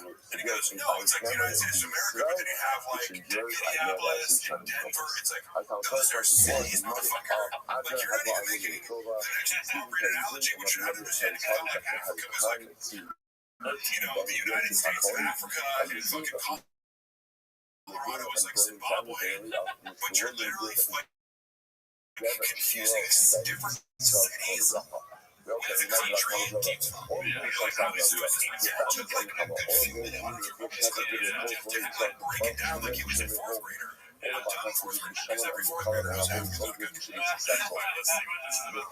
is about. It's also international sports.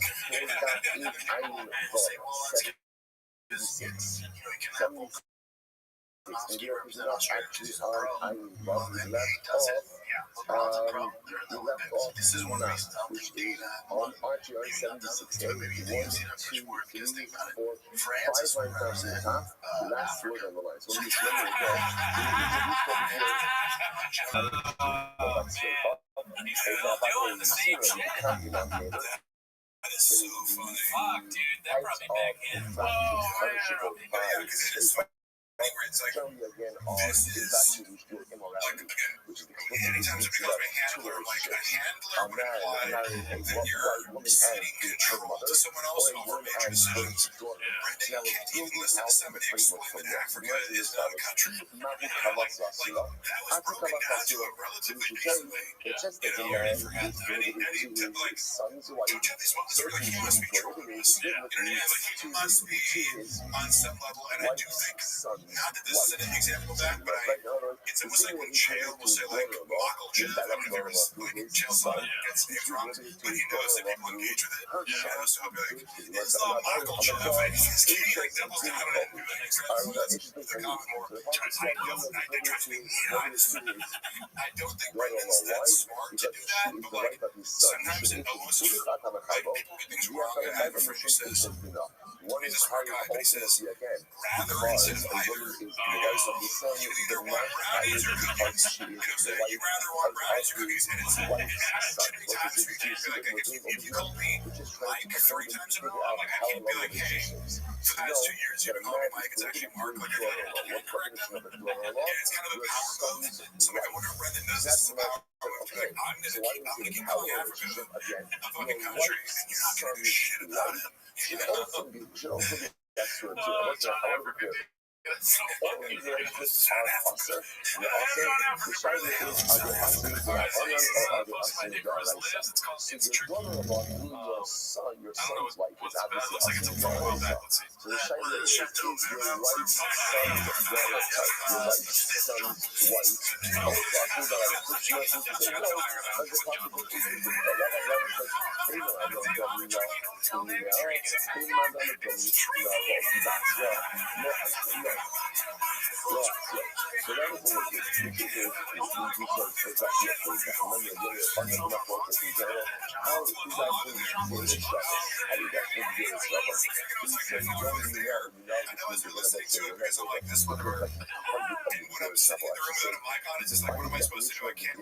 Joke about it, I can't correct them or whatever. But I remember that moment and just being like, because Chris is the only person who was like, oh, yeah, John Belushi, in Chateau Marymount. What do you think, Brendan? Well, have you ever been to the Chateau Marymount?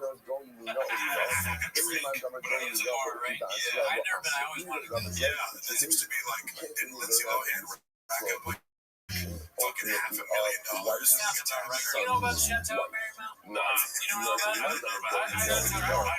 We gotta go to the bar. I mean, I'll read that. Yeah, you'll go relax. We can get other things besides drinks. All right, I got you.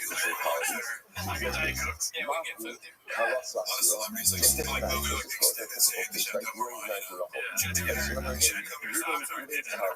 I guess Lindsay Lohan famous racked up some like Jerry Corbis bill. This was like in the vein of Brendan Chop. They got some color merch deal. They really do. Oh, they do? No, I'm not lying. I was trying to be serious, but I was getting no merch.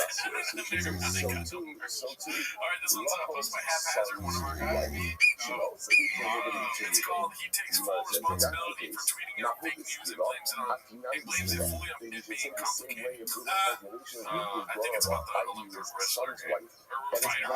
Did you see what was that mailbox for female sports and they get super complicated because you can put a rabbit hole and then go down the rabbit hole and it's what do you think? This is interesting. Technically she was born a male, so technically she was assigned female's birth. So she has Sawyer syndrome. So that that sense is so funny. Technically, she was born in she doesn't sound like it's like the opposite of that. So the problem was they see relationships don't have X, Y, lines up. X, Y. Right? Remember, they're going to She has testes inside, right? That's what I think. That can be an intersection thing. It doesn't appear to be that. But it's But she was a female birth, and she does have female. See, this word stuff, so I heard opposite, because the reason the World Championship Federation can't figure out the position was there's a lot of things I don't know. Also, like, you guys know the real reason was like because your test was too high. She was like the testosterone. She failed a gender test here because if you're a female, like there's a certain threshold in the same with males too. Like you can't have obese testosterone, you know. And so I don't know. To me, it's just like it's not that complicated. You know, you got your scratch past the service, and who the fuck is he talking to? Where it's just like, he just gets everything wrong. At every step, it's just like more the opposite of that. Well, it's like that Dave Chappelle joke, like after 9/11, they're like, where is job rules? Like nobody gives a fuck what Brennan Job thinks. No, If anybody should be sensitive to someone who fails tests, it should be Brennan Job.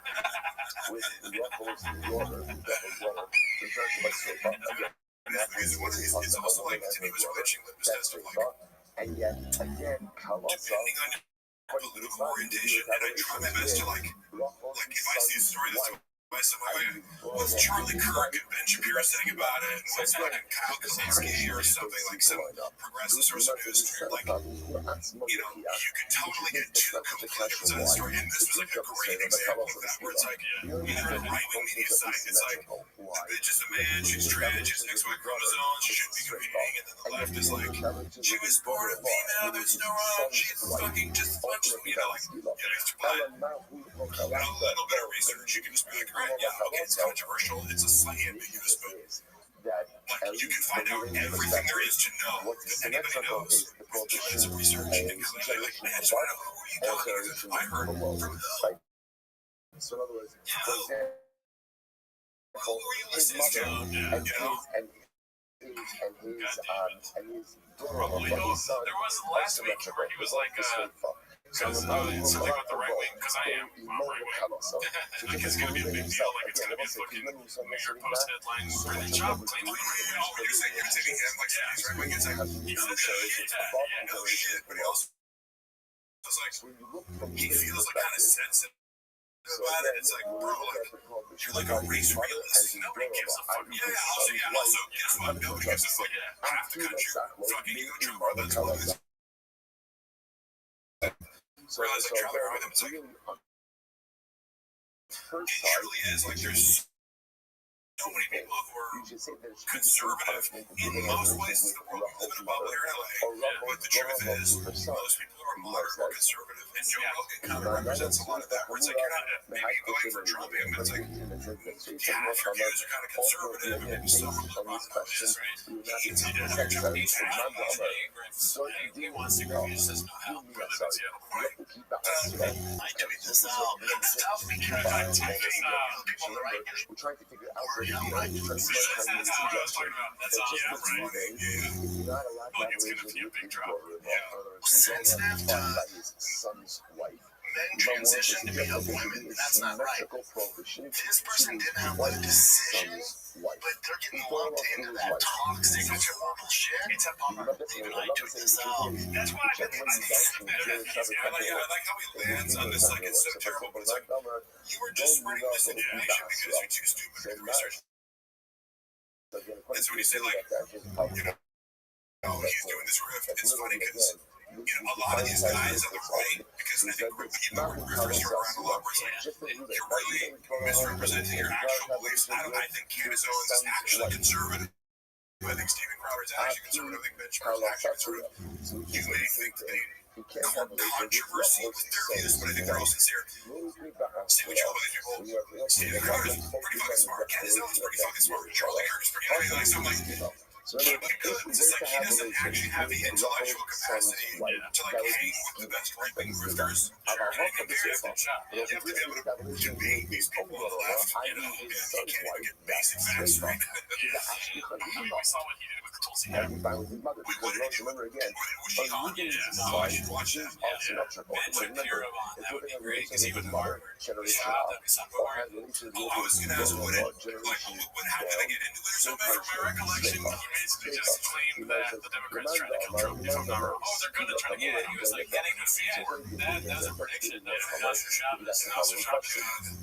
Let's watch what we say about him because he might claim we're going to discuss. Quiet about it because it's different because she's not taking hormones and trying to turn into a man, right? She was born with it. And then if you're just talking about feminine, if you're just talking about advantages you've had when you're born, well, Michael Phelps was born with bigger lungs. He has 20% bigger lungs than the rest of them. Like Brittany Griner. I don't know what it's going to be. I tweet this out. But the problem is they're doing it again, which we all thought, like, look, it's a male that community is a male body. It's not being female. It's not, and you're like, oh, but kids were so triggered, right? We see the left push that agenda, we're like, oh, hell no, right? And you fight back on that. And this poor girl's like, no, hold on. Yeah, I'm not that. And also, I thought it had some, like, winning career. This is recent. She's coming her own. I'm kidding. I don't think it helps to make fun of her, and I don't think it helps to say that you're trans because she's not. Even I tweet this out. It's funny, okay, yeah, it's complicated. The word salad, the phrase word salad comes from it because I love Trump in a lot of ways because I think it's fucking entertaining as fuck, and I think like people who are triggered by him like take a step back and realize this guy is a fucking gem of entertainment and firework. Like so I always try to attach but objectively like like Trump is like a master of the word salad. Well, let's start at something and a lot of people saying this and I don't care, but that reminds me like he goes over by some kind of like doesn't come back to his initial point. Like Cookie. But that to me was such a red. And people will accuse me of that. I'm like, I get defensive about it because like I contend that I'll go on tangents, but I keep my original point in mind and try to come back to it. Right? I watch this and I go, what the fuck was that? Like, you know what I mean? He starts off in the complete like his conclusion is completely different than what he started out with, and he gets so many things wrong. It is like lily pad fucking jumps from like, and then I tweet this and also it's well because we're trying to talk about girls who transition have a choice, so it's bad because it gets mixed in here, but then also like yeah, it's not like huh? What do you actually think about this? So shout out to Haphazard Doing. First of all, I should start by saying I didn't graduate college, right? So what I think he's trying to say is, what Hap is trying to say is that he starts out the conversation with saying that I fucked up, I tweeted this, even I tweeted this out, and then he's talking about how that conversation is toxic and we should stop having that conversation. But he's the one engaging with That's right, so now so that he's engaging in a conversation and actively spreading misinformation. I'm like, you got multiple in the middle of that sandwich where you're like, I feel bad, and this girl should have sympathy. You're like, she was born a man. And she failed the gender test, and she has nuts in her. I'm like, there's like 3 or 4 things. I'm like, that's not true, that's not true, that's not true, that's not true. But like, you think you cover your ass by arriving at this kind of like safe consensus place? I'm so tired. I just repeat what the fuck said. Like that, you made a good point. Okay, cool. I'm gonna slap myself in the back later tonight. So if you're like, I didn't go to college, I'm like, that is like, I never think about what I like, that probably demonstrates more common sense than most people have. So I had the chance to graduate, just chose not to put a Sharpie on my butt. Here's post by Little Steven Smith. It's called Somehow I Don't Think This Is the Reaction Toe Was Expecting. Don't Want No Short People Around Here. So this one got a lot of likes over the last week. I don't know what it's about. I've never seen it. Netflix special. That's live Saturday night from San Antonio. It's tight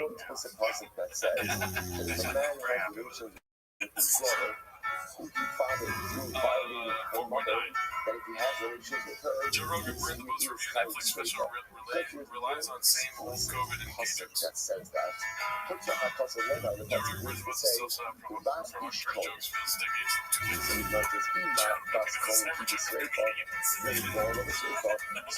Joe Rogan's movie with the cheating man some kids say something.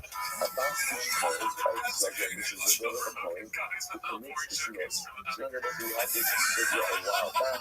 This He is was my talking favorite about one of things, you he was guys. talking about stuff in the I context, feel like he was talking about I never family trust stuff. it when people write shit about Joe Rogan. I'm always assuming like you have a vendetta against him. And I haven't seen the special, so I want to reserve judgment about like whether or not this is appropriately harsh.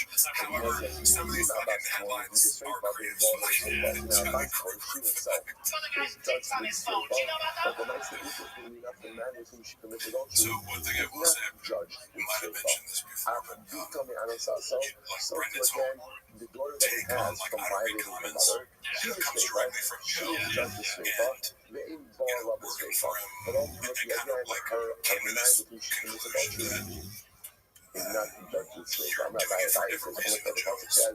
as We can watch all this, and like everyone in the world can hate Joe Special, and he's still sitting on $500 million. You know, but the fuck, so it's like there comes a point where it's like if you reach escape velocity from the atmosphere, you know, or metaphor for the comment section, it's like you legitimately like it doesn't fucking matter what you put out or what critics say. You're going to keep generating a ton of money, and people are going to like just based on your podcast. You know, you can sell out a fucking stadium, or whatever it is. What's a basketball arena? And she's being judged in accordance with the standards But for somebody like Brendan, who, like, of course, he's taking his cue from Rogan, but it's like, you're not there yet. You're not above reading your, you should read your comments, because yes, your career is talking about, like, like, you know, look at my comments the other day, and most were positive, and there's this one, like, you should suck, and stuck to me. And you're talking about, like, the perfectionistic, sensitive artists, and they're gonna let that one comment, like, stick in their craw forever. But it's like, no, you're avoiding comments because 99 out of 100 are, like, not just like, this is bad, it's like, this is the worst thing I've ever seen, and you're avoiding it for that. And you should maybe look at it and address it, course correct a little bit, because it's apologize, you're like a guy like Rogan, it's like, yeah, like, you know, fucking Elon Musk doesn't need your reviews of Tesla, you know, he's doing what the fuck he wants. Rogan moves the needle. This one's called Is Brendan Schaub Funnier Than Joe Rogan? Posted by Bubba Dreams of Gumbo. I think it's a more conversation started with. If somebody's going to send this to Brendan, and Brendan's going to just read the headline and be like, fuck yeah, I won. That's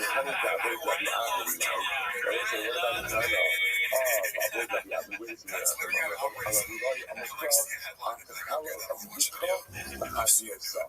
Okay, so this is something that happened today. Let me go ahead and pull the whole video. Give me 1 second. So it's Joanna's Instagram story today, and I think it's like a cliffhanger. Joanna's also blocked me. That's not really surprised. Did you guys see this earlier? No, I haven't seen it. I don't know what's going on. That was a test to see if Mark created a Finsta. There are places you can like view stories like anonymously, right? But I don't give a fuck. I legitimately am zero curiosity about what Joanna knows. Let me see here. So it's Brendan has her page favorite. I don't know what that means, but yeah, right. I'm watching here. It's very weird. So here the first slide says, you were my superhero today, and always nice when you talk about it. Which I think she's saying mention on the podcast. That's nice. But just know your kids and I were so proud of you, and how sexy you came to my rescue at Starbucks. Today I'll forgive you leaving your shoes on the floor and leaving a mess. Right? So you go to the next one. I like how she can't even post a fucking, like, you're my hero without, like, throwing him under the bus. It's like, bitch, you have a maid. Every time I went over his house, he had a maid that looked like a completely different. But it's like they're trying to be cute, though. That's what it is. I know, but also, you notice, like, Joanna does this where she can't help but complain about shit. It's like, you know, at Brendan's always she racks up, like, 40K credit card every month. You broke in your fucking house. And then you want to apologize for you. I'm not saying people bored about me. True pathological liar. One might So have when you thought, can just give me a joke and be like, that the oh yeah, property that Joanna you're can't talking help but about, get a little that fucking a digs in. home Like, oh, freaking. is not Like, about to first of all, he actually fucking go to owns the marry house. Like, to defend Brendan, it's like, bitch, if I'm the only person paying for this fucking house, I'll leave my shoes wherever the fuck I want. He's a lot of shit up here. So many shit up there. Here's an idea. Stay at home mom. Take my fucking shoes off. It's my favorite shoe. I drank out of it last night. I'll forgive you. I'll forgive you for not contributing anything financially to that situation ever in my life. Well, she's trying to get to here, and she's painting a narrative that Brenda got in a fight today, basically. So here it says, today we were reminded of the beast that I married, which is not a good word. And then here it says, by the way, this was the guy trying to run away this morning until my badass husband intersected him. Guaranteed this guy won't be back to my Star Wars again if it's smart. So I'm assuming it's talking about this guy, but you're talking about his problem. And if I knew that guy, that'd be crazy. Yeah. Is that Brenda talking to the guy? Brenda got a new weave. No, I honestly can't like who's the guy that's facing this. That's probably the guy they're talking about. Yeah. This is the lady that looks like she works at Starbucks. And I like how there's no context whatsoever. You post 3 stories about it, and you say nothing. Yeah. He's like, Brendan's a hero. He chased down a guy. It's what did the fucking guy do? Call you a bitch. You know what I mean? Yeah, exactly. It's probably Brenda's just telling her to do this. I didn't watch any of the other stories, so I don't know, but those are the 3 ones that I wanted to watch on the show. It's also funny because, like, for example, sometimes people be like rude to Lamana, and it's like, she relishes so much on talking shit to me. Okay, if you need me to step in and fuck with another, like, you enjoy the act of telling people off, and I'll be here in case things get physical, but go fucking do your thing. So I didn't see this one earlier. It says, I want to end the night with saying someone today done messed up. He messed with the wrong girl that he learned today. First of all, that's black man, dude. We caught it.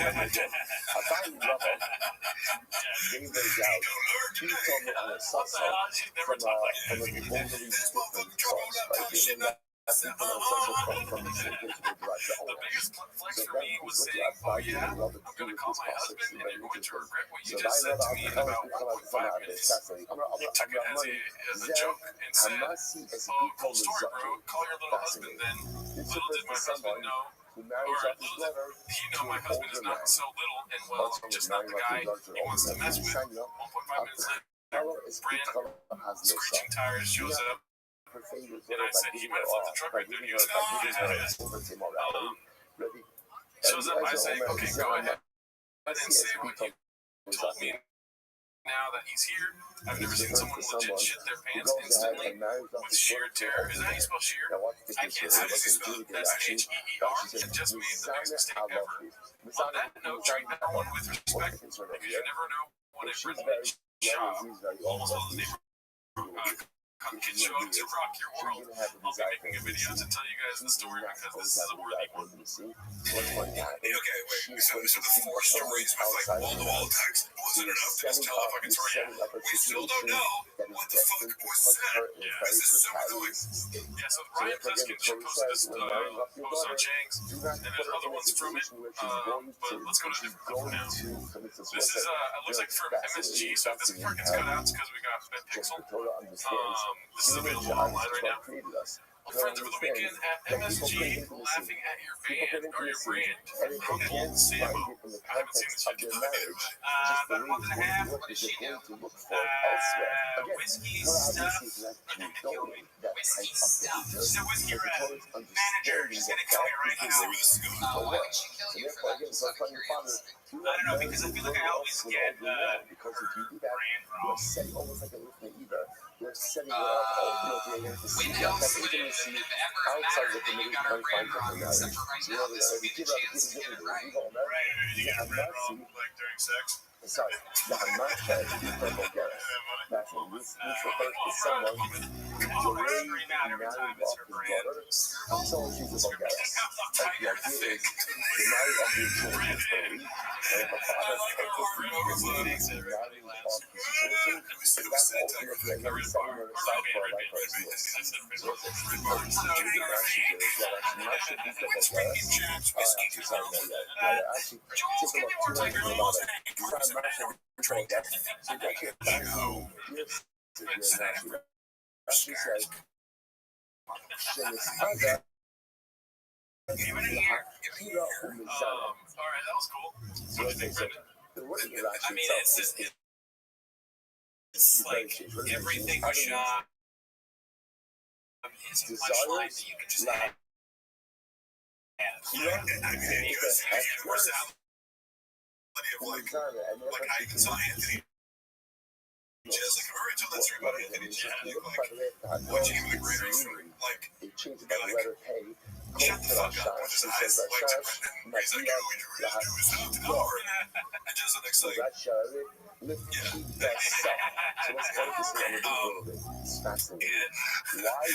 I've heard Anthony Jazz, like, drop, like, some catnip, I don't know if you guys have seen these clips, you know, he'll say some shit, like, I forget what it is, but like clearly he pays attention to the subreddit. And it's just funny to hear like when you drop these things like Tiger Thick, Blockbuster, or you'd be surprised, and then a bunch of people out there like, oh my god, like people go, and also that's one of my comics, like the clip of where Steve and Tony Hinchcliffe and Steve was like, I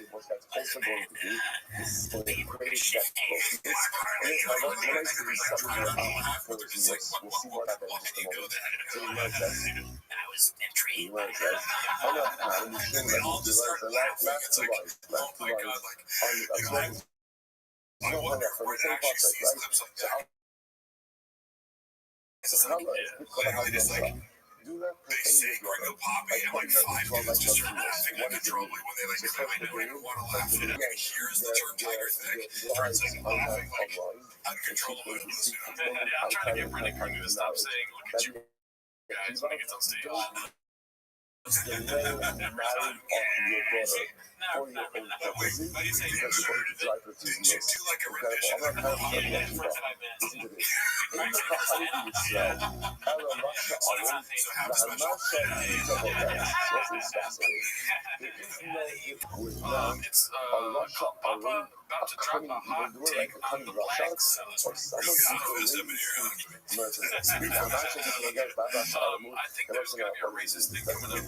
every single point. Let's post my successful Every pick. cunning 345 Russia is called The Hate from Papa Runs Deep with their black power and all this. So this is the racist part. Just like every single man who is married off his daughter for his own purposes, only he becomes impoverished. Once he knows it, we won't put his mother because it's ugly. I'm not sure people get like that child. The guy who believes married off his daughter isn't he a cunning Russia? In other words, what are you talking about here? We're talking about a guy, the father believes, the father actually did. My daughter saw him. He's purposely delaying the prospects. Why? Because he wants to go ahead and have a relationship with his beliefs. Like, it's not going to be that's his problem with this. Not the country Russia. Rabbi was saying, I'm going to tell you how to listen to this. Russia Trying to rip up the idea of like diversity, equity, and inclusion, and his response to that is like, black people are the NBA. It's like, oh my god, like, and you can, there's very coherent arguments you can make against DEI or affirmative action. Like, there's a huge debate to be had there, but his idea is like, well, black people are in the NFL. How can, why would we need representation? It's like, it's like you're smashing this conversation down and like shifting it sideways. What are you talking about? Black people live in Harlem. That's what we're talking about. It's crazy when you sell yourself as a comedy podcast and you give the most bland, like, not interesting takes whatsoever. Like, I mean, everything that Shab says politically is like that old clip of the, you remember when John McCain was at a rally and the old lady was like, Obama's a fat man, he's a hipster. And John McCain is like, no. It's kind of funny that he says he's a good man, even though all she said was he's a hipster. He's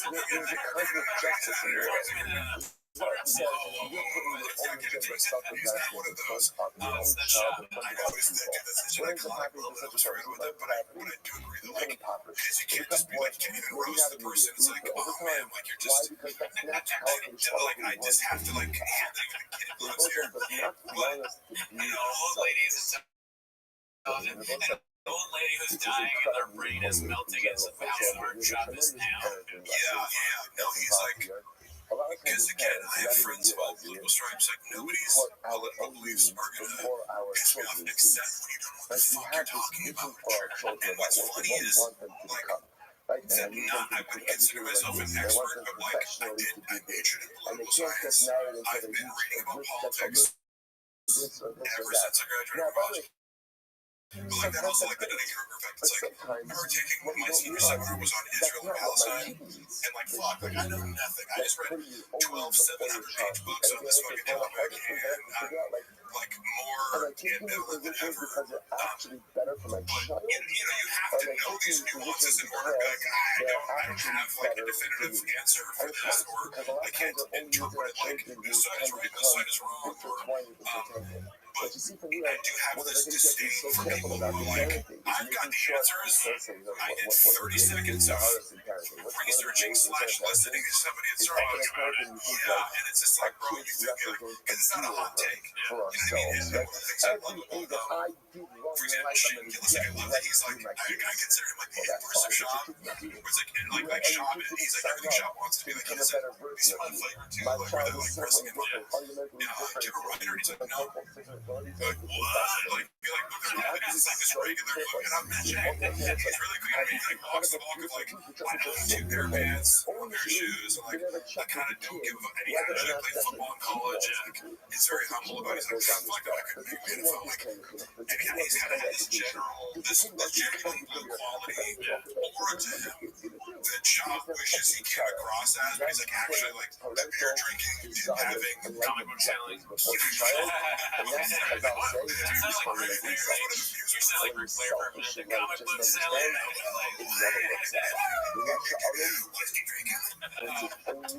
But like, I don't know, he's like secretly smart, you know what I mean? Like I think Brendan tries to come off as like, I know more than I do, and like Shane almost conceals it until it's like something kind of like irks him, like when Rogan's talking about how all Vikings were 7 feet tall, and he's like, they're like 5'4", and they never wore the horns, and he's like, oh, this motherfucker actually reads, and that's why when he does Trump and stuff like that, like there's no malice to it, like he does his Trump impression, it's just like, you're coming from a place where you lack disdain, and therefore it's more accurate. You know, it's like you're just true because you're not.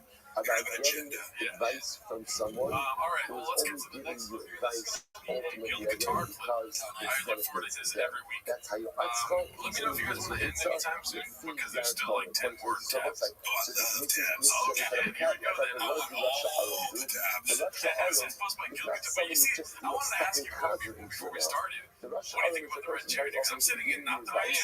I mean, that's legit. I like it. But where do you guys get this? It's like a movie chair. That's tough. We can't reveal where we got it, but how similar is it to the studio? Oh, shit. I never even thought about that. Because I never fucking got to sit in these chairs. I don't mean to rub that. Oh, you know what's funny, by the way? So,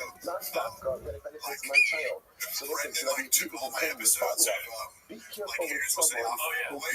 Right? So, like, but they're still, like, on the original episode channel. But he, like, erased it, tried to, like, erase my, but you can still find it on, like, Apple Podcasts and Spotify. Just, like, take it off YouTube, you know?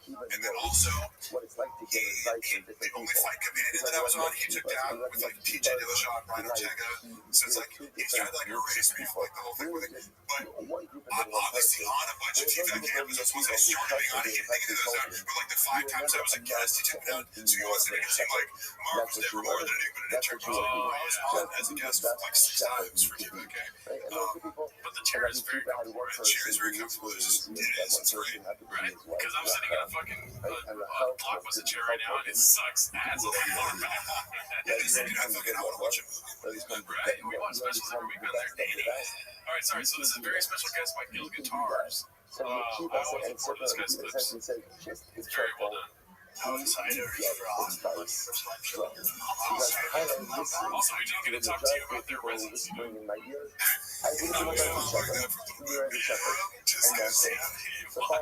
another funny thing where, and I think generally right to this thing is like I experience it on a personal level, and like, you know, in part I'm going to fucking court for this because you like when it comes to business things, you feel like I'm paying you this much, but it is that much. So like, I'm used to him, like, in a, to me, more malicious way, saying like, this thing's gonna happen, and you have like a one contract, and then it's like, hey, where's that money that you said you were gonna do for the work that I already did? It's not gonna happen.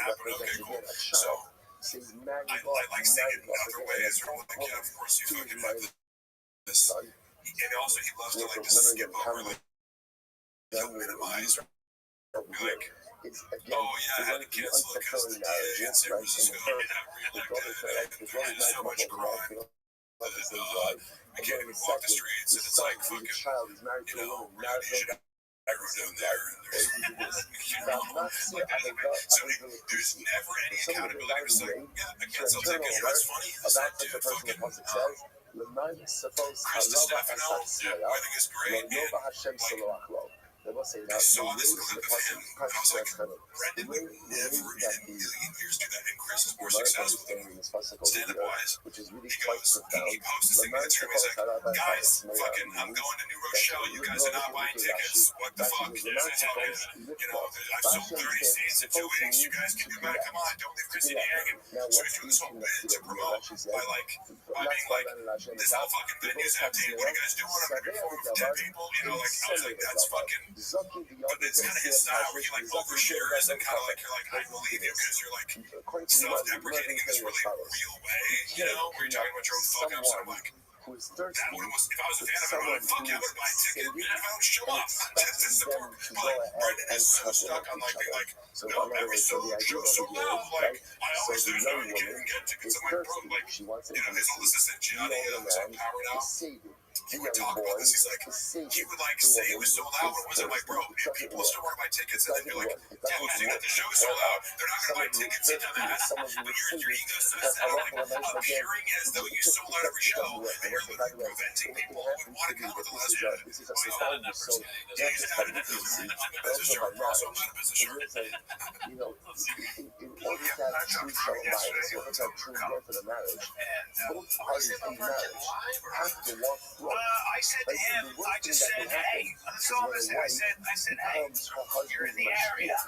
You're not age. I go, I'm just saying, I'm not saying, I'm just saying, we're in the area. You could scroll down. I don't know, whatever he said. Why did I tell my money Thursday night? He's at the mothership. It's a stroll. How long a drop walk is it? That's also a disaster. What's the recipe for success?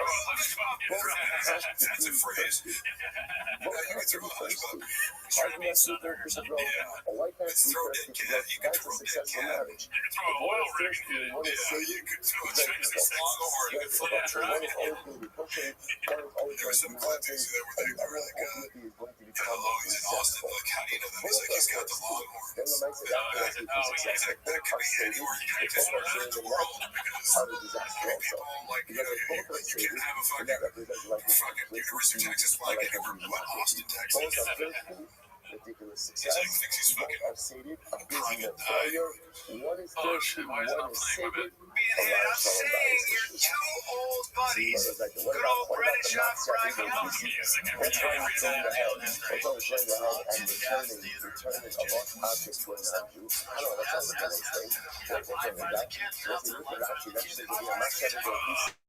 So embarrassing. It's February 15th. That show only.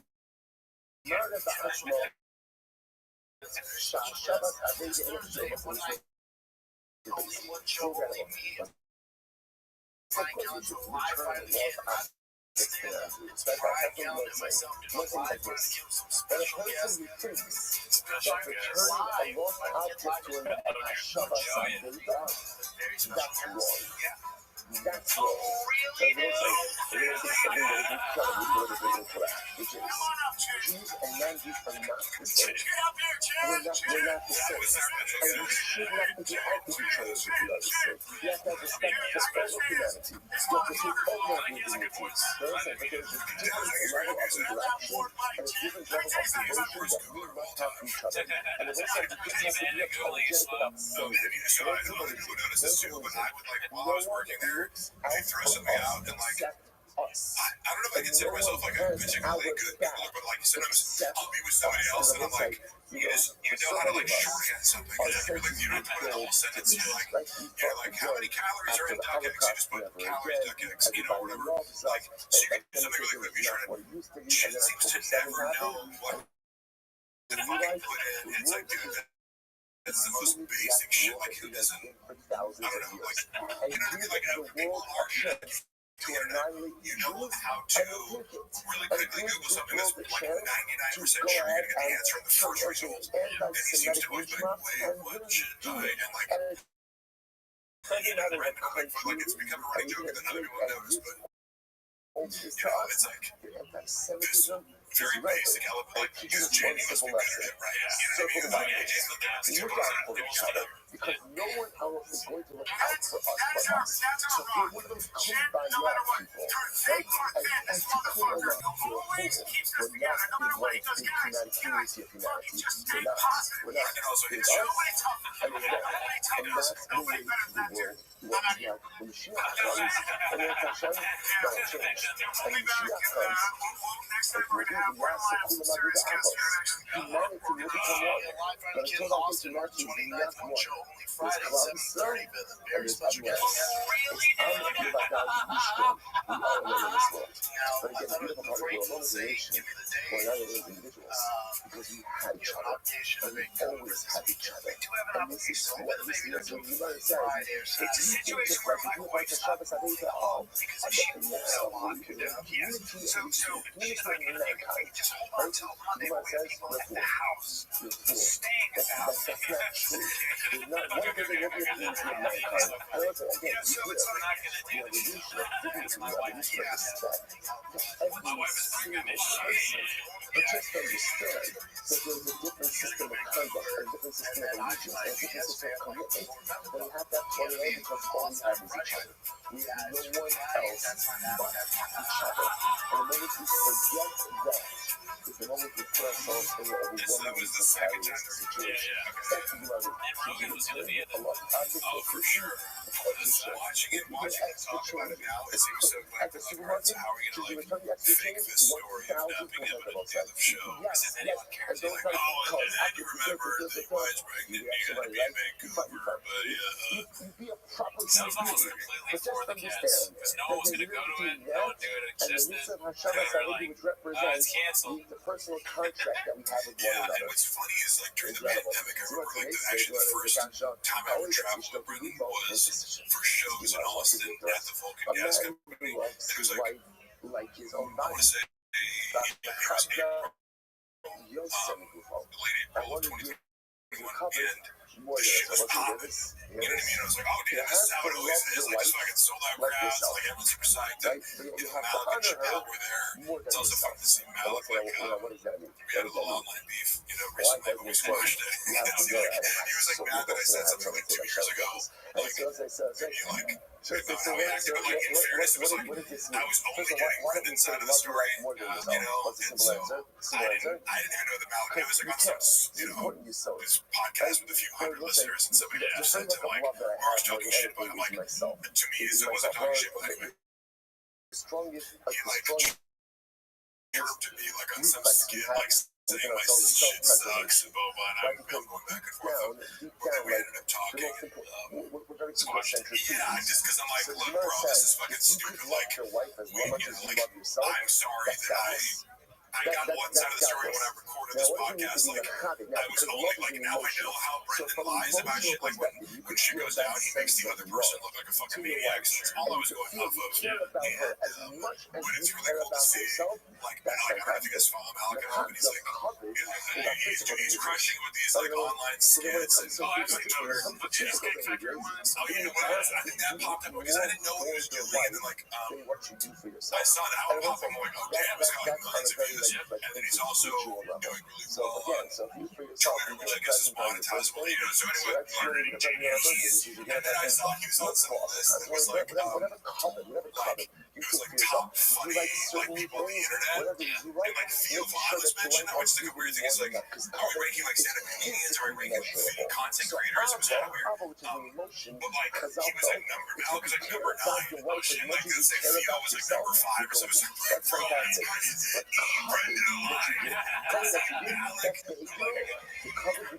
This surpasses the cover you did to yourself. You're lucky yourself. Now, not you. One of those notes said, yeah, Michelle. I was saying again, this is so beautiful. And one who leads his children in a proper path. They were saying, that's the reason. He's developed a strength and influence here. What does it matter? What does it matter? What's the matter? What's the matter? The God. What does the guy do? Also coincided with like shows you Malik corrected him on Tina Capital this before. Back in 2021, he was supporting him over like talk too much. Whether or not a fight was a pay-per-view. Be quiet. And Malik was like, no, it's a pay-per-view. Like, I know about boxing. And we're like, no, it isn't. And we're going back again, like, Brandon's being stubborn as fuck. He's like, no, it's a pay-per-view. Like, the guy's like, no, it's just you. And then they looked it up and it's like, oh, it's a pay-per-view. And Brandon hates sweating his correct advice on all things, you know what I mean? And so he's like, when you keep that honestly, you think you don't know on some level that you're looking up to it's not a pay-per-view. It's not a set. And it's like, I wasn't aware of that they had this conflict, but now I can totally see because I'm like, I would have these moments where it's like Brett, anytime I would talk back to Brendan, I'd be like, just like, hey, you're shitting on me for something like that I didn't do, that you never asked me to do, you know what I mean? Like, did you get the footage? I'm like, you didn't ask for that, you know? And then, like, if I even brought that up, he'd like find some other way to be like, oh, you're not doing Tiger Thing social media, you know, or something like that. I'm like, I know how it works. He's like, Tiger, I lost you here, so like, I'm taking you off, I'm not getting you for this show. And so with Malik, it was like, how the fuck were you not doing Tiger Thing social media, man? Jesus Christ. I was. That's fucking hell. You know about this? I put an extra C, so I was posting every single day. I was posting on Tiger Thing every single day. Got the page up to like 11,000 followers. And I remember looking back and recently they blocked me because I was like, you guys haven't posted like in 3 months. I go, what the fuck is going on with this internet? I go, you're lost like Tiger Thing's Instagram. Hey, whoever's angry is out. I got flyers from the crowd. My last post was a Christmas post. You love yourself. When it was like, an end of year thank you, and it's over Jelly Rolls, like, number two, but give them what's covered with your behavioral stuff. Give them what's covered, then they come to think for yourself. Number three, don't tell your kids what but it's like a nice song, I edited all these different clips throughout the year, and I spent like multiple hours on it. He like called me, like fired me in the middle of the interview, and I was like, you know, I just have the gesture can go and I'll finish it, hand it off. So I remember he posted, and I had the music on it. Brendan used the video to post to his own page. They were watching. I was like, what is off about this? There's something weird with the sound. I was like, oh my god, this motherfucker put the song over it twice. And so I just looked at it, we already have the song, and he added music to it, so it echoed. Exactly. Why is it playing 20 minutes up that they needed to put like, you hear the song is already on there, right? But anyway, this is what we're talking about right before they reach the age of adulthood. I made a post one morning, they're on the cusp of and there's like, adulthood. I said, now at TigerThing.com, Speaking and about I Mama, I accidentally love each put other. 4 C's. That's still Somebody very alerted me young. to it. Somebody alerted me to it, and they're like, hey, by the way, you misspelled there. I'm like, oh shit, fix it within 2 minutes. He also, Instagram doesn't hyperlink, so you can't click it. Your phone to go to the website. Unbeknownst to me, the Tiger Thing is connected to a Facebook page, and I never knew about that. Yeah, I hate that shit. Yeah, and so it auto posts to there, and then it has like the Instagram page has 250 followers. Good morning. Let us begin. Didn't have any by the time I Begin my sponsors for the month of August. I know come to our sponsor. Section say, hey, Tosin Mishpacha. We're dedicating all the Shumer instructions this year. Wishing a Mazel Tov to Yoshua Mordechai Tosin on his engagement to Amit Cohen. Mazel Tov to the husband of Kalam, the Zilch Mention of the Zilch by his Naman, Yisrael, which blurs again as you shun it. Our Talmud sponsors for the month of Adar Haba Alim Tova, Stephen Harizin, in love memory of Hari's father, Dr. Harry Khan, C. Hirsch, Ben Yosef HaKohen, and the Ziv, Levin, and Bernie family memory of Mr. William Ziv, Zev, Shmuel, Ben Yisrael, and Rachel. We also invite our Talmud Torah all the families and all of those who wish to have a good cold for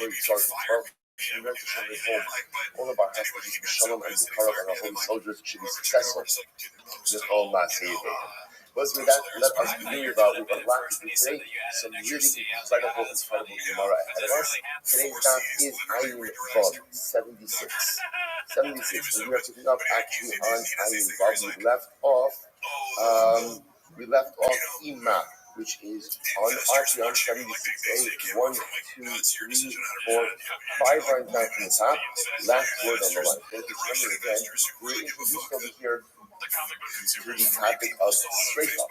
Again, which types of relationships are punishable by Sreifa? And now, by the way, you've seen already the common denominator, the types of infractions punishable by Sreifa generally, again, are infractions which deal with immorality, which is the common denominator everything we're doing over here. So remember, again, we're going to get to that code explicitly speaks about two relationships: a man marrying a white woman and her mother, or a woman and her daughter. So now we're building out the framework from there. So the verse is as follows: so we should say that just as a man is prohibited to his son's wife, so too should be prohibited biblically to his wife's son's wife. So in right? In other words, the same way that he's prohibited to his daughter-in-law, his direct daughter-in-law through his son, he should be prohibited to his daughter-in-law through her son.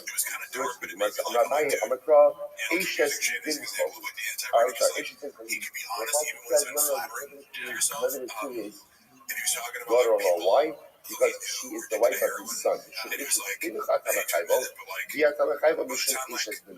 One is chayiv ultimately again because a woman is the wife of his son, but not chayiv because she is the wife of his wife's son. Also, you see what we're doing over here? We're just trying to kind of figure out parallel relationships. So we know that a man is prohibited to his daughter-in-law. What's the definition of a daughter-in-law? Your son's wife. So that said, okay, so why is it a parallel relationship? Again, your wife's son's wife should also be asur here. Listen, I want to be clear. All of these relationships are asur. They're asur. The shaila is, are they asur d'Rabbanan or are they asur d'Oraisa? So your daughter-in-law through your son's wife is asur d'Oraisa. The shaila is your wife's son's daughter, your wife's son's wife also asur d'Oraisa? Which commercials say no. Because the person says H is big. Rabbi says,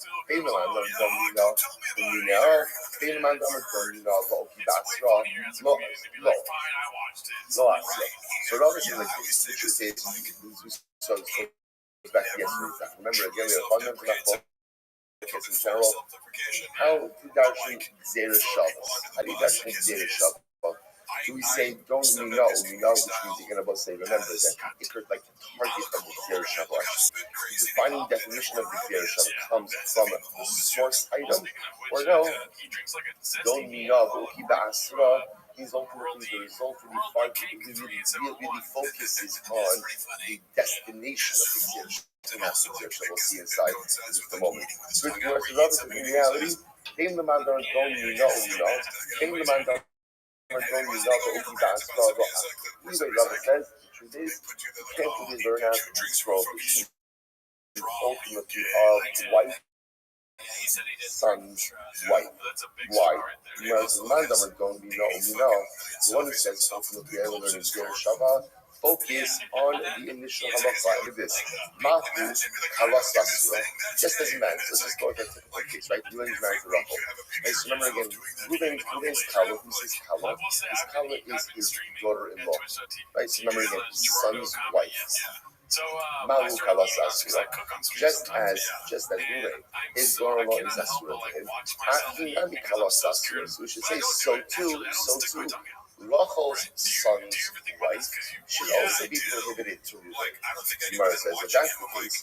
Mahu b'skila, Akinami b'skila. And we should say the same way if Reuben has relations with his daughter-in-law, i.e. his son's wife, that is punishable by skila.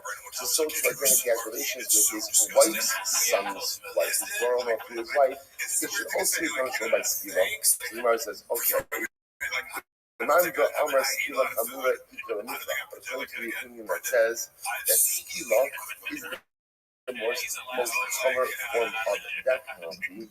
What's the problem? What's the problem? Let's say first wide line, Ayin Vav Amudal 76A. What's the problem? Again, let's say for Ruben himself. So remember again, relationship with his mother, punished by Skila. Tomar Behi Shima B'Seifa. So the problem is they say, see, the relationships don't line up. Right? Remember again, we're trying to create a certain symmetry. And granted, it's immoral symmetry, but it's a symmetry nevertheless between relationships on his side versus her side. So we're trying to line up essentially to say that just like he can't have relations with his daughter-in-law, i.e. his son's wife, so to again on his wife's side, he also is connected to his wife's son's wife. The problem just is, if you see that the symmetry doesn't line up, why not? Look at mother for just a moment. If he has relations with his mother, it's Skila. If he has relations with her mother, it's Skila. Right? That's one of the explicit treatment that we saw yesterday, that you can't go ahead and marry have relations with a woman and her mother. Comes with a Seifa. So you see that the symmetry doesn't line up. Come on, the issue of the Seifa, Baal furthermore, second wine line, Baal, beat up the Seifa, the Kalas of the Skila. Furthermore again, if this concept will remain true, it means that if women were to have relations with Rachel's daughter, who's punished by Seifa, again, that's an explicit concept, a woman and her daughter, that's Seifa, and yet, again, Kalasa, according to this logic, if you were to have relations with Rachel's son's wife, i.e. daughter-in-law to his wife, it would be like Skila. So again, just the punishments don't seem to line up. You might say, it's not a problem, which is the question why the beat of the Seifa by Kalasa the Skila. We already see that the punishments are asymmetrical. Why?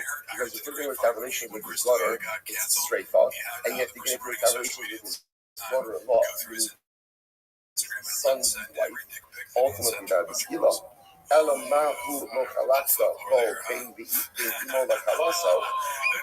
The issue just is that, at least from Ruben's perspective, what's symmetrical is the prohibition a generation above and a generation below, right? So in other words, for example, his mother and his daughter-in-law from his son are symmetrical. They're both the straight from. So Ruben himself, again, let me tell you yesterday that so much of what we do in these privileged relationships is creating continuity with generations above and generations below. So when you look from Ruben's perspective, so again, when you look at the prohibition regarding his mother and his daughter-in-law, i.e. his son's wife, so again, really on the first side, it should be the same thing. Or Rachel's daughter-in-law to her son, Gemara says, Mandamar Seifa Kamura, Ehai Kusha Lo Yidor. According to the that says that Seifa is more Kamar, ultimately, again, based on this question, you would not be able to answer this entire case. Okay, so Gemara says that's the first side of this. The second side of this, Mandamar, Gun Mina, sorry. Yokiki Ba'asra. And according, remember again, this is all Rabbi's construct. It's all Rabbi's construct. So remember, just to keep our eye on the ball over here. So remember, we're trying to figure out over here, you might try to make a suggestion that just this Ruben is not allowed to have relations with his daughter-in-law. In other words, his daughter-in-law is defined by his son's wife. You might want to suggest that there should be a symmetrical prohibition to his wife's son's wife. His daughter-in-law to his wife.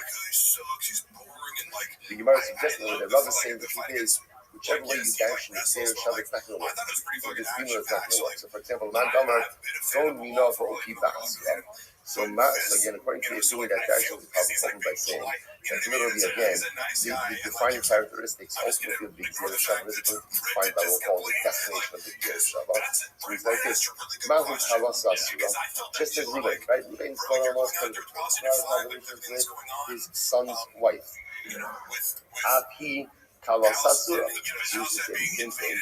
He can't have relations with Rachel's son's wife. The Gemara says, okay, then let's focus on the destination of that Gzera Shalom. Possibly to be Skila. Remember again, if Reuben were to have relations with Rachel's son's wife, that would be Skila. That would be Skila. Aval Hofa B'Seifa. But over here, if he were to have relations with his own daughter-in-law, i.e. his son's wife, that's Seifa. As we find with his mother, because we also remember again, on Reuben's side, things are symmetrical. Because remember, if Reuben has relations with his mother, generation up, or has relations with his daughter-in-law, generation down, same punishment. Seifa. The Gemara says, Lamanda Amar. So according to Yehida says, that's the following question. Right? So with his mother, it will be Skila. Yeah, with her, with Rachel's mother, it will be the Seifa. Which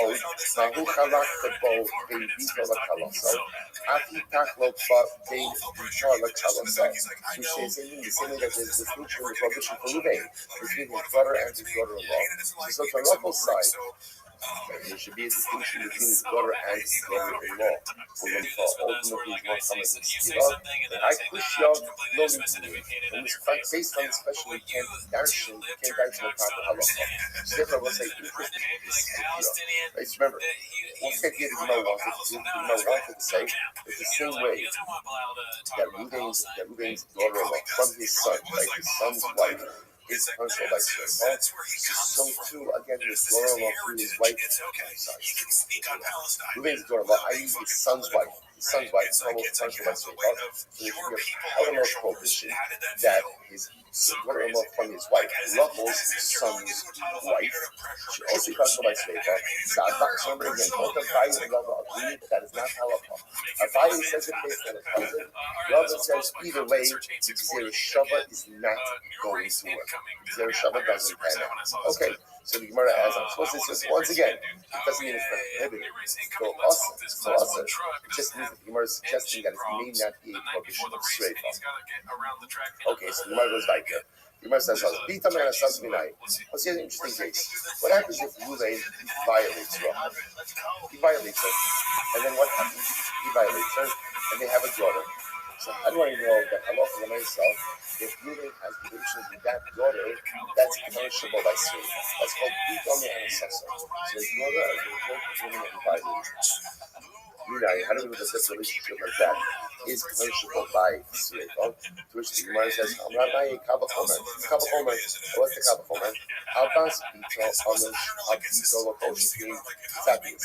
If Lamaisa, Reuben is held liable for relations with his granddaughter, Bas Bito, then what?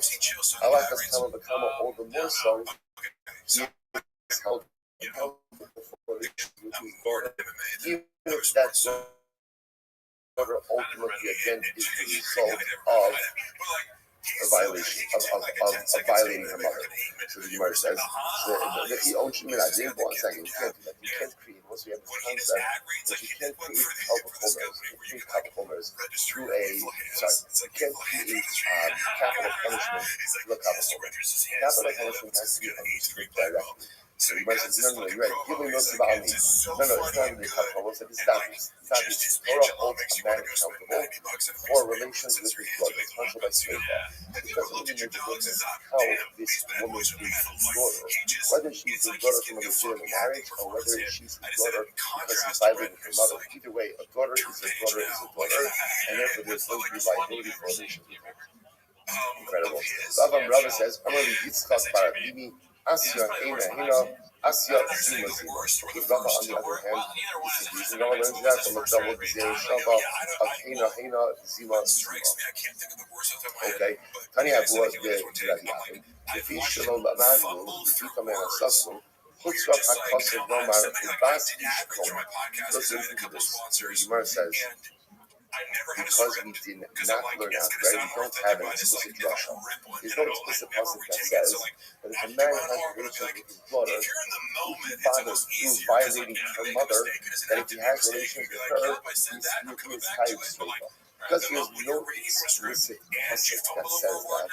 The pasuk means to say, "Ubas ish kohen." So the Gemara says, "Ima bas kohen b'sreifa ve'invol of a sreifa."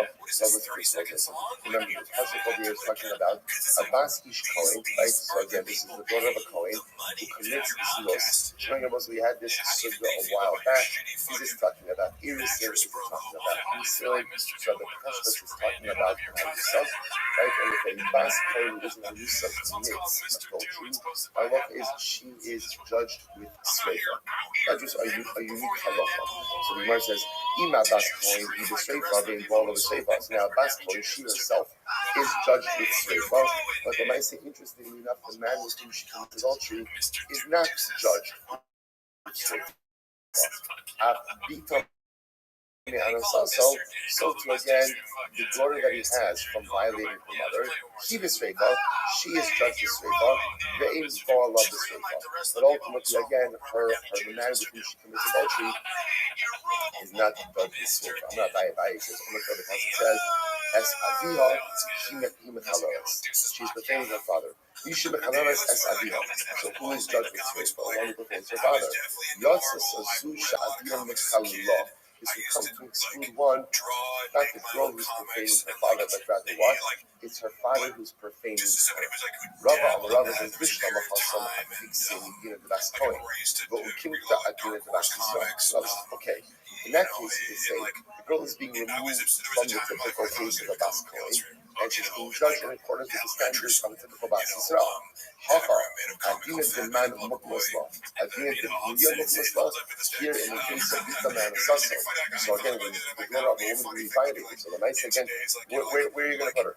Right, you're going to put her in the category of just a regular single woman that doesn't make any sense. So it's therefore again, the Gemara learns that I love her myself, just as a man is chayiv sreifa for violating his daughter, for having relations with his daughter. So too, a man is chayiv for relations with his daughter, even if she is the daughter of a woman whom he violated. That's the takeaway. As far as the Bita man Sasso, where's the lot? Where's the lot? Let's remember again, as you see the way the Torah is structured, in order to hold someone liable in a capital case, there needs to be two things. There needs to be a lav, right? And there needs to be a prohibition, and also minayim, to show the Rabbi Rabba. So going to buy Rabba, Mehecha dinaf kulu onesh, Mehasa naf kulasa. So going to buy Rabba, the same passage that teaches us the punishment is the very same passage that teaches us the lav. Ella, the Tani Dabo Rabbi Avin. I will say, what about the time of Abu Dhabi? Rabbi Loi Amakra after Hello as Bitcha has no son. Pasuk says, do not profane your daughter and have her commit an act in the land. You are literally against her. It's literally translated, do not profane your daughter that has no son. Have her become a father. So we'll say, so again, that pasuk is going to teach us that a father can't have relations with his daughter, even if that daughter is not committed to his marriage, but even if that daughter herself is from a woman whom he violated. Okay, it's incredible. So Maskif Rabbi Yaakov, Rabbi Yaakov, Hi out the fellow is Pinchalas Masala Hakuda Asa. No, that's not what that pasuk means. They will say that pasuk is for something else. In other words, so now, look what's happening over here. We're trying to figure out why we established that halacha l'maisa, if a man violates of his daughter, who he fathered with a woman whom he violated, he is chayiv misa for that. He's chayiv sreifa. Where's the law? According to Rabbi and Rabbi, it's the same. The law is the same source as the actual owner. Okay. According to the other opinions, what's the law? The law is in the pasuk of Atachalo as Bitchala has no son. Do not profane your daughter by having her engage in acts of harlotry. What's the harlotry? What's the relations with her father? Tushmar says, hold on. We use that pasuk for something totally different. What's a total detour now? We use that pasuk for something totally different. Tushmar says, hi, no. We actually need that pasuk for something dramatically different. What do we need? Here we go, the Chidisanya. As we learned, Al-Tahalas has no son. Do not have your daughter engage in an act of harlotry. Listen to this. Yachol b'kohen.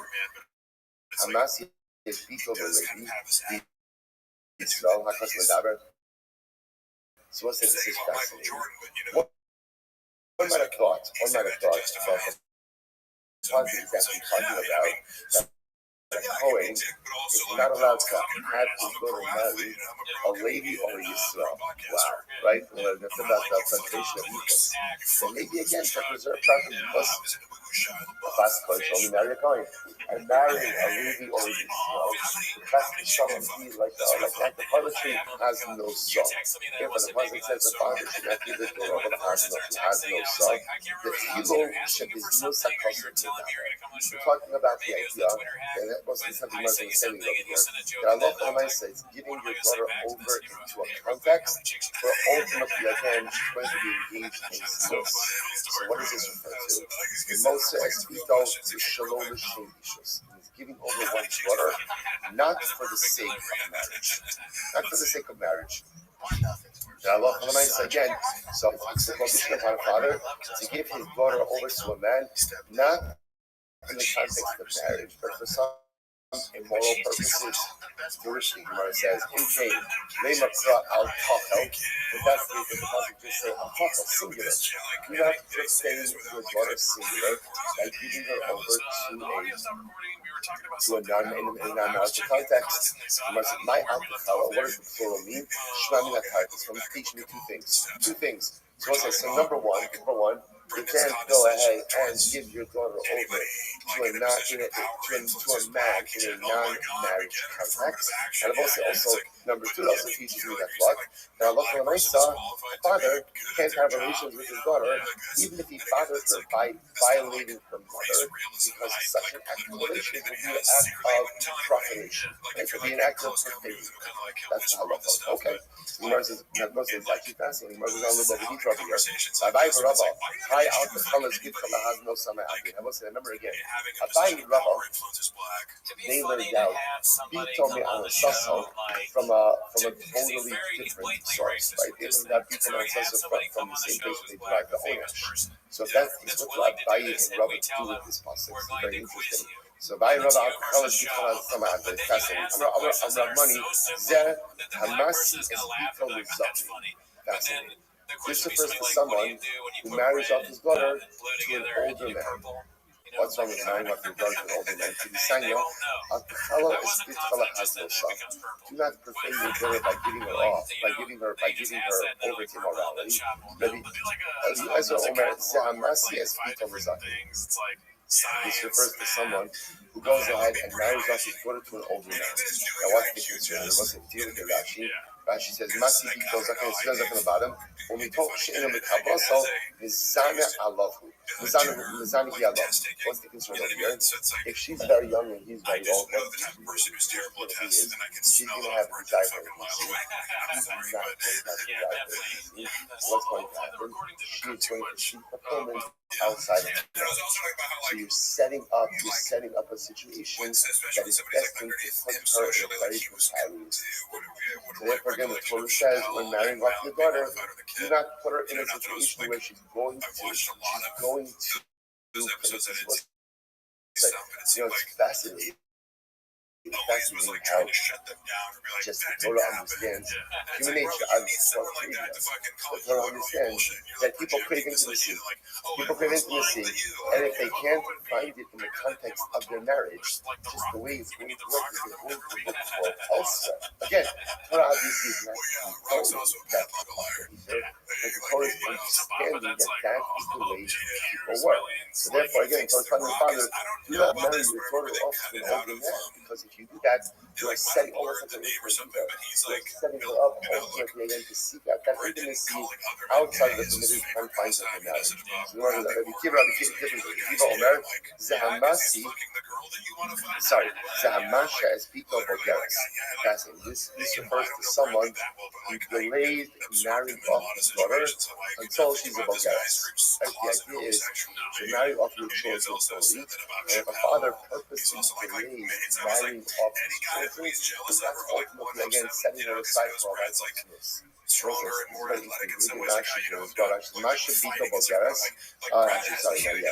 Actually, take a look, 2 lines up from the bottom. So it's actually a fascinating girsa here in Rashi. Rashi says, Shemischava lahafkira umizana. So let's say, so the wording in Rashi itself is very strange. What does it mean? Shemischava means desires lahafkira, to make her after umizana, and therefore she commits mus. What does that mean? So if you look, by the way, at the Hagos, they change it by the letter A. Post Rashash, he says Rashash Magia Lahakigo. Rasharim Litkiga Sa. So let's say you're going to see that a little bit. It's fascinating. Why would a father delay marrying off his daughter? Because, listen to this, from the Gemara's perspective, when there's a daughter in the house, the father has three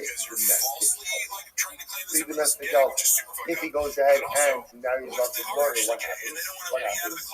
So now, he's not going ahead and for domestic help. The lady marries off for his own benefit. When a father does that, so it's interesting from the mother's perspective, what that's also going to do is set her up constantly towards this.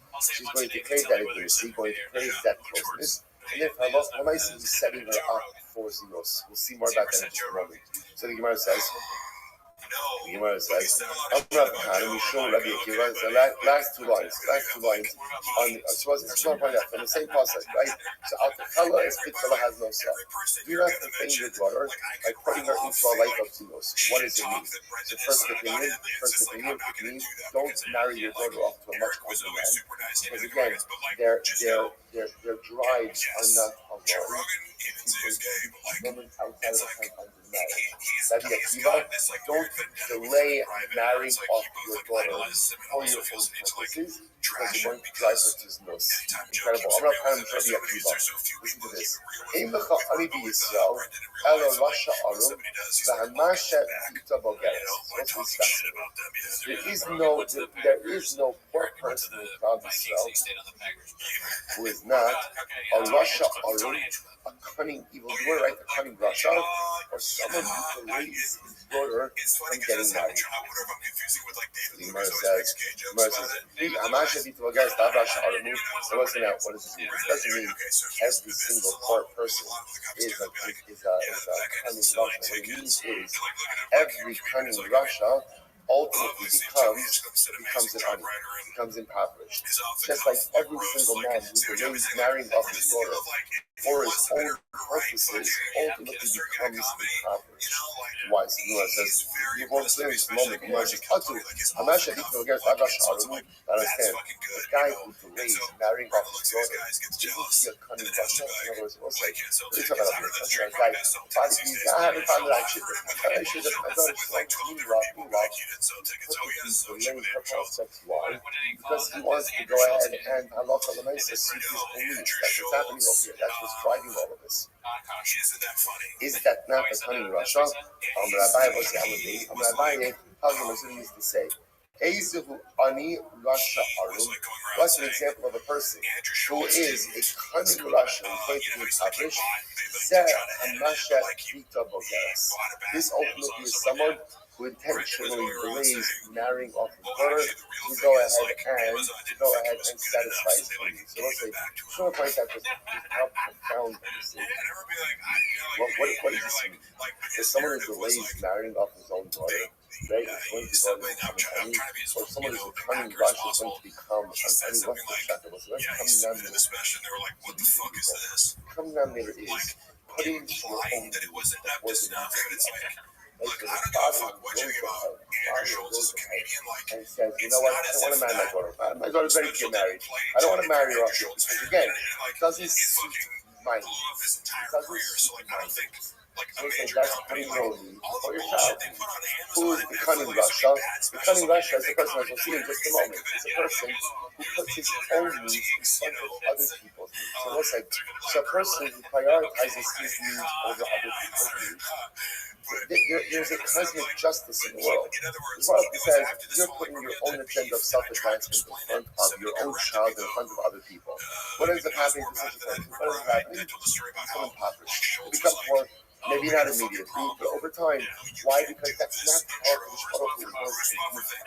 The Baruch does not want us to be self-serving. And both say this is incredibly important. general. First of all, Andrew there's saying tremendous parenting lessons you're that's stealing involved my here. idea, A lot of times and as it was parents, more without even Andrew realizing saying, it, like, we put our own needs before our children's you're coming needs. across as Like we have this vision for our children about what we want them to the become. content of the Right? video And we can was Bruce become Buffer is educated like this. I want in them the wrong professionally with to do Brendan. this.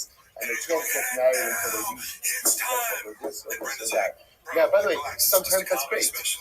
But sometimes what we don't realize is that's not what my kid Were you making needs. fun of the That's fact what that, I like, need. I have him come out? That's You're what I like, oh, need. it's just a comedy And special. that's It's Bruce Buffer selfish dancing. So, like, That's that putting was your it. own needs before your It child. wasn't I like, think but that was Brendan one of the framed hardest it things to I me had to figure out. Like, he thinks I stole his ideas. am I Like, no, no, taking these positions he because they're thinks you're actually making better fun for my of the child? fact that Or am I you're taking Bruce these Buffer out like it's positions a drug because addict knocking it. they're Which makes actually more better sense for me? when you be like, And it's hard because a lot of times our own the needs energy and our that Andrew children's called him needs up with, tend to which is like, become dude, like, we got a intertwined fucking and problem, you know? interchangeable. It was But more you like, see, for are me, you trying to, like, one of the things you have to be you careful know? about in parenting, Which, again, making makes more sure, sense, but they'll say, you know, another thing that, one of like, the greatest things That to would be are as the a worst parent, songs of all time.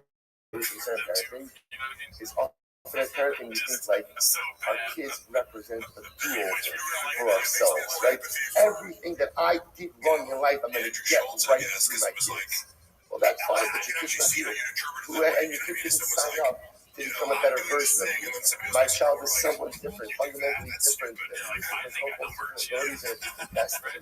So we have to be so careful. I see Well, one dude, of that my was, parents this is great have having these you here. incredible, beautiful dreams, which are so Almost beautiful. 2 hours Only and a issue half, is but they never check with the kid whether or not that's what the kid wants to do. Does the kid want to go down this path? Does the kid want this kind of thing? Does the kid want this kind of education? Does the kid want this kind of career? That is okay. This is what the kid's going to do. He's going to check with the child. That's putting parental desires and life objectives before the child. And that, as I'll say, is fundamentally selfish. And when you're selfish in life, just understand, it never works out. The Russia Arum puts his own needs before the needs of others. You try that, and you may be successful in the short term, but in the long term, ultimately, again, you become impoverished. But I will say, but to be so inherent is making sure that the decisions you make as a one for Yes, we're going to be streaming tonight. and The not episodes will just the come out ones Tuesdays. that We just did a special episode today incredible. on All right, let's go Wednesday. back to it. Because So we you might got as well say, kind of BGL, following the up on that, motherfuckers because you might have says, ממלכתן משום יציבה, הזול, מניות צריכה be careful about getting advice from someone who is only giving you advice ultimately again because it benefits them. That's how you atzko, someone gives you itzah, the feed down forward. What is it? So what's like, this is an incredible caveat, right? Because what does the Russia Arum do? The Russia Arum is not someone who just, stuffing chazan into your mouth. The Russia Arum is a person very often who will be giving you advice, and it may not be even the worst advice for you, but it's not the best advice for you. But you know who is the best advice for? For him. For him. And same idea sometimes without even realizing it. The freedom we give to our children, or the advice we give to our children, the advice that benefits us, benefits me as the parent, not dafka that it benefits my child. So okay, let me follow up. Be careful with someone who gives you advice in accordance with his ethics. By the way, it's also very from Rabbi Akiva. Remember again, Rabbi Akiva knows what it's like to get advice from different people. Because Rabbi Akiva's life, he was two different groups of people. Really just one different than one person. There was one person Rabbi Akiva who constantly actually told him, you will never amount to anything more than a shepherd. That's what you were, that's what you will be. That's to be the best shepherd. And those two people, and Rabbi Akiva had one person who whispered in his ear. That one person happened to be his wife, Rachel. Right? And Rachel told him, you can do whatever you want to do. Right? You want to become a good brother. You want to become the best of the best. You can do that. You can do that. Rabbi Akiva said, and so again, he says, be careful who you get. Because had I listened to the majority of people who were whispering in my ear, I would have been a very good shepherd. And that's it. The bar has come. I took advice from someone. He wasn't servant. But rather took advice from someone who knew. Just the end of the conversation. It's like, damn, that's So, fucking funny and awesome. Akiva became that. Yeah. Incredible. Brendan, Incredible. I'm not even says like he I'm not getting those, the okay? most And the basic person goes there and psychological marries, analysis back of to like this. Listen, a man marries off his choice, but I'm not going to do that. But a message you show no cousin, or there was saying to his minor son. Remember, this goes about minor son is not, so he's married off again, an adult woman to his minor son. Was like, remember again, son marriages, right? In the first, the daughter's married, much older man, she came on to save his life. Again, the second, the son, his child, is married to a woman, married to the same. Someone who goes out of his way to return a lost object to a non-Jew. What's the Gemara says? Allah Omer, about such a person, the Pasuk says, the Pasuk say, the way the Pasuk touches that son, the way that the Gemara is understanding the technical way, which is really quite profound. The man supposed to have Rabbis had smear. Look at Rashi. Rashi says, the man supposed to lift up. Rashi Rashi says, last one running Rashi on the top, we both had smear. Savea b'davar, in some way with them. Zokin v'yoga, zot smear kashish, zokin v'yoga, zot kashish. Listen to this. According to the Gemara's understanding as follows. You can't connect someone who is thirsty with someone who is sated and expect them to go ahead and complement each other. So, in other words, the idea over here is, right? So the young woman is thirsty; she wants intimacy. The older man is sated. The young boy is sated. The woman is thirsty.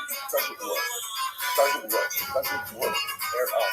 Someone who is thirsty, someone who is sated, because a lot of nice again, just because it doesn't work. And I say, by the way, it happens to be that this is a profoundly so, not just by intimacy, but also by marriage. In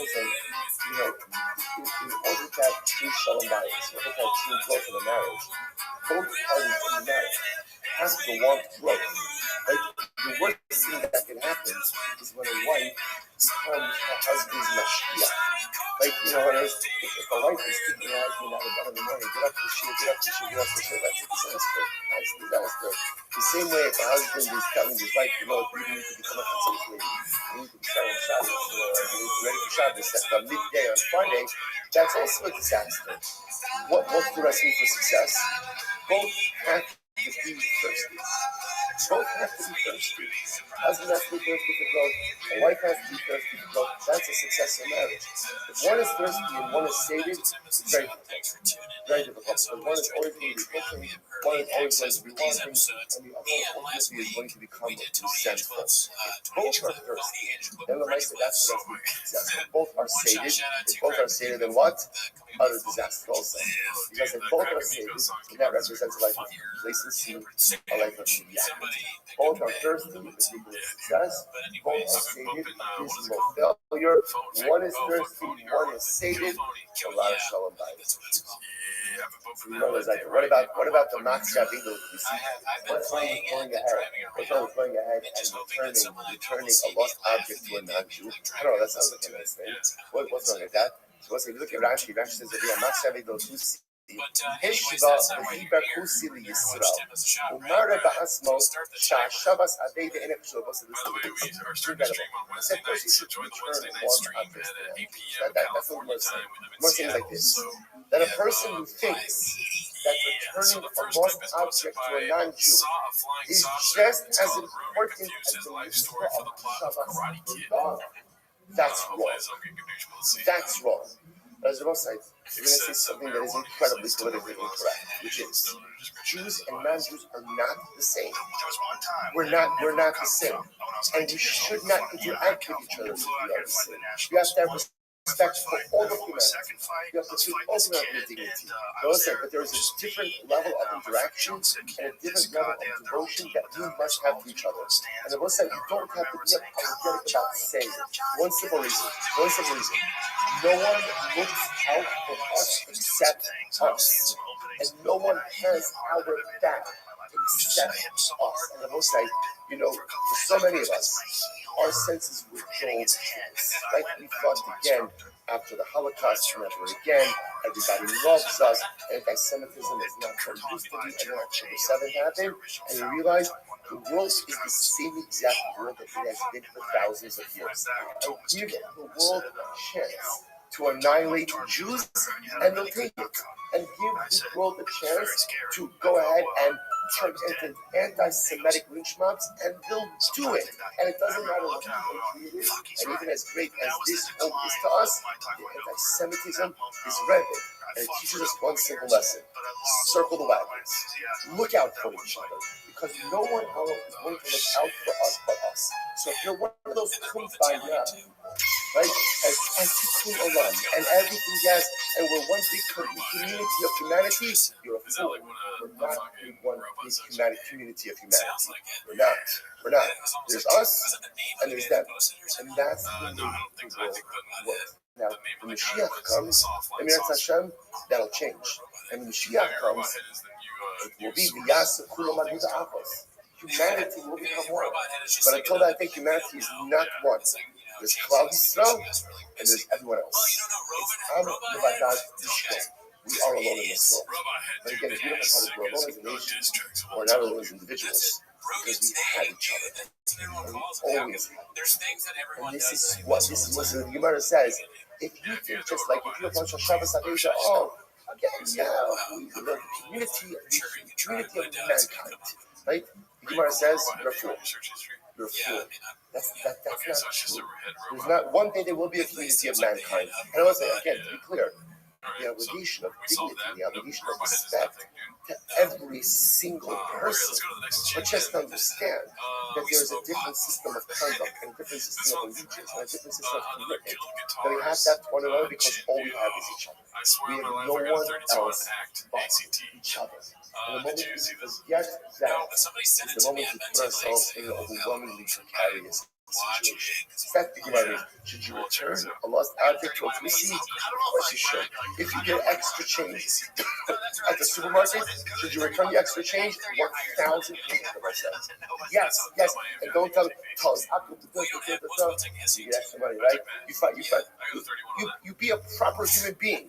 But just understand that there's a difference between that and the nature of Hashava Savidu, which represents the interpersonal contact that we have with one another. Incredible. So what's the next thing? Is the cash out? How old is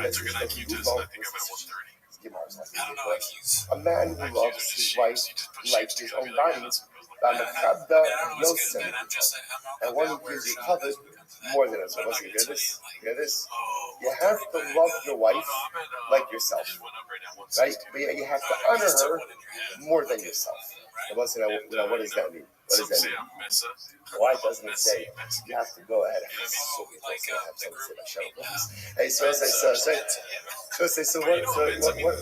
what does this mean? First of all, why don't we say love you like more than yourself? What's the simple answer? Because you can't. It's important you so. Right? The framework of love that I have more than anything is myself. The strongest reflex we have within ourselves is self-preservation. Right? Because deep down, like, you know, we're very sensitive. So the Gemara says, if you could love your wife as much as you love yourself, that's godless. That's godless. Now, what does it mean to be machabed? Now, because love is an emotion. So from an emotional perspective, you can feel that sense of love to your wife. And you can feel you care about her as much as you care about yourself. That's fantastic. Machabed covered in our physical behaviors. Right? So then when it comes to physical behaviors, then you have to do more for your wife than what you do for yourself.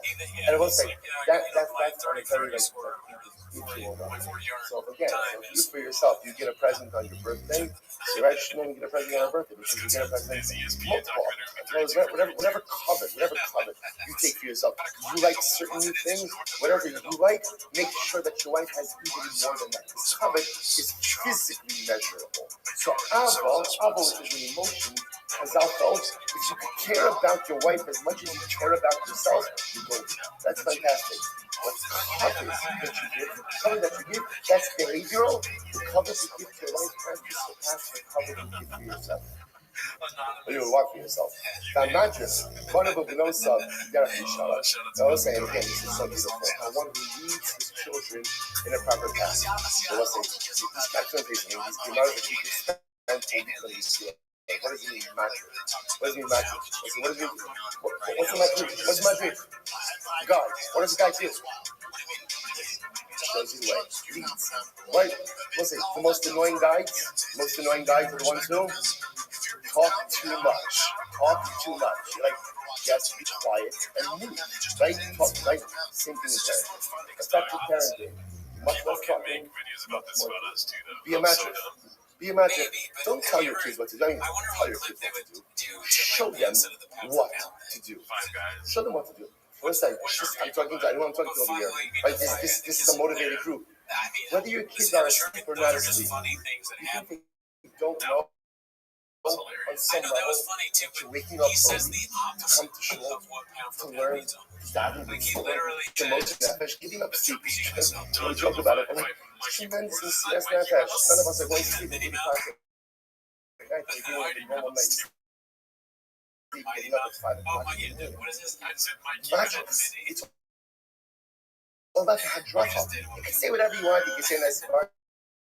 People, you can sing do all that stuff. It's very nice. It's very beautiful. All important. The most important thing is how you lead. What is the example that you set? And if you lead your children by example, and if you shut up, that's incredible. I'm seeing someone from here. Marry them off early. Marry them off early, man. Don't say, there's someone from here. Marry someone from here. Means a little bit before they reach adulthood. Right? Which again, today's day and age is about 25. Right? So nice, right? So marry them off a little bit before they reach adulthood. I love us as Omer, so that's such a principle. See, it's four ingredients over here. Number one, love your wife as much as you love yourself. You say, people like this guy, I love my wife more than I love myself. I love my kids. Because I'll say, calm down, right? That's an accomplishment, right? Love her as much as you love yourself. Number two, but then the cover you take for yourself. Number three, don't tell your children what to do. And number four, now those things the Pasuk says, V'yadato, Kisholem Alecha, U'Pakarotan Alecha, V'lo Kafta. Pasuk says, know that in your home will be remembered for good, and ultimately, again, you will not come. Because again, we just saw before, the Gemara says you shouldn't marry off before adult. So what's happening over there? So the Gemara says, no, it's not a kasha. No. Ultimately, again, this is what we're talking about right before they reach the age of adulthood. So again, they're on the cusp of adulthood. So the mice, again, that's not a big deal. Speaking about not marrying off a child with cusp, that's not when you're still incredible. And we'll say, we'll stop a bit for today. We'll find tomorrow is very short now. Kind of short now. What's that tremendous way to start the week? Right, everyone.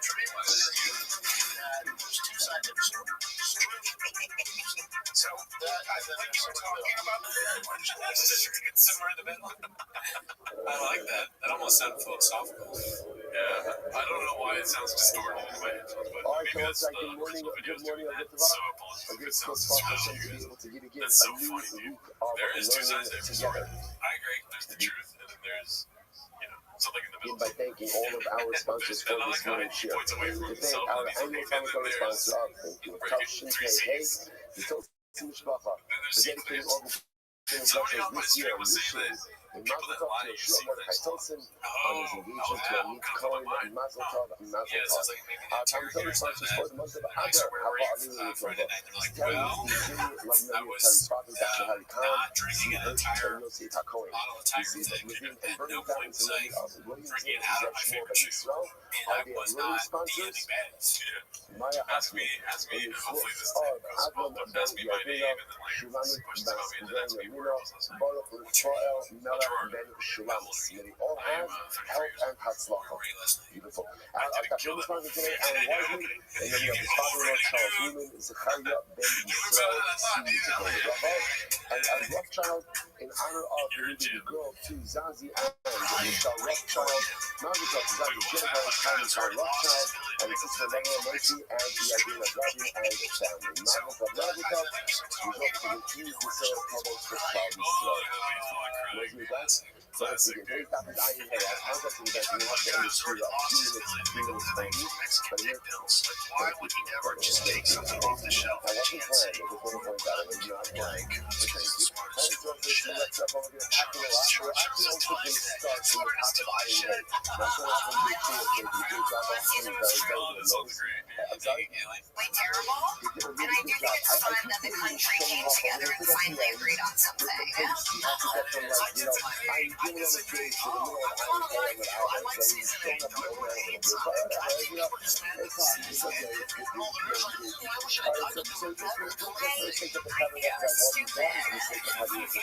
There are stupid people that did love it, and for you and them, I'm happy that you found your little simple TV show.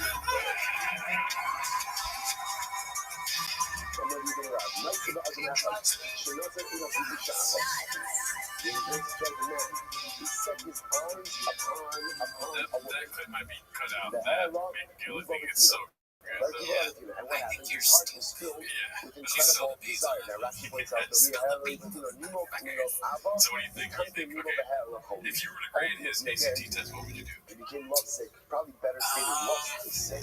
But ultimately, again, he becomes infatuated with his probably, like, and I don't remember that well the specifics of ACT, but I'm assuming like maybe like 18.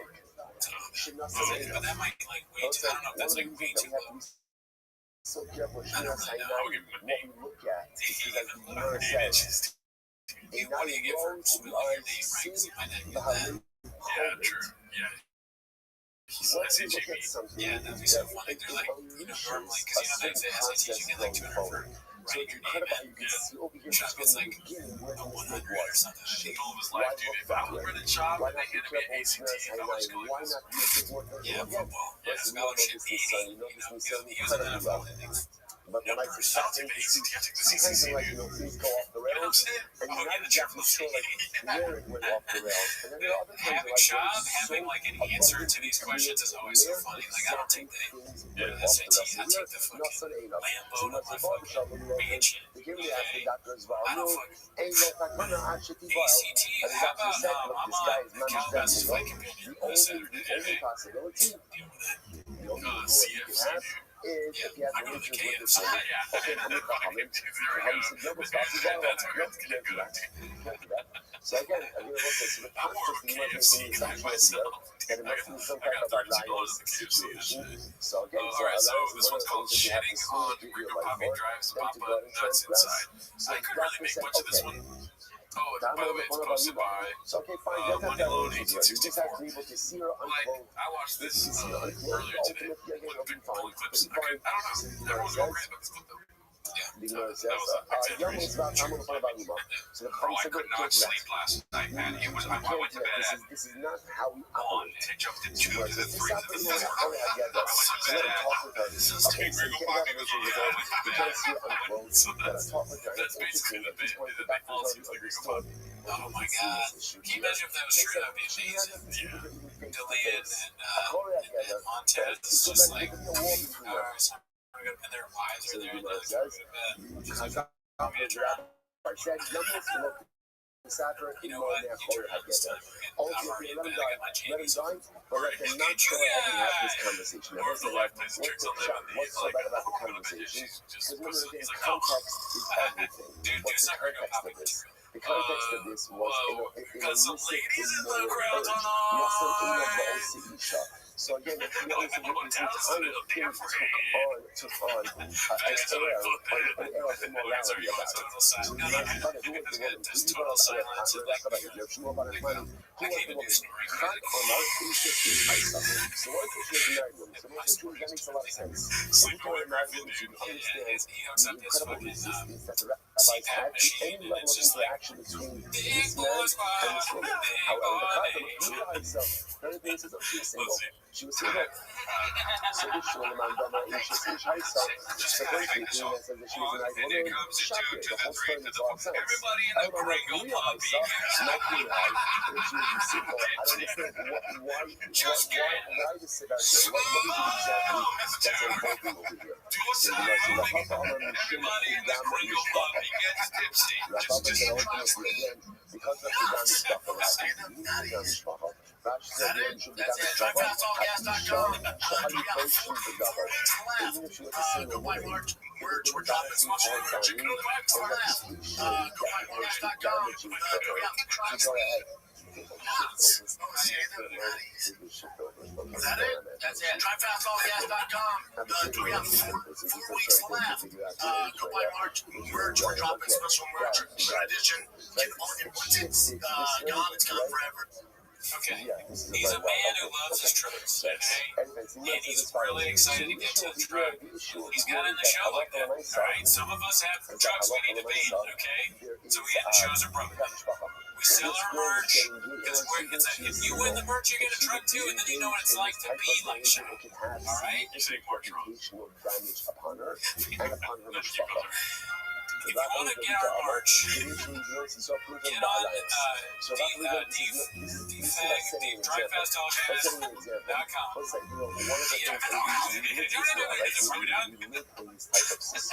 You take the cans off? I don't think they have paid. That's how you know our studio is not as good as theirs. We talk way too much shit. Their studios, they don't even have monitors. They just got, I don't know how the fuck podcasts do this. And please leave comments if you can include this little shit guy. And on it, dude.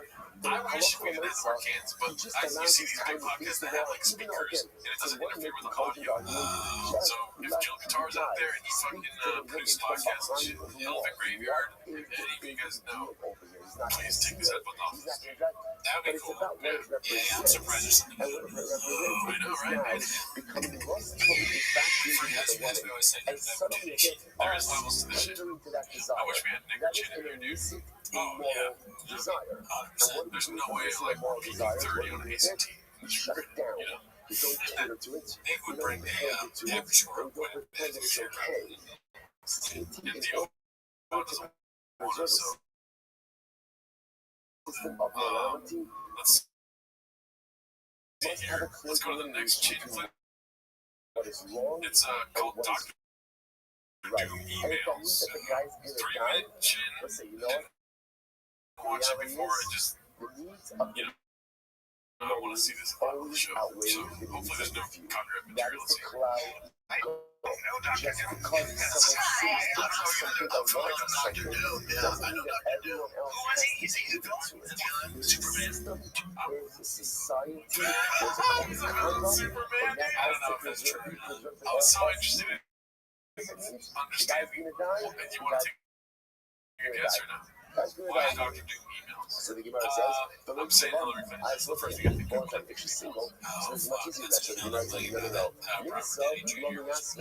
No, because if they get married, they'll have funds out of it. In other words, that's they get married. So then what's the point of all this? Jay was saying we're getting some emails that are talking about Dr. Doom. I'm saying how he was with Superman. So Dr. Doom's from Marvel, right? Yeah. Superman's from DC. Yeah. Like, what's Marvel, what's DC? Brendan's so wrong. I'm not wrong. I had the comic book as a kid. If you look at these things, yeah, it's a fun memory. Remember Superman? We're both wrong. We need to be on more creative to get the guesses right. Yeah. I mean, if you think about it, that makes sense because my first instinct was like, oh, I don't know if that's true or not, but he said it. So it's probably not true. So the person in the emails correcting him because that's what Jake's staff and chefs do. But he actually has proven because he's a comic book guy. And, like, you never want to, anyone that's like a self-proclaimed comic book guy, should cover that comic book I fucking remember. DC Marvel did a collab.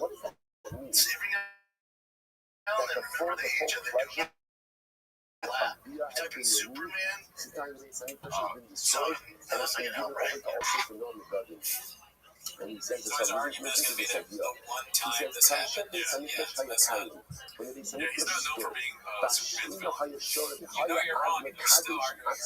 Because you know why, dude? Because he needs us on his side, dude. He needs us in there to be like dumber than he is. Oh, for sure, right? And then so he can just shit on us instead of shitting on him. Right. He does kind of do that with his guests. Like, yeah. So pick your battles, Papa. I think comic book cover. A lot of us are familiar with this concept. But it's one of the With DC and Marvel, just do that. Doctor Doom, Superman. Intimacy should be beautiful. Obviously, should be And then if you beautiful. go to images, Should be meaningful. But kadosh and holy. What's wrong? you see the action one. There's a It's a few. strange concept. It's a strange concept. But it should be holy. We understand contextually it's holy because it was married. It hopefully creates a future Shut up, But nerds. not because he says, when they said it stood, they were ability to Shut up, nerds. a dynamic of holiness. Oh, it's not even. I think that's a fake. He says, in I Kolom think this is not real. That's not. Kasha, listen to I this. can't tell. Honestly, it's Kasha so hard. me'od That's l'kayin fake. shnei I don't even know. hadvarim, It looks fake. That Dr. Doom thing looks fake. It's not part of the bubble. Okay. Once Hamikdash was destroyed, It would be funny it's if it very wasn't difficult Superman. But it to seems to be it has experience that. pleasure Shut up, and nerds. holiness The at the minutes of same Dr. time. Doom's There can be word pleasure and and kryptonite. there can be holiness. Shut up, Pleasure nerds. and Oh, holiness see, it's simultaneously. Something brainy. is very, very difficult to come by in a world without a Hamikdash.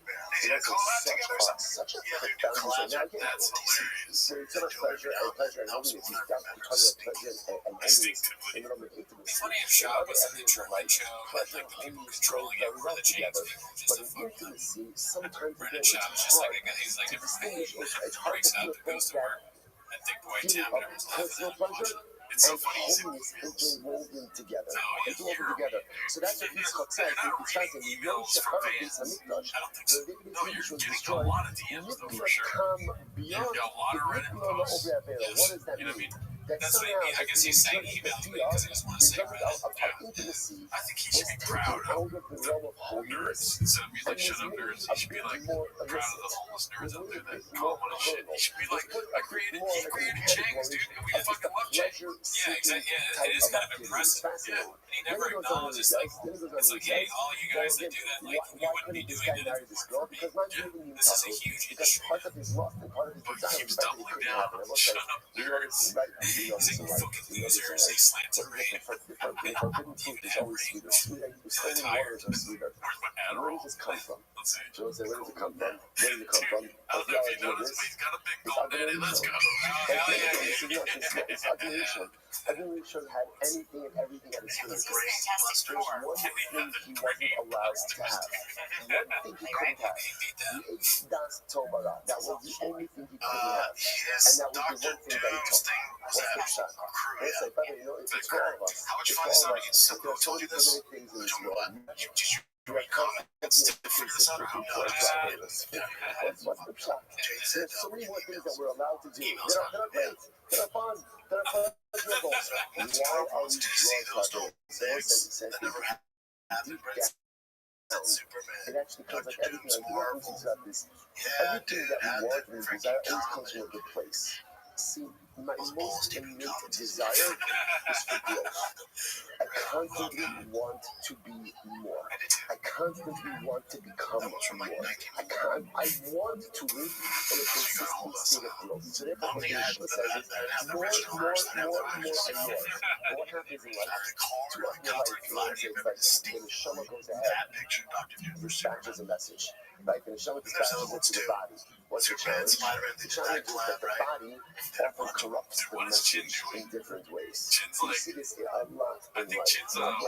That's getting it. woke It's when it comes to interesting. homelessness. Yeah, I mean, it wasn't like he was basically like sitting a chef in the studio with him, asking those questions where he's like, My where mother is he at? actually grew up. I mean, she was Letting born it in do New stuff. York It's after like, the war, it was and emails. my He's like, yeah, he grandparents was settled in Vineland, New Jersey, and my grandfather's from that's just like because he wants clips made. Jewish And then Brennan almost seems like he's in it too, was a high school. because he goes, yeah, I was So balls amazingly deep enough, in like my comics. mother, That's something that's been made fun of so much. It's It's just, this is, it's for us. They're doing it. There's not a chance So Brendan's we in moved to it. Baltimore Okay, 24 years he's ago. always balls So deep my and mother stuff. was like I a think when you tremendous say that and nobody's heard it before, that was the you immediately think, oh my God, the Dixon side of like, it's balls deep. I don't know if you understand what you know. Again, what the hell, dude? And he just that's his brain, dude. That should take away. Dude, when he goes balls deep, he goes no other ways, dude. You know what I mean? You always go balls deep. He just goes. He just goes balls deep. I think he might be behind it now. But Chin is definitely like, oh yeah, because you know that one part of every week where they're like, and if you have any comments, email us. You know what I mean? Where do you email Brendan John? I don't know, but it's a like a funny name, like Big Boy or Influenza Boy or something like that. Also, Jay is the one getting the email. Actually, of course, he's the one telling Brendan that. It's the action online. Jay is getting the emails. out of the body and go back to Shemaiah. And it was like, it's going to shimmer inside of the body.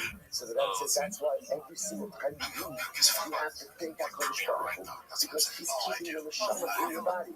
Like the neshama is homesick. So what happens? The neshama broadcasts a message of homesickness to the body. So how does the body relate to it? How does the body relate to it? The body relates to it ultimately again as physical sickness. That's how we experience it. You know, when you go on vacation, listen, what happens when you're on vacation? What happens on vacation? But yeah, any more thoughts on that? After 2 days, Let's go to the next one, dude. Go guitars, let's go. That's not who I am, is this one. Let's see. After it's expensive to be having the most incredible vacation in the world. Like, there's a certain moment you're like, okay, I'm done. Like, I really want to go home. And why? Like, it's beautiful, it's fantastic. Because again, it's something that comes from the neshama. The neshama says, I want to go home. Every neshama wants to go home. So broadcast the message to the body. I want to look at them. So many people are like, let's say one of the most fascinating dynamics of human behavior is window shopping. Window shopping. I can't understand. Like, people enjoy window shopping. It's like it's the same soul. The neshama wants to acquire more and more and more and more mitzvahs. So what happens is broadcasts the message of acquisition to the body. So when the body gets that, the body often converts these messages into something physical. So shopping, people like to shop, people like to acquire. It's the same dynamic over here. Why are these drawers? Why are you drawing people for big items? It doesn't come from a bad place, but good. Once you get to a place of She's so immune to my sexual harassment that she just rolls her eyes at sexually harassing her for well since I've known her. I would go to try to do like 4 minutes in front of 3 like drunk college girls, and then you would try to have sex with those 3 drunk college girls. After I thought in front of them, and turn around and your dick was out. They screamed. The first time when people pull your dick out, As much with her back as I am with now, go love in the dick. And then probably you were driving back far, and that night you were over at the house by like, maybe I can figure out a way to get a plug. She was crying as fuck. She's so silly. Like, I love him so much that I broke up with this girl, and Brian, she was calling me because she was horny, and I was like, look, I have a new girlfriend, but I have a friend who'll fuck you, and he's just like her. I sick Brian on my ex-girlfriend, and he fucked her. She calls me up, she goes, your friend came inside me. She goes, yeah, your fucking friend came inside me. And I was like, well, did you tell me you're on the pill? She goes, no, I'm not on the pill. And I was like, well, I don't know what to tell you. You know, that's Brian. That's Brian. Oh my God. You know, when they talk about consent, that they no means no always. Yes, I know. But please don't get in the bedroom and tell me how to talk. I mean, even the animal kingdom. Fortune, dog, what the hell? Straight I've seen all those before. It's just like jarring every time it is, dude. It's like so fucking dark, and it just he keeps getting worse and worse. The music, I feel bad because I'm really enjoying the music. Yeah, I agree with this. Muhammad Ali's catching a straight right here, dude. A man who has relations with a woman and her daughter, ובאס קוראים שזה איסור, and the bas calling who committed adultery, so we saw that extensively. Yiddish Bechal Isha Ubita. Now there are other people included in this category of woman and her daughter. Now we'll have to define a lot of these lines in the Bita, who's included over here, his daughter, Bas Bita, the daughter of his daughter, Bas Bita, the daughter of his son, Bas Isha, the daughter of his wife, Bas Bita, the daughter of his daughter, Bas Bita, the daughter of his son, mother-in-law, they come also. The mother of your mother-in-law, and the mother of your father-in-law. So again, we'll have to break out these categories. But then he's like doing the same thing to ex-girlfriends. He's like, yeah, you know, so I got them, I got really bad comedians like that shows them. How about Isha Shenasa Pita Lokatan? Now, interesting. Mishnah doesn't say that if a man has relations with a woman who's daring to marry, right? So it doesn't say if you have relations with a woman, Is the doctor looking at the line and saying no, no, no, and then flying it up? So it doesn't say that. How about Isha is Pita? That was the relationship with a man with a woman and her daughter. Now, you are buying these two. And Jesus does that both of these women are related. And now, so who are these women that we are discussing? I'm not sure that we come up with. But we're talking about one's mother-in-law and the mother of one's mother-in-law. This has honey anyway. This is what we should be talking about. There are other people included in this category of a woman and her daughter. McFly is our body to see the Hezra. So what's the difference in that these two women, whether it's Chamoso and Inchamoso, although explicitly that that's true, for Hannah and Midrasha Asya, but not in entertaining from Midrasha, so Honey Kalad, Allah Abai, Allah Shlomo Gershon, Yikabeinayu. It's like he sucks So in person and he sucks as Abai says that the fundamental focus over here is the ability to interpret certain prohibitions. So by the way, you guys are seeing this in the future. We're watching this before the Rabbi.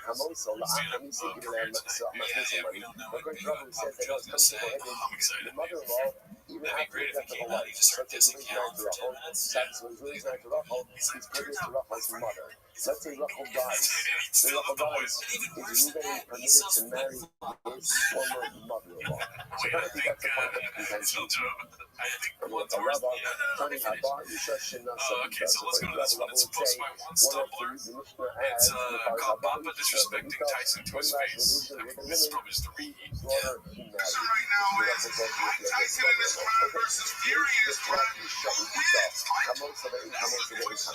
So then including in the category of the women and her daughter. Or including the same Chamoso mother-in-law, then Chamoso the mother-in-law, then come up. And the mother of your, and the mother of South, and the mother of your father-in-law. So we want to know about I think about this in Sabani says, really, what interrupted him to say that he lives. It was a hypothetical for Tyson. He said, wait. Mother of your mother-in-law. As soon as he said mother of your mother-in-law, it also included mother-in-law and mother of your father-in-law. So the Gemara says, besides, according to Abaye, what the shouldn't come up. The Kiddush over here is mother of my father-in-law. That's the Kiddush. But since it said that, it also included mother-in-law and mother of the mother-in-law. Okay, but Rabbi, I think this Havani is listening in Chamo. The Chamo, so Tani Nandasi, Tani Chamo. So Rabbi said, no, it could be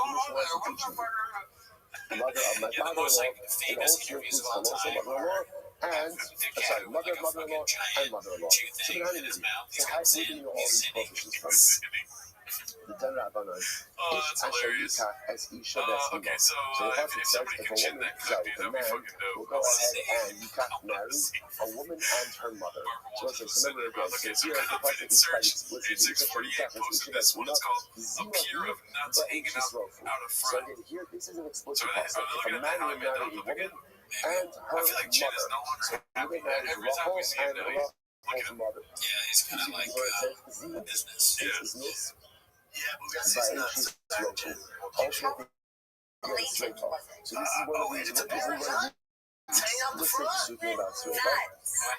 So the words like nuts. Any Isha I didn't know that it applies to a woman and her out the front. I would listen to that, dude. It's just too How do close. about relationships? What about Basi Shop? They have like games in the podcast. Like, let's try in this episode to see how much we can say that. Who can't be Yeah, it's married? because Who of the can't be married? Olympics thing, I You think. can't Yeah, marry that guy with that big Ruffles' old thing. mother. Yeah, You dude. can't marry Ruffles' mother. Yeah, he Okay. was definitely onto that black How do I you know what know I'm saying? that he also can't Yeah, marry? rated Like, energy. how do I know that he If you also have too can't? much of Everything this you stuff, you should do be like. crazy shit. Basi Shop, Ruffles' Yeah, daughter. too. He looks bad just Basi one Duck, first. the daughter of Ruffles' daughter. Basi, you know, the daughter of Ruffles' son he married.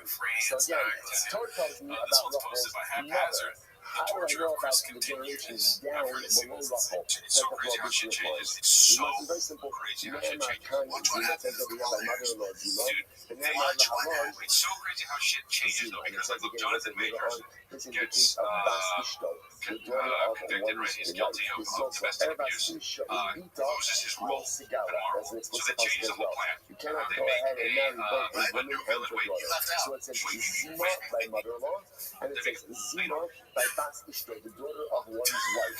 Not Laharon beat up, Bas beat up, just like over there refers to I was just her gonna say, daughter, and Jonathan the daughter of her Majors, he daughter, got to upgrade the because daughter of domestic her violence, son, they starts Khan. So dating it's good. over here, So kind of one. Bita, like the daughter, Bas Bita, the daughter of her daughter, the Bas Bita. The daughter of nine lances is a part of the Bibles. How do you know that she's man? Like, women, at first glance, you don't know what that phrase means.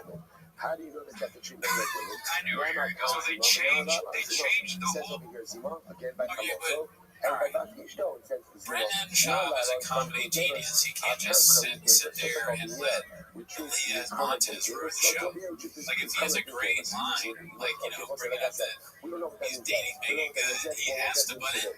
It's just like the huge talent on the show is Brendan Schaub. Maybe D'Elia would say something good, but that's brilliant. That's risking too much.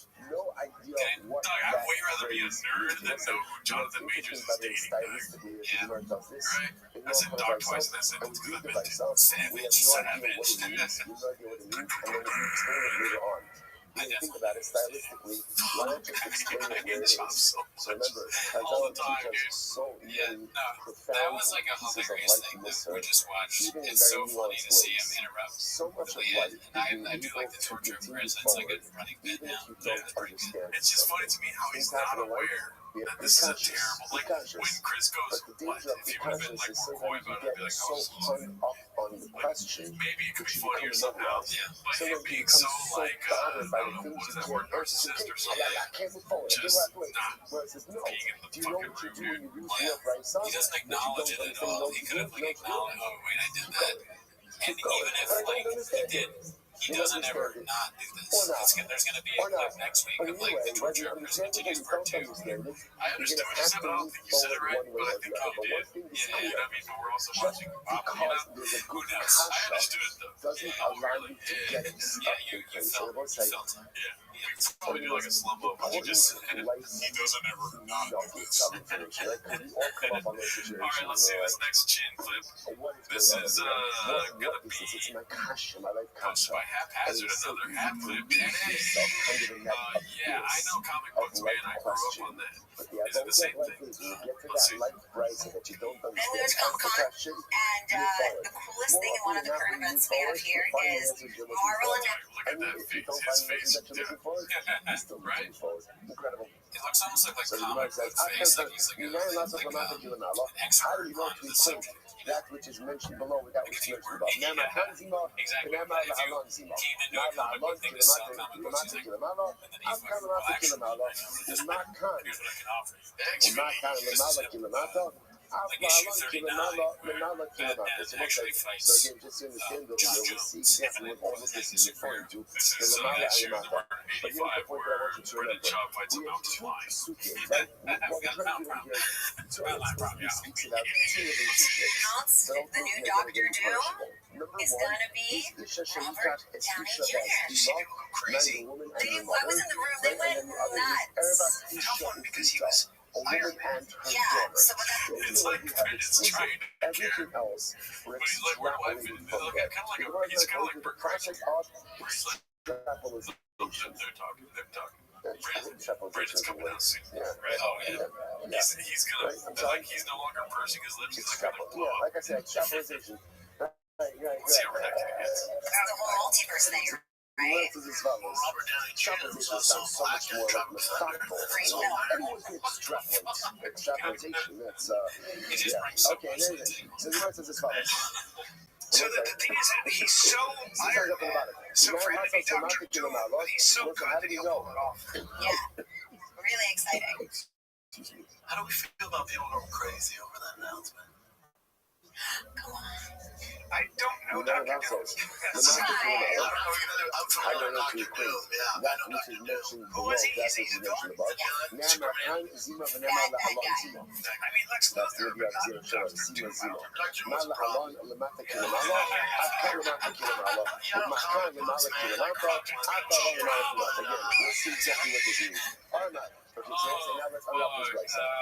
I like cards have those like attributes. Remember that? They're like super strength and then on Dr. Doom's like just a prompt. It's 50 strength. Dexterity 70.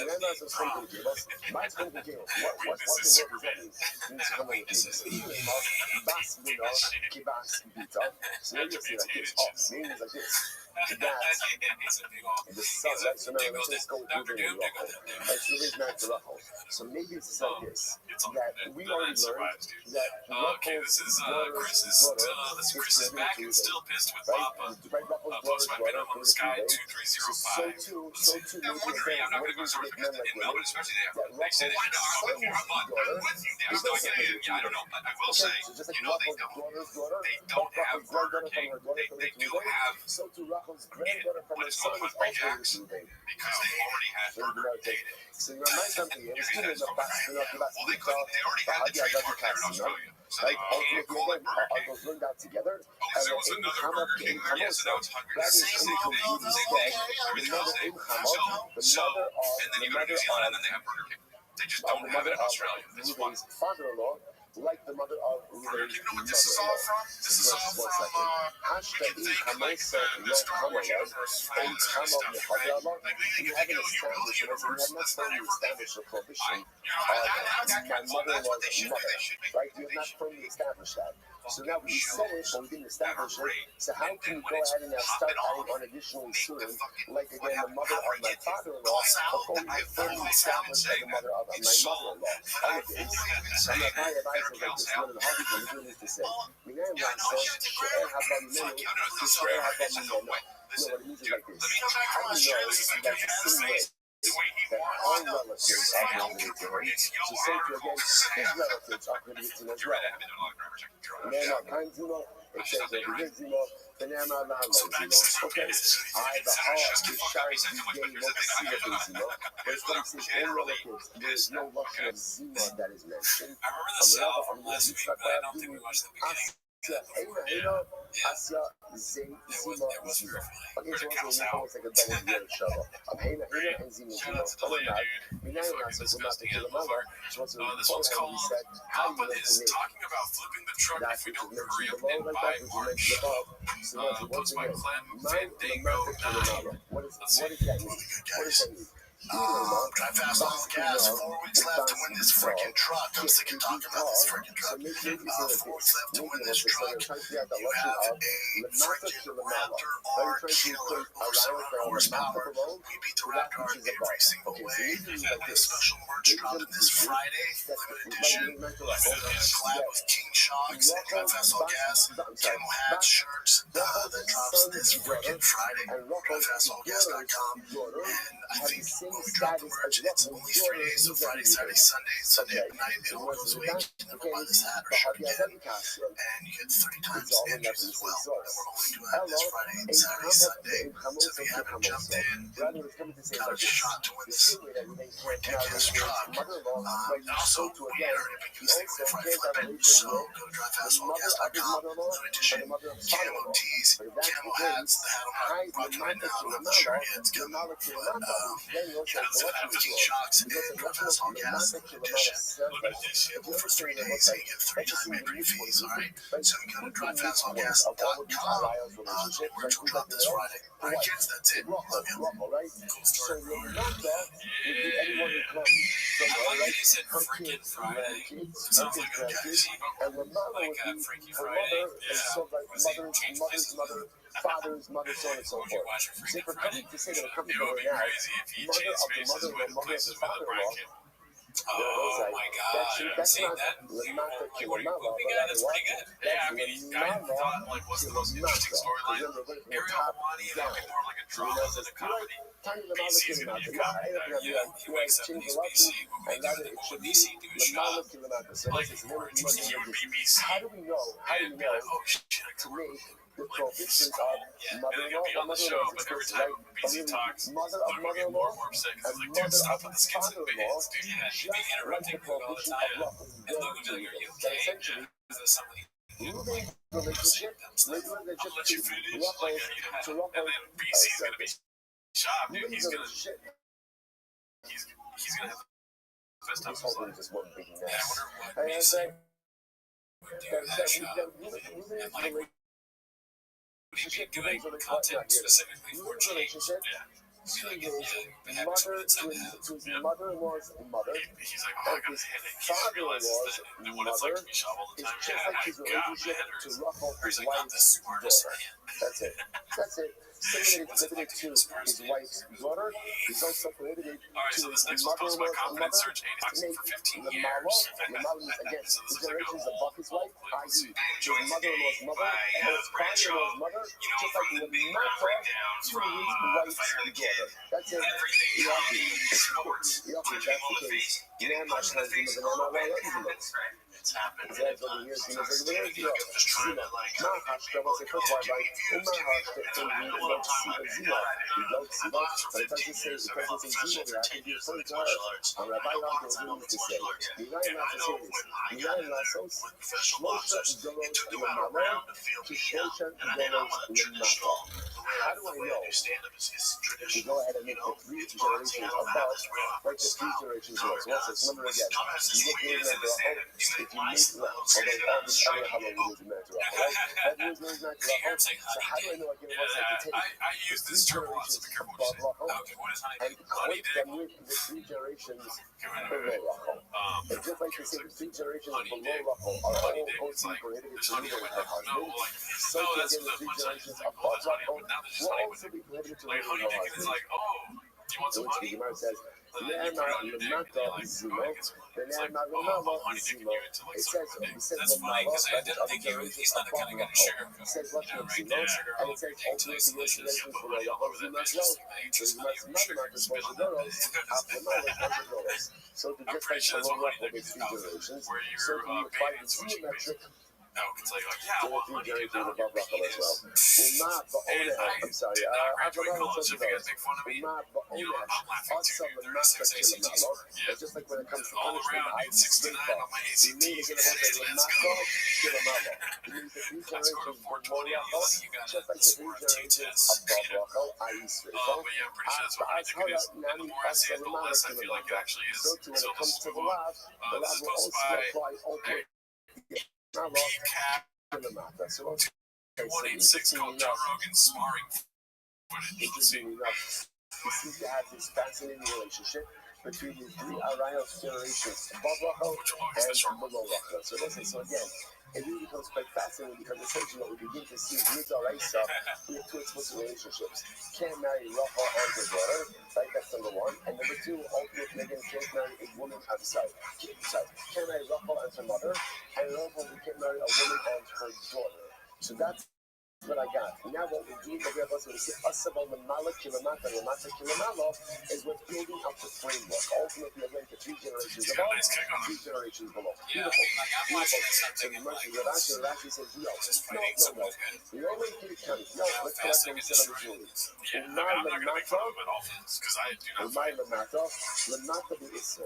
yeah, the younger, stronger looking guy does It's seem not like being he's winning, delegated. but Lamata means Joe a Rogan's lesser laying no Isser. short hand. A lesser Isser. Yeah, like if this was a dish at Chang's, what would it be? This is kind of like, like they offer street beans or green beans. It's like unsalted street beans. I mean, like, I don't want those. Right? Definitely an appetizer. Yeah. Or this is like a Diet Coke. Right? Like, you got something, but it's only $3.50. Right? Or it's just one of those things they put out on the table. Like, do you want this? You got a Roadhouse, they got peanuts. You're like, you can eat the peanuts if you want. You can throw the whole fork in the trash. There's not a lot happening here. It's just literally footage of them tomorrow. With the NS and the insane, like where it's like, all right, every time So the shaila is what so don't me not means that I'm not going to look into it. So I was trying to think of like an interesting. Oh, he used to like sign an NDA that he wrote Rogan on. Oh, dude, look at this. We got a Chief Wahoo hat, dude. I'm seeing that. This one's supposed to be Chip Chip Chow. Also, don't say love scene. I know, because if you fucking confuse you, I'm not serious. Just, he wears it all the time. Ultimately, again, it's not going to work. Thank you. I just want to make sure people know that you actually donate every week to Indigenous Drive. So, this is posted by Chip Chip Chow called Talks for a Living. On this week's Food Truck Diaries, we booked them really short notice, so we couldn't get them a food truck. So I went and picked up chicken sandwiches and we got them out the truck in my car. That's not fair. Obviously, a bit, dude. Yeah, he's doing a bit. So It's always a bit. Yeah. So, come on, dude. There's so many other fucking clips from you. I mean, it's we good learn from dude. this. So again, we learn from the place of origin. Not keep it straight up. Just like again, proving with Cavalicians, which Rocco's mother's mother, that's Rocco's maternal grandmother. Who also by straight up. Not in straight up. So to Ruben has origins with his grandmother, so also be up in straight up. The Montgomery Super Bowl here. You've been on the Super Bowl. You've been on the Super Bowl. The Super Bowl. Gambling problem. In a obviously you're so I say ultimately again, when it comes to the whole relation with her mother, she knows his mother, skila, doesn't make sense that Ruben has relations with his own mother. It's skila, but ultimately again, the mother, his mother is straight up. I mean, when he does these episodes, does anyone ever tell him it's bad? Because, if we'll do it like a bad episode or something, it's never happened, but it could. I'm sure he'd be like, there's no distinction between her mother and her mother's mother. But it doesn't seem like they do that at all. So to that Ruben, it's not the distinction between his mother and his mother's mother. Okay. He's totally changing in his mind, like what shoes his favorite this week. You know what I mean? Right. There's just not enough space in there. Like, it's happening. Somebody's like, oh, I think yours is better than that. But he's just like, yeah.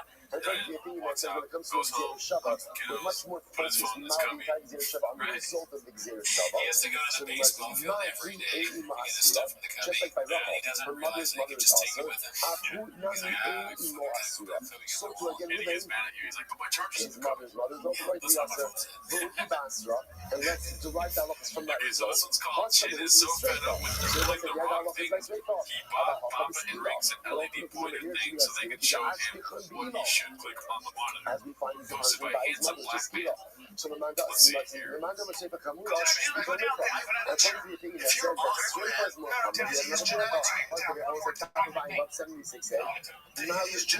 Genetics are pretty crazy. He's got great genetic. But when you mix that plus the which I buy, when you mix that, That's a great idea, dude. What the hell? Oh, yeah, that's funny. Furthermore, you know, saying why should We should this do have that, dude. a I'll get you a different pointer. hers? Okay, please do. Yeah, see what I do. Watch me mess it up like I keep forgetting to turn on. Just like Oh, that, I break it. say, Pointing there it, is so no you're not even just distinction. You just like pointing at your dick. You give me a pointer and you come in and like to myself the pointer, so God damn it. Testosterone, you're gonna get a real special. But unless he just started I don't know if that's a development. They have a LED pointer in those. It's funny that they have a pointer. I always associate I want fucking shit inside you. I want you to succeed in all this. yeah, just like He's starting to see the herbs, but he's got a beautiful voice. Come here, producer pod. This was posted by Chin's second balcony. It's called Papa Confirms that Chang's full menu is available again. The ending is kind of, it is innocent of me. It's good to be back. Guess who's back again? Hello, friend. We're full swing here at Thick Boy Studios. Brian Kellen's back from his white privilege vacation on the yachts, doing his thing. So he's back from back in full flow this week. All scheduled broadcast is back in action. It's your boy shooting a ton of podcasts this week as usual. Shop. We don't stop. Can't stop, won't stop. My kid's got a number one. You might see something right now before you keep talking. It's going to change your life. It's going to have a lot into exactly what you're saying. I'm showing you what I'm going to say, but yeah, I'm going to show you the way. Jamie, go to my Twitter feed. Watch this. Watch this. This is very important. Please, this is very important. Yeah, put it up on the screen.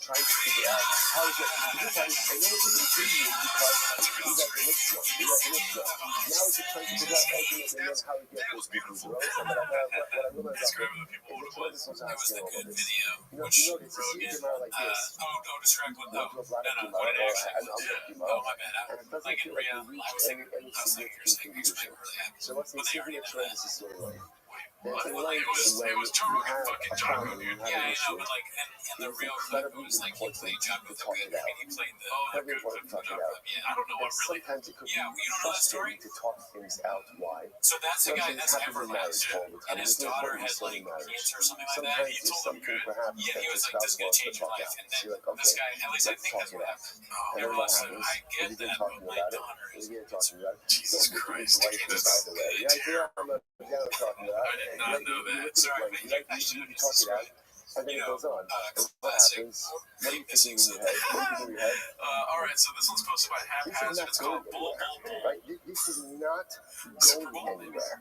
We're talking about the same thing over and over and over. This is not getting anywhere. So it's important to understand that tremendous is so in relationships is that sometimes you just have to talk it out, even if it doesn't feel like it's getting anywhere. Because sometimes just allowing someone to talk things out, or to unload the things that are sitting on their neshama. Kind of like NASCAR. In your mind, you're like, I think I'm just getting more. It's funny, he doesn't even say it wrong, really, but it still sounds funny because he says bull so many times. He makes everything funny. Whether he says it right or wrong, we're gonna laugh at it. Whatever strange existence. Do you think when they were making the English language, that's why they invented the word need to be successful in because somebody said bull so many times, be like, okay, after you say it once, say it. Sometimes having conversations, you're like, you mean there's a prehistoric shop, or like, like a very old, like the great like ancestor of We're gonna look back at Shop as like Socrates. You know what I mean? People are gonna be like, he was way ahead of his time. That's why we never understood him at the time. But now, later in life, we're all like the philosopher of the generations many past. What was it like to be real cool? That is a really interesting idea. What shop will be like in the future? People think about what people think of presidents. I'm not sure that there has ever been someone like this.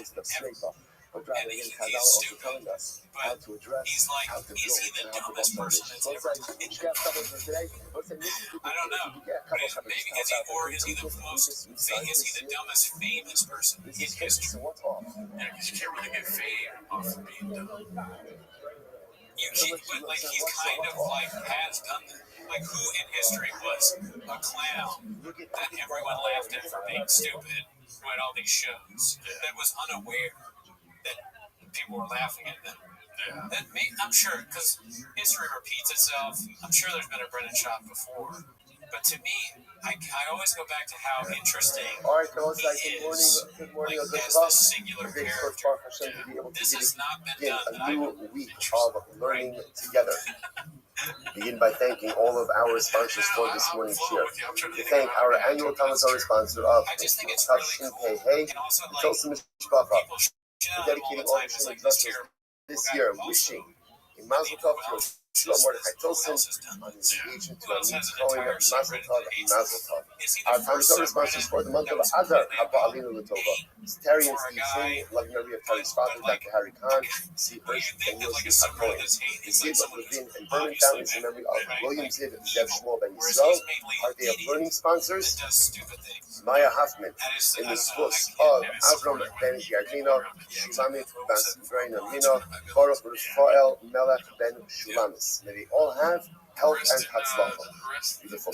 Our Dr. sponsor today, Aaron Wiseman, in memory of his father-in-law, Charles Newman, Zachariah Ben Israel C.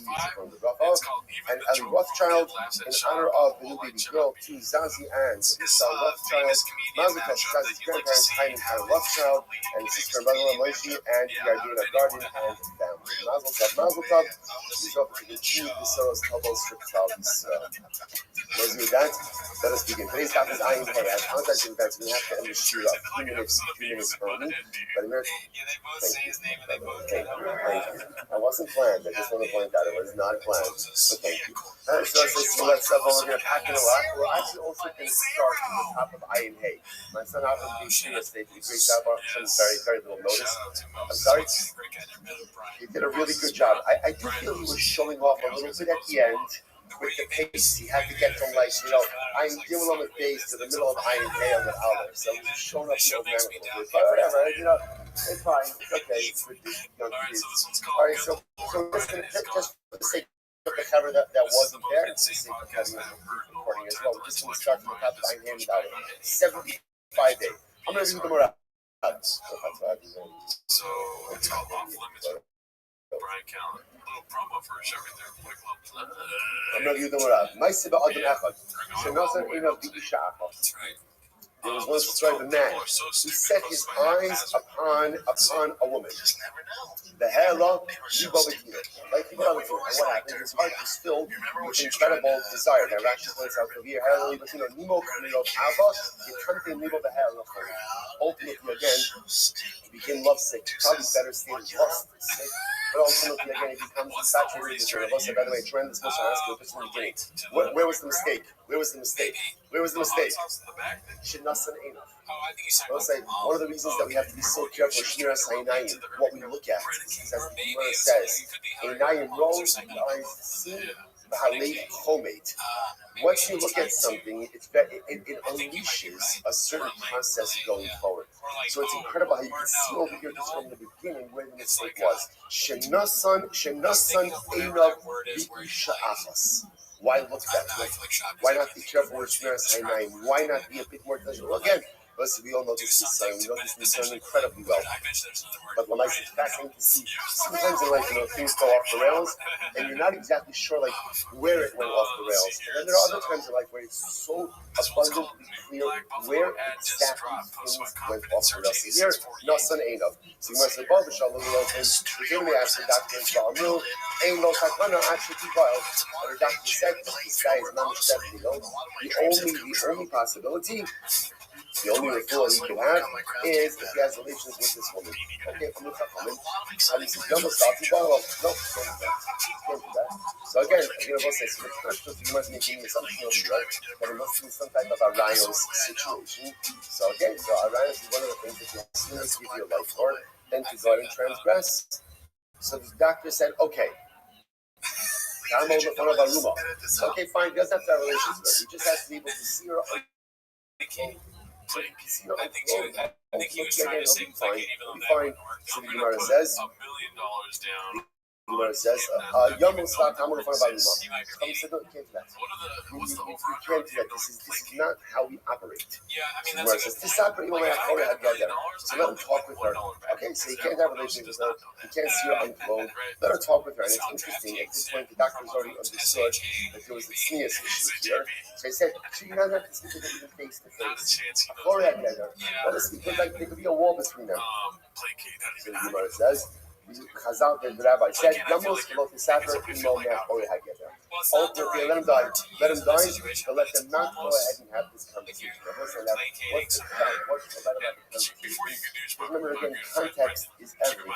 What's the context of this? The context of this was in an illicit, immoral urge. Nasan ina ba'osi isha.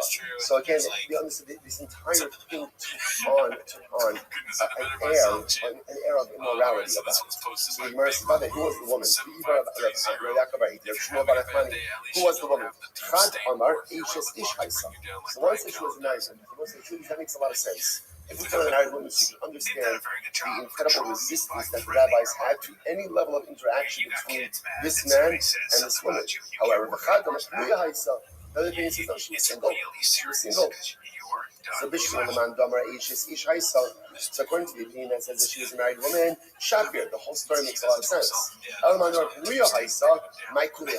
if she was single, I don't understand why this severity. What is the example that's unfolding here? Rabbi said ultimately again, because of the Pagam Mishpacha. Now, who's Pagam Mishpacha? Rashi said the Yom Shul Pagam Mishpacha. Ha'isha shahayu boshin b'davar. Even if she was a single woman, it would have been embarrassing for her family and reputationally that potentially damaging for her to go ahead and shift over. You said you have some stuff written. Yeah, and I think we want to hear that because that's where the bars come into play. We wrote this on the flight. Which way we're going. Okay, got it. Right, it's shifting. This very, right? Yeah. This is a very wide. Okay. So, anyways, the Gemara says as follows. So the issue over here is that halacha l'maisa. There is if this girl would get engaged, even if she was single, if she would be engaged in this type of behavior, it would have significant justification of damage upon her and upon the mishpacha. Rabbi Amar, traditionally, we know this So Rabbi says this is about setting an example.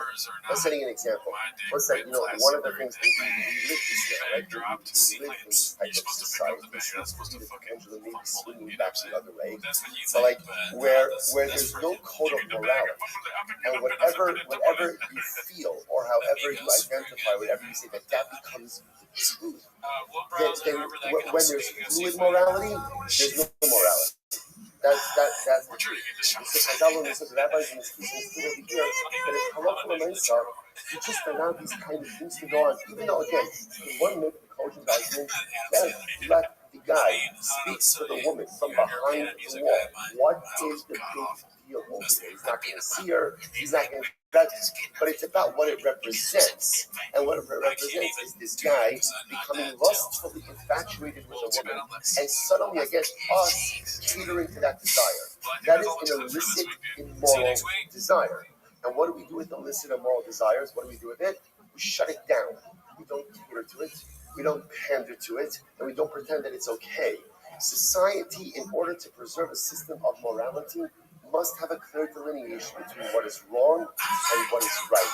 And if that means that the guy's going to die, listen, the reality is the need of the many always outweighs the need of the few. That is the cloud government.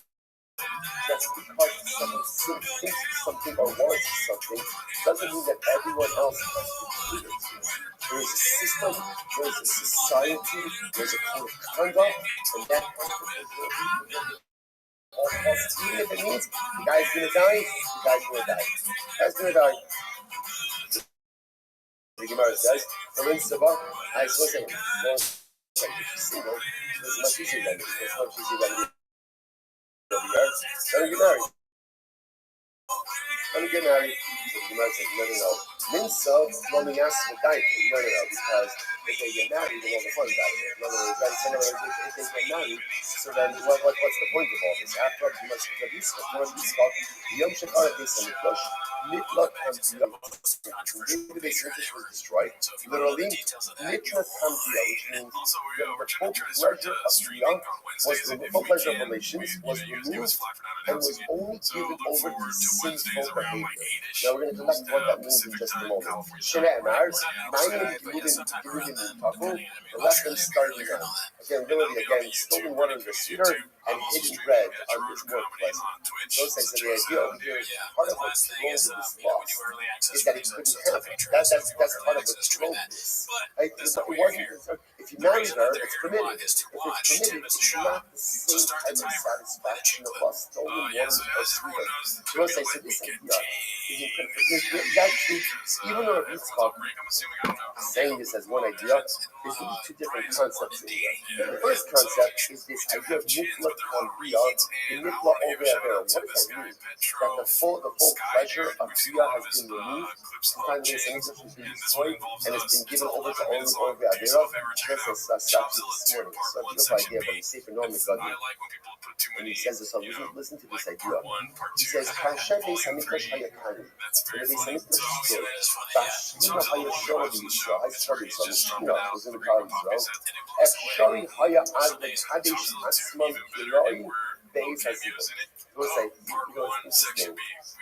I've always heard fascinating. One of the most fascinating things with this idea of persons being kaddish themselves, sanctifying themselves before and during the act of relations.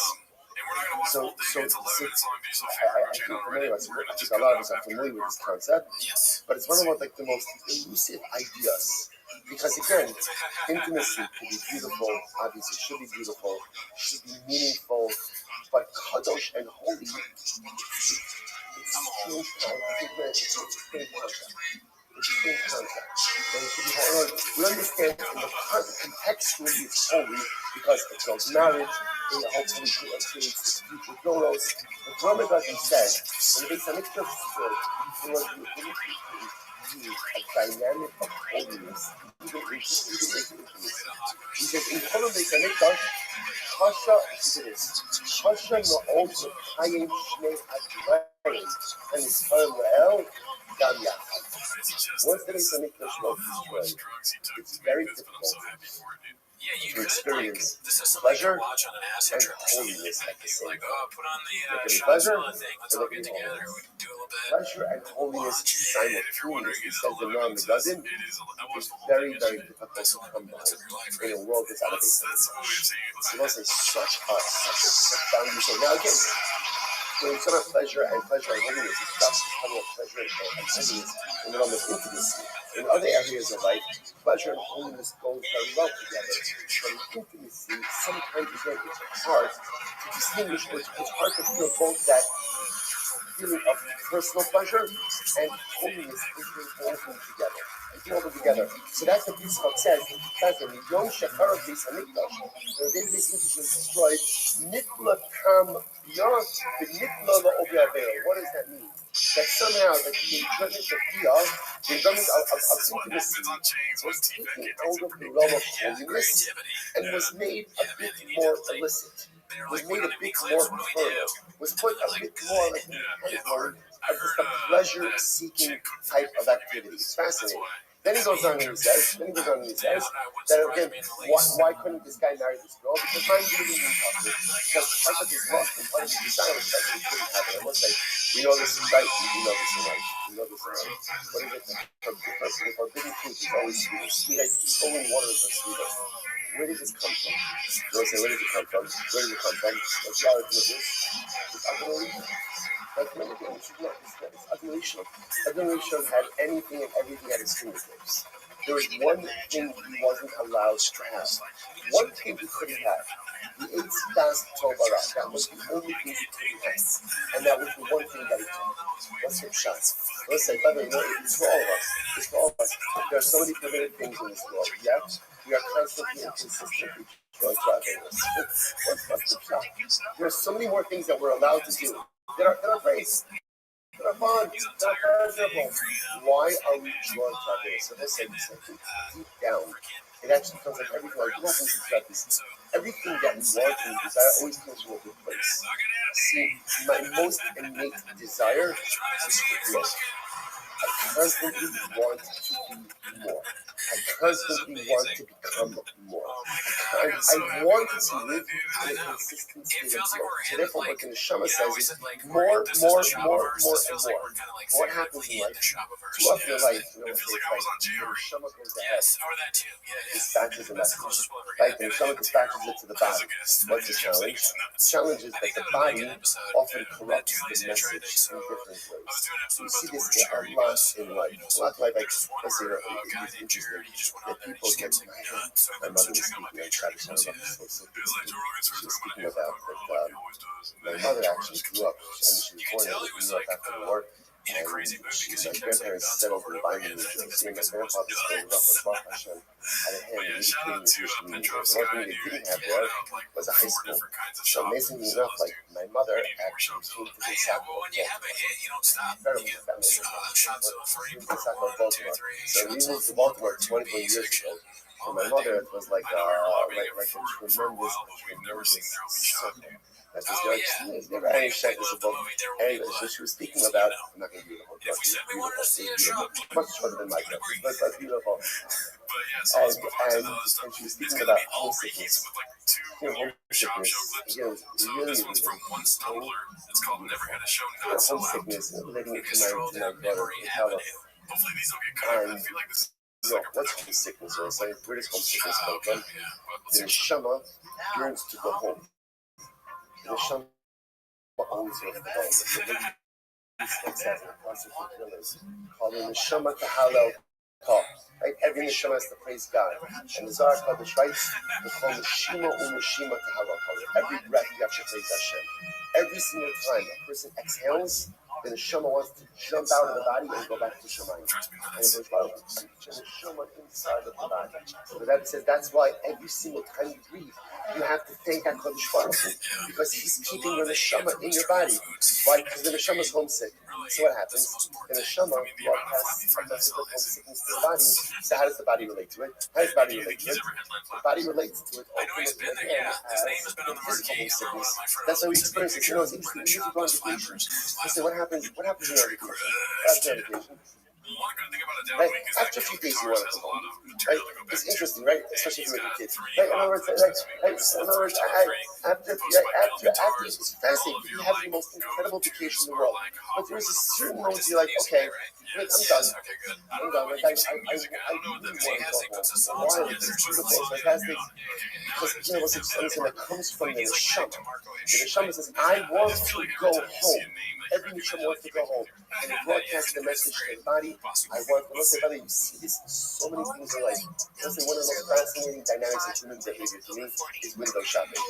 Window shopping.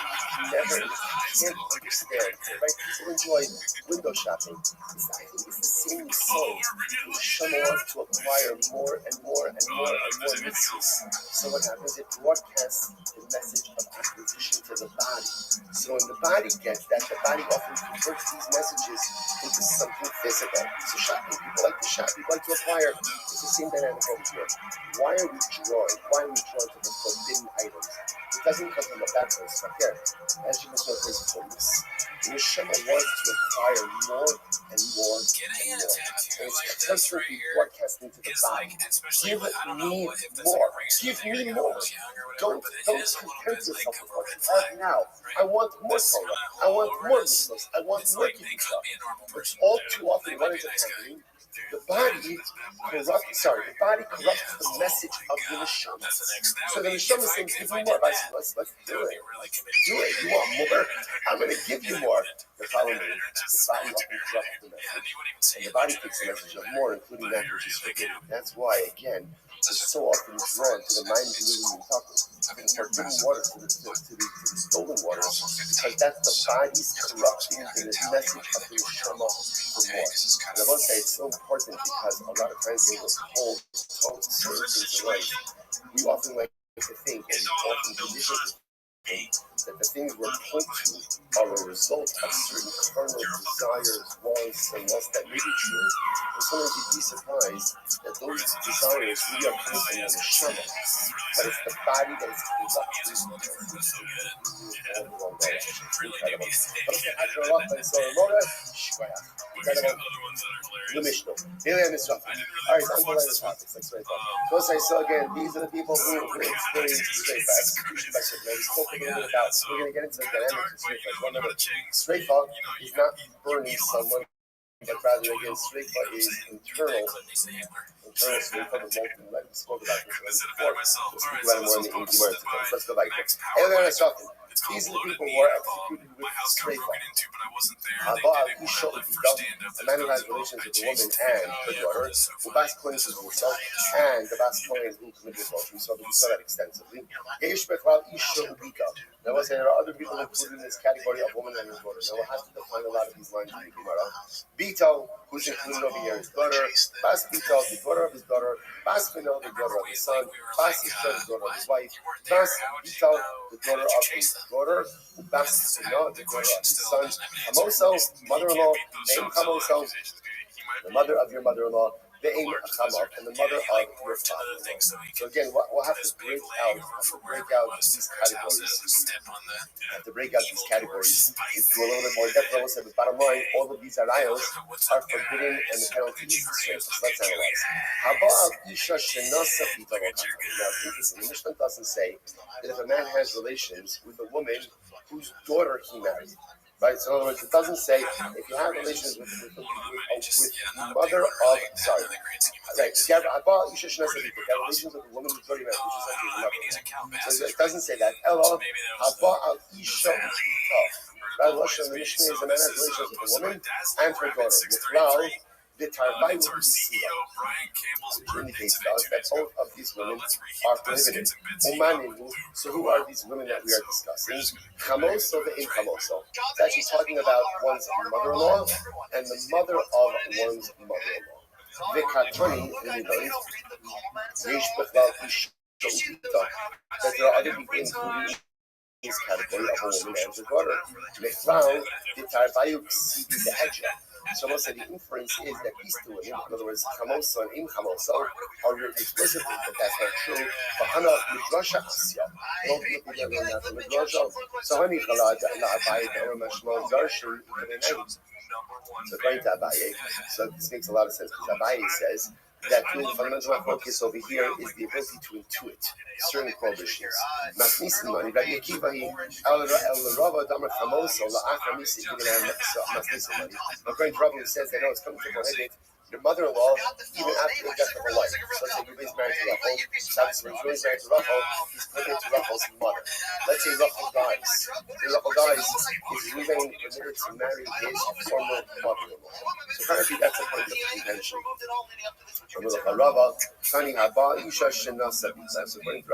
say one has to read the Mishnah as the following: one who has relations with a woman whose daughter he married. Which is a reference ultimately again to mother-in-law. Okay.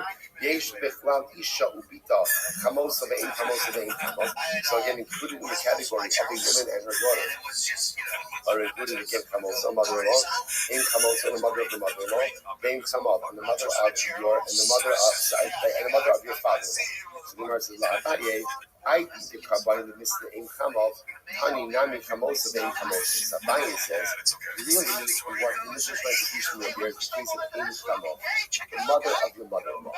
Mother of your mother-in-law. But since he said mother of your mother-in-law, it also included mother-in-law and mother of your father-in-law. So sorry, I read it wrong. According to Abaye, once the She'im come up, the Kiddush over here is mother of my father-in-law. That's the Kiddush. But since it said that, it also included mother-in-law and mother of the mother-in-law. Okay, the Rava, I use the Kabbalah the Mishnah in Kamos. So Tani Nantasu, Tani Kamoso. Rava said no, since the Mishnah wants to teach me the mother of my father-in-law, it also includes Kamos, so mother-in-law, and mother-in-law and mother-in-law.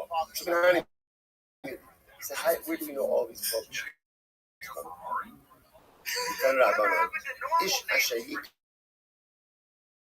as Isha Vestima. So the pasuk says, if a man will go ahead and marry a woman and her mother. So remember again, so here the pasuk is quite explicit. Isha Shayika as Isha Vestima. Zimahi Ba'ish Yisrael. So again, so Reuben marries Rachel and Rachel's mother. The Gemara says Zimahi Ba'ish Yisrael. Ultimately again straight on. So this is one of the Shayikach as Isha Vesima. I do know that it applies to a woman and her mother. Bas Isha and Bas Vita. I don't know about the relationships. What about Bas Isha? Reuben marries, so again, the Pasuk teaches me that what? If Reuben marries Rachel, who can't he marry? He can't marry Rachel's mother. He can't marry Rachel's mother. Okay. How do I know that he also can't marry? Right? How do I know that he also can't? Eli Isha Dima. Bas Isha, Rachel's daughter. Bas Vita, the daughter of Rachel's daughter. Bas Bina, the daughter of Rachel's son, Minai. So again, Torah tells me about Rachel's mother. How do I know about the generations down below Rachel that the prohibition applies? It's very simple. Ne'emar Kana Zima says over here by mother-in-law Zima. The Ne'emar Lahalon Zima. It says again, it wasn't later on. This is the case of Bas Ishto, the daughter of one's wife. This is also Erbas Ishto Ubita Lo Sikara. That's an explicit pasuk as well. You cannot go ahead and marry both a woman and her daughter. So it says Zima by mother-in-law, and it says Zima by Bas Ishto, the daughter of one's wife. Ma'alahalon Bita Ubas Bita, just like over there refers to ultimately her daughter, and the daughter of her daughter, Ubas, the daughter of her son. So to over here, Bita applies to daughter, Bas Bita, the daughter of her daughter, Ubas Bita. Incredible. Minayin Lasos is a part of the Kevos. How do we know they treat men like women? Now, at first glance, we don't know what that phrase means. How do you know that you have to treat men like women? Ne'emar Kan Zima, but Ne'emar La'alan Zima. It says over here Zima, again by Hamoso, and by Bas Ishto, it says Zima. Ma'La'alan is from Kevos, Afkan is from Kevos. Just like over here, we treat this come like the Kevos, so over here we treat this come like the Kevos. So, okay, listen, like I said, we don't know what that means yet. We don't know what that means yet, but we'll get to this today. V'nayin lasos the matakil ma'ala. How do I know that we should make that which is mentioned below, like that which is mentioned above? Once again, no idea what that phrase means. We'll say, it's interesting by the stylistically the Gemara does this. The Gemara for the Raisa, and we read the Raisa, we have no idea what it means. We have no idea what it means, and then we explain it later on. So, you think about it stylistically. Why not just explain it there? Remember, idolatry does so many profound pieces of life in this earth, even in very nuanced ways. So much of life is being able to continue forward, even if you don't understand. Things happen in life, you have good conscience. But the danger of good conscience is sometimes you get so up on the question that you become immobile. Sometimes you become so bothered by the things you can't answer. Okay, I can't recall it. I can't calculate. But I know what you do. Keep going. But I don't understand it. You understand it. Or not. But anyway, whether you understand it or you don't understand it, you're going to have to move forward one way or the other. But one thing is clear. Just because there's a good kasha doesn't allow you to get stuck in things. And I will say, one of the most important life nuggets of invitation, right? Because we all come up on those situations where we're like, what is going on? What is this? It's my kasha, my life kasha. And it is so easy to lose yourself under the net abyss of life questions. Yeah, but what life is, you get to that life crisis that you don't understand, ask the question, move forward. More often than not, when you move forward, you'll find the answers you're looking for. And even if you don't find the answers that you're looking for, you still need to move forward. Incredible. So the Gemara says, how do we know to equate that which is mentioned below with that which is mentioned above? Ne'emar kan zima, v'ne'emar lahalon zima. Ma lahalon ki lamata ki lamala, afkan lamata ki lamala, u'ma kan lamala ki lamata, af lahalon ki lamala ki lamala. So again, just in the same video, we'll see exactly what all of this is referring to, the lamala and lamata. But here's the point that I want you to remember. We have two psukim, right? What we're trying to do here is Torah explicitly speaks about two relationships that ultimately are going to be punishable. Number one is Isha Shayikach es Isha ves Ima, marrying a woman and her mother, right? And then the other is Erevas Isha Uita, a woman and her daughter. Those are the ones we have explicit. Everything else we're extrapolating from there. The Gemara is now going through the process of extrapolation. Life is too short to try the electric. Yeah. Right? I'm sorry? Like I said, extrapolation. Right. So the Gemara says as follows. Extrapolation sounds so much more like methodical. Like anyone could extrapolate. Extrapolation, that's, Okay, and anyway. So the Gemara says as follows. Both sides. 6 times up from the bottom. How do we know? He was on top, so even if this was true, it makes his downfall even better. People are throwing him the ball because how do I know to equate that which is mentioned below, that which is mentioned above? That's going to be our Gzera Shalom, Zima. Mala halon lemata kilamala, afshan lemata kilamala, umakan lemala kilamata, afdalon lemala kilamata. Again, let's see exactly what this means. Okay, so we'll say now let's unravel this brisa. So the first of the brisa said was we have to make Saharim like the kids, to make men like women. So the Gemara says, what is that? So the Gemara says, what in the world does that mean? It means come in the caves. So maybe you'll say that first. Meaning like I understand that be able to say what you want, but I the son, right? So remember, let's just go with Ruben and Rachel. Right, so Ruben's married to Rachel. So maybe it's like this, that we already learned that Rachel's daughter's daughter is prohibited to Ruben, right? Right, Rachel's daughter's daughter is prohibited to Ruben. So too, maybe again, what it means to make men like women, that Rachel's son's daughter is also prohibited to Ruben. Okay, just like Rachel's daughter's daughter, right? Rachel's granddaughter from her daughter prohibited to Ruben, so too Rachel's granddaughter from her son is also prohibited to Ruben.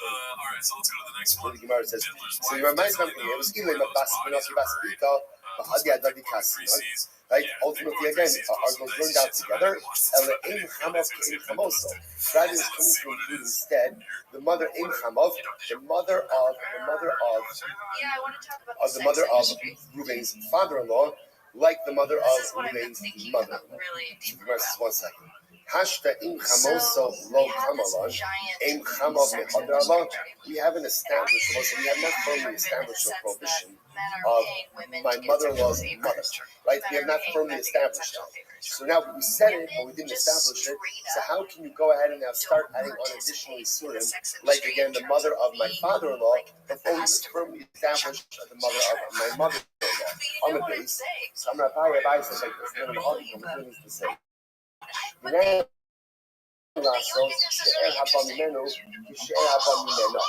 it means is like this.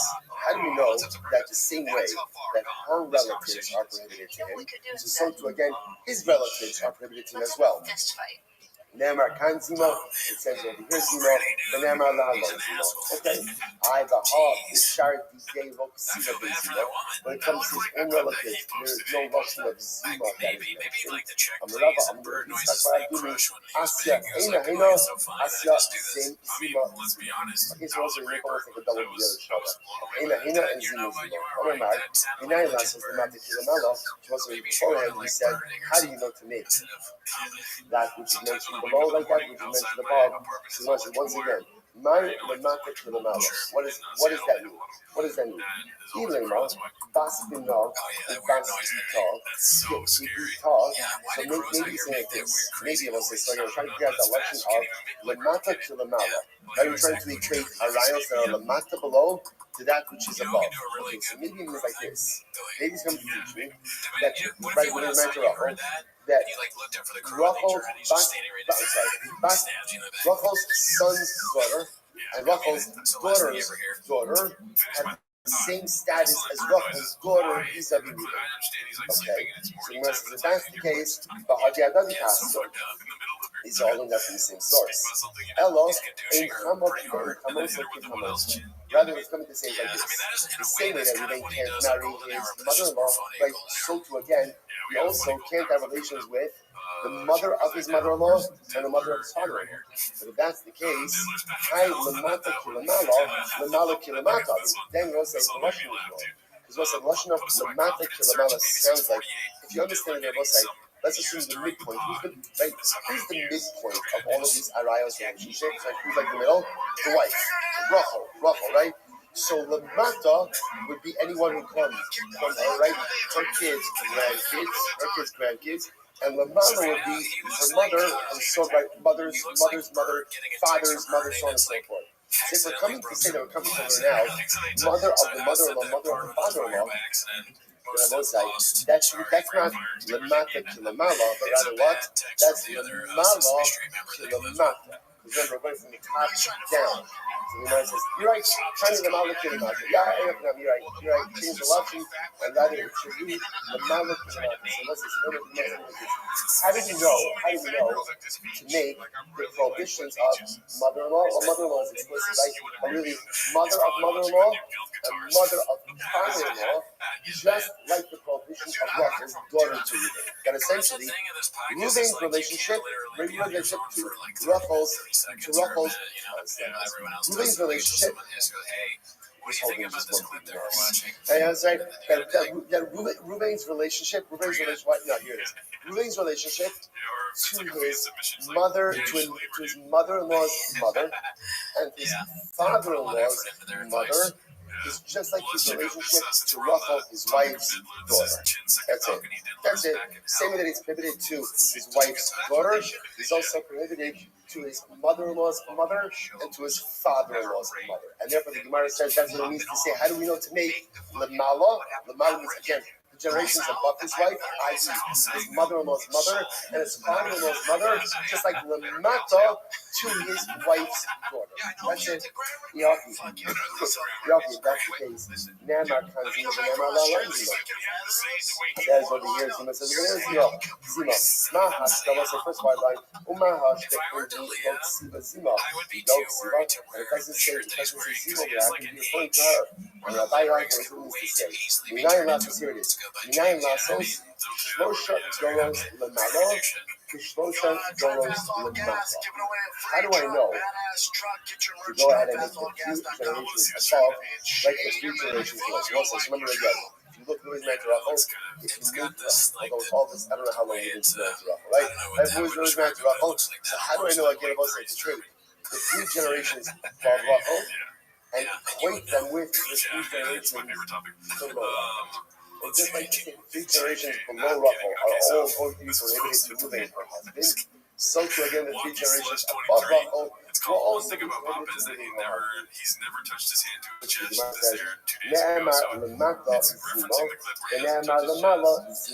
It says Lamala, right, which are the generations above Rachel. It says Zima, and it says Zima as well. So the Gemara says Shlosha Doros, Avdamala Shlosha Doros. So just like below Rachel, there's 3 generations. So we apply the Zima metric. He should say that he doesn't do stuff just so he can do it. I'm sorry. Avdamala Shlosha Doros.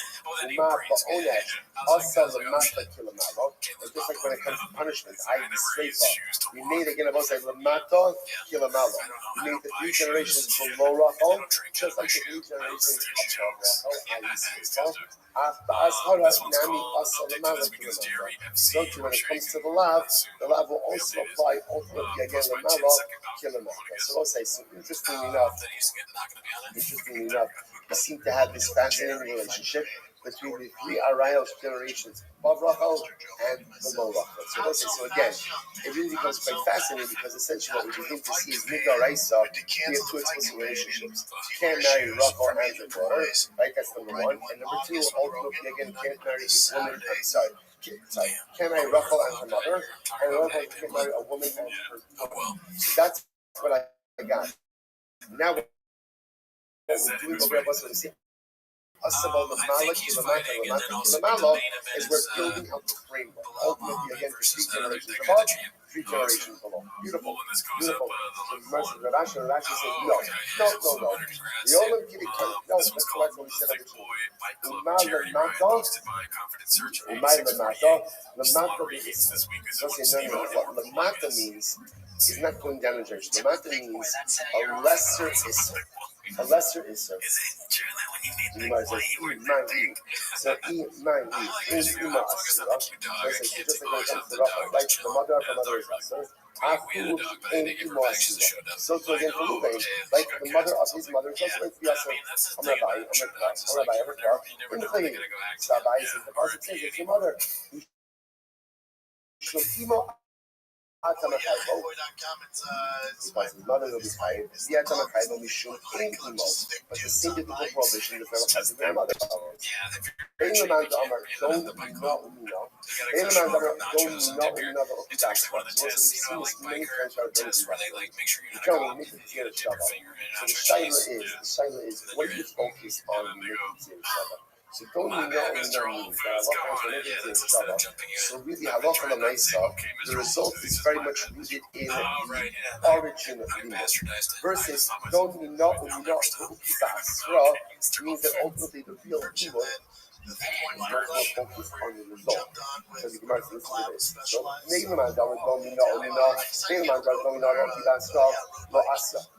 so again, so whether or not, so whichever way you understand the Shabbat, ultimately, again, it's not going to work. What means it's not going to work?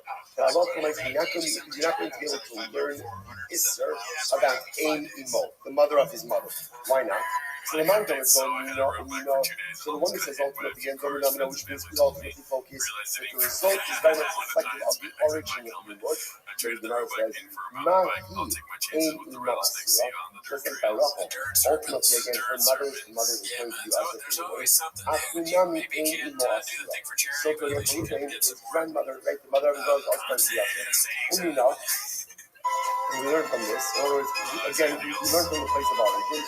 Not keep it straight up, just like again, proving with that relations with Rachel's mother's mother, right? Rachel's maternal grandmother, partial by straight up. Not be straight up. So if Reuben has relations with his grandmother, it'll also be straight up. The Mandamar says, the Mandamar straight up. And according to the opinion that says that Shreifa is more Hammer than Skiva, you can ask if you're a Malihi, Shikin, Shreifa, so I say ultimately again, when it comes to Rachel, their relations with her mother, for instance, when it's much like Shreifa, Hamar Bahu, Shima Beskiva. If we're going to relations with his mother, comes from Beskiva. But Imo Beskiva, Imo Beskiva, doesn't make sense that if Reuben has relations with his own mother, Beskiva, but with ultimately again the mother of his mother, it's Shreifa. Oh, furthermore, Mahi lo chalakta, being mother and Imo. Just like when it comes to Rachel, there's no distinction between her mother and her mother's mother. So to by Reuben, there should not be a distinction between the prohibition between his mother and his mother's mother. Okay. And the man to Amers, the Chamura, may I teach you and according to the opinion that says, ultimately again, that skill is more Chamur, you don't have to deal with the same question. Part 1. Part 2, Uluvan Dhammas don't know, and according to the opinion that says when it comes to the Shabbat, we're much more focused and model the entire Gzeir Shabbat on the results in Shabbat. So the Gemara says, just like by Rachel, her mother's mother is Asur. So to again, Reuben, his mother's mother is also going to be Asur. And let's derive the halachas from that result. Plus, some of it is Shreifa. So we'll say the halachas is by Shreifa. About halachas, but ultimately, here she has the Ashkis and Imo. As we find this person by his mother, which is Ilo. So the man does. The man does Shreifa Kamura, Ego Nitra. According to the opinion that says that Shreifa is more Kamura, we have another paracha. What's the paracha? What's the type of vine? Above 76a. Malihi Shekini Mother Shreifa. What about by Rachel? By Rachel's relations with Rachel's mother being best Shreifa. Tomer Behu Shion Eskila. By him, relations must be best Eskila. But okay.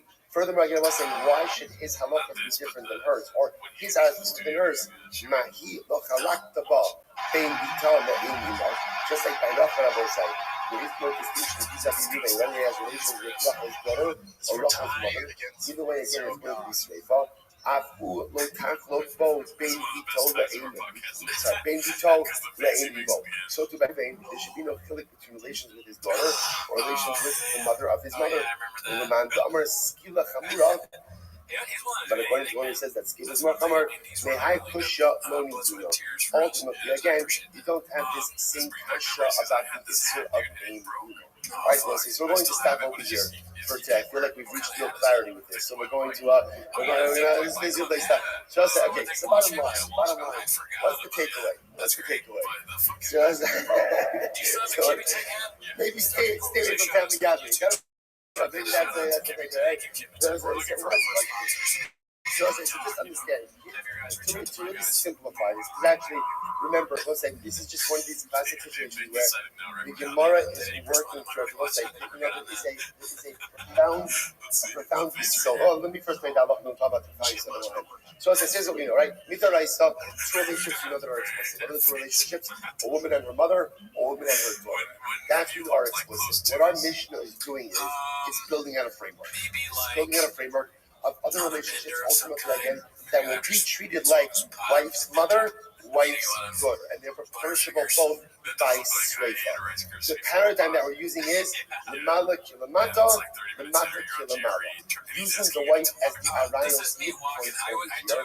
What we're understanding is those who are above her, and we're going 3 generations above her, 3 generations below her, essentially all going to have the same framework for Arayos. Now again, all the Gemara is doing right now is working through this process and trying to figure out how we get. The good part is, I know what the conclusion is because we read the Mishnah. Now we're just trying to figure out ultimately how to get this. What I love about this is a tremendous misunderstanding of this. Now, if you notice, you see a Gemara like this. Look at a lot of Gemara, or I know Gemara, and it doesn't feel like we reach any significant conclusion. So let's say, see here a trend is sort of that in life, when you have a problem, you have an issue, it is incredibly important to talk it out. Incredibly important to talk it out. Now, sometimes it can be frustrating to talk things out. Why? So let's say this happens in marriage all the time. It's important to be said in marriage. Sometimes there's something perhaps that your spouse wants to talk about. So you're like, okay, let's talk about it. And then what happens? You begin talking about it. Don't look at me blankly, by the way. Right? We all know exactly what I'm talking about. Right? You look at it blankly, right? You talk it out, and then it goes on. And what happens? What do you think in your head? What do you think in your head? This is not going anywhere, right? This is not going anywhere. Talking about the same things over and over and over. This is not getting anywhere. Let's say it's important to understand the tremendous result in relationships is that sometimes you just have to talk it out, even if it doesn't feel like it's getting anywhere. Because sometimes just allowing someone to talk things out and to unload things that are sitting on your neshama, even if in your mind you're like, I think I'm just getting more confused, and I think I actually have less clarity than when you started, is in and of itself a cathartic and profound process. I think so often, Chazal could have skipped all of this stuff. The reason why I focus so much on Gemara, because anything and everything needs to be successful in life is in Gemara. It's all here. And this is so that sometimes having conversations, you're like, what are you talking about? Shouldn't we just talk about that? Or didn't you just say something different? Or sometimes giving someone who you care about just to see space to express himself, to talk it through. Even if you're left wondering what it is exactly that we are doing over here, is a profound stepping stone in building meaningful relationship.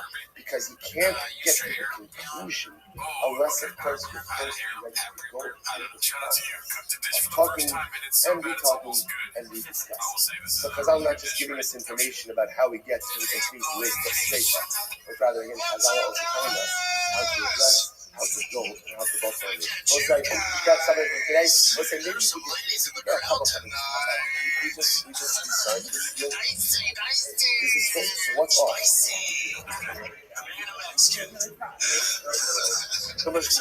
So what's off?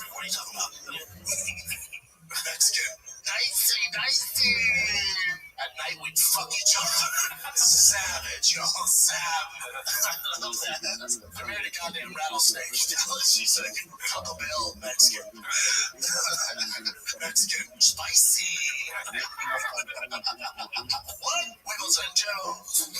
Parmesan. Pico de gallo. Chili. Bean cheese. sorry, man.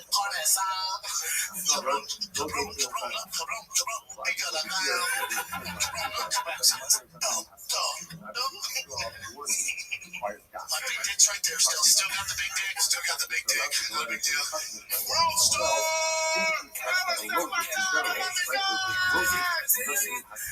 Oh, that's the best Gringo movie I've ever seen in my life. It's a much funnier version.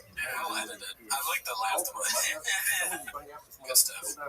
Shout out to however you say your name. Eusterberbian Dish. Dude, that was excellent. Alright, let's go to some new things here. This is Joe Rogan. You know how people paint narratives on the chains. Yeah, I like it every time. It's posted by Burt Reynolds, 69. Tor, is that Joe's name? Is that like a name on the sub for Joe? Like Toe. Looks like Toe wrong. Oh, okay. Tor talking about his needy friends. Papa talks to his friend Joseph Rogan every day, though. Meanwhile, Rings hears this clip and looks sheepishly down at his 100K grand total. So let's see. We'll just let it play out. This one is like one of the rehab ones. Those are still good, though. Which number is it? 13, I think.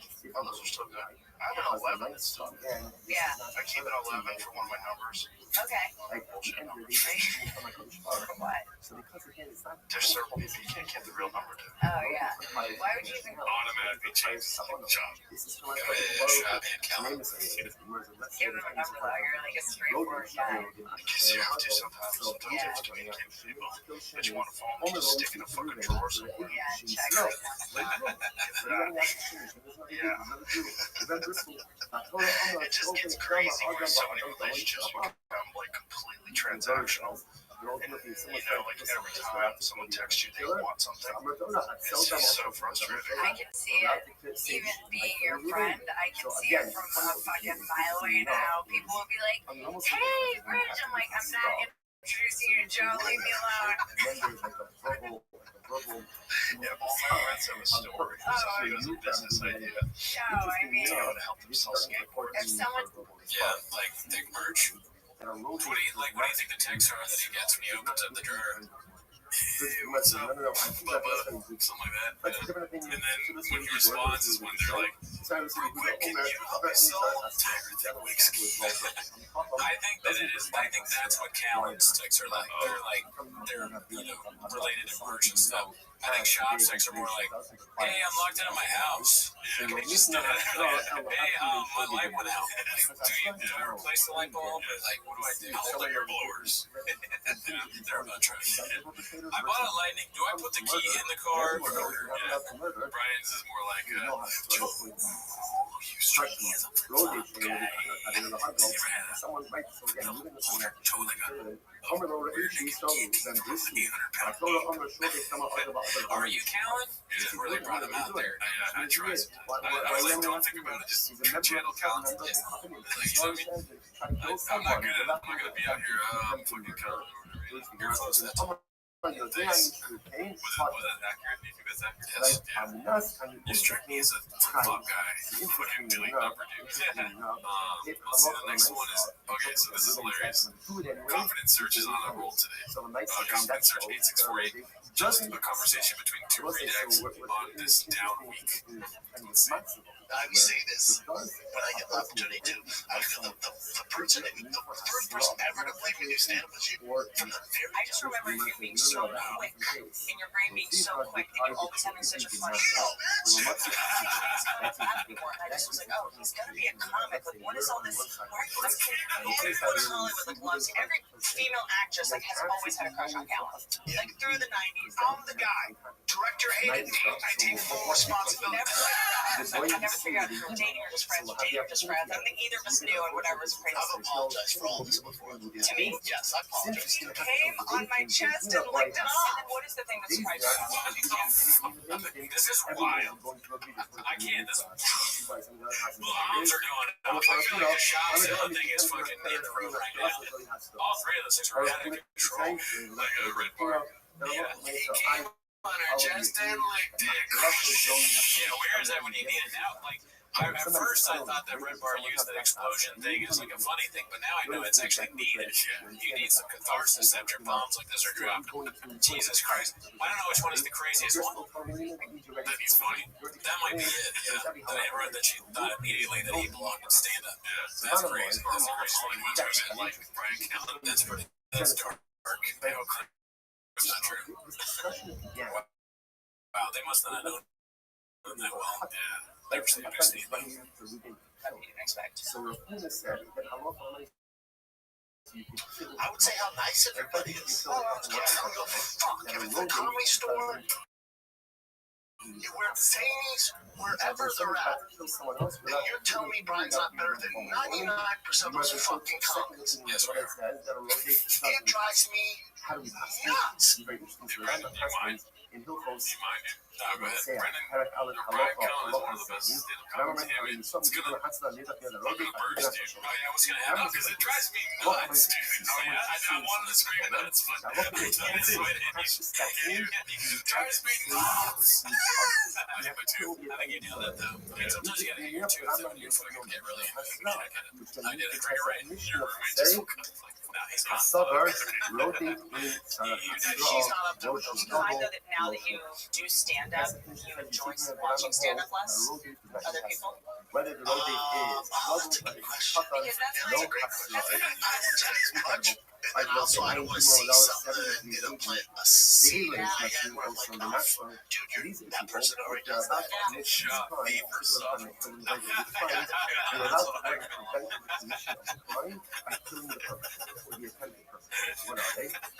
Number one, It's so funny at the end. Luke Schwartz and all funny looking, but deeper shoulder, that's what I call it. Theo laughs hysterically. Amazing. That's great. Yeah, whatever. I mean, nothing. That was a great good. The comedy search, it's 4 whatever. Fucking great job. Yeah, So for this one, this is a great clip. Because amazing. Unhinged fake laughter. It is 4 minutes long. I don't know what the rest of the clip is. If it's just 4 minutes of them laughing or what. That could be. And it's got the warning. I forgot to remember the warnings I put on BGL. But this is Bert's Unhinged laughter. Good stuff. EXP cap tweets sex posted this. But I figured, why not use this opportunity to drive into my stand-up about okay. When I was in 5th grade, my band teacher called me retarded. It probably would be. So again, but there's not another when I was like 8 years old, I put a Sharpie on it. You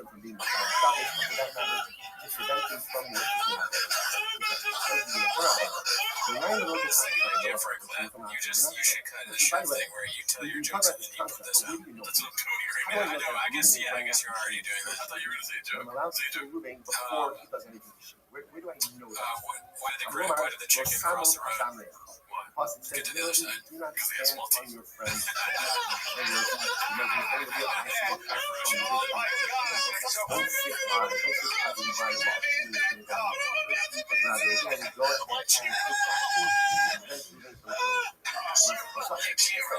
Minutes. I don't know, dude. I hope it's not. Maybe it's more different scenarios where the laughing part is already kind of long to be laughing, just like reaction laughing. Yeah, but it seems fake. Drowning in the water. Oh, how you doing, love? Or an animal is drowning in the water. And this is one of us, being cast by others. So who I am not zero. I don't have the right to stand fighting God. I have to jump in and find out. Now, how is the reason? This is a fascinating subject about what level of danger I am coming with myself in order to save someone else. That's actually even very well known. As you begin to attack my lawyer, and again, I don't have any weapon. If we drank. So, if we were drunk, there's much to talk about. We do stuff like that. I don't think I could make this. If you see someone in I've more done it danger, before, but it hurts like just the simply say esophagus in the throat. I mean, if something was hysterically funny, and we're drinking, then it could be someone like that. Right? Maybe. I wish I knew what they were watching. But I'm allowed to go and kill Ruben to prevent I'm really curious if it goes on for 4 minutes. Yeah, we gotta know.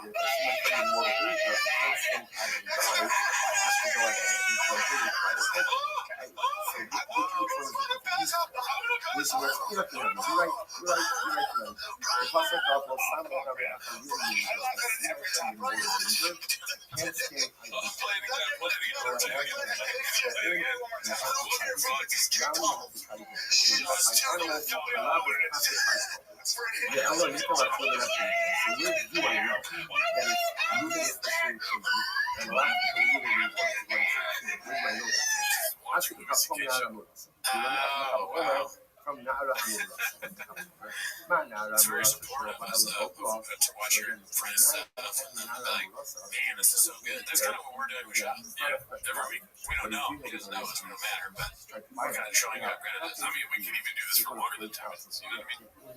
It's funny because it is almost exactly what we're doing. I'm now realizing that. Yeah, we did. We laughed at that somewhat. There's something the cubby thing. That's kind of the reaction we had with the cubby thing. Right. We really couldn't stop laughing. I almost did. Yeah, I'm not going to even say that. That's... Yes. I almost peed my pants. Hold on. You're right. Somebody say that after a show. Oh my God, you're so funny. You have to kill the guy to prevent him from biting. Yeah, just used to say. I'm not sorry, he's not feeling that. So again, the man is trying to violate the we're about to kill him. Prevent him from biting. I'm like, you're almost being your pants great. When I see you running after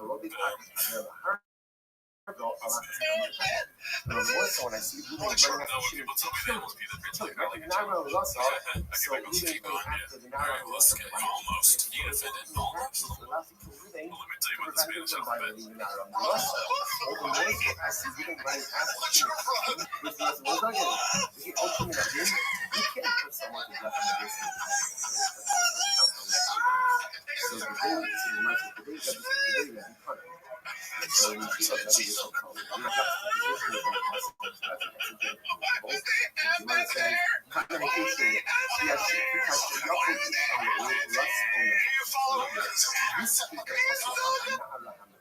Still going. It really is going to be informative. I can't believe this is going to be informative. Yeah, we've never watched the whole thing, I guess. Yeah. Watch this video. Let's watch it.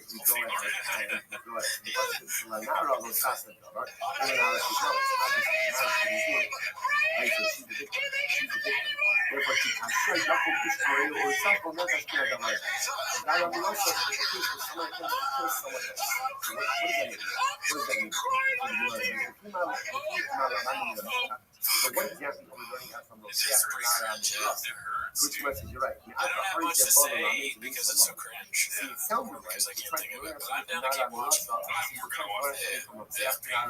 This reminds me of the standard reviews of Patreon. The bad ones. What are we applying? The Lizico and name. Yeah, and then it's funny to me because you cut from this to like... These are the good times. He had a thick boy hoodie, t-shirt on, and he was like, you're allowed to go ahead and chill bird, laughing at Louis' show on Netflix. But this is also before the best time, before they got big red chair. Oh shit, you're right. Yeah.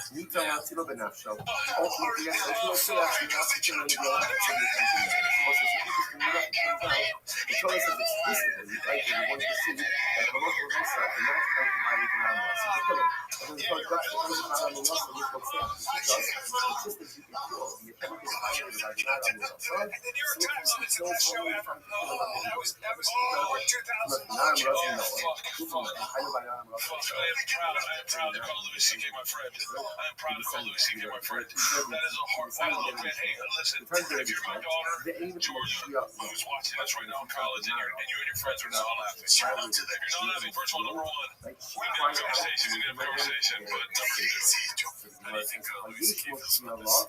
He's probably like another fucking thing. I gotta do another fucking thing. He's like, God, I made it over my cancellation, but this, I don't think I'll ever recover from this. He's like, he watched watches this and he gets mad and then he remembers that the show isn't on anything anymore.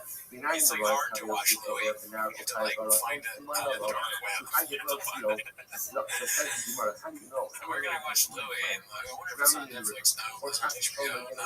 Okay, well I guess I can go on fucking Bitcoin and see if I can get Ease. I have enough Ease. Jen had to download a torrent. Yeah. To watch this. But that is the point of comedy is the thing you don't expect. The most outrageous thing. The most outrageous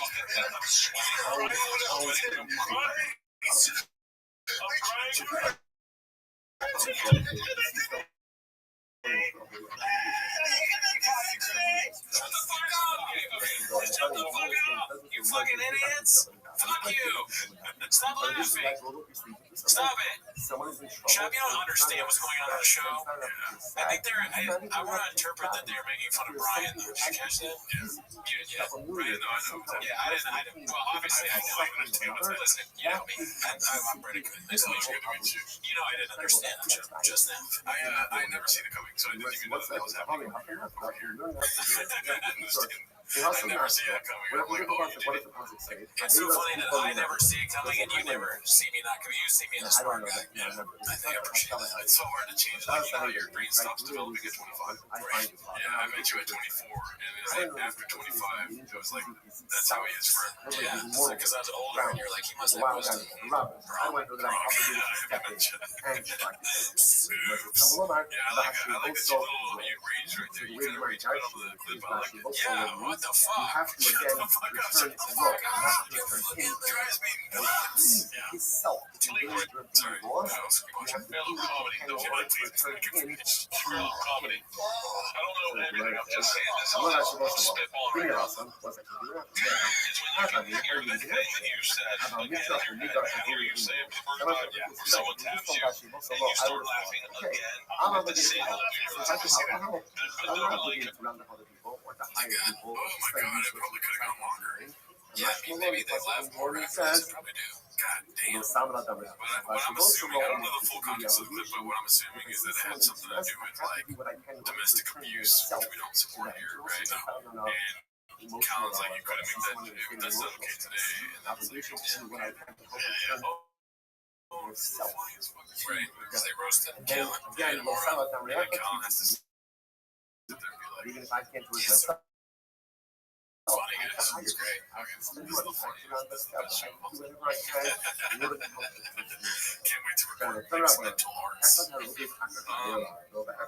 let's go to the next clip. This is going to be, I thought you would find this funny. Posted by Exambler. Rock officials. Shout out to this chef, dude. The rock bottom thing is so funny. What a choice. Yeah, that one of the great. The two greatest episodes, probably. Two of the greatest they can do. Let's see here. This is posted by Chin Second Balcony. As good as any of their ads. Let's see. You think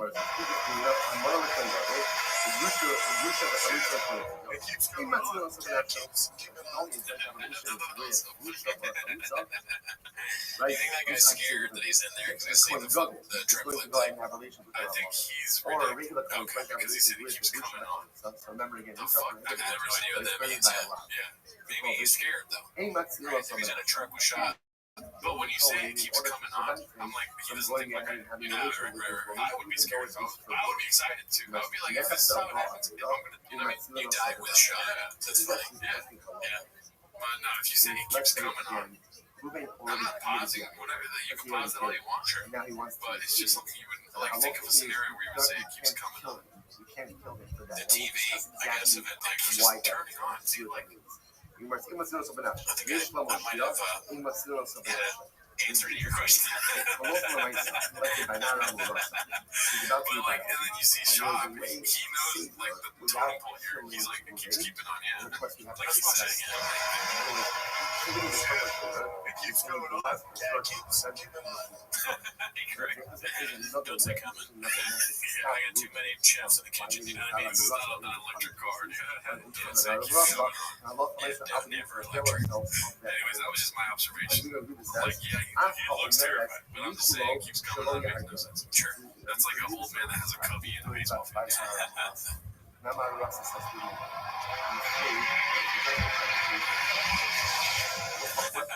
Dude, that's your future truck. Yeah, I can't wait to win it. Third party. Select me. Yeah, I have 30 entries. Whatever the fuck that means. So funny is you get up to speed, that's where you start feeling the like, someone really told you this isn't meant to be a speed. I feel like lifted up.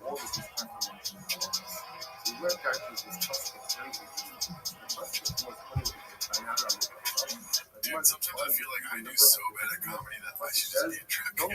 You know what I'm saying?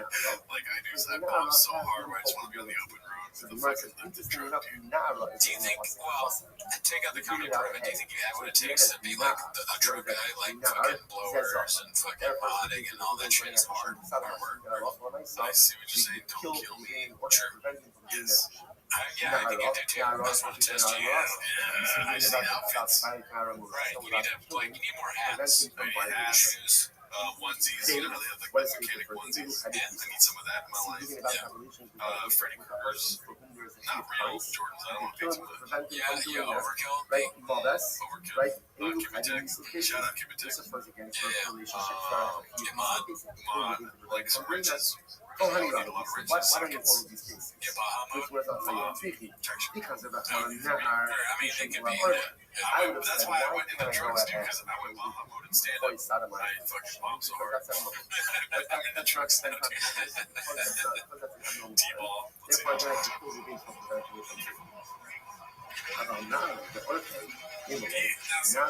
this guy. Is this Shop's truck still? I think it's probably edited. Yeah. That's the right experience to have when you're Shop's truck. He saw that he put up Baja mode. This is the scariest face ever. This is like, fuck, this is it. Oh, shit. I'm dying. That'd be hilarious if he just starts like judgmental checks around.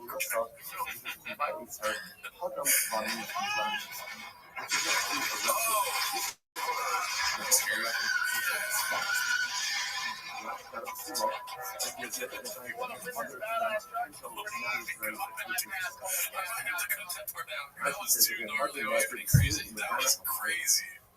Check out the clip on Jake's, but I don't know if YouTube's gonna like what the heck I don't know. Maybe it's like an older clip.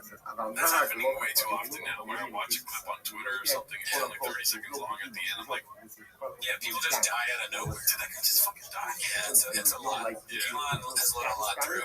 Some of it I like, some of it not so much. Alright, so let's get into some other picture posts here. This is Sim Tourette posted this.